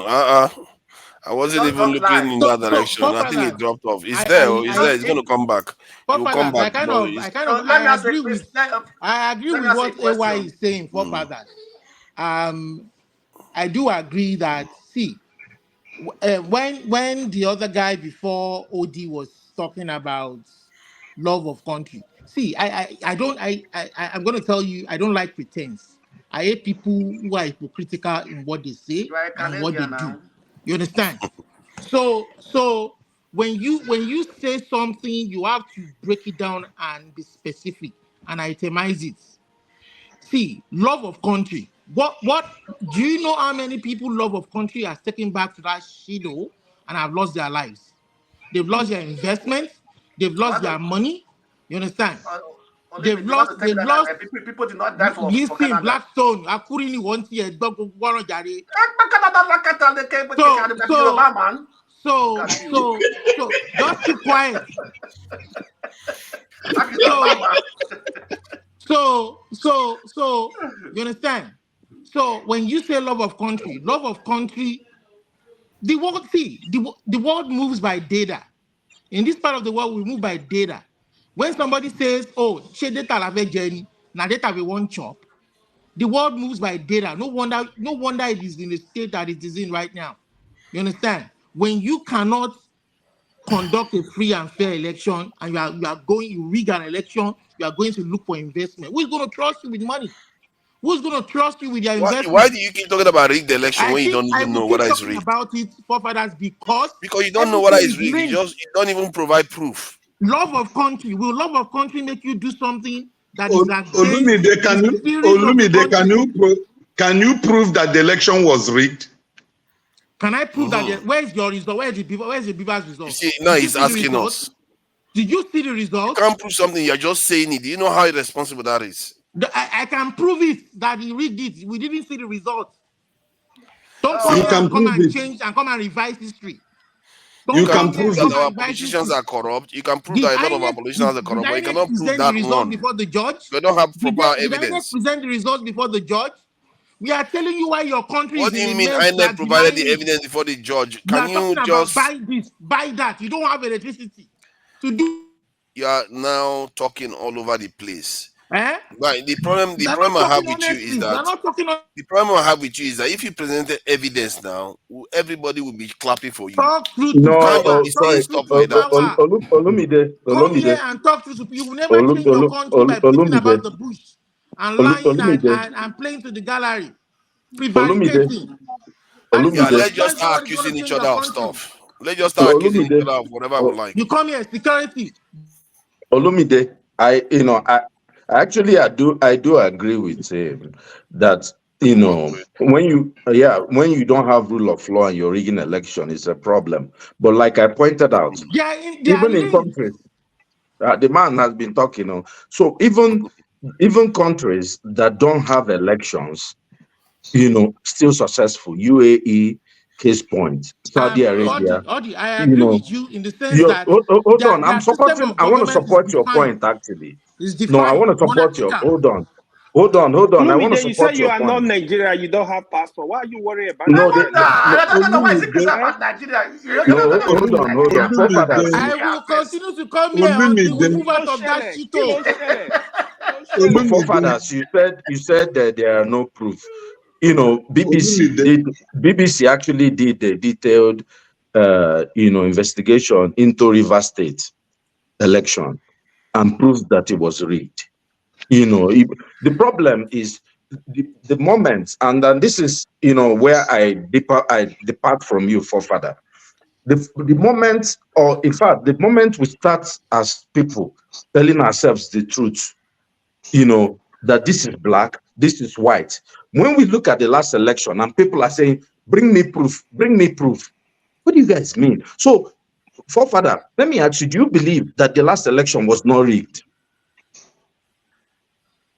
The Supreme Court said it was not rigged. No, I didn't ask you. I asked forefather. When I want to ask you, because we've had discussions here. Look, we have to start telling ourselves the truth. If people say, oh, then what are we talking about? If we don't agree, in simple things that the last election was rigged, all of us should just depart from this and just go and do something else, really. Poor father, can somebody else talk, please? Everybody, good night. Poor fathers. I think he's frozen I already. think it's frozen. Father is Yeah, go sleeping. ahead now. Talk now. No, So No, everybody, he's good night. sleeping. Everybody, go house. We can No, see I'm you. not He's sleeping. sleeping. I'm just checking. Uh, I'm just checking information. Sorry, Jonaba, go ahead. you see, the biggest problem we are talking about all the time here is that I think if you bring a young person to watch our adult discussion, even our children, it's amazing the way they will rate us. Because sometimes most of our thing is based on speculation, is based on bias, is based on sentiment. It has no proof whatsoever. When they say something has no proof or you believe that something happened and it's not real, as far as you do not have a proof, you just have to respect it until you can work it out to the level of you can say, I have a proof. I am not APC, I'm not PDP, I'm not LP. Election is not our biggest problem. That's your opinion, Mr. Man. That's your opinion. You see, can you take this guy down? I don't know even why. Keep quiet, my And friend. why you are I not don't even allowing understand. him How to did we get this Olamide? Olamide, how do we get this guy here? I don't even understand how many people come here like Olamide. So sometimes he Oh, does Father, say I hope urgent that is things. telling I Olamide don't know you take why he out. cannot respect. He Did have Odi no not just agree temperament. with him? He has no temperament. Let his children watch him and that they walk around him to be that their father behaved this way. And we're going to go and be blaming Nigerian people. And we stay in the Western world to whom much is given, much is expected. None of us here is perfect in anything we do. But there are common elementary things we cannot do as an adult. Come on. Are we coming here to waste our time? I thought we come here to share ideas and everybody has to be respected even when you disagree with them. The notion that you think that your own opinion is over the other person, and that is the biggest mistake. Truth is not in one place. We have to outgrow all of those things. There, like Ode was saying, not that I agree with him in all those election issues, but there are countries that doesn't run election. They still have the people that still run them, and they still provide the need of their citizens, and they still have a road, and they still have electricity. Our road is a dead trap. Our airplane is a life support. Our hospital is a mortuary. People go through this pain. People are victims. Sorry, Jonathan, I beg. Jonathan, which hospital is a mortuary? The one that I see in my own place is if you go there, you don't come back alive. Where? Benue. Whatever. That man talking righteous man. What get out of here? I just to support what you're saying, I just read in the news this afternoon that the MRI machine at University Hospital has now worked for 6 years and people are dying. So that's just to tell you how bad and terrible things are. Now our universities are not even the common elementary school here are better than many universities in Nigeria. We have other things. Show me the proof.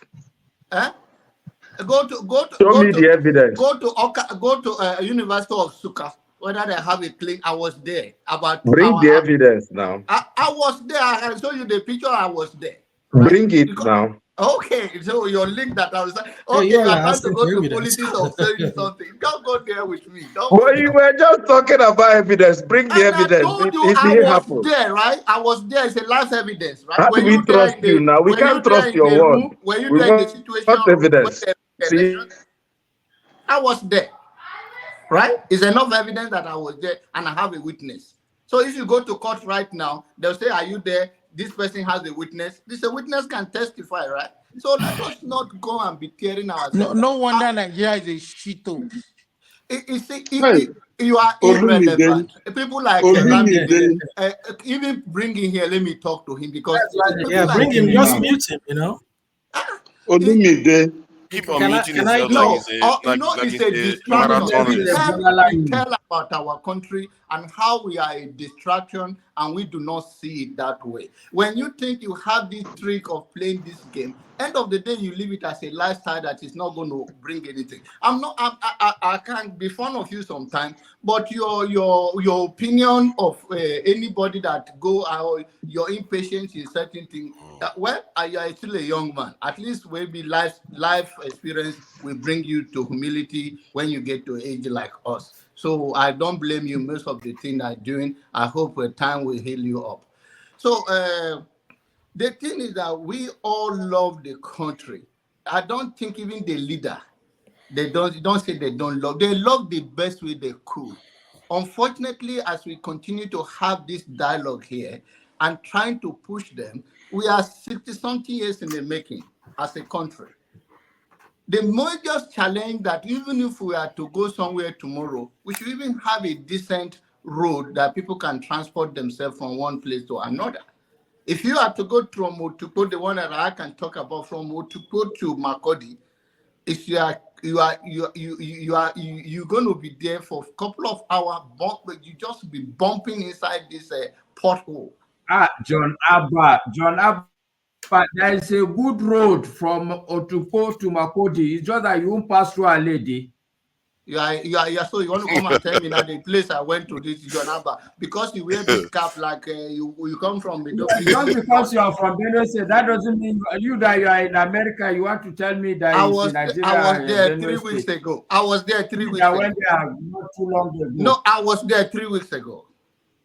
No, but honestly, are you saying honestly there that is there's a no road? There is a good road from to Makodi through Lafia to Makodi, not from Otukpo to Makodi.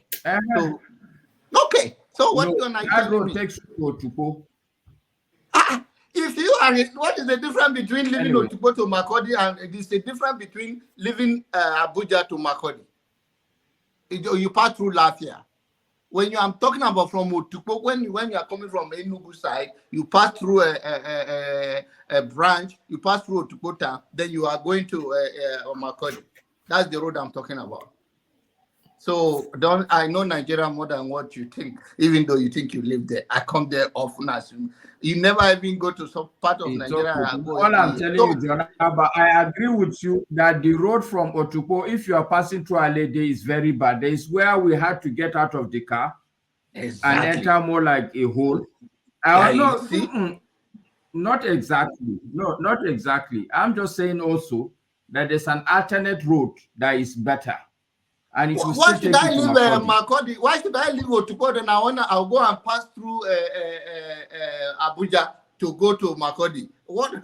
That's the only alternative road. Why should I go through that when I can supposed to go 1 hour from Otukpo to Makodi? Why? You guys are drawing the map of that region of Nigeria in our heads now.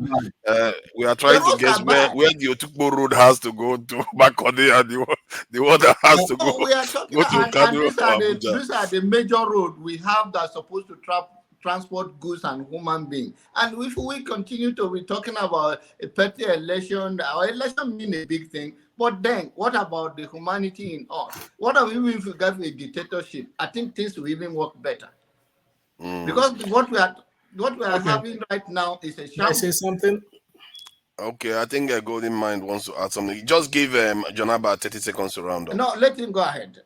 Okay, thank you, everybody. Well, we've talked about this for some time, and like I said earlier, for the past 2 days, we have always talked in Nigeria. We have always discussed. At the end of the day, nothing changes, right? I want to believe that the reason why democracy was started in Greece many years ago was that was the only way to have what we call representative government. In other parts of the world, they make sure they elect people who are competent to represent them, but reverse is the case in Nigeria, where we elect or select the worst of us to go and represent us. So, the burning question should be: is democracy the best for an African country like Nigeria. Because if you look at it, I do not think that we have gained anything from democracy. We have not. Now, Nigeria, and What by are the extension, options to democracy? excuse me? What are the other options that we should be considering? No, that's why I'm just putting that question out. Is it the best for us? Because we cannot I'm also just putting a question so that we can exactly. have the two That's discussions at something the we same need time. to ponder and think about.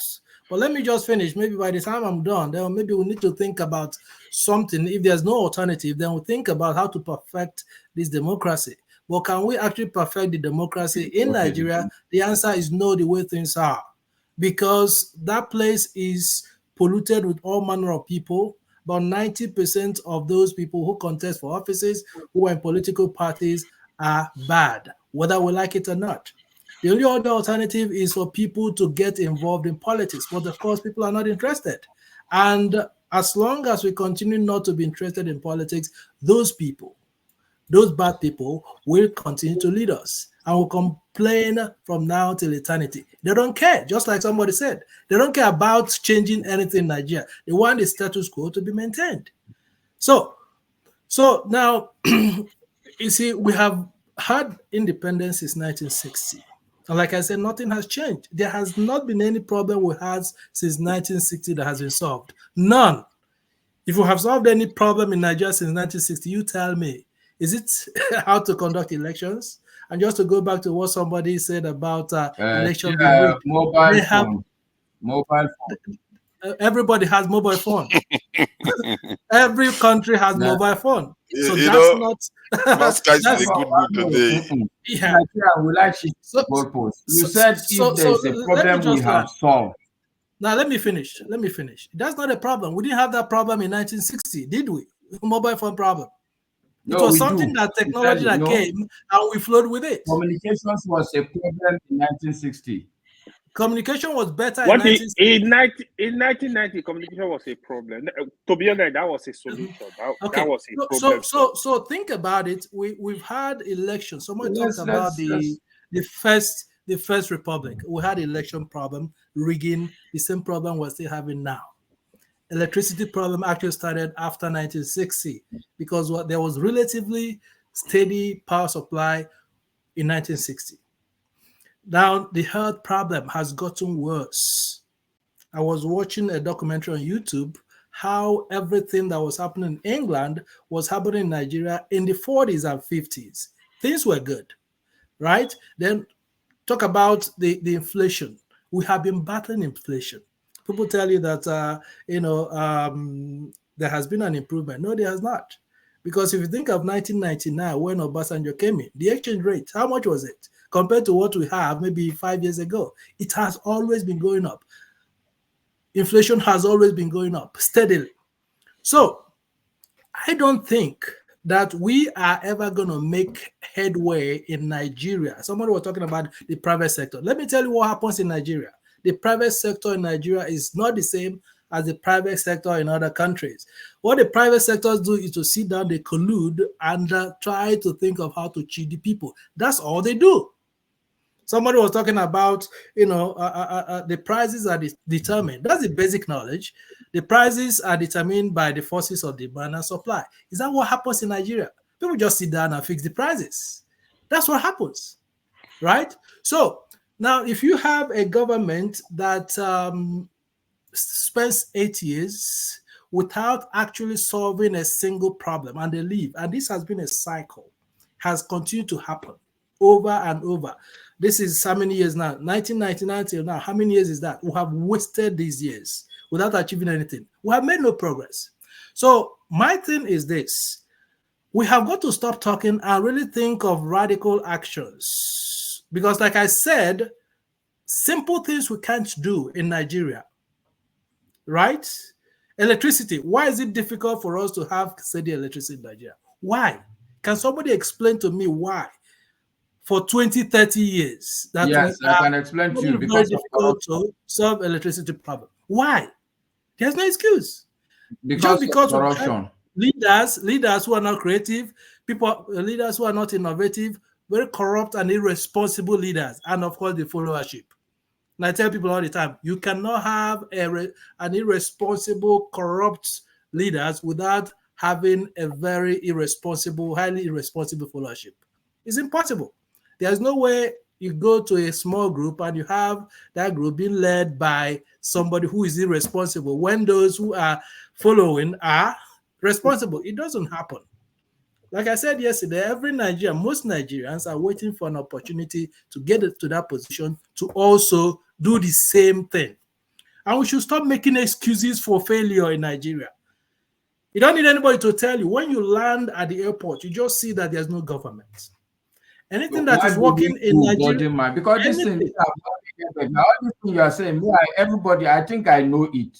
We've not so that's what I'm saying. But you're making excuses. You are trying to make excuses for roads. If roads are bad, why are they bad? Why are they not fixed? They should be fixed, right? They should be fixed. Who is making the excuse? You see, I was doing an analysis now. University College Hospital in Ibadan, who used to be a premier university in Nigeria, the college hospital used to be a premier one. In fact, foreigners used to come to that university in the 50s and 60s.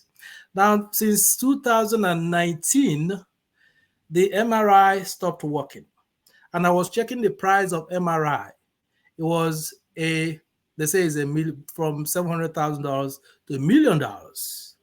And I was thinking, okay, Yahaya Bello spent $800,000 for children's school fees. That's a state governor. And we cannot afford to get an MRI for a premier university. It is sad. So my thing is that we need to really think of, like I suggested yesterday, think about, list all these problems. What are the action plans we need to take to make the government do their work? We can't do their work for them. All this philanthropy we're talking about is not going to work. We need to start putting pressure, whichever way we think is the most effective. We have representatives or whoever that are representing us. Nobody's talking about them. We have local government chairman. Nobody cares. They're stealing money. Nobody cares. We have state assembly. We don't care. They are brothers. They are uncles. We come here. We complain. Don't they have brothers? I know a lot of them who have brothers. We don't talk to them. We come here every day and complain. Right? They should do their work. They are elected to do the work. Thank you. Whatever it is now, action is what I want. List all these problems. Okay, education. What's the problem with our education? Like I was saying yesterday, in most of our universities now, they are still carrying files. Universities, they're carrying files. When you come there, you spend 2 hours, 5 hours. They start looking for your files. These are simple things that can be done with technology. Why are they not doing it? I miss you already. Some of the file I miss. Thank you. Can I hold on? Olumide, hold on. I wanted to ask Masca. Because I think Masca is a little bit frustrated the way we discussed Nigeria. So, Masca, what kind of language would you like to? What kind of way would you like us to talk to Nigeria? Give us a kind of example, so that we can have an idea of where you are coming from.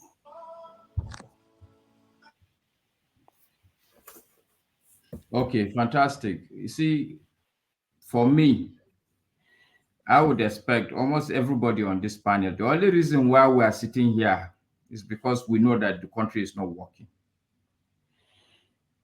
So to come and for me, I can spend like a whole week to tell you loads and lots of the problems in Nigeria. I'm sitting here in Nigeria, and I can tell you to join this panel, I have to start thinking which internet to use, which gadget to use, because I'm probably going to be light will go off. You understand what I'm saying? So I don't want us to come here, sit down, and be regurgitating the problems that we all know. Roads are bad, we know. Government hospitals are not working. The same Buhari said that in 1983 that our government hospitals have turned into, I can't remember the words he used. The schools are not working. I can't take my child to a public school. I can't even drive. I'm in Kano now. I can't drive from Kano to Abuja. I have to fly. The flight ticket in itself is almost like 130,000 naira. I tried to get somebody to even buy it for me because I'm a bit busy. They don't even accept if it's priced in dollar. Nigerian cards are not even accepted outside the country anymore. So I would list problem, but I'm saying that educated people like us should save ourselves the trouble of regurgitating the problems. Yes, if we are going to talk about the problem, let's do root cause analysis. So why are there bad roads? So why is our government failing? Or alternatively, what can we do in our little ways? I can listen to that. Or what would be the grand plan, like Black Beauty started yesterday? Is what kind of grand plan? So these are the kind of language I would want us to talk about. And sometimes also, I think we talk bad on the country so much so that in a way you kind of feel it's going to be a self-fulfilling prophecy. People say nothing good will happen. Somebody say, no, let me just land. Sorry, please, gentlemen. Let me just land, Goldmine. I will, in 1 minute, I will stop. It's not that I like talking too much. Somebody said that he knows the script, he knows the start, he knows the end. So I asked myself, okay, then why are we all here? But the truth also is that even we know that scripts are meant to have twists. The good novel is the one that will end in a way that you don't expect it. So let's be a bit more positive. This country is not a junkyard. That is not true. It's a failed state, I agree. But even failed states are meant to be repaired. Nigeria is not the worst. The people in Haiti are hopeful. Why are we talking like that all the time? We're just intentions, because if that is true, then we shouldn't even be here. But Masca, from hearing you talk right now, some other person could hear the way you are talking and say you are bad mouthing Nigeria too, because you said failed state. I won't use Nigeria as a failed state. I won't use those terms. So you can see that maybe what you are hearing. No, see, at many levels. No, hold on. No. That is a failed state. I'm not giving up on a failed state. I will do what I have to do to make this state become a good state. Yeah, sure. That's let me ask something. But it's the reality. I'm even saying that even if it's a failed state. I think so. Sorry, Goldman. I think I just want to see, Masca. What I wanted to highlight to you is that when I heard you talk, I could come back and accuse you of what you are accusing others of doing. The point I'm trying to highlight is that maybe you should be more tolerant of what they are saying, because they are basically kind of trying to, is their way of expressing their frustration. You see what I mean? And sometimes when that way of expressing frustration comes across as if it's a self-fulfilling prophecy, I can see the frustration on your end. The one I tend not to like is the one that start advocating destructive policies, like let's break up the country and all that stuff. That there's a difference there. You see what I mean? And so that's what I'm just trying to clarify. Okay, forefathers. I don't want the country to break up. But Master. Wait, listen, Master. Forefather, so he must agree he was lying before. So he must agree you are a liar. I'm saying that for the sake of argument now. I'm saying that I want to see your point of view, just as I'm asking and appealing that you see my point of view. So everything, my point of view that I have stated in annoyance. So do you see my point of view? Even though I know John Abba would never see it, even though they are killing his people like rats, he would never see it. So, I see your point of view. Honestly, I see your point of view. I totally agree with you, because you are a positive-minded person. I listen to what you all is the time. Positive about somebody calling another woman? What is positive about somebody calling another people a rat? It's all about perception. Masker. What is positive with this young boy talking? This young boy, he needs to go and take his own medication. This guy, he's calling another man a rat. And you're telling me it's positive. You as an elder. No, when you listen to somebody, you are not going to disaggregate the words. What you need to do as an elder, you aggregate everything and work with the man's conclusion. Olumide's conclusion is consistent. His conclusion to calling my people rat. To calling my people rat. If this thing is going to work. Well, we go. You are falling all over the place now. See, but Mask, may be surprised that you agree with Olumide, because Olumide comes here and says all kinds of horrible things about Nigeria, and you are saying I completely agree with you. No. I didn't call your people rats. So I said they are being I carried see like where rats. he's coming from. I don't agree that. I've said it yesterday, forefathers. I see where Olumide is coming, but yesterday I tried to make him understand that he is thinking that he is being nationalistic. But there's a difference between country, nationalism, tribalism, and state. For instance, democracy. Goldmine was talking about democracy. I understand deeply that there's a difference between democracy and state. What do you call this place? UAE is a state and is functioning very well, which has nothing to do with democracy.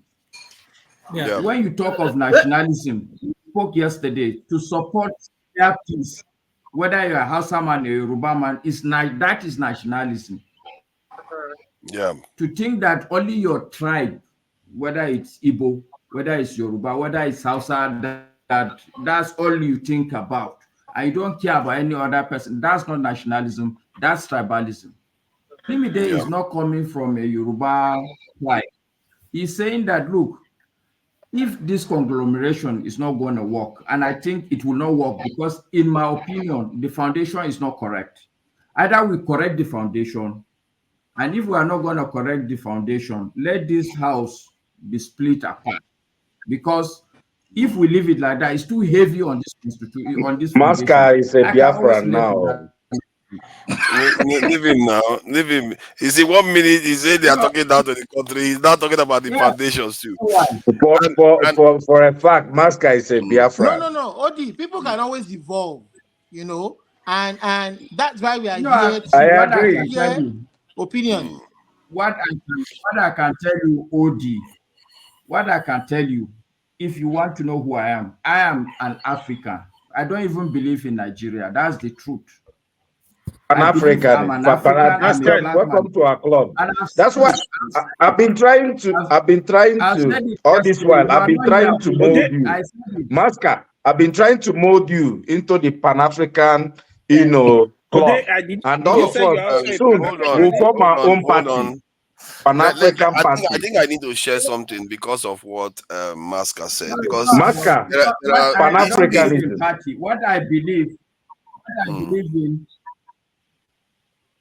Can I just share something? Is political consciousness. It doesn't matter the party if you are politically conscious. Masca and everyone, because this issue keep coming back over and over again about foundation of our country, and we had a long discussion yesterday with Kenny regarding this. What I find is that there is a layer of our statehood that we don't often take into account, and because of this I'm going to share this video and share some other information so we see the dynamics of nations are different, and if you don't understand the dynamics of nations, it's like sometimes knocking your head against the wall and you're not going to get any result. So let me just share this. But while you are sharing forefathers, I also want to correct an impression. I hope you can hear me. Loud and clear. I'm not saying that, okay, I don't succumb to the argument of foundation, because my philosophy is that sometimes you cannot change the past, and there's no point going into your past. What is important is to appraise properly where you are and decide from now onward what can you do to reach your destination. Okay, thank you. So yeah, let me just show this. Is tied to how Singapore became an independent nation. A moment of anguish. I mean, for me, it is a moment of We anguish. should call you forefather Lim Kuan Yew.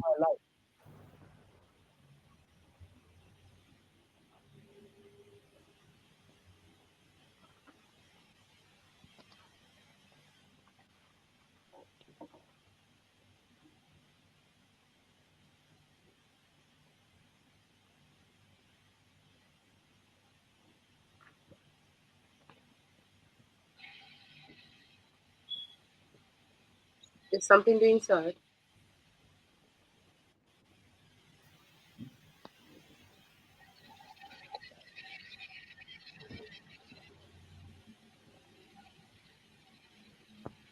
You see, the whole of my adult life,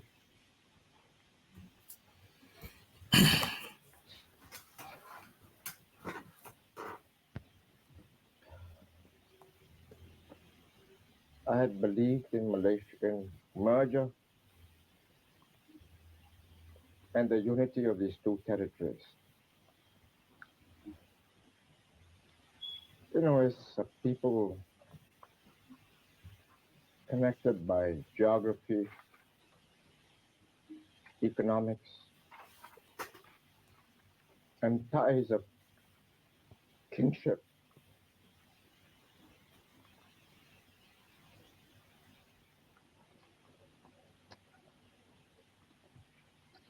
would you mind if we stop for a while?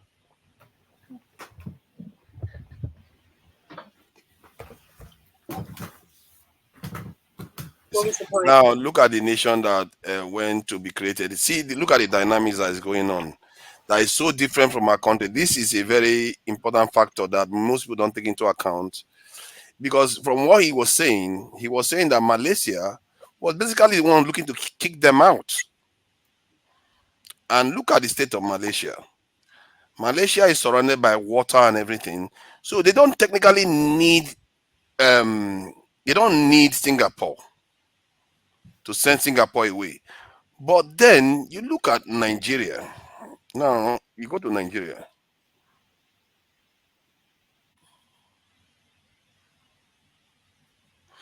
There is a whole chunk of Nigeria, almost this whole area, that don't have access to the sea. And you want to go and tell them that they should go on their own. And look at all these areas are poor. All these areas are poor. And generally the people around this area share similar culture as the people in this area. Hold on. Let me finish my point. You have your own stay. You have your own stay. Don't worry. Okay. You have a full this thing. So these areas, they don't look at Niger. Niger is not doing so well in terms of GDP per capita or whether they are prospering on all the rest of it. Niamey, Burkina Faso, Mali, they are all not doing well. But Senegal is slightly different. It's got access to the sea. And now in Nigeria, you have northerners that don't have access to the sea. And you're telling them that they should just break up the country. There is a reason why the forces here would not like that. Even if they found natural resources there, they will not like that. It's so inconveniencing for them. Yeah. Ethiopia is looking to fight its way into the sea right now because they too are landlocked. So if you don't understand the dynamics and you keep saying break up Nigeria, you have this to contend with. Because people in the south, they don't have any problem with that. If you want to break up Nigeria, they don't have anything to lose. But a lot of people have something to lose up here. And they're not going to let that happen. If you can contend with that, I think Masca is going to clarify for us what he thinks about that. No, I just want to point out because let me say something. Masca, Masca, hold on, please. You can go ahead and summarize this. But here's my issue. Okay. Masca is from the north, and he's kind of the guy saying, if this foundation is broken and it's not going to work. Look, most people in the south, especially southeast where I come from, believe this, right? I think people in the southeast in the east they've fought a war to be not part of this franchise. Here's the issue. If that's the first issue is if we break Nigeria into pieces, we're even going to remain more poor. That's number one. And someone needs to let all these entities know that if we break this, even from the southeast, people are very highly educated. There's oil. There's so many things, but it gets the people whose voice are loudest in the east, in the southeast. They're the most uneducated folks. They're the people who want violence. At a point, their voices were so loud, you couldn't even go home. In the north, the loudest people are people who reject Western education. In the west, the loudest folks are people who can write anything on any piece of paper.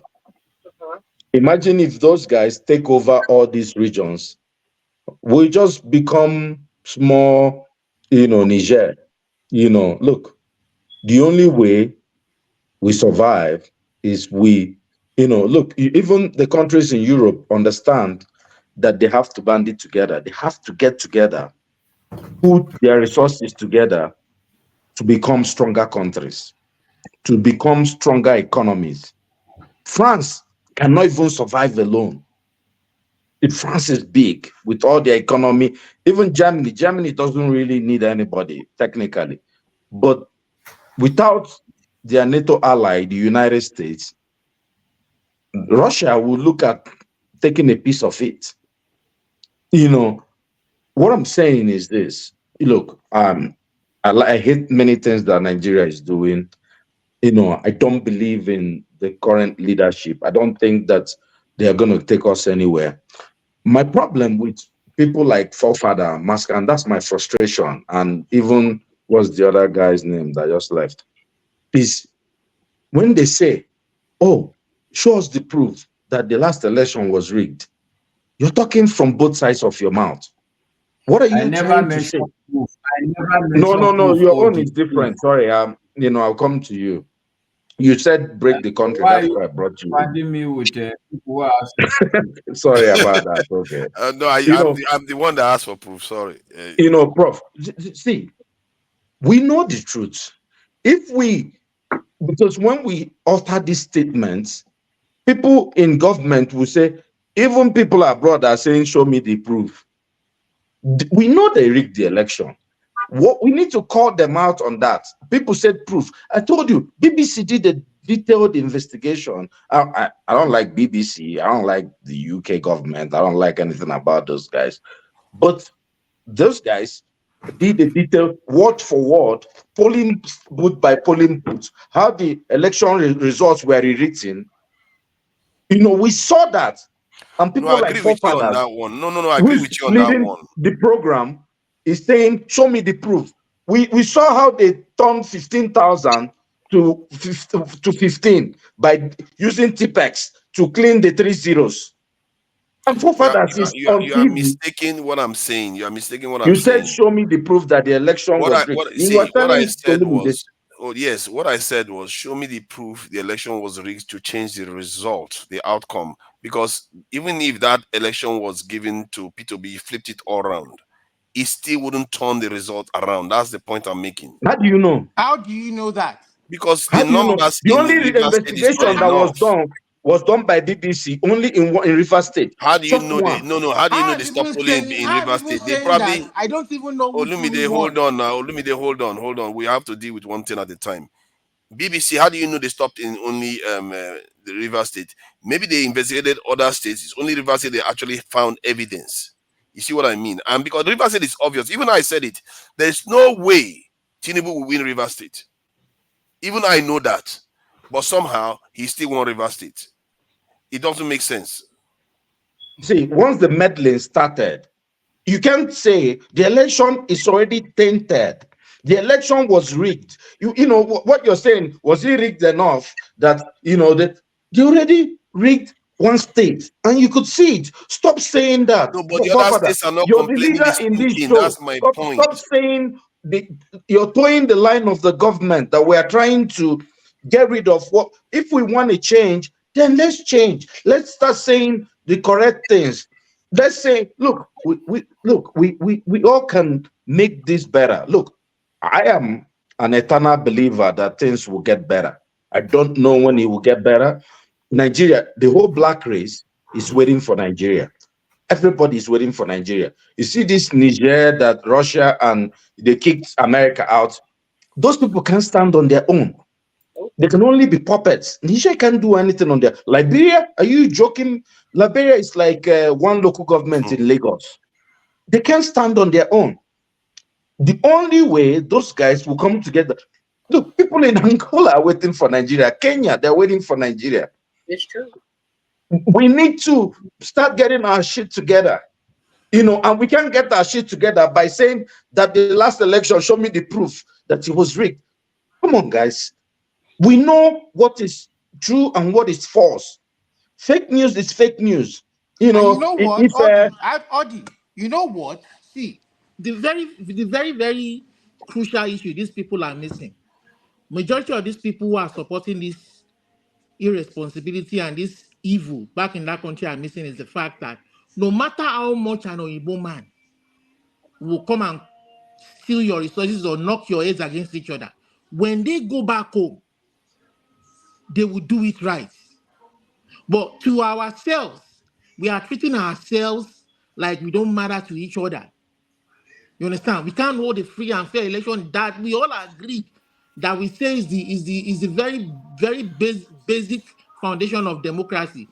To choose our leaders, to choose and you have denied the people that want to use these resources to do right for the people. You have denied them that opportunity, and we have and you How have do you know allowed the election is not the outcome that you the have people allowed actually crooks to voted take for? over. They make the You can't just be policies making assertions that without govern the proof. country, and you expect things to change. Keep See, talking every weekend. Forefather, you're okay, still saying the same thing. You let can't me be ask making you. assertions. No, because Okay, the forefather, prove to us outcome of that the the election. election was free and fair. Now, Forefather, let me change it. What okay, you now did to no, Master, you've asked let's do me. it to Now I will you. do the opposite. Give us proof that the election was free and fair. Okay, now I'll give you reasoning. You gave me your reasoning, but it's limited to one state. That is not all over the entire Nigerian states. Now I'm going to give you reasoning based on just election dynamics.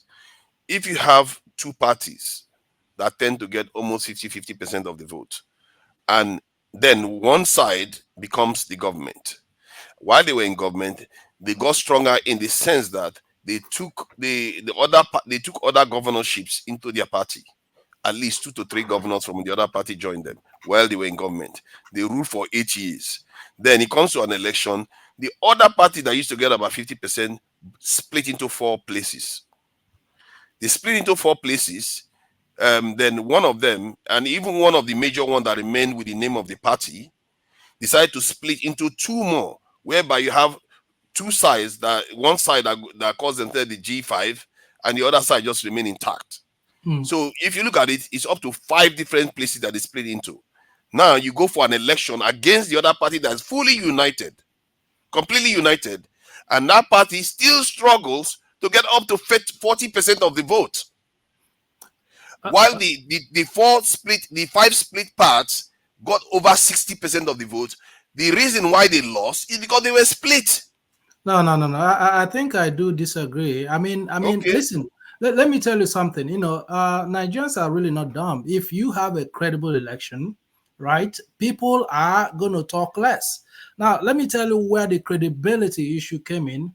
We were told that the results were going to be on IREV as soon as elections were ended. That somebody turned the IREV on. That's why the whole thing got messed up.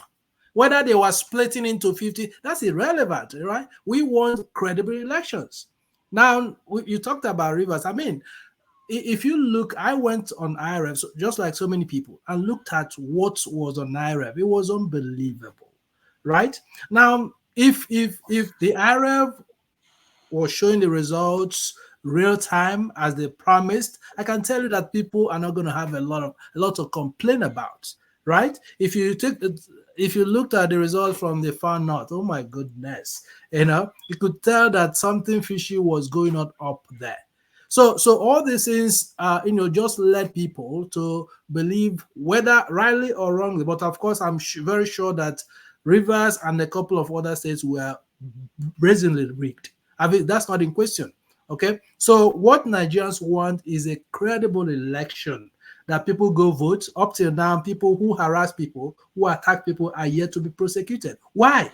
Okay, You keep saying it was rigged, but you don't have any proof. Do you know Labour Party officials were at the polls? Where are the proof that they have? No, we're not talking about parties now. I don't care about parties at this point. What I'm saying is that INEC, the reason why millions of youths came out to vote was because INEC promised that the election was going to be free and fair, that the elections were going to be, results were going to be published real time.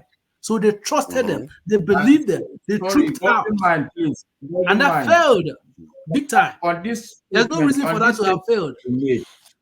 Golden Mind, on this statement you make, this is where I want us that we feel we are a bit enlightened should begin to dictate the narrative.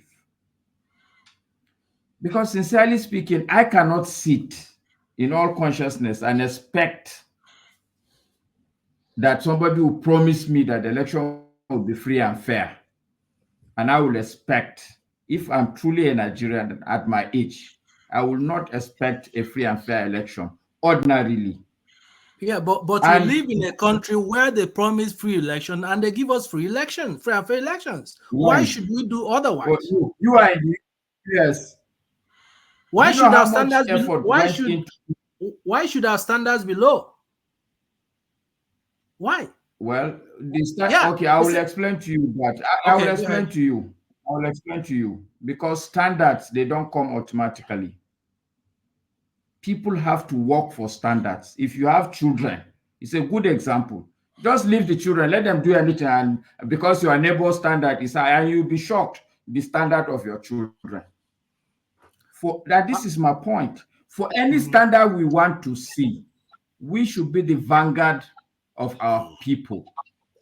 For us to sit and join every other person and believe that the standards will automatically be high is fallacious.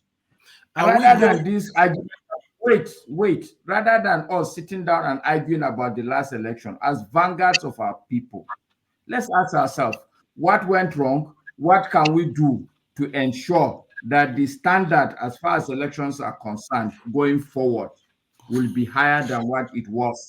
It may not be as American standard, because it's also fallacious to think that once the standard is going to be high, it will be at an American level. No. It will move inch by inch. When I use inch by inch, hold on, Olumide, let him finish. No, I get what you're saying. Hold on. I need to say something to a Black Beauty because it appears I may need to repeat this. When you're on the panel, you are free to interject at any time. Yeah, I don't have anything. I mean, I was just gonna share a story with you guys, but I like what Maska's saying because I agree with him. Even in my job, we have to set standards. There's a whole standards piece.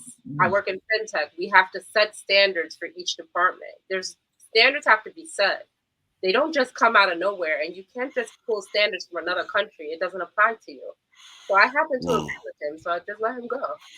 Let me ask you a question. Sorry. Is the Mimi? I will take it further. I will take it. Yeah. I want to ask her. My conclusion is that I joined this. I joined this panel simply because I believe this country has a lot of people that are committed to seeing it to a good place. And I believe that it cannot be done individually, not even the regions. Individually, these regions cannot take this country anywhere. We have to work collectively. I may not like the things that a lot of people say on this platform, but I make it a point of duty to swallow it.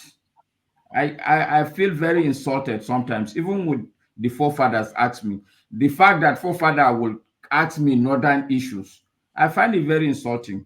But it's only logical if I am going to help to take it and respond in a civilized manner. So that collectively, why do you find it insulting? I don't know. No, but Maska, if you don't come, there will be no one to speak from a northern perspective. It will be this panel will be biased. Yes, so. We need you on this panel. Yeah, so I mean, I would even say that I want to understand.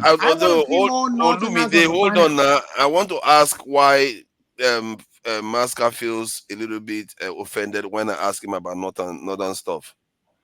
I really want to understand. The answer is very simple. You sometimes, even you may not know it, but you are prejudiced. You think that the North is a backward place. Yes. Black Beauty here can tell you that the North, yes, is retrogressing at an alarming rate. But even when I was a kid, this North that I know was a highly civilized and developed place. So a lot of when I was in Lagos, let's say in 2000, let's say 1998. It's so crazy. when I drive, I reach Lokoja. I feel a sight of relief because the insecurity is drastically reduced. But today things have turned upside down. But anytime you ask me whether youth in the north understand technology. Ask me that question. Did I ask you that? I don't remember ever asking you No, that. Master, Supposing Why I would feel I do like we that? are in some forest, in some Masker, how yes, dare you? I would never ask. Why would I ask such a Master, question, Masker? That is an exactly. impeachment of my good reputation. You have to take You are that back. lying. I never You are said such. lying indeed. Master, to be Why would I fair, say that? Masker, I'm enjoying Lying. this. You asked me I'm that I never totally question. said enjoying that. You Why this. would asked I? me. hey, Yesterday, And I hold that was on, just guys. yesterday, and it and was in explain Decorum, to you class. that decorum. the northern youth also understand technology. That was Master. yesterday, and it was in Let me class. quickly say this. So, but I'm saying, like, I find it insulting, okay? But I understand also where you're coming from, because maybe you've not been in the north. Maybe you've listened to people like, well, I don't want to call names because I know he's there listening. People like He's looking me? for an opportunity to join Pansat, me Pansat, in some What territory. Pansat. I will context not would I ever say whether the northern people okay? understand technology? 3 times. Even Odi, for instance, But what context? even Odi that is Please, sitting can you here, guys give me Odi 1 has minute? sat Master, with you so are the much only person Okay. talking severity. today. Oh. Yeah, Master, no, you Master changed, is in the mood today. Okay, He's in the can you mood guys Go today. ahead, give me 1 AY. minute, Go please? ahead. You know, for you, I will. You see, For you, I Master, can to leave be the fair, platform first. When you Master, finish, I come back. Master, to be fair to forefather does not look down on any region, man. He tried to stay on issues. I know people personally, like I've seen people having arguments here about the north. I'm like, you've never been to the north. You're talking garbage. Because it actually get me crazy sometimes. Like, what are you talking about? Me, I have moved around Nigeria. I know I can speak But on AY, Nigeria. did you listen to me carefully? AY, did you hear what I said? I said No. even forefathers. When you said even, No, what does that mean? no, forefather. That the man No, is no. up there. Yeah. It's just you But see, as it's long just like as he it's is just still like prejudice. I was having discussion with my African American friend yesterday. It's just like how white people would believe that Africa there is no good house in Africa. It's ignorance. It's ignorance. Same also in Nigeria. Within Nigeria, somebody will believe, oh, the Northerners, no, they don't go to school, they don't have. Like, are you crazy? Like, I have said this on this platform. I can prove it today. Some of the smartest Nigeria I've seen, they are from the north. I swear to my. Some of the in America here, in America, North America. A lot of my friends in Nigeria are bankers. So the thing is, it get me crazy. I don't know where people get all this useless information. Like I'm like it's argument that it's actually But see, very shameful. so that we will How not we don't know derail. our The people. point I'm making is that I come on this platform, I take insult, but it's okay by me because the whole idea is so that we can move the country forward, not to come here and sit down and be insulting the country and be bringing it down all the time. That's all. To be honest, in fact, the only reason I was supposed to stop coming to this platform or this tribal thing, because sometimes it just get me crazy. Why can't you have proper discussion and learn about each other and try to understand each other? Like, learn about what you don't know. Ask questions, bro. Yeah, yesterday, Augustine said I couldn't speak on Niger issues because I'm an African American born here. Don't listen to. I told you the other time they will try to bully you by all means. I said, well, to hell with all of you. If anybody is telling you, just give them middle finger. You live very nice. It's okay. I'll be the bougie Nigerian and go look down on all you. No problem. If that's what you would like me to do, because that's unfortunate. You know, I feel like on this platform, there's a lot of ego on the platform, and there are a lot of people that have agendas on the platform. You see, it was like it can be a show of like anger on the platform, and it's like, okay, you're angry, but you're also sitting comfortably in the United States of America. I don't understand you. What are you talking about? How do you even believe your tribe is better than any tribe? How do you believe you are better than anybody? Can you just discuss issue and go sleep? But me, look, so I think Golden Man has been trying to say something for a while. Let's give him some chance. Well, my thing is, if this is an issue, ethnicity, I just joined, then that has to be addressed with whoever the convener, because if I have a platform, people cannot be discussing tribal ethnic issues, there, all this superiority, bigotry, it shouldn't arise. We'll try to stay on issues, on the facts of the case. Now, talking about anytime we mention a region, because I work with data, I support that with our data. For instance, it would be okay for me to say data says that we have the highest number of out of school children are in the north. That's data supported, right? That wouldn't be being tribal. That's data, right? Now, there was a time I made a comment saying Nigerians were the most educated in the United States. Someone challenged me, where did I get that from? It was supposed to be a common knowledge, but I had to support it. Tell them this is where the data is coming from, right? So when we stick to issues, then we, because I think that when we go tribal, the quality of the discourse or the, engagement gets lowered. I don't like that, right? All the superiority about the race, And one other thing I need to talk about is the reason why we complain about Nigeria is because we are frustrated. There are a lot of Nigerians who live outside Nigeria who don't like being there.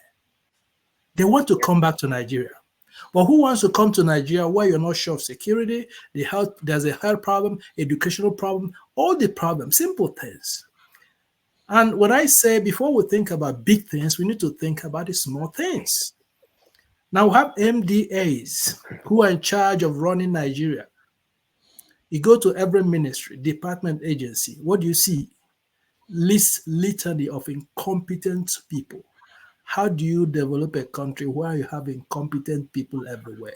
I will give you an example with offices. Enter a typical Nigerian office. The laziness, the lousiness, the way they talk to you. How do you even achieve anything? You started bad-mouthing Nigeria again. Masca is not going to like this. Well, I will. No. The reason why I'm saying this is that's the problem. The first step.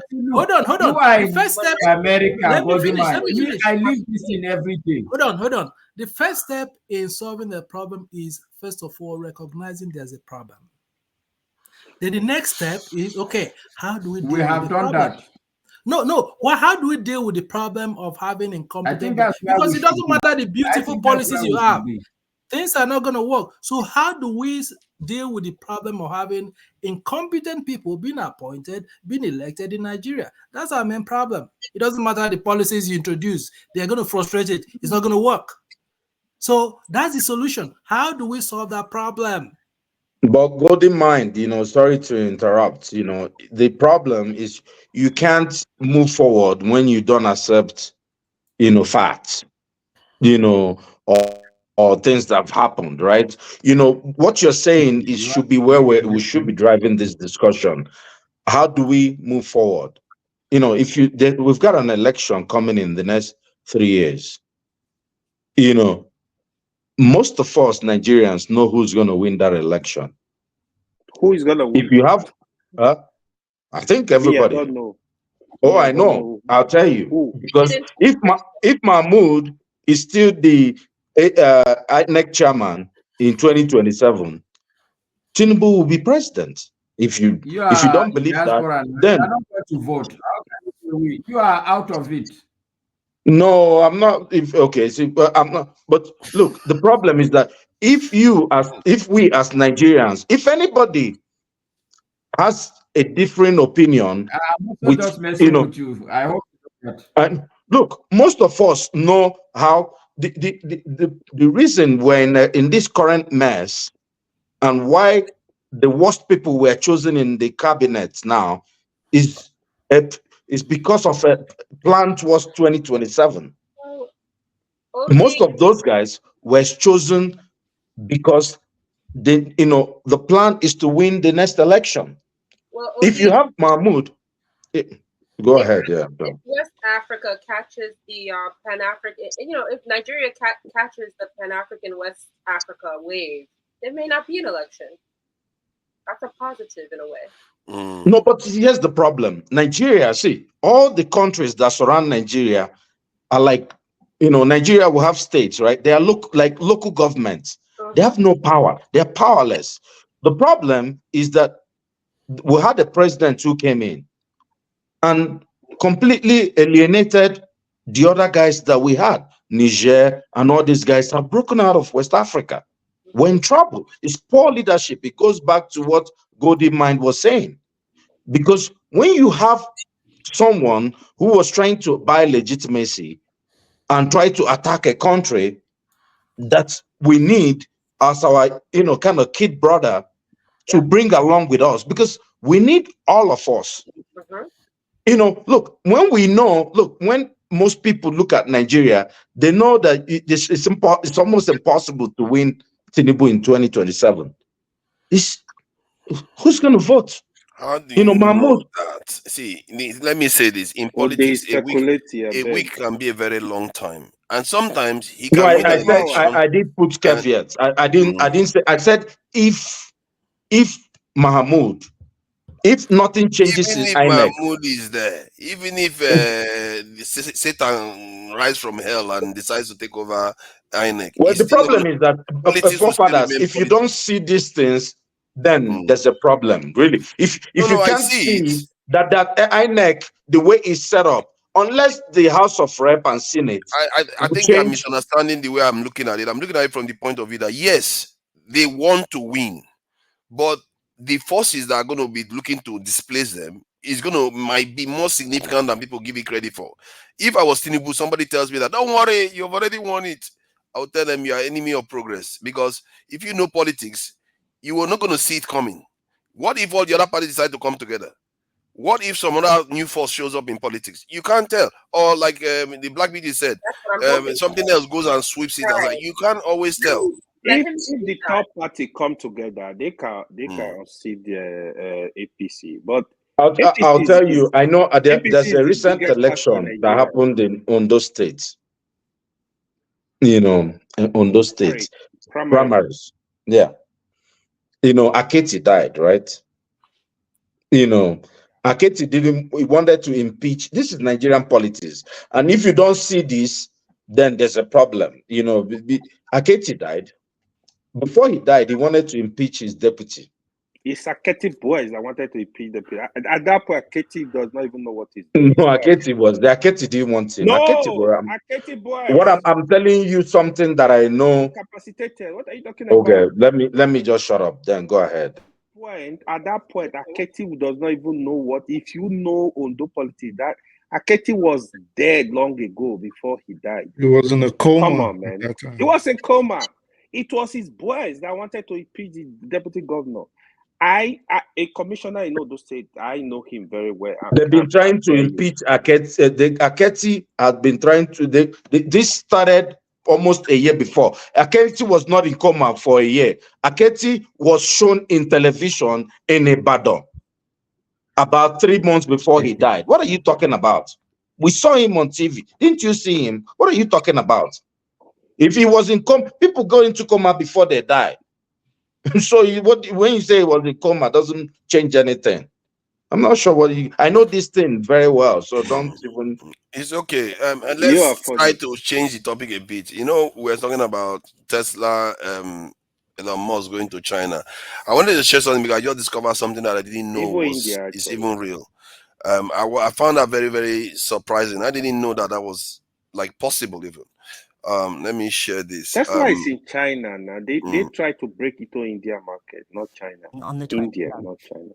Li praised Tesla's success in China as a model of Sino-US economic cooperation, emphasizing the importance of equal and mutually beneficial cooperation.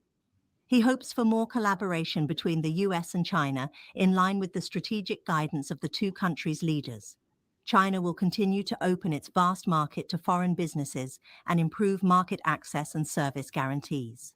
We'll keep expanding market access, strengthening service guarantees, providing a better business environment and more comprehensive support for foreign businesses, allowing companies from all countries to invest in China with peace of mind.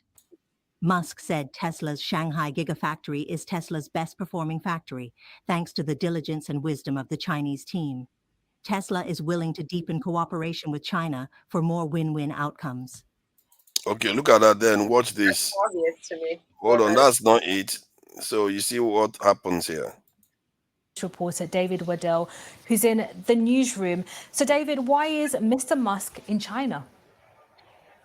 Well, Mr. Musk's challenge is, amongst other things, that he's trying to sell more units of his Tesla company's full self-driving software. That's the software that allows its cars to operate autonomously with a driver behind the wheel but not operating it. And that software is in use in North America, in the US, in Canada. It's also been demanded by, requested rather, by Chinese drivers, Chinese customers, but it's not available in those markets yet. So Mr. Musk, rather, here he is in Beijing a little earlier, meeting Chinese officials. He wants to navigate that challenge of getting the self-driving software operating there. But to do that, he needs access to Tesla data, which is currently held in Shanghai and is unable to leave Chinese borders because of Chinese regulations. I didn't know Tesla can't take its own data out of China. Did you hear that? Tesla, its own data that is in China, it cannot take it out. Basic data law. I didn't Number know one that. is security reasons. So if you have your own company in China, you can't export the data out. Oh, that you is, think, for example, Apple will just come and grab data in China and take away? No, it's only in Africa where you guys don't know. They don't know what they're doing. Even they will use Gmail for federal government. Even money they email. want. The problem. Yeah. I see. Even I would not know if you go they say they go and tell me now. Go and be the leader of Nigeria. I wouldn't know that I was supposed to stop information from flowing out. Very important. But these guys did. Man, there's a lot for us to learn, man. Brilliant. Even currency, you can't just take out currency just because you make it in a country. What do you mean? So I can go with my Chinese money somewhere else, or you say?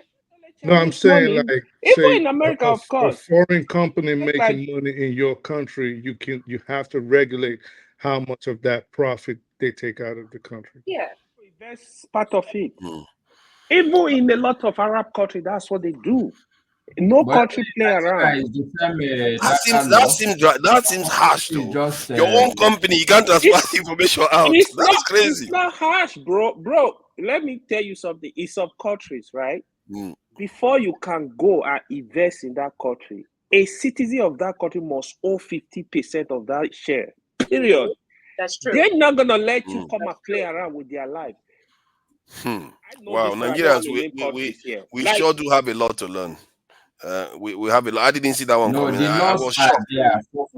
This same law that is in China is the same law here in Nigeria. As far as that, what are you talking about? The Nigerian security. Not that governors of Nigeria went to America to discuss our security policies. No, I think he's talking about the business part where you have to have an owner that is right. That's what you're talking about, Masca? Like you have to have a 50% ownership from someone that's born in. I know this because when I try to register my business, they won't let me with my. So I got married. Let me give you a typical example. Let's say the information MTN has. MTN is a South African company. Okay, go ahead. Can I go ahead? I know. I thought Masca. Go ahead. I just wanted to make just one quick point. See, what you guys are talking about, like the 50% of the national of the country has to have a first right of refusal, right? It leads me to what I wanted to say about a golden mine. I'm not going to go in that. I'm going to support what he was saying, that if he's saying fact, it's not prejudice, it's not bigotry. In Nigeria, if we remember, there's one tape of Ahmadu Bello that Nigerians always pull out to say he was a bigot. Okay, and that was because he said, of course I understand the part where I think he overextended, but he said, if there's a job in northern Nigeria, he will offer it first to the northern Nigerian, just because of the competition that was going on between the three regions back then. So there's every country does this, and it promotes competition. But of course, with Ahmad Bello, we know he messed up when he said he would rather give it to a foreigner second than give it to another Nigerian. So I just wanted to bring that up. Thank you. I think, Maska, you were making a point about MTN. What was that? No, I'm just saying that the law is not a unique law. Almost every country tried to have a data protection law. Even Nigeria, we have it. The question is whether do we have the capacity to implement it. To start with, for you to implement that kind of law, you need to have the cloud storage infrastructure to start with, which obviously in Nigeria our we election was in Amazon AWS. Unique law to China. Amazon But Web if Services. one thing to have a law, it's another thing to implement it. Yeah, but what that implies is that the laws are not there in terms of, because remember there's a slight difference between the 51% percent versus not moving your data from one country to another. Nigeria doesn't prevent them from taking their data out from Nigeria at all. Anything that they have on Not because Nigeria, the law is not there, but because we lack the infrastructure to what's the word now when you want to implement a law, when you want to make enforcement. Enforce. The law is there. I would like but we to see lack that. the I'm infrastructure. not sure we have it too. I'm not sure we have it, but I would like to find out whether we do. Because if we do, No, I am telling you what I know. It's not something that They're going to I need will check. that if they plan on doing this tech hub they keep talking about. If they plan on doing this whole, bring everybody back with their laptops, technology hub and Lagos, they're going to need that kind of stuff to protect intellectual property that's developed in Africa. They're going to need that. So, come on now. Such that whether we have such laws, because I know that there was a debate about our data sovereignty, that Nigeria is like basically non-existent because all our data is in basically American data centers, because AWS, I don't know about our banking, and that's something we have to see whether we actually control it on the continent. But most of all the other stuff is in their data centers. If our election is in AWS, I can assure you that government emails and all those things is in their servers too. So what kind of laws are you going to put to prevent them from moving their information to their servers when the information is already on their servers? We are already submitting it to them. We are on WhatsApp everywhere. Pardon? Is that the act that you post in the back? Is that what it's called? Let me see. Okay. Okay. Is that for Nigeria? That looks like for Nigeria. The Act establishes the legal framework for the regulation of personal data in Nigeria and replaces the Nigerian Data Protection Regulations of 2019 and the NDPR Implementation Framework 2019 issued under the National Information Technology Agency. So I would like to examine that a bit more, because it is very interesting to know whether we keep our data in Nigeria. If that is the case, it means that that's a very good thing actually if our governments are already doing it. Because the last thing you need is they cut you off internet and all your data is with them. And that is not nice, because Russia experienced it recently when they decided that we don't want NATO to come to our next door, and they cut them off SWIFT. They can't even pay money, transfer money anymore, and they cut them off everything they can cut them off from. If Russia didn't have its own internet infrastructure, they will be gone. Those are part of the sanction now. Those are part of the sanction. I wonder what Kenya does, right? Kenya? Yeah. That's like that's a data hub in Africa. That's a place. Kenya is worse than Nigeria. Kenya is far more compromised than Nigeria, if you ask me. The technology people. Why would you say that? I say that because why do you say that, I say that because a lot of foreigners control their major industries, and they have a gigantic British base there, and compared to Nigeria, they seem far more compromised than Nigeria. Because it's not controlled by them. It's controlled mostly by Indians.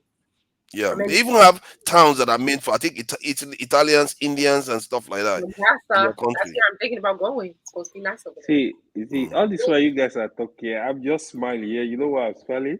Let me give you a typical example. Do you know who built the AU headquarters with all the gadgets in it? Okay. So you need to go deep and research on that. I know how useless, let me not say how useless Africa can be. They were spying on us now. I think we are aware of that. They were spying on us. What did you expect? What did you expect? But I see, in the end, amongst all African nations, this is why many of them look up to Nigeria. We are here about mounting Nigeria, that Nigeria doesn't do a lot of things, they look up to Nigeria, to be honest. But compared to us, they are worse. South Africa. Nigeria hold all the banks in Nigeria. They hold a lot of stuff in Nigeria. If you go to even South Africa, even South Africa, like Nigeria, I don't think we should compare ourselves to any African country. We are supposed to be leaders. But now, what I was expecting is Nigeria will have visa program for all the black nations in the world. If you are black, we give you, if you have this, you can even give 1,000 citizenship to each black nation in the world. If you want to come to Nigeria, Nigeria is home to black. So Nigeria should not be comparing. We can't compare ourselves with this mushroom country across this state. We are above that. We don't know our capacity. I don't be talking like by today. No. Today, hold on. Nigeria should be the first member of. Can't call other African countries. No, seriously, on a very serious note, this is what we do. This is how.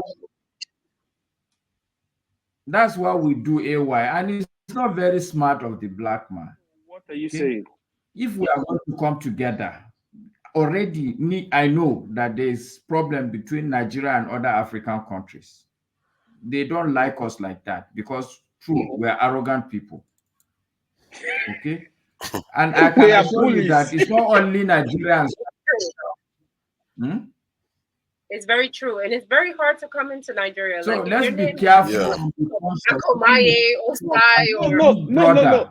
Maska, you actually misunderstood me here. Hold on. No, I'm not trying to diminish all African country. What I'm trying to say here is, I see Nigeria supposed to be the leaders of African nation. Like they are supposed to be there, showing everybody the way. Let's go. I'm not saying they are useless. No, that's not what I'm saying. What I'm saying is Nigeria is supposed to but lead you use the word way. mushroom countries. Yeah, but it doesn't mean I'm not that. I'm a Pan-Africanist. But use your word I'm as a an real elder brother. No, use at the all. word your younger ones. See, that word doesn't mean I'm looking down on them, but I've seen Nigeria. Why am I saying Nigeria is supposed to be giving citizenship to all these African nations? You think if I hear that we say give them citizenship? Me, the way I think, I would really love Nigeria to be home to black, not Africa, any black person. Nigeria should be home to them. But we fail in that. The last potential president that took the African Americans into account was Moshood Abiola, and he was, what happened to him. And I personally, my own conspiracy theory is that 20-30% chance that that's possibly why he died, because he was looking to support the reparation movement. Imagine a major nation like Nigeria. A major nation like Nigeria supporting the reparation movement in America. That's extremely dangerous. That is billions of dollars worth of money, and that could do him in big time. They don't like the capital flights. That's the problem. They don't want to see the money that we work for. Yeah. No, Maska, I love my black people anywhere. If you see me, a black, my friends from Africa America, we discussing, man. Like, if you see our relationship, man, I tell them go back home. Let's go back home. I don't say Nigeria. There's a lot of them already. There's a lot. I don't tell them Nigeria. I will say, hey, if you want everything, you want say, let's go back home. to get in there. That's what I tell them every day. Black Beauty though. But do you There know is a one good section thing, of the. So you know sorry. that any black man Sorry. in Oh, Nigeria please. is totally Actually, at home. this is the story I When have. you are Yeah. an African and you are in Nigeria, Nigerians don't discriminate against No, they you. We don't. take people They at don't hand. discriminate. But Yeah, you have to really work Yes. to get in. that is another strength of Nigeria. Nigeria will not discriminate. I tell them, Nigeria, say even if you go to any village in Nigeria, as long as you are black, Nigeria will not discriminate. You just have to compete to live. No, Even if Nigeria, you're white, if don't Nigerians, really discriminate, to be if honest. Africans know that you are a foreigner, you are different. It don't matter if you're black, white, Chinese, they welcome you, and I feel that like is the Black Americans get more love than the white people in Nigeria. They do. I do feel that way. I don't know. I just know if you foreign, What I've experienced. Africans love you. You know, Africans are like very welcoming people. Yeah, but the point you just made just now is also true. See, let me add this because I wanted to add it before. I was speaking to some African Americans, and some section of African Americans have a kind of, I don't know what the term is that is used, divested towards the white population, where one of them, like a man, African American man, was like kind of talking about white women, like, oh, they are prettier than our women, and they call Africans living in huts and stuff like that. I was like, but this thing that you are doing, saying that your women are not good, how is that helping in any way? And they don't like it. And if you say that, they were like, how dare you? You come from Africa, you live in the hut and stuff like that. So that's the point I'm trying to make. To I speak the truth and a black bitch, you recognize it. You see how they are laughing. You see how they are laughing. They recognize it. What I'm I talking find about. it funny because those are the people that don't have a passport. We don't visit. Exactly like the coons, like Uncle Tom. Yeah, No black man is really gonna look at a white woman and say, "Oh, she looks better than."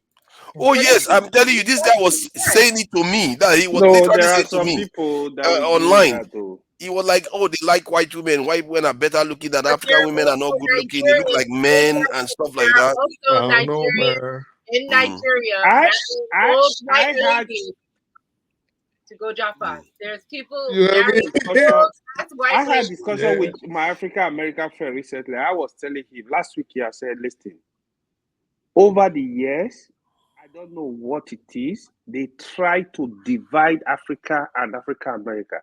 Yeah, they try to make them think like, oh, you better than them. They are these. You better."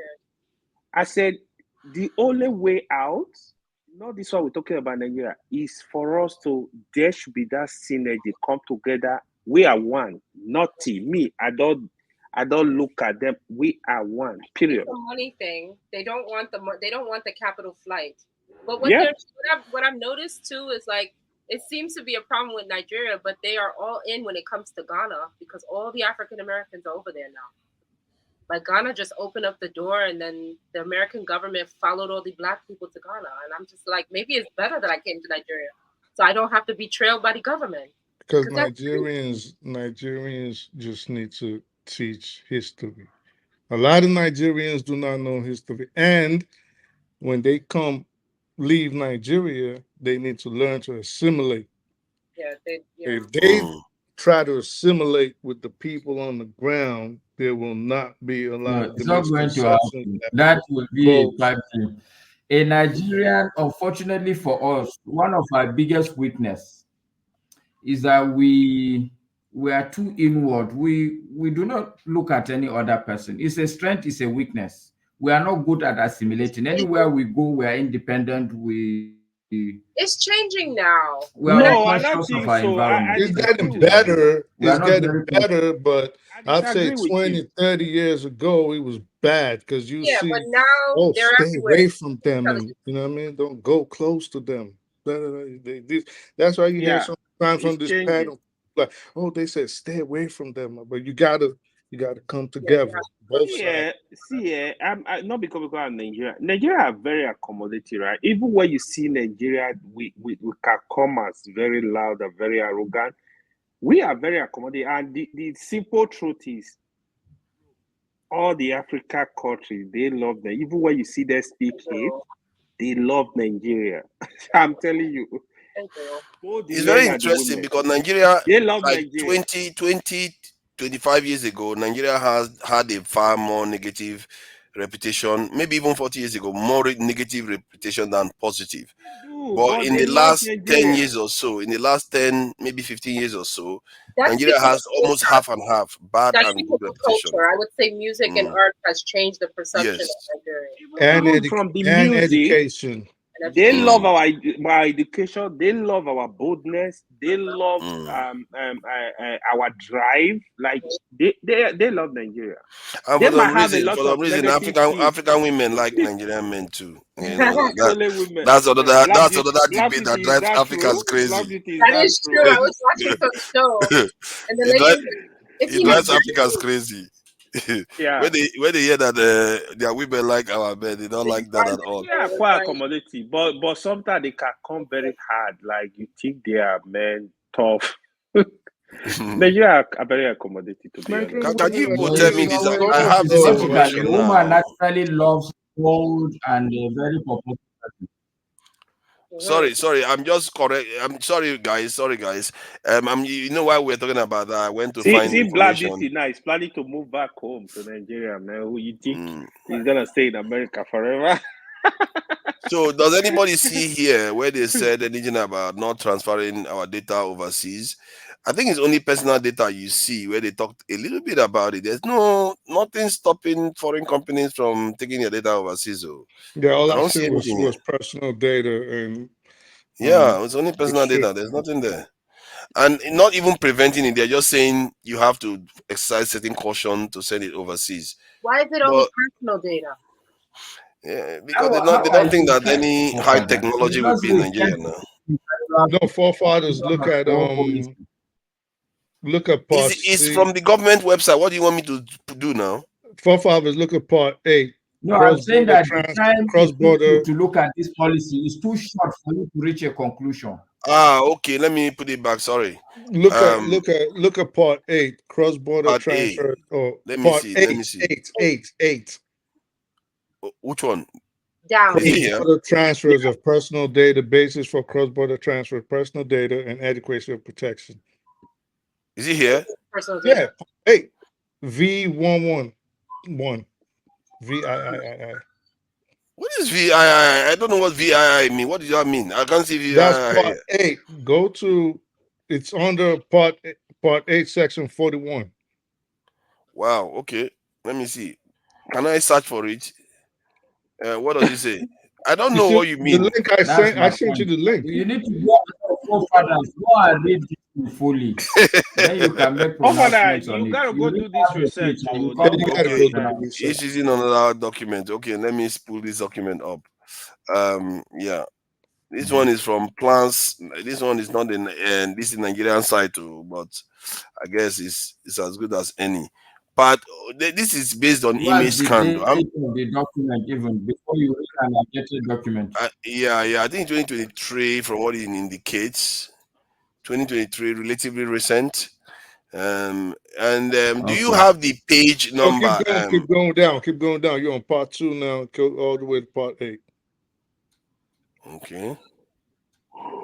So look for part 8. This is 4. VIII. 6. Part 8. I'm at the bottom. We passed it. No, you passed it. Like page 41. I think it's page 41. Yeah, it's section 41. Okay. It says 41. Mm-hmm. Okay. This is 41. Passed it just now, I think. Is this it? Okay, so scroll slowly. Scroll down. What part does that say? That 46. Go up.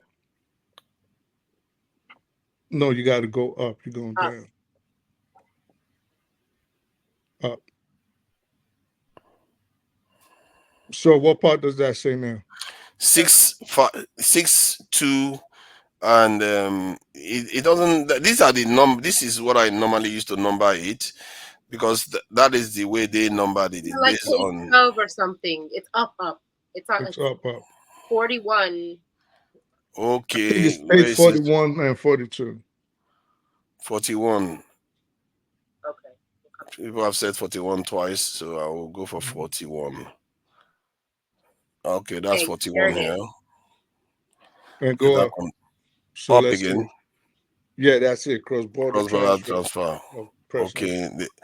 A data controller or data processor shall not transfer or permit personal data to be transferred from Nigeria to another country unless the recipient of the personal data is subject to a law-binding corporate rules, contractual clauses, code of conduct, or certification mechanism that affords an adequate level of protection with respect to the personal data in accordance with this act, or one of the conditions set out in section 43 of this act applies. Okay, this is data controller or data processor shall record the basis for transfer. Okay, there's no limitation. The commission may make regulations requiring data controllers and data processors to notify each of the measures in place under section. You see, when they are including sections, you could completely misinterpret the entire thing, because those sections could have something that would throw you off completely. That That's whole one thing thing I know. what that whole thing Yeah. sounds like to me is like you can't move personal data unless we have a corporate agreement that says we need you to take the data. Like that doesn't protect anything. No, it doesn't. It doesn't. That's what this one is like. It's like the Chinese government. You're like, yeah, you invented it, but you're not allowed to take the data out. That is gangster, if you ask me. That is gangster. I didn't know they do that. Wild Nigeria, just let everybody come But and you see, develop. forefathers, do you know this man is there trying to take the data out, and I assure you, he will take that data out. Oh no, he could break it out. Probably, Elon Musk does have the resources, but not legally. So if that data shows up outside, the Chinese government can sue them. You see the trick. This is the name of the game. Because when they sue them, then he will lose a lot of money. Access it though, right? They're accessing the data, right, to be able to run their Yeah. program. Otherwise, they wouldn't be able to have those programs that are happening in the States with the self-driving cars and stuff. He can access the data, but he can't take it out. Is what they're saying. I think so. Yeah, otherwise he couldn't operate those programs that he's operating here for the self-driving vehicles and stuff. But how do you access it but not take it? They can just record it when they transfer it over. That's And probably because if you can access something, you could take there's it. a digital footprint when you do things like that. You can see that someone has been copying data. Yeah, that is. You see, this is on another level now. We are talking about the level of security that is required. That's important because Nigeria is supposed to be having some tech hub or something. So if We that's are supposed to.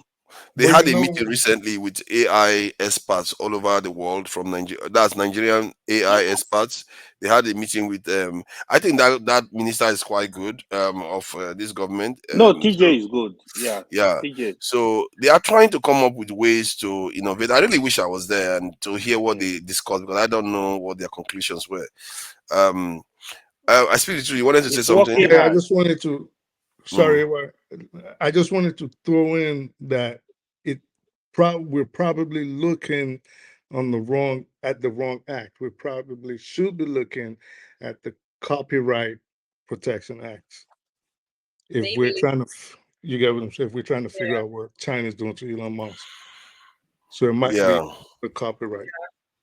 Yeah, because this one is more like data protection, isn't it? And copyright protection is personal data, and maybe just based on contract. And but the way they put it in that news is that's the law by the Chinese government. Like you can't take data out. That's some brutal stuff. Come in, do business, enjoy yourself, sell everything, but it's not leaving this country. You're not going to leave this country with it. I wanted to say something to you, forefathers, about earlier. Dr. Franklyne, he mentioned 30 years timeline. I caught that. He said it would take Nigeria about 30 years to. He said that. That was, and I was like, okay, now we're talking about a real timeline. See, for me,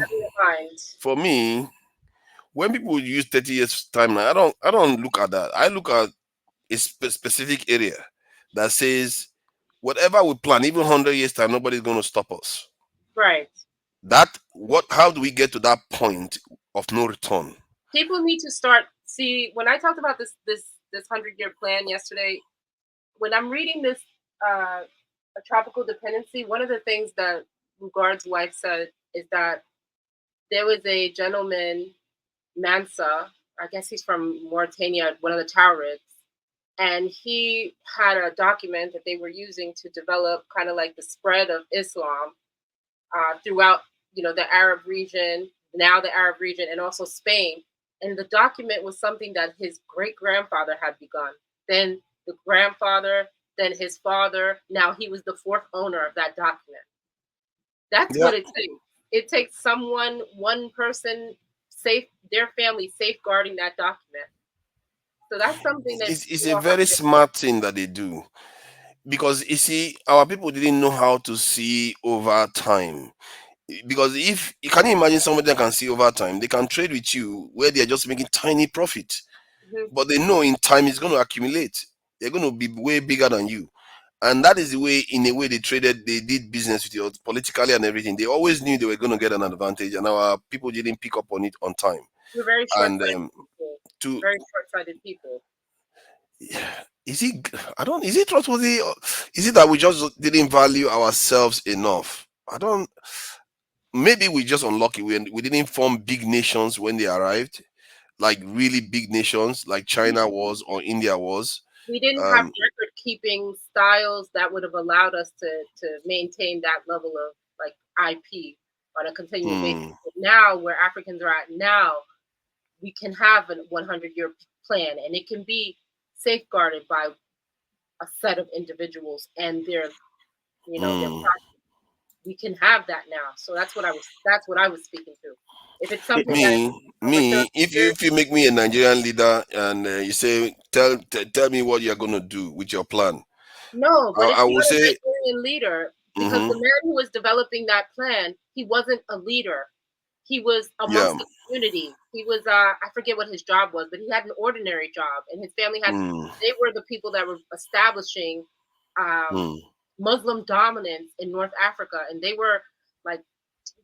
I agree with you. Like Karl Marx was not part of government, but he wrote the documentation. So my point is about implementation. Like if I was the one in charge, what I would do was that my priority will be security, because I know that if I lay that one down, the plan is going to succeed, and I will move like. I won't care really. People are going to probably hate me. What do I care? It doesn't matter. They will thank me later. That's the way I will look at it. They will thank me later. Better to be feared than to be loved. I will go like 4 years. Whatever I need to do to put the nation in a place where they cannot take us back again, I will do it. Then if I step out, then at least the person that is going to be there, they may hate me, but the power that has been laid down for them will enable them to be free to do whatever they want to do. And the thing about is that leaders have to adhere to that plan. That plan is actually the governing document of your nation and of what you're looking to do. And each leader that's brought in, because right now what's happening in Africa is leaders are adhering to a plan. It's a European plan. There is a plan. It's just not our plan. So that was actually what I was going to say. I was going to say it wasn't like we did not have. Black Beauty, I have one question for you. It was more that we were playing by the European rules. There's a plan. So it wasn't like we did not have like the business insight. We conducted business across the Arabias. We conducted business across seas. Yeah. We had to play by the European rules. Now, if you have to judge a fish by its ability to count climb, you're going to say it's stupid, right? So this is what was happening to us. So, and secondly, we did have people. We had record keeping. It might not have been written in English language, but we had ways to keep our own records. Oral records we kept. We had the writings, hieroglyphics, right? And then we had Arabic writings. But then colonialism, prior to that, slavery happened.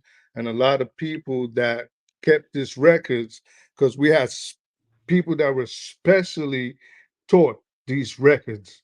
So they memorized them, so that was our ways of keeping these records. But then when they destroyed our societies, of course, we lost a lot of these things. And then but when they talk today, they're going to say, we never wrote records, we never had a way of record keeping, but we did have our own ways and methods of carrying out these things. We did. If say part of the our leaders, we had the capacity. I think somebody was mentioning today about education. They needed to educate our people. Our people was, I don't know what our people are one of the most educated people in Africa, and even in America. We are proven that we are quite capable. We are educated. It's just that we refuse to sever the ties. I wouldn't say sever the ties. It's a very subtle problem where it's like graduating from a one is doing apprenticeship, and you graduated from the person that has been training you all this while, but you refuse to become your own master. Exactly. That is the problem. Our elites refuse to become their own master, and that is it's a very subtle thing, because they will tell you they love their people, they will profess it and everything, which probably they do, but they also want to remain friends and close relationship with the You're people reading that it don't upside necessarily down, represent them. forefathers. Me, the way you are constantly talking about security, what I will continue to talk about is the fact that do not ever assume that we as a people or as a country, we are just sitting on our own and every other person or every other country is minding its business.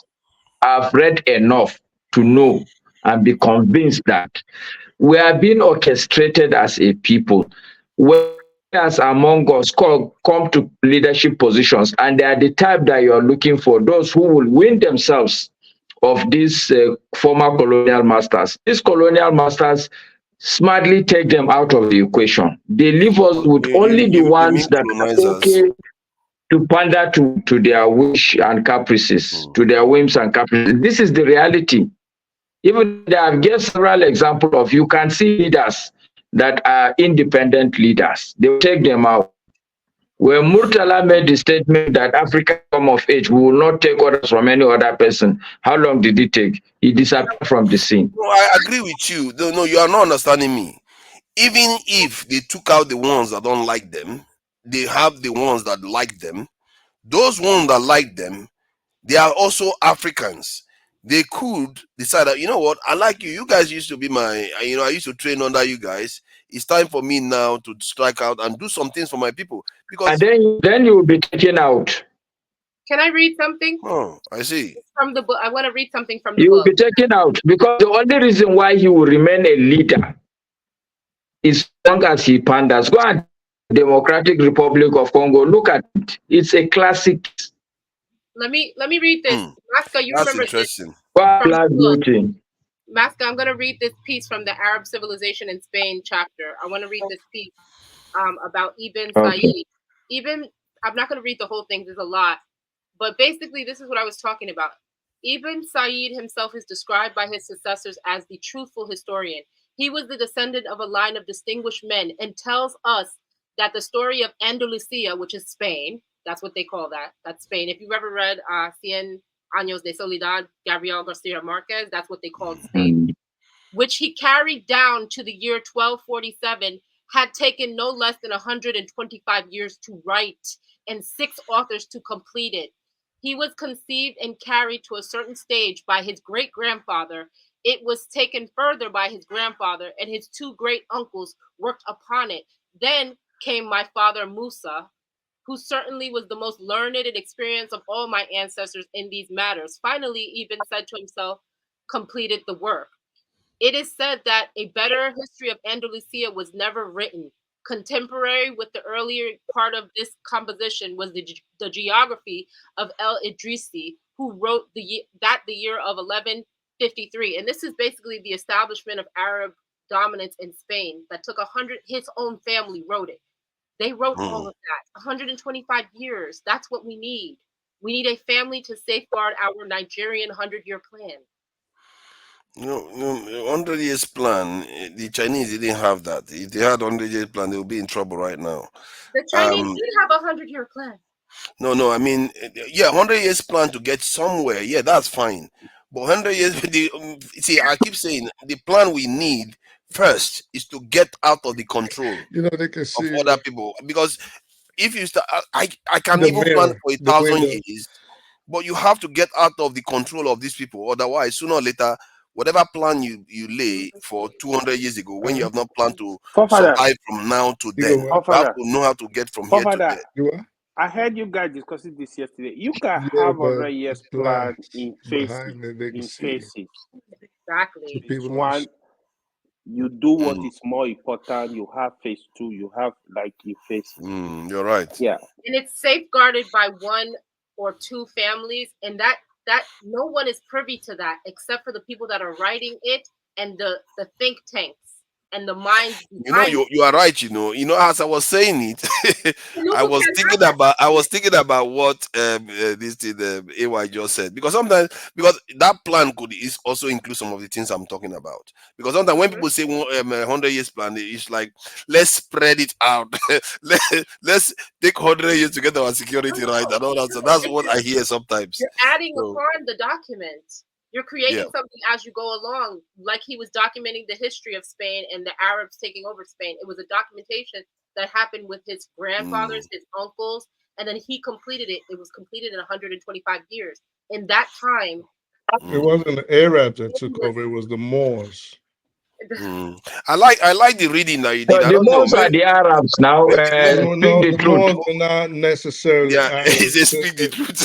Hold on. No, the Moors are the Arabs. The Moors they weren't Arabs. Before we start another argument about but Moors. let me just explain. It's like we can. It's I very speak the short. truth. Sorry, let me just say something that I Black Beauty first. There you can go on. See, Black Beauty. I like the way you read that stuff. Maybe we can be doing some 30-minute, 1-hour sessions of reading from some of all these like books. you go and read your book, Father. Go and read your book. On my Oh my God, man! I can't be asked. You can be reading it for us now. On my channel, I'm gonna be dissecting the book. You don't want her to read it for us. What is it? Not everybody can read now. You don't know what I can read. Martha's reading the book too, so he's gonna come and Okay, Master, you can do that. You can do that. You can, because I would like to hear what's in the book. What happened to all the Southern people? No Southern people want to read the book. When they come in, I think they will probably volunteer. Master, you can come in with the book if you've got it. And then what I think Black Beauty can do for us. What page are you now, Black Beauty? I'm not far. I'm on page 41. I'm still in Okay, all right. How to come up to the I think about page 260. So the Moors, yes, 260. That's because the North, you guys not doing much. You go to work and then you go home and you read a book all day. I'm an avid reader.